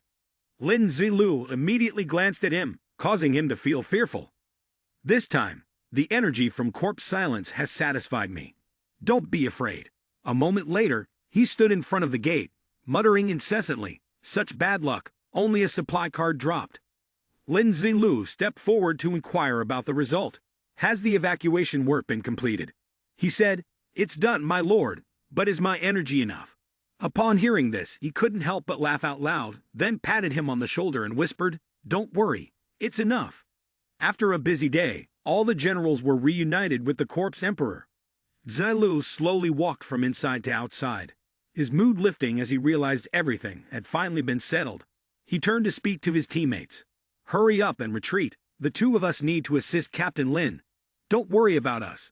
Now the entire spaceship has only me left. He immediately laughed loudly. From now on, I want this place to be renamed the Lin Zilu spaceship. Zilu finally let out a sigh of relief. He looked at the piece of paper under the table and couldn't help but sigh. So it has finally reached the first-degree equation with two unknowns. He began working on the problem. Suddenly, a robot appeared and announced, "Your mission has been completed." Lin Zilu walked down the hallway, deep in thought. What kind of ship is this that even Big Fool's Fury Demon Mecha Armor has no authority over? Suddenly, the system's voice sounded with an announcement. "Warning, cannot be sealed." Lin Zilu looked towards the gate, unable to suppress his thoughts. Cannot be sealed. Immediately after, he smiled faintly. "Well then, after I break it with force, we'll see." A powerful strike hit the gate, causing it to explode. After the gate was opened, he was filled with excitement. As expected, there's not just one. Lin Zilu looked at what was in front of him. Indeed, the experimental room contained more than one. He stood silently, gazing at it for a long while. Initially, the zombie virus had leaked from the thermal porcelain box, leading to the creation of the corpse tribe. Suddenly, Zilu sensed something. He quickly jumped backward, distancing himself from it. Noticing a cat next to him had turned into a zombie, he thought to himself, "Be careful, preserve the ship for 10,000 years." The system announced, linking the consciousness of the zombie cat. At this point, Lin Zilu transferred his consciousness to the zombie cat and jumped up to observe, but he couldn't find any activation mechanism. Couldn't it be that I need to use force to break the zombie cat? Using its front paw, he scratched at the giant container. Seeing nothing happen, except for the previous scratch marks, Lin Zilu became frustrated and thought, "If it doesn't work the first time, I'll try a few more times." He then scratched vigorously at the same spot. When the cat's paw began to bleed, it coincidentally opened a hole in the massive container. The zombie cat peered inside, and Zilu also received the image the cat saw. Inside were two small jars, one green and the other pink-red. As expected, there's something good. The systems panel appeared again, explaining, "Fake evolution drug for humans, a failed drug developed by the divine machinery race. Originally intended to evolve the human body, but various circumstances led to the creation of a special zombie virus, eventually being banned from infecting and evolving into a unique zombie species." Looking at the explanation, Lin Zilu thought, "Why would I want to research the zombie virus? This divine machinery race is really harmful to people. To save it, creating a medicine that directly eliminates the false infection is truly incredible. But now, isn't this something that could completely change the fate of the King Star realm?" Thinking of this, Lin Zilu held the two small vials in his hand, recalling the group of zombies on the other side. He raised his hand and thought for a moment. Eliminating the far greater number of zombies than humans was the fundamental way to treat the problem. One vial might not even be enough. The remaining secrets of the Zhongmo spacecraft were no longer important. His priority was to search for the laboratory. Then, Lin Zilu left the laboratory room. In a large room resembling a palace, whispers echoed as people questioned each other. "Didn't Lord Corpse Emperor tell us to return first? Why hasn't the spacecraft sealed yet? Couldn't it be related to the strange movement of the spacecraft? But where have all the great generals gone?" Soon, the whispers fell silent, and they began to part ways. Lin Zilu, now in disguise, stepped forward. Without hesitation, he sat on the Emperor's throne in front of the zombies. Then, Zilu declared in a clear and authoritative voice, "I know that the explosion of the great general's metal spheres caused panic and fear among all of you. But in fact, that was simply due to the sudden upgrade of their mechanical armors." Upon hearing this, the zombies below let out a collective sigh of relief. Lin Zilu continued with an imposing tone, "The great generals are still absorbing energy aboard the spacecraft, and even I cannot avoid maintaining my mechanical armor form. All of this is the result of actions that have led to unimaginable rewards for us. Now look at this. What do you think this is?" As he spoke, Zilu held up a small red vial for them to see. The crowd below looked on in astonishment and joy. They shouted loudly, "Holy water! This is holy water! Holy water!" Lin Zilu gazed at the small vial in his hand. He recalled the image of Wang using holy water, dropping a single drop onto a kneeling zombie, as if in gratitude. In the past 200 years, only a newly appointed general had the privilege to receive even a single drop. Lin Zilu then thought to himself, "It's a pity that Big Fool and Ghost Child are of different species. Otherwise, their power could have surged instantly." The image of the zombie receiving the drop of holy water flashed in his mind. Its wings sprouted, and it appeared stronger. He snapped out of his thoughts and stood up to continue speaking. Now that we've reached the Central Doom spaceship, none of you probably understand why I'm choosing to release humans. Seeing that they have gained so much new power, I realize that my own strength will never be enough. I want to make the corpse tribe great again. Lin Zilu appeared to be thinking about the future power of the corpse tribe. But after hearing his words, a zombie below asked him, "Corpse Emperor, you have a far-reaching vision, but what does this mean?" Lin Zilu, not one to be petty, answered plainly, "They are the prey for the generations to come." Then, from his position, Lin Zilu made a bold declaration. "Starting today, I will create a new world. Every Shai had holy water to drink, every Shai was a general," and the crowd below cheered loudly in response to his declaration. "My God, I'm about to faint." The zombies, some on the verge of tears, shouted loudly, "Who understands? Our Lord Corpse Emperor is too amazing." Lin Zilu remained silent, standing high above, observing the actions of the zombies below. Seeing that the time had come, Lin Zilu raised his hand and signaled number 3, saying, "In 3 days, I want to hold the grand ascension ceremony for the corpse tribe. As long as you are within the Corpse Emperor's domain, you can receive the baptism of holy water." He said this out loud, but in his heart, he was filled with excitement. "Let's start the group. Let's start the group." 3 days later, a long line of zombies entered in order. Everyone was chatting. The atmosphere was lively. A confused zombie looked around and asked, "Are these all baptismal devices?" In the secret chamber, Lin Zilu was sitting in meditation, surrounded by streams of golden energy, which gathered into a small sphere of light in front of him. While cultivating, he thought, "With the mechanical armor I haven't absorbed yet, and the 9-flame pearl, I could already upgrade it into a legendary level weapon." The sound of knocking at the door was heard, and someone came to announce, "My lord, the auspicious time has arrived, and everything has been arranged properly according to your instructions." Lin Zilu calmly responded, "I know. Wait outside." Holding a small red vial, Lin Zilu pondered, "If I had discovered this pair of medicines back then, the corpse tribe would be blessed by now." Outside, where the zombies had gathered, Lin Zilu stepped out and addressed them. "My beloved citizens, for the future of the corpse tribe, all of you, raise your whips and hands, and feel the baptism of holy water." His voice echoed everywhere, loud enough for all the zombies to hear. They all cheered in joy, their spirits high. The large pipes began to activate, water flowing through them, and the sprinklers were poised and ready. Below, all the zombies raised their hands, waiting to be baptized by the holy water. Lin Zilu stood there, calm and composed, as if bestowing something upon them. "You followed me for so long, come with me to this place. Each of you will receive a drop." The zombies around him eagerly praised, "Lin Zilu, Lord Corpse Emperor. 10,000 years of heavenly longevity. Life is vast as the sky and earth." But one foolish zombie spoke up. "Why don't we enjoy the baptism first? Use the holy water here right away."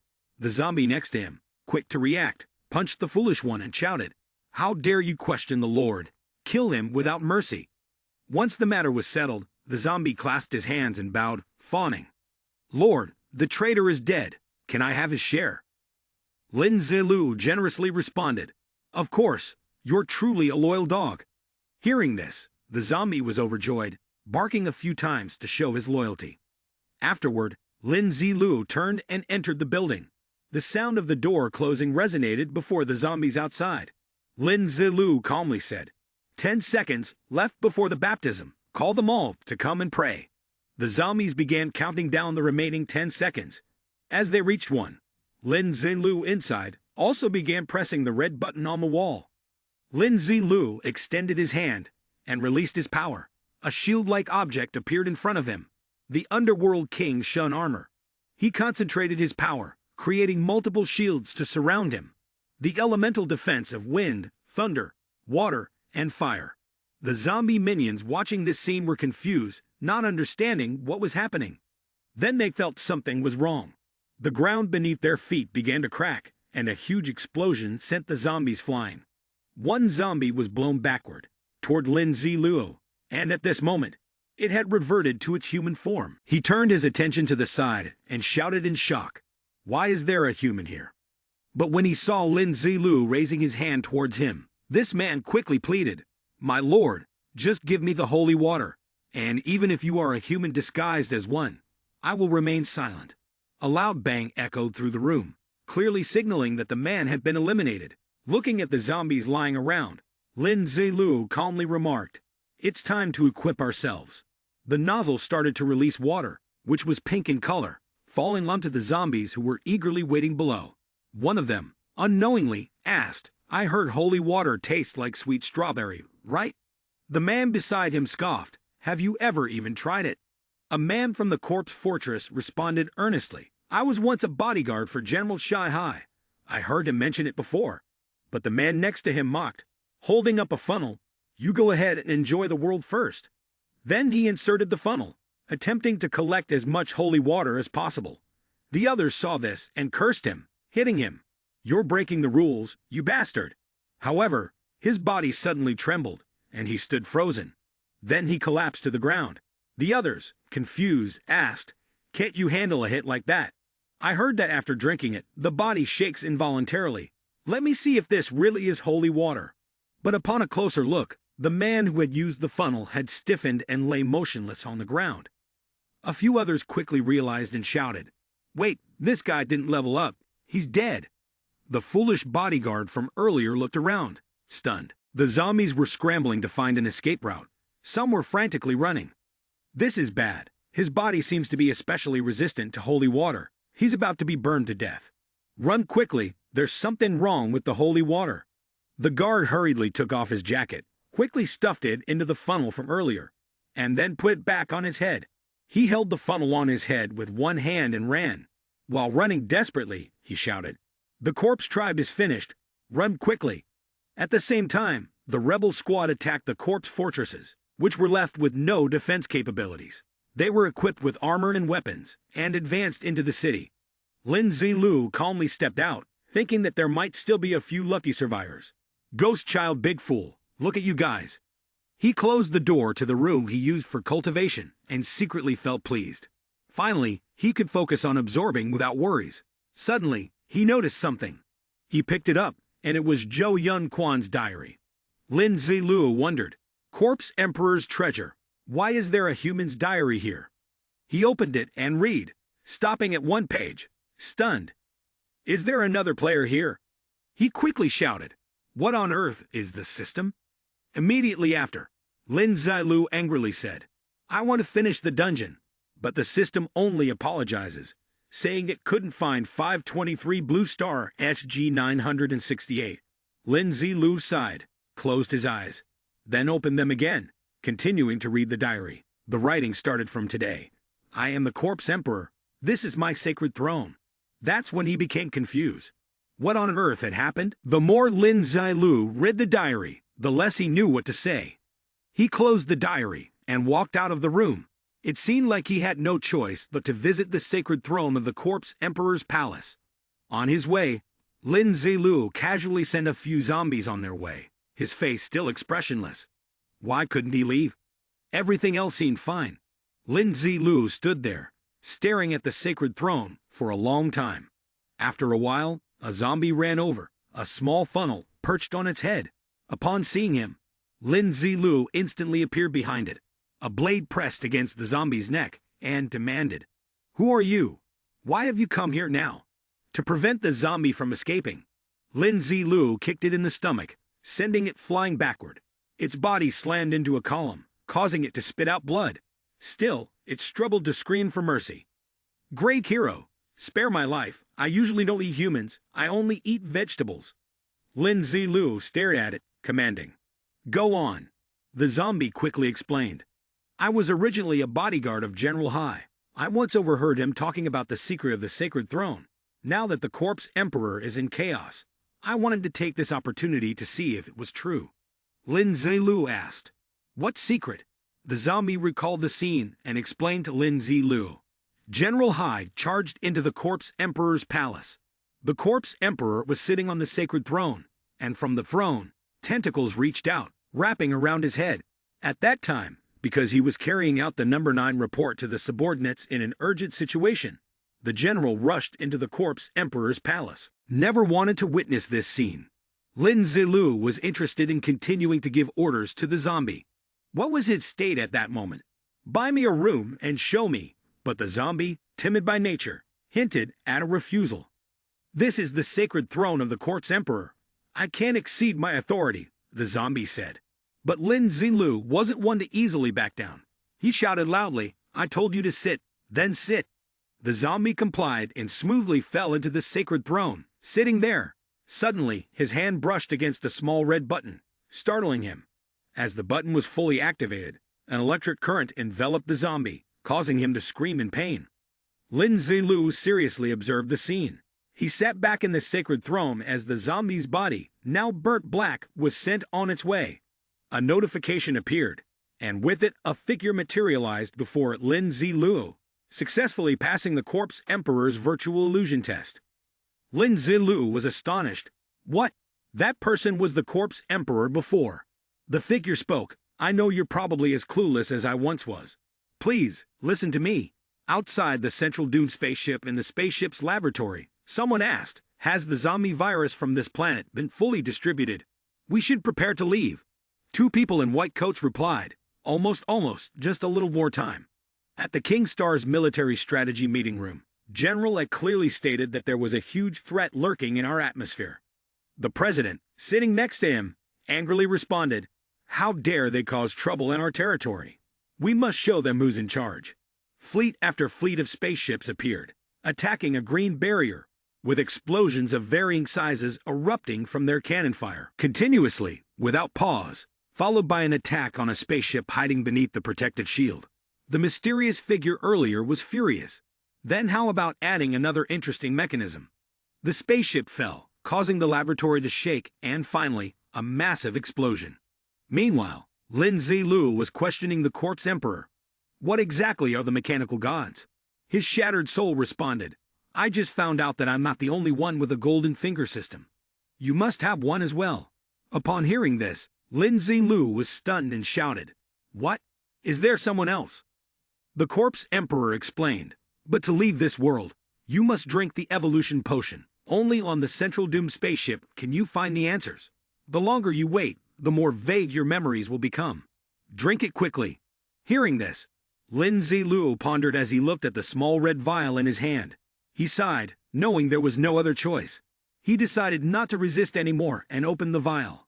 A puff of smoke wafted out. After a while, seeing that the zombie attributes hadn't exploded, Lin Zilu was delighted, knowing he had succeeded. He poured the potion into Sha Yun's mouth, feeling smug and thinking, how could I be outdone by a corpse emperor that's already dead? At that moment, the figure of the corpse emperor reappeared in the sky. His stiff mouth moved, telling him to go to the central doomed spaceship's control room to find the information left behind by the previous corpse emperor. Lin Zilu stared at Sha Yun, whose mouth was emitting smoke. Realizing that he had no choice but to head to the central doomed spaceship, suddenly, a strange sight occurred. A thick smoke began to rise from Sha Yun's body, which was lying on the ground. Lin Zilu looked at the person in front of him, slowly shrinking into a young boy without any surprise. He even secretly speculated that this evolution potion was stronger than Jin Ka's. Sha Yun woke up from his coma, looking at Lin Zilu, puzzled as to why he had holy water. Lin Zilu didn't answer, maintaining a distance of 3 meters, and asked him how he was feeling now. Sha Yun leaned back on the tile floor. I feel that my brain is especially agile. Lin Zilu drew his sword from its sheath with an expression that didn't change. Having drunk so much holy water before dying, he felt that his life was worth it. Sha Yun saw the light from the sword and immediately sprang up, adopting a flattering attitude as he clasped his hands together. But if you kill me, will you be able to leave this world? Lin Zilu pondered for a moment upon hearing this, then stopped. After thinking it over, he realized it made sense, so he temporarily spared Sha Yun, though he decided to pay a visit to the central doomed spaceship. Sha Yun, relieved to be spared, happily said he had a way. Lin Zilu turned and began walking away. Follow me to the central doomed spaceship. As he walked slowly, he was silently calculating. Use it, then kill. But after a few steps, he suddenly felt that something was wrong and turned around. A figure, swift as the wind, swept past, carrying Sha Yun, who was crawling on the ground behind him. Lin Zilu glanced at the two of them, feeling a bit uneasy, as if he had colluded in some bad deed. But after a brief thought, he shrugged it off and asked Hu Jingshen, who had just arrived, if the corpse fortress had been taken down. Hu Jingshen replied that, thanks to the effects of the potion, they had already taken down half of it. Lin Zilu stroked his chin thoughtfully. But it's not enough to completely eliminate the zombies. We need to take the crafting method from the Central Doom spaceship. Lin Zilu ignored Hu Jingshen, who was confused and puzzled beside him, muttering to himself, what if there were weapons left by the corpse tribe, and a few more people? Lin Zilu smiled brightly, as if he had come up with some unique strategy. The sunlight reflected off the gun barrel, casting a silver gleam. Lin Zilu, somewhat uneasy, asked, are we sure attacking from here will give us a chance to break through the space break? Sha Yun, with no bones in his body, lay lazily on the back of Big Fool and confidently replied that he had observed for several days and was certain this was the spot. Still maintaining his sluggish, laid-back demeanor, he explained, as though the TV signal had been lost, how the telegraph line transmitted signals at lightning speed to form the Seui signal. Sha Yun looked up at the sky above the city. We just need to tear open the hole before the next wave of energy is transmitted. Lin Xinglu understood immediately and added, then we can seize this opportunity to break through. The loud sounds, as though the heavens were being shaken, came along with waves of searing energy, rising one after another. Lin Zilu, grasping the timing after a round of gunfire, rushed in. A powerful 9-lie consecutive slash struck the sky, creating a dazzling trail of light. The light screen, just as expected, began to fade where it was struck. But in the blink of an eye, the effect of the ripples gradually emerged, and the damaged area quickly recovered to its original state.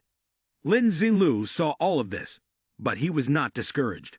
If one strike wasn't enough, he'd land a few more, and without hesitation, he quickly unleashed several more ultimate techniques. The tremendous force of the impact caused an explosion, with sparks flying everywhere. Observing the energy waves without any damage, Lin Zilu looked towards Sha Yun, doubting whether he was lying in order to survive. The intense survival instinct prompted Sha Yun to immediately kneel down. I understand now, my lord. The sky curtain must have some sort of firewall defense mechanism. We shouldn't attack, but rather try to disguise ourselves in order to gain its recognition. While explaining, Sha Yun tried to force a smile to appease. Big Fool found his attempt at servility so awkward that he continued to throw him onto his back. At this point, Lin Zilu had become more astute. He looked at Sha Yun with a deep smile. Then you go ahead and try to gain its recognition. Though he said that, Lin Zilu still wanted to verify it himself. He bent down, picked up a stone from the ground, and with force, threw it at the sky curtain. Watching the stone melt as soon as it made contact with the light barrier, you began to doubt whether Sha Yun was plotting to eliminate him. Meanwhile, Big Fool carried Sha Yun to the sky curtain, where Sha Yun boldly pointed at the light screen. Naturally, the outcome was the same as the stone. Half of his finger disintegrated as soon as it touched the barrier. Lin Zilu sneered with disdain upon seeing this, but Sha Yun was unfazed, instead asking him for holy water. Lin Zilu retrieved a vial from thin air. What did he need that for? Sha Yun didn't explain, but simply asked him to pour the holy water onto a piece of cloth. Lin Zilu wasn't stingy and complied. Then, Sha Yun requested that he throw the cloth with the holy water onto the sky curtain. Lin Zilu, though very unhappy, had to endure because he was returning to Blue Star. He casually tossed the towel into the curtain of waves. In front of everyone's eyes, it easily passed through. Lin Zilu still wasn't fully convinced. Is this enough to be acknowledged? Sha Yun, on the other hand, eagerly volunteered to be the test subject. Watching Sha Yun wrapped in the towel, Lin Zilu silently thought, if it evolved to be a bit smarter, I wouldn't be worried about being killed off. Big Fool threw the towel with Sha Yun inside, and just as expected, it easily passed through the sky curtain. This was when Lin Xinglu finally fully believed. A series of holy water containers appeared and were quickly distributed among everyone. Then they took turns passing through the sky curtain safely. Lin Xinglu was still a little doubtful. What exactly was the principle behind this? Sha Yun poked his head out from behind Big Fool and said, since holy water is a product of the spacecraft, it will naturally be acknowledged. Lin Zilu seemed to have 3,000 questions as he kept asking, Couldn't we just wear the mechanical armor and enter directly? Sha Yun, not bothered by the repeated questions, answered. Once the mechanical armor is bound by zombies, it no longer belongs to the spacecraft. These weapons will attack the sky curtain, and of course, they'll be classified as foreign entities. He said this with a proud look on his face, as if he was the most intelligent being in the world. The three of them slowly walked through a large door, returning to their old haunt to see if there were any clues. While wandering aimlessly, Sha Yun suddenly pointed at something. This must be the location and type of zombie virus spread. A dangerous glint appeared in Lin Zilu's eyes. Couldn't it be that the zombies of Blue Star were also spread by this spacecraft? The four of them continued to walk inside the spaceship. Lin Zilu, while walking, dispersed a bit of his consciousness to think. Is the King Star realm truly real, or is it just a replica world? They entered a somewhat strange room. Lin Zilu glanced at the objects on the table in the dim light and felt that the place seemed to have been recently occupied. As he was paying attention to his surroundings, he accidentally tripped over something. When he looked up, a door appeared in front of him. Without hesitation, he pushed it open. Lin Zilu cautiously stepped inside, scanning the array of devices and machines. He was a bit surprised, not expecting the control room to be hidden here. He walked around the small room and stopped in front of a desk when he noticed a piece of paper. He reached out and picked it up, seeing that it was written with 7 principles. Lin Zilu read it once, then again, and ultimately couldn't maintain his calm expression, sitting down abruptly on the floor. He thought to himself, could it be that I don't actually exist? At that moment, he suddenly realized how eerily quiet it was around him. Panicked, he quickly turned his head and called out to the other 3. To his surprise, they were still there. But strangely, all 3 of them were standing motionless by the door, not moving at all. Lin Zilu wasn't a weak person. He quickly regained his composure, and his hands danced over the keyboard. After a moment of effort, the screen displayed all of his data and statistics. When he saw that his last online session was a year ago, Lin Zilu was certain. Is this saying that I'm not even considered a character, that I'm being controlled by someone? After processing the information, Lin Zilu left the room. The 3 ghost children had been waiting, curiously asking him what was inside. Lin Zilu regained his indifferent demeanor and said it was just a surveillance room. He even opened the door to show them, but of course, it was meaningless. As soon as the door opened, they froze, like statues. With no other choice, Lin Zilu closed the door again and said, though it sounded lengthy, follow me. 15 minutes later, everyone was seated. Lin Zilu guessed that if they went outside, they wouldn't be interrupted anymore. Sha Yun, who was parasitizing on Big Fool's back, was carefully reading the 7 principles before coming to a conclusion. You're the main character, and we're just NPCs. But now you're acting on your own whims. What's the difference between that and truly living? Sha Yun kept glancing at the paper, then at Lin Zilu, with a confused look on its face. It pointed to the 5th principle on the paper, saying, if you can do this, maybe you can regain your masculinity. Lin Zilu, Zhao family's sacred peace, felt a bit of a headache. He thought, the corpse emperor is dead. So how could I return to my original state? Am I really supposed to drink this and become the corpse emperor again? Sha Yun added that the corpse tribe was soon to be wiped out. Upon hearing this, Lin Zilu chuckled lightly and asked, not only do you want me to become the corpse emperor, but you also want me to kill people and help revive the corpse tribe. A thought flashed through Lin Zilu's mind, and he threw away the half-eaten cake he had been holding, picking up the piece of paper instead. He looked at the 3rd principle on it. The corpse emperor doesn't only have a mechanical armor. This content is fundamentally incorrect. Sha Yun didn't understand and asked, what do you mean by that?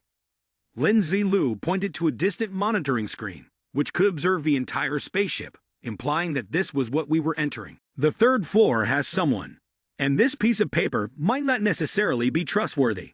Sha Yun followed his hand, but this was the only possibility for the Taoist to leave here.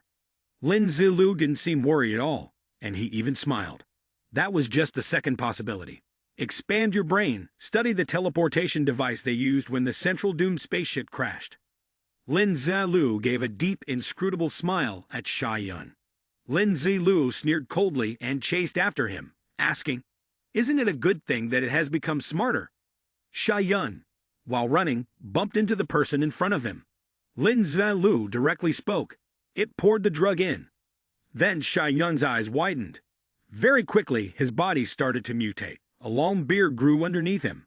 It turned out that Shy Yun was going through a transformation. Lin Zilu glanced into the distance, thinking to himself that this was the only foolish way to try and break the teleportation device. He put down his pen and started calculating, first sketching the scene inside. A moment later, Lin Zilu opened the door and was shocked to find someone in front of him. He couldn't help but feel suspicious when he didn't see Shy Yun anywhere. Next, Lin Zilu peeked his head inside, curious if Shy Yun was still able to move. Lin Zilu directly grabbed him, warning him to go inside, and at the same time, demanding that he try to break the system's restrictions here. Shy Yun broke into a cold sweat, panicking as he replied that he didn't know, but then the sharp edge of a blade pressed against Shy Yun's neck. With a threatening voice, "It has learned now," echoed, sending a wave of fear through Shy Yun. His bloodshot eyes showed a series of numbers. Shy Yun fumbled through a series of operations. It said that it felt as if ants were crawling all over its body. Then Shy Yun pointed toward the system screen, concluding that the only possible explanation was that this system had anti-hacking defenses. Just then, the system's voice echoed. Lin Zilu thought to himself, could it be that this so-called golden finger system is actually a hack, and it's now being counterattacked by this system's anti-hack mechanism asterisk? Thinking that, he immediately ordered Shy Yun, "Shut it down for me." The red button was pressed without hesitation. A notification appeared on the system screen, indicating that the dungeon mission had been completed. Lin Zilu thought inwardly, just as I expected asterisk. He examined Shy Yun's information displayed on the system panel, musing, it seems that this analysis chart produced a bug due to the medicine, which is why it was able to enter asterisk. Calmly, he asked Shy Yun, "Since it's already here, I believe restoring the King Star realm to its original state isn't impossible." Hearing this, Shy Yun looked puzzled and asked, "What does Lin Zilu mean by that?" At that moment, Lin Zilu raised a finger, his expression dark and serious. "If Shy Yun can master a computer in just 1 hour," he said, "then fulfilling my request shouldn't be too difficult for you." The door swung open. Lin Zilu looked toward the empty space ahead. From within that void stepped out another version of Lin Zilu, an identical replica. Shy Yun instantly leaped into Lin Zilu's arms in a princess carry. The air between the three of them froze. The other Lin Zilu lunged forward, swinging a fist to attack, but Lin Zilu effortlessly blocked it. He grabbed his opponent by the neck, restraining him. After all, who could be better at killing Lin Zilu than Lin Zilu himself? He tightened his grip around the opponent's neck even more. Lin Zilu rigidly dragged Shy Yun along, taking the two zombies outside. Lin Zilu had planned to focus on studying the teleportation device of the mechanical gods before anything else. "Shy Yun, help me with this first." A glowing barrier surrounded the area, and soon the barrier was dispelled. The people there couldn't help but praise Lin Zilu joyfully. In his hand was a bottle of medicine. Everything had to have a plan. He poured a glass, resolute, determined that he would spare no cost in returning to Blue Star. Lin Zilu happily told them that he had made an important discovery. Hua Jingshen praised him upon hearing this. Lin Zilu urged him to follow him. At this moment, in the central control room, Hua Jingshen felt that the place looked more like a food stall. Lin Zilu explained, "The hidden truth in the city, the secrets are still behind." Lin Zilu glanced at the figure peeking from behind the door. Everything froze in place, and beneath Lin Zilu's feet was a replica of himself. Lin Zilu regretted that Big Fool couldn't move under these circumstances. He directly hoisted his replica and threw it to the ground. Holding a bottle of ketchup, he poured it out, sighing at his own death, thinking that this would definitely scare some people. Time rewound, and the others were all stunned, looking at the person in front of them. Hua Jingshen, frightened, stepped back. "Corpse Emperor, weren't you supposed to be dead?" Lin Zilu, in the form of the Corpse Emperor, pointed at his own replica and asked them if they had heard it from him. "He's nothing but a traitor." Hua Jingshen was immediately stunned. A traitor? He quickly adopted a defensive posture. No wonder he had sensed that Lin Zilu was no good from the very beginning. Lin Zilu, in the guise of the Corpse Emperor, mocked him. "Humans aren't just for eating. They're for entertainment too." He silently wondered, Is that how you see me? The result was not going to be good. Hu Jingshen immediately shouted, intending to attack Lin Zilu. He thought to himself, now that Hua Jingshen saw him this way, he no longer had any psychological burden. Hua Jingshen represented the group opposing Lin Zilu. The glass of water was set down. Lin Zilu calculated directly to add a large amount of the drug to Hua Jingshen. Time reversed, and their group was left stunned. Hua Jingshen, in shock, asked Lin Zilu, "Do you really control time?" Lin Zilu, in the form of the corpse emperor, calmly explained the evolution drug he had given them to drink, and also bade them farewell. Hua Jingshen immediately urged the others to run away quickly. Seeing this, Lin Zilu squinted and let out a cold smile. Want to run? He thought to himself, considering letting them escape. After a while, Lin Zilu looked at the group, who were now in disbelief, and whispered with resentment, "You're killing me." Lin Zilu gasped, telling them they couldn't escape. Hua Jingshen grabbed a knife and made it clear that he and the zombies would never reconcile. With that, Hua Jingshen ended his life right in front of Lin Zilu, and the others followed suit, ending their own lives as well. Lin Zilu exclaimed at their naivety, "Is the evolution medicine just for decoration?" In the blink of an eye, they all began to undergo strange transformations. Lin Zilu pointed at Hua Jingshen and said, "From now on, he will be your first general. Go and capture the imperial city." Once Hua Jingshen had turned into a zombie, he obediently followed the orders.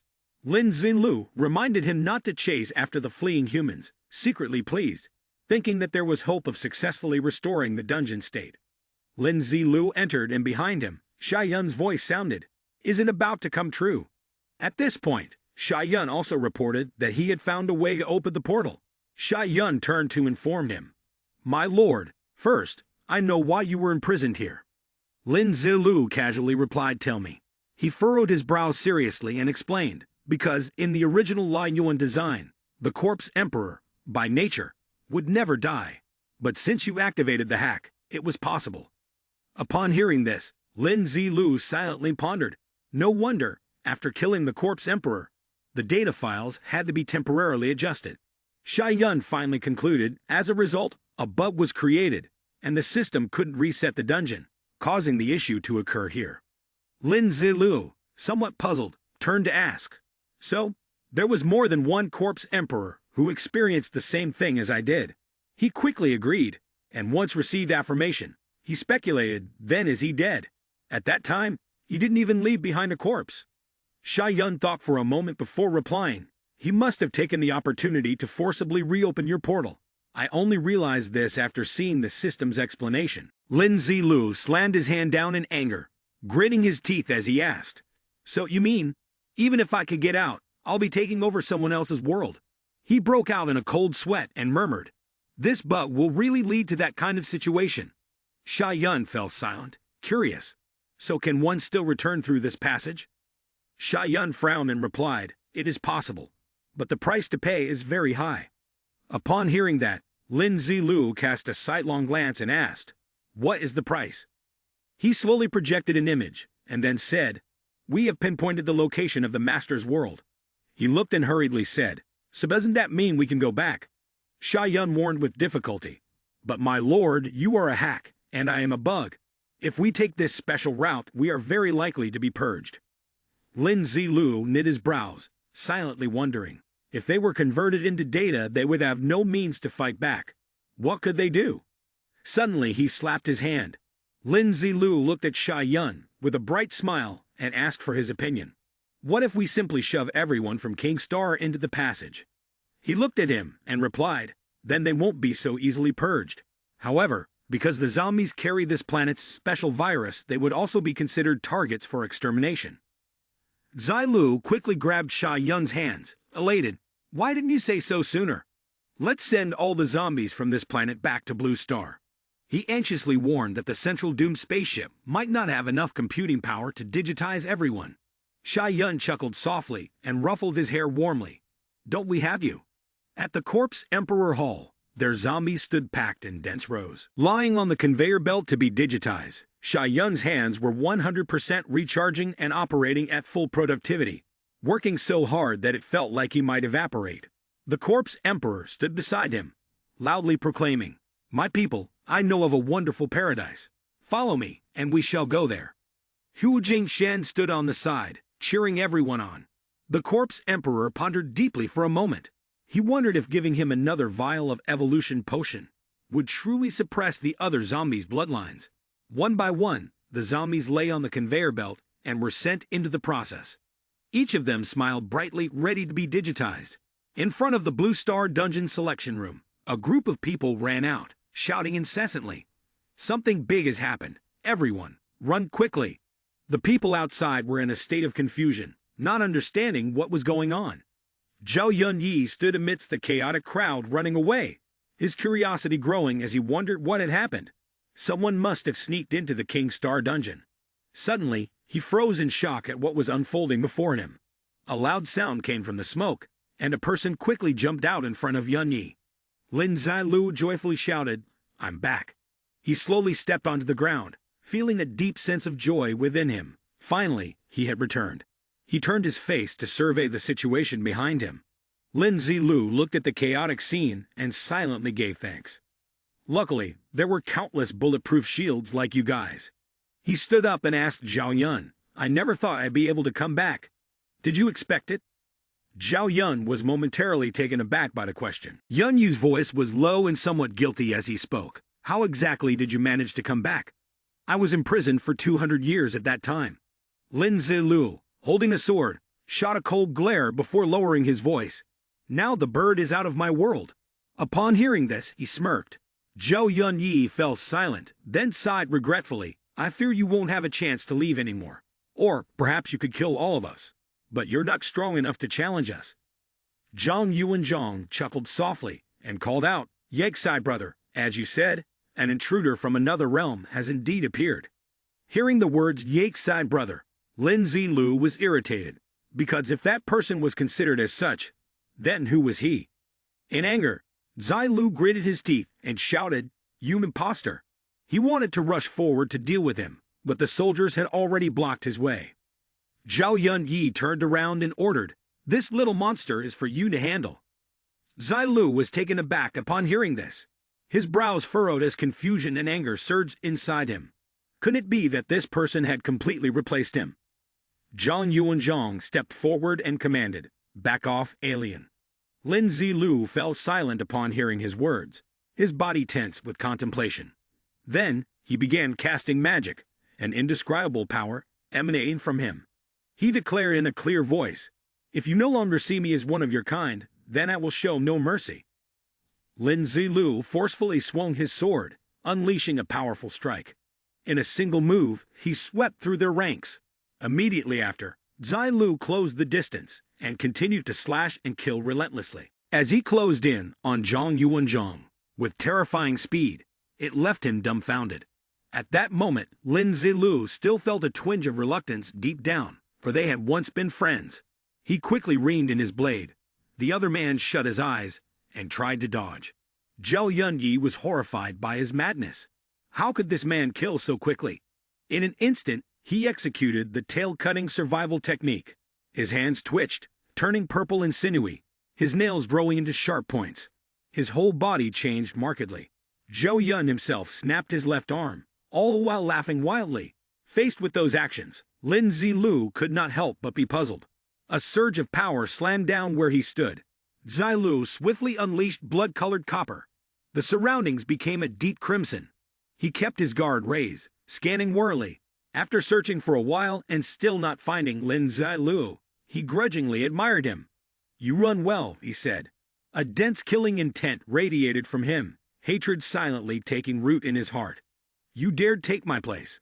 Then I will certainly destroy you." In the dungeon selection room, Zilu lowered his eyes to the prohibition board. He read every word with silent contempt. "Are you trying to shut me in here and die? I must find someone to ask. What on earth has happened during this time?" Zilu lifted his gaze, sneering thoughtfully. The person he chose was Zhang Yuanzhang, lying unconscious. Big Fool gently hoisted him up, and together with Zilu left. In the haze, his eyes gradually opened. and a shadowy figure began to take shape. As soon as he woke up and saw him in front of him, Zhang Yuanzhang was startled and screamed loudly. He looked at Lin Zilu with fear, then shouted, "Just kill me directly, I won't say anything." Lin Zilu chuckled lightly and asked Yuanzhang, "Do you remember how I killed Lai Yi in the beginning?" Zhang Yuanzhang suddenly felt an itch on his body and quickly asked in return, "How would an alien like you know about this?" Lin Zilu smirked wickedly at him. "What if I am the real Yi Xai?" Zhang Yuanzhang furrowed his brows and asked, implying that he was referring to a super powerful alien with mesmerizing skills. Lin Zilu leisurely sipped his tea, then casually agreed with the notion. At that moment, he felt a bit frustrated. After all, he couldn't exactly tell him he was being forced to undergo system-imposed modifications, could he? Zhang Yuanzhang, now pondering, began to reason things out. After the global livestream of the Corpse Emperor's death, he had always been stationed there, preventing others from choosing the King Star Dungeon. He himself was the Corpse Emperor who had been killed. Zhang Yuanzhang immediately rushed to speak. He even changed his personality. After returning, he began to win people over, establishing the Human Emperor sect, and clashed with the government. Lin Zilu listened, feeling bored. So the Corpse Emperor just couldn't let go of his power after such a long time. Then he turned to ask about the situation. "This Human Emperor sect, General Zhang, do you know or understand anything about its path?" He replied slowly, "Actually, I'm someone sent by the government to monitor his actions, which is why I was there at that time." Zilu frowned and smirked. "So where is this Human Emperor sect now?" At present, there was a slight sense of luck in his heart for having spared Zhang Yuanzhang's life. He decided to take him to see the place. Yuanzhang led Lin Zilu to a magnificent palace. He looked at it and introduced, "This is the place." After he returned, he took control of it and no longer opens the gates to outsiders. Hearing this, Lin Zilu couldn't help but secretly sneer, thinking to himself, has he really started to consider himself an emperor? The two of them began to enter. A subordinate quickly ran up to the vehicle, his face filled with fear as he scolded, "Old Zhang, you really are pathetic. Hurry up and go in to get scolded." Zhang Yuanzhang chuckled softly and replied, "I've failed in my duties, so I deserve the punishment." As he spoke, the subordinate quickly drove around, repeatedly asking, "Are we just going in like this?" Zhang Yuanzhang slowly answered, "Right now, I really have no money." Lin Zilu, slightly confused, asked, "Why is there no guard here? It's just him alone." He furrowed his brow and explained, "He is now ranked 3rd in Han Jiang Lom Susan, so there's no need for anyone else to stand watch." Hearing this, Lin Zilu couldn't help but let out a contemptuous laugh. Without missing a beat, he attacked him with a swift remark, his tone dripping with disdain. "That's all there is to it." Zhang Yuanzhang was somewhat taken aback, turning to silently lament, "Has he become this strong already?" Lin Zilu then quickly assigned the tasks. "General Zhang, you go in first. I'll stay outside and act according to the situation." Without saying anything further, he simply agreed. The two of them swiftly split up and headed in different directions to carry out their tasks. Lin Zilu walked while thinking, "With the same trick, I won't let you use it a second time." Zhao Yunyi saw that he arrived safely and asked, "Are you just going to leave like this?" Zhang Yuanzhang replied respectfully, "I don't know why that evil alien spared my life." He looked at him and silently pondered. It seemed that the original owner and this person had an old acquaintance, which might be useful. Zhao Yunyi smiled and presented a glowing sphere, then suggested, "It seems he wants to win people over. You can continue lying in wait and take this opportunity to throw this into his mouth." Zhang Yuanzhang took it and wondered what it was. Yunyi grinned and explained, "It's a tool specially designed to deal with aliens. Just use it." Suddenly from behind, Lin Zilu dashed forward. He quickly snatched the sphere from Yuanzhang's hand. The moment he touched it, Zilu felt a sharp pain, leaving him puzzled. Not caring about this, he still pressed forward toward Zhu Yunyi's position. He fearfully turned his head to look behind. The two, Big Fool and Ghost Child, swiftly lunged forward and held him back. Yunyi, in panic, screamed, "You dare! Who are you?" He opened his mouth wide, deciding to bite his tongue and end his life. At that moment, Lin Zilu was only a few inches away from Yun Yi, holding the sphere and ready to take revenge. He shoved it brutally into his mouth. Zai Lu gave him a cold, threatening look and said, "You'd better give me an explanation." Zhao Yun Yi knelt down at that moment, coughing violently. When the sphere entered his mouth, he immediately became frightened and kept nodding in panic. Zhao Yun Yi pointed at the sphere, signaling for it to be removed. Lin Zilu crossed his arms and asked, "Are you ready to talk now?" He squeezed Zhou Yun Yi's chin and poured a strange liquid into his mouth.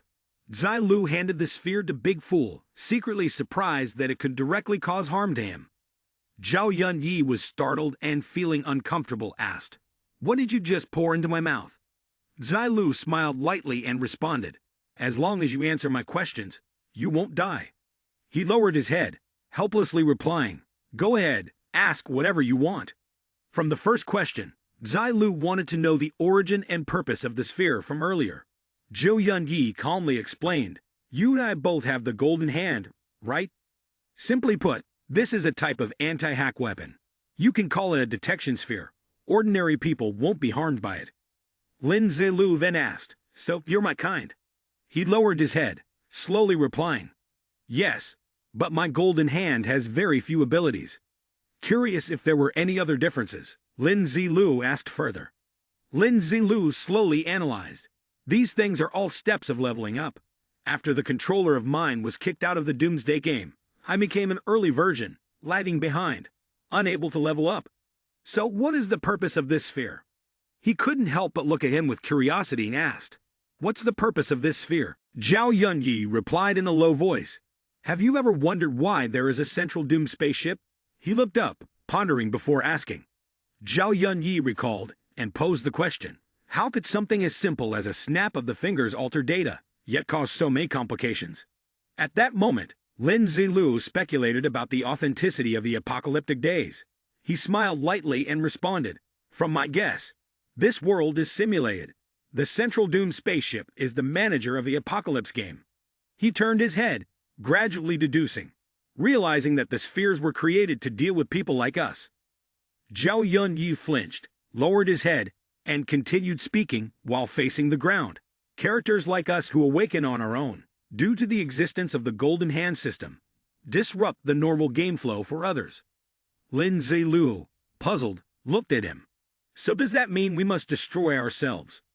Yun Yi gave a bitter smile and replied, "At that time, after you killed me, wasn't there a chip that appeared very quickly and then disappeared? That was the system." Zai Lu responded slowly, "I only found it on your corpse." He slowly stood up, not forgetting to explain, "It's impossible to monitor billions of creatures on each planet in real time. That's why only characters like us have it." He might have asked, if real-time surveillance is possible, why didn't the Central Doom spaceship directly lock us down and kill us?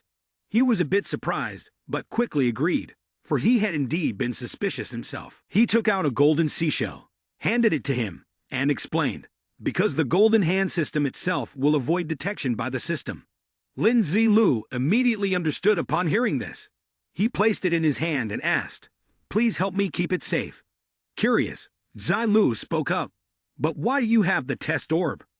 Wen waved his hand dismissively, smiling as he replied, "It's really hard for two golden hands to settle the score by themselves. But if we borrow the power of the Central Doom spaceship, victory is easily within reach. I once promised the owner of the seashell that I would live well, but I fear that's no longer possible. Please keep it safe for me." As he asked this, he turned and walked away. Lin Zilu turned to Zhou Yun Yi and said, "I won't kill you. Having one of our kind around is a good thing." Zhao Yun Yi's voice called back from afar, "The one who will kill me isn't you." Those words left Lin Zilu deeply puzzled.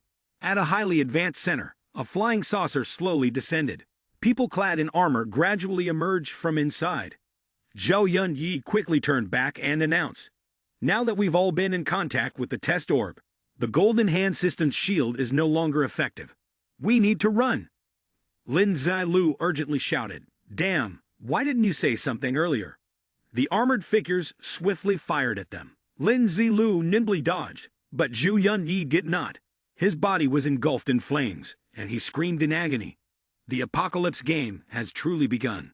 The mechanical armor, now carrying Zhu Yunyi's consciousness, jumped off the flying saucer and reported, "The two anomalous figures who were tested have eliminated one of them. Please refer to the synchronized tracking signal. The identity of the eliminated individual has been identified as Zhu Yunyi, a member of the human species. The error of the character branching income and the encoded character has been removed. The mechanical unit has just notified that the anti-cheating system within a 100-meter radius has been activated." Lin Zilu secretly worried. Is it over? He suddenly felt his body grow heavier. He had narrowly dodged the bullet, but it was too clean, too dangerous. Even running might not help him escape. At this moment, he and the mechanical armor stood face to face. Immediately, the latter gestured with his hand. Lin Xinglu was surprised as he felt the gravitational force on his body increase even more. He kneeled before the mechanical armor, who sneered, thinking how advanced the hack must be to cause such an effect. This life is certainly not as good as the previous one. A flash of light gleamed from the muzzle of his gun, and he mumbled about the completion of the elimination. Suddenly, a zombie appeared from above the ceiling. Seizing the opportunity, Lin Zilu moved behind the mechanical armor. Big Fool collaborated with him, punching the individual away. He turned back, disgruntled, and asked, "Aren't these two NPCs? Why are they helping you?" Lin Zilu watched him fall to the ground, thinking to himself, as expected, "This thing is full of tricks now." He contemptuously placed his foot on the individual's head. With his arms crossed in front of his chest, Lin Zilu proudly declared, "With just this little skill, I'm afraid you won't be able to eliminate me." The mechanical armor questioned, "The retaliatory aura doesn't affect NPCs without chi behaviors. I miscalculated, but do you think you can escape?" He decisively drew his sword and threatened, "You must live first, before you speak words like that." But he brazenly challenged him again. He felt as if he could kill me.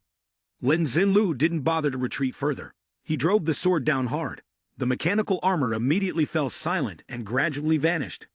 He retrieved a shard of light from the ground and thought to himself, could it be that he can transfer consciousness before dying? At the same time, during a meeting, the chairman spoke up. "I have decided that I must use the ultimate killing weapon to carry out this purge." Someone asked, "Must we load the system with such a heavy burden?" In the room, besides those present, there was also an important specimen. He pushed up his glasses and said, "From now on, I don't have unlimited time. Go to the base and eliminate the task-stealing intruder." At that moment, the eyes of the specimen in the glass case opened slightly. He complained wearily, "This golden hand edition is really troublesome." Meanwhile, Lin Zilu was slowly leaving the palace. As he stepped down the stairs, he saw the sky whitened by lightning. Lin Zilu clasped his hands behind his back and thought, could it be so quick that they already came to kill?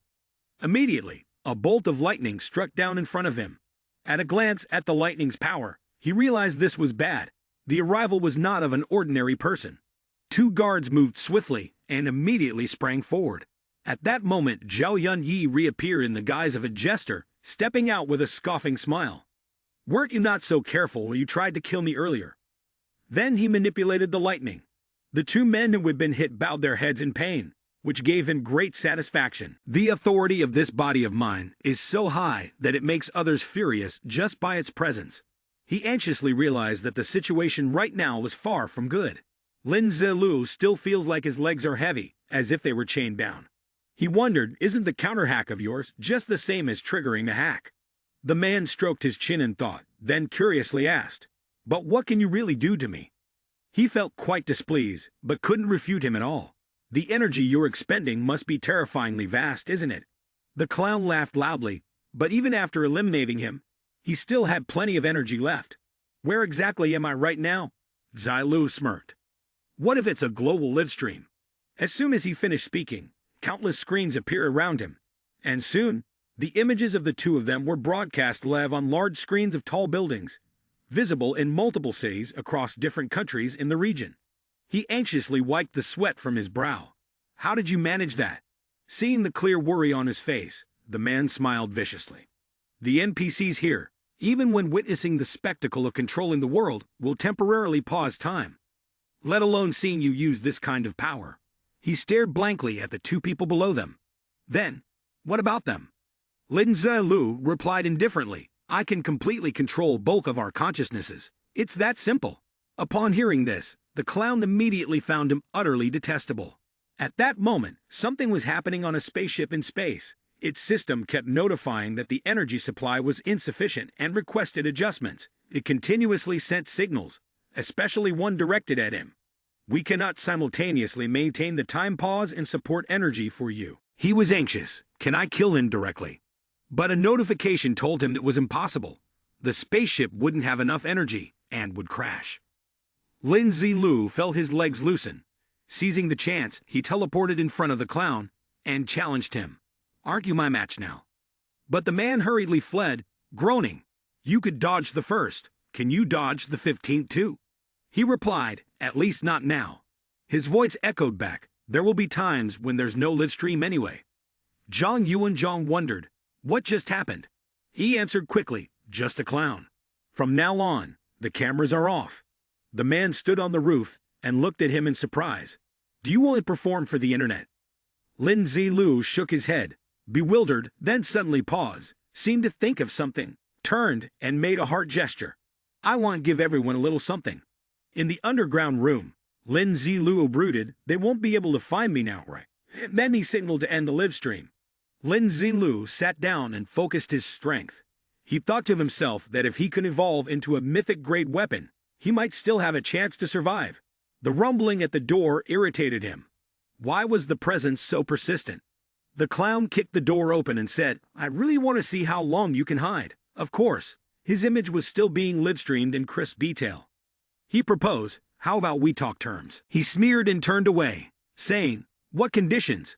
Wait for the other spaceships to arrive at Blue Star.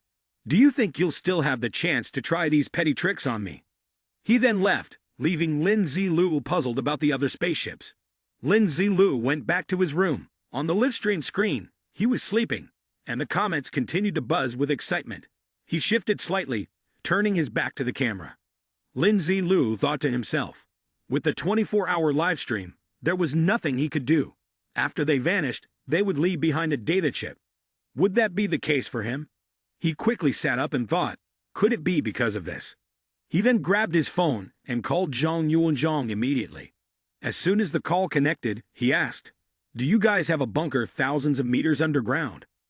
Zhang Yuanzhang was curious about what he was up to. Soon after, their group moved to the location. Big Fool followed behind, responsible for filming the live stream. Everyone was eagerly commenting, this is amazing, even more exciting than a game. Lin Zilu approached and whispered to Zhang Yuanzhang. He looked somewhat confused. Is this really okay? The elevator door finally opened, and someone outside guided him forward. Zhang Yuanzhang lay down on the experimental bed. Lin Zilu peeked into the frame and said, have you guys ever seen this live stream trick? Hit follow now. A staff member in the room asked him, are you sure we don't need to prepare anesthetics? Lin Zilu casually responded, anesthesia. For what? What trick? Big Fool immediately put on his apron and prepared, choosing the smallest, sharpest scalpel. After signaling, he began. Sometime later, the live stream in front of him ended. Zhang Yuanzhang sat up and asked, are you really confident about this? He didn't answer, quickly lying back down, silently hoping they would take longer to get here. At this moment, Big Fool continued. In the laboratory, the soft sound of objects colliding echoed once more. Meanwhile, aboard a spaceship floating in space, the clown trembled in anger before the screen of the live stream that had just ended. He frowned, saying, don't think I can't find you. In the desolate spaceship area, Zhou Yunyi, the clown, pushed open the door. He coldly said, if we can't locate him, just kill them all. The person on the other end of the communication advised the clown to kill directly to avoid wasting energy. He turned back and asked, does it need to be said? He stepped out of the room, then raised his hand to lightly touch the mask in front of him. The clown decided to carry out the purge from here. He punched the steel door hard, leaving a large dent in the wall. Soon, a huge hole appeared in the wall, and he stepped through it. Once inside, he immediately took off, and with a single glance, a row of soldiers were swiftly dealt with by the clown. He hadn't expected Lin Zilu to remain sitting still. At the same time, Lin Zilu was sitting, lost in thought. Big Fool had handed him a small chip, and he realized that was the device that had been used to track him. Suddenly, a loud noise rang out. He sprang up, urging Ghost Child to buy more time. Ghost Child immediately took Lin Zilu's place, with Big Fool holding a sharp knife beside him. Meanwhile, he quickly ran off and shouted a loud warning to General Zhang's group. "Run! Danger is approaching!" A messenger reported to the clown that the signal had appeared at the bottom level, thinking that Lin Zilu's surgery had failed. The clown cursed at him, calling him a waste, before smashing the floor without hesitation. The floor shattered, creating a large hole that went through several levels, and the clown immediately jumped down. Seeing Ghost Child and Big Fool running, he thought that everything was ending too easily. The clown advanced, using his strength. Zhang Yuanzhang pressed a gun to his own head, and those around him also committed suicide in unison. Ghost Child and Big Fool stood facing him. A bullet from the gunshot hit Big Fool squarely between the eyes, causing him to collapse. The clown, confused by the switch and unable to detect the signal chip, was taken aback. Lin Zilu walked alone, unable to abandon anything, but with no way to resist. He stood in front of the narrow door, raising his hand to his neck, allowing the clown to savor the surprise he had left for himself. Lin Zilu connected his consciousness with Ghost Child. Ghost Child then delivered a sharp strike to the clown's neck, catching him off guard, as he realized it was only an NPC. The messenger reported that Lin Zilu had entered. The clown single-handedly defeated Ghost Child, panicked, and cried out. "What?" He grabbed a long sword and shouted angrily, "Everyone, die for me!" The clown, panicked, immediately ordered a retreat, making sure Lin Zilu was not allowed inside. Outside, the spaceship powered up, preparing to take off. Lin Zilu, confident that they wouldn't escape, quickly darted forward. He landed on the spaceship and thrust his sword into the ship's hull. The spaceship slowly began to ascend, dust and smoke swirling around. He had only one thought in mind: you all are waiting to die. Using the sword, he sliced a large hole and quickly leaped inside. Lin Zilu began moving, determined to make them taste the fear of becoming zombies. He smashed open some kind of box.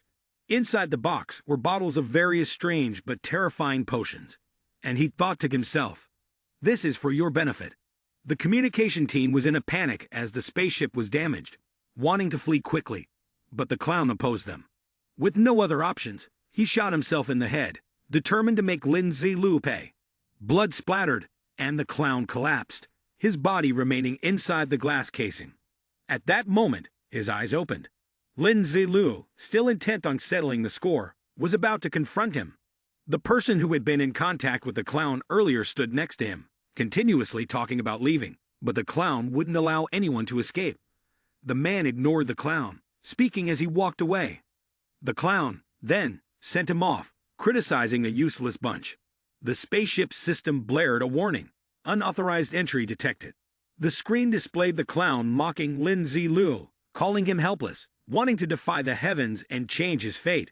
But Lin Zilu wasn't afraid. He taunted the clown, challenging him to a battle to the death. The clown wanted him to come to the door of the Bright King Mecha armor room, but Lin Zilu suspected that he wanted to use the spaceship's power to kill him. The clown offered him a chance because he was the most skilled user of the golden hand that he had ever encountered. He pretended to be generous and said he would allow Lin Zilu to survive if he won. Lin Zilu wasn't interested. He just wanted the clown to go in first. When he saw the clown enter, Lin Zilu didn't want to confront him directly. He decided to use the controls, determined to kill the clown without any martial virtue. On the spaceship, Lin Zilu sat at the control panel. He saw no movement and didn't expect it to end so quickly. The door opened, and the clown stepped out, covered in blood. You can't be fooled. Lin Zilu still wanted to destroy the system with the computer, but the clown said, "You're coming to someone else's house to cause trouble. You really have no class." He said this angrily, and then rushed forward, punching through the wall. The spaceship immediately exploded into a massive fireball. The two exchanged barbs, one cornered, the other asking how it felt to fight an android. The clown took this as Lin Zilu's excuse and charged forward, taking the initiative. But the clown was enraged, unable to tolerate even a bit of lecturing. He wouldn't let Lin Zilu be disrespectful. Lin Zilu was then sent flying. Though Lin Zilu was furious and wanted to kill the clown, he was severely injured and bleeding, unable to do anything. The clown mockingly said, "Is that all you've got? He only moved his finger slightly, and Lin Zilu was lifted off the ground. He was thrown far away, slammed into a skyscraper, and spat out blood once more. The clown, fast as lightning, dashed toward the building, grabbed him by the neck, lifted him up, and hurled him again.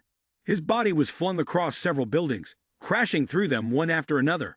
When he finally hit the ground, Lin Zilu could no longer stand. The clown squeezed his jaw tightly and sneered, "So all that big talk, and this is all the strength you've got?" The spaceship was falling. Lin Zilu forced his eyes open. Suddenly, he spat right onto the clown's face, sending him into a rage. The clown roared furiously, "I've had enough fun. You can die now." He stomped hard on Lin Zilu's leg, making him scream in agony, cursing him as useless. Lin Zilu's anguished cry echoed through the world. Then everything went still. The clown kicked and punched him, while swearing at the worthless fools in the control room, whose accounts he had already banned collectively. At that moment, killing intent burst from Lin Zilu. The clown realized too late that he should have killed him earlier. Lin Zilu had now entered a serious combat state, vowing to repay everything 100-fold. Lin Zilu said coldly, "You've lost the power of your air fist." Then he smirked. "You're nothing but an insect." Seeing this, Zhou Yunyi taunted, "Do you really think you can kill me here?" Zilu roared, "Die for me."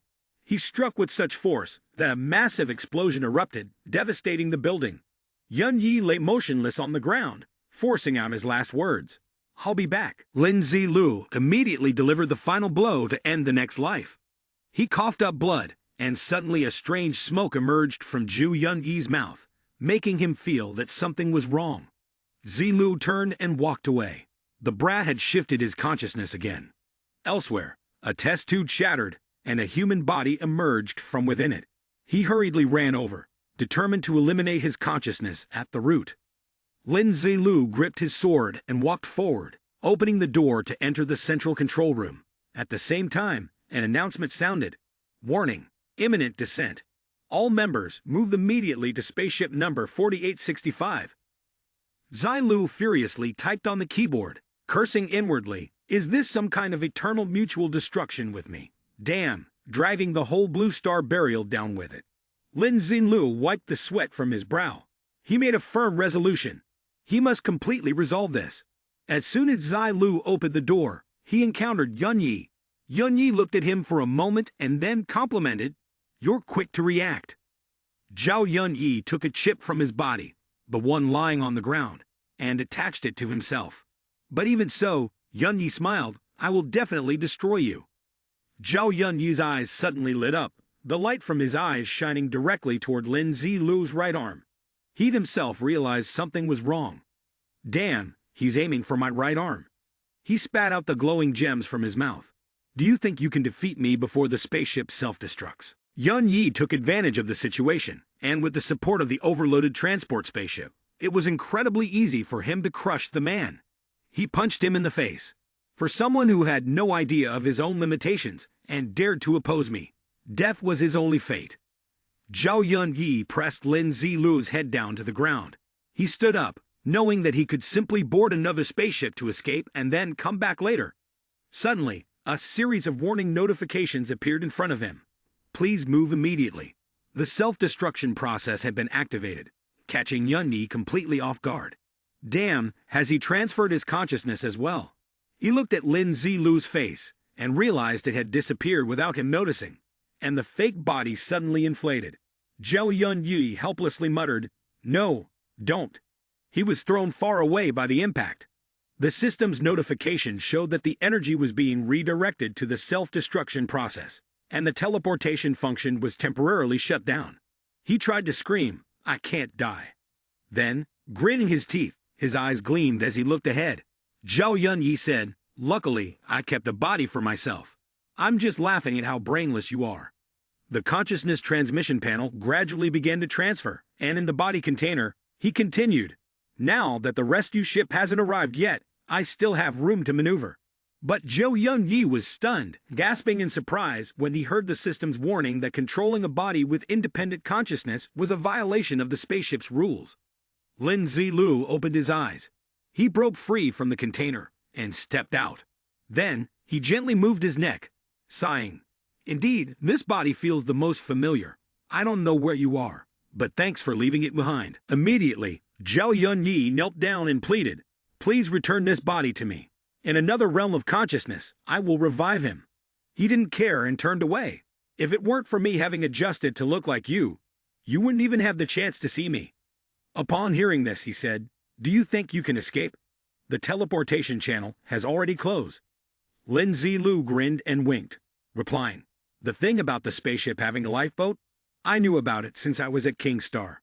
With no escape, Zhao Yunyi charged forward, seeking to end it all, and the battleship exploded. The people around saw this and began discussing. Surely Jun Fang is up to some trickery, and to think he's still doing experiments in there, such arrogance. At that moment, a spherical lifeboat descended onto the empty land nearby. Lin Zilu opened the hatch, looked up at the blue sky and white clouds, and happily whispered to himself, Blue Star, I'm back. Looking at himself in the mirror, with a knife in hand, he analyzed the situation. Thanks to his work on restructuring the spaceship, he knew this body like the back of his hand. With a quick slice, Lin Zilu carved into his face, thinking, that should prevent the system from noticing, right? 3 years later, two strangers stood in front of the villa. They kept questioning, why won't you let us in? I just want to see if the rumors are true. The butler stood at the door and blocked them. Those who entered never return. The young man, without letting the butler finish his sentence, swiftly severed his neck. Just an NPC, why talk so much? Afterward, they boldly walked inside, seeing Lin Zilu watering the plants. The young man sneered. So this is the hidden character? How ordinary. He then lunged, intending to strike. Let me see what this is all about. Hearing the movement, Lin Zilu quickly used his sword to block the attack. He sighed. Another golden hand, his other hand holding 2 firecrackers, which he threw at the attacker. The man was puzzled. What are these? Lin Zilu smirked. Wait and see. At the same time, a warship high in the sky broadcasted. Detected by the safety system. Please bear with the